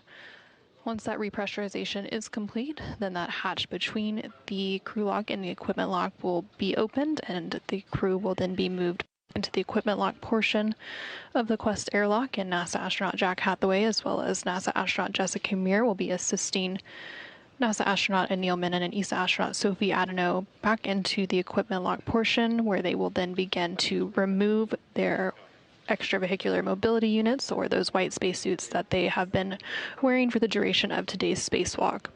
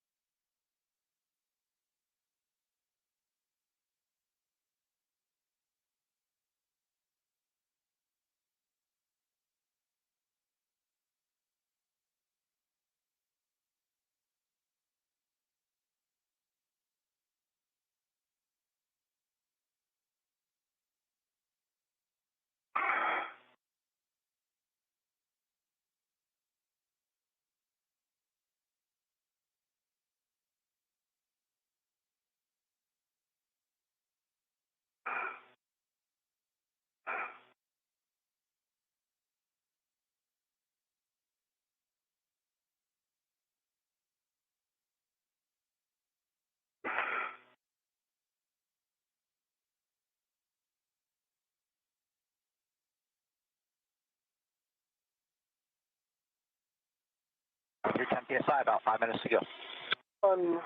Yeah.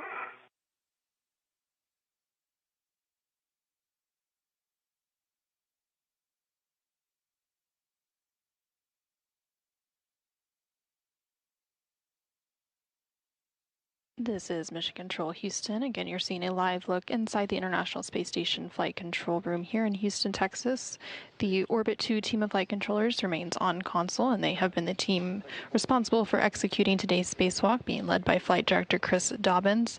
Again, that repressurization process of the crew lock portion of the International Space Station's Quest airlock is continuing, and right now they are just over 10 PSI, or pounds per square inch. And you did hear that call down from NASA astronaut Jack Hathaway, who you can see there on your screen again.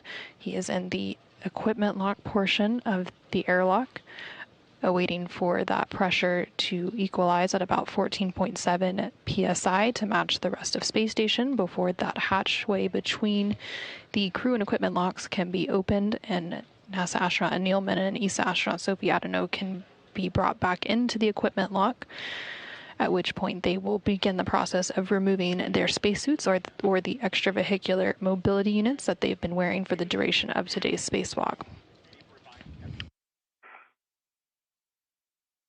Today's spacewalk officially began at 7:27 a.m. Central Time, 8:27 a.m. Eastern Time, when their spacesuits were switched to battery power, and it officially concluded at 1:57 p.m. Central Time, 2:57 p.m. Eastern Time, for a total duration of 6.5 hours.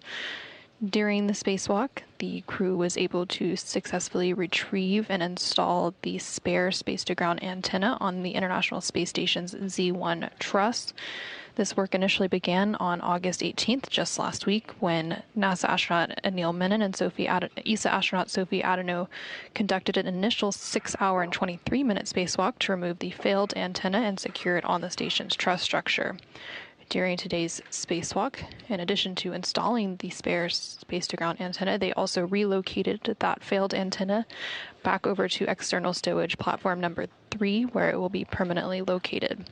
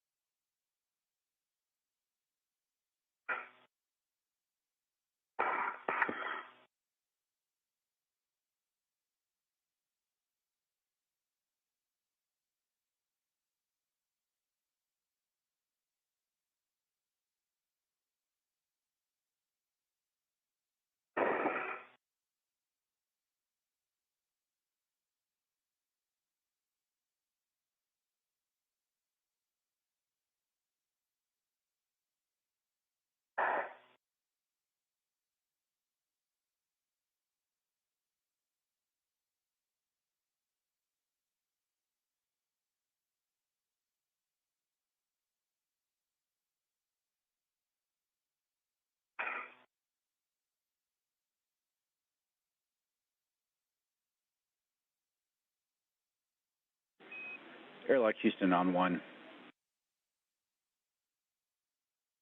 Airlock. Jack, we're working on some questions. If Sophie is comfortable staying in the suit for a few minutes while it's pressurized, we have a few questions we were putting together for.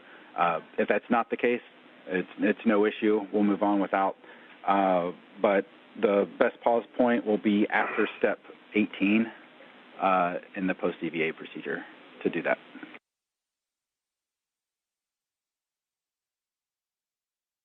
We copy at 18, and we'll let you know if that'll be feasible or not. Copy, thanks.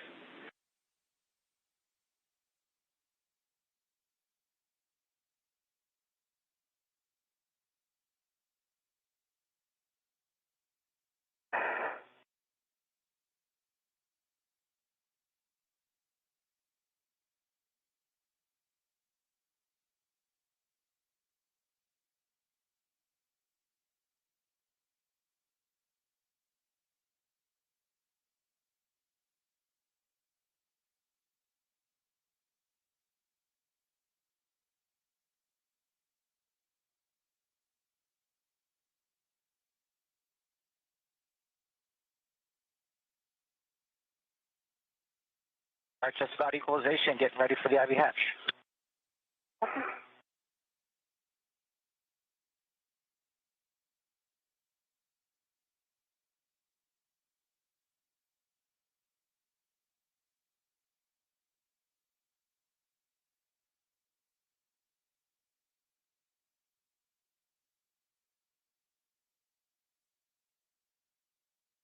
This is Mission Control Houston, and you can now see NASA astronaut Jack Hathaway there on your screen, being joined by NASA astronaut Jessica Meir, and that hatch between the crew lock and equipment lock portions of the Quest airlock is now being opened.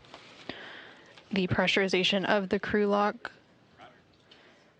has been equalized to match that of station, approximately 14.7 psi or pounds per square inch.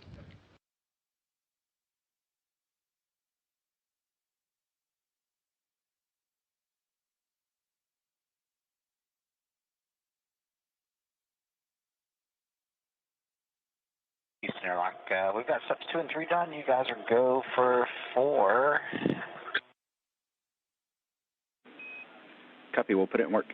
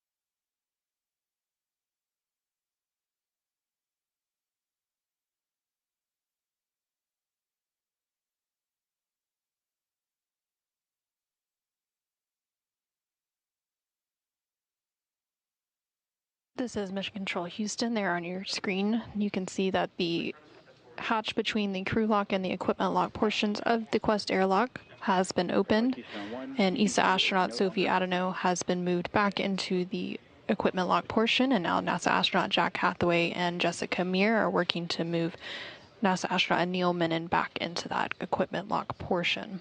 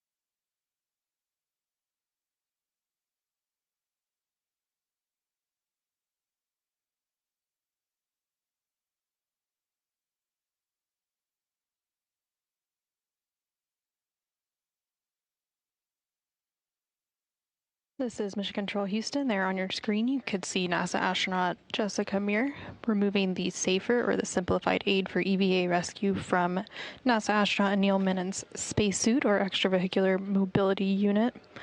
Those SAFERs were attached prior to the crew moving into the crew lock ahead of today's spacewalk, and they are sort of like a jetpack system that the crew can use should they become untethered from the space station.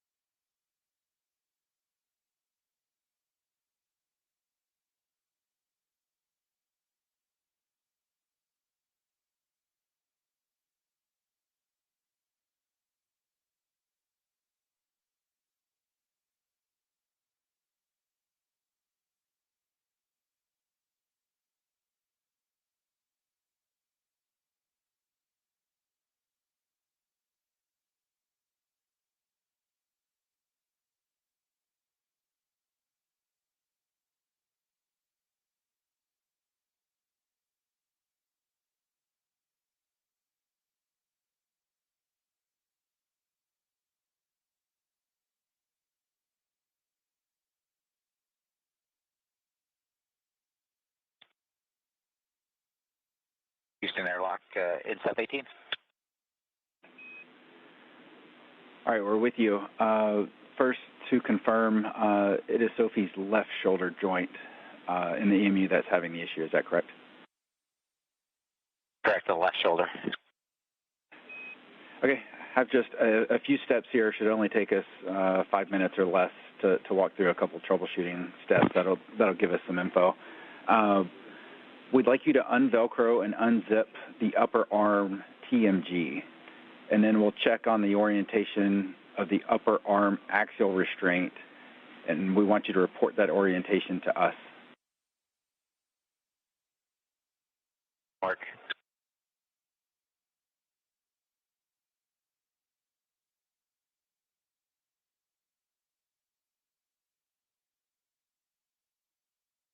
We're going to reorient the airlock camera and make sure.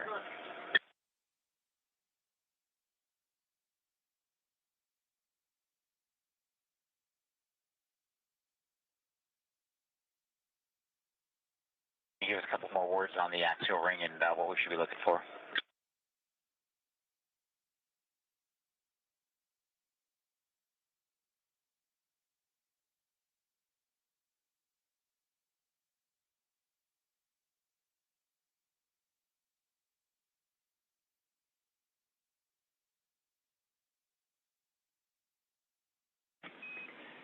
And Jack, what we're looking for is on the restraints, if they are angled, horizontal, or vertical, and opening up the right shoulder TMG and doing a comparison will probably help.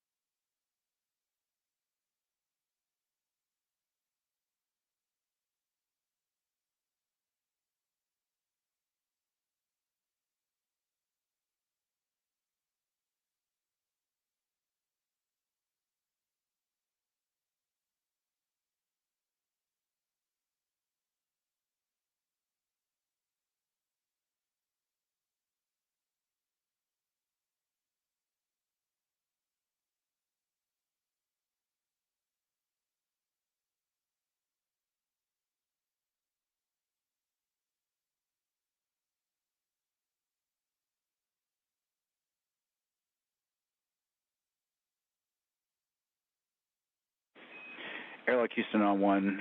From our initial take, it looks like the power harness may have been wrapped around the restraint.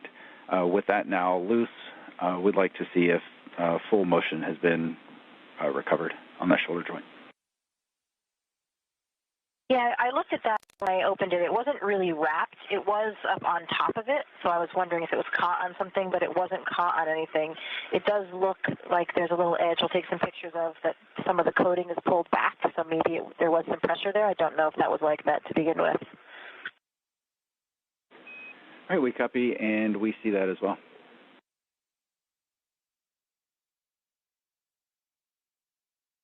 Maybe it was hanging up. When I reached in, that cable was right on top of that left axial restraint or whatever it's called, but it wasn't stuck, but it was kind of retracted within the suit on there. We copy. Feels normal now. All right, Jessica, that's helpful. And with Sophie moving around a bit, is she more comfortable now? Is it back to normal, or do we need to continue with some questioning here? Feels completely normal now, so I think that cable must have been kind of stuck there.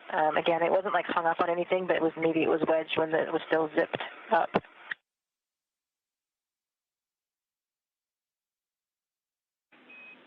All right, that concludes our troubleshooting, and thanks so much for taking those few minutes, and we'll get those pictures and video from you when able.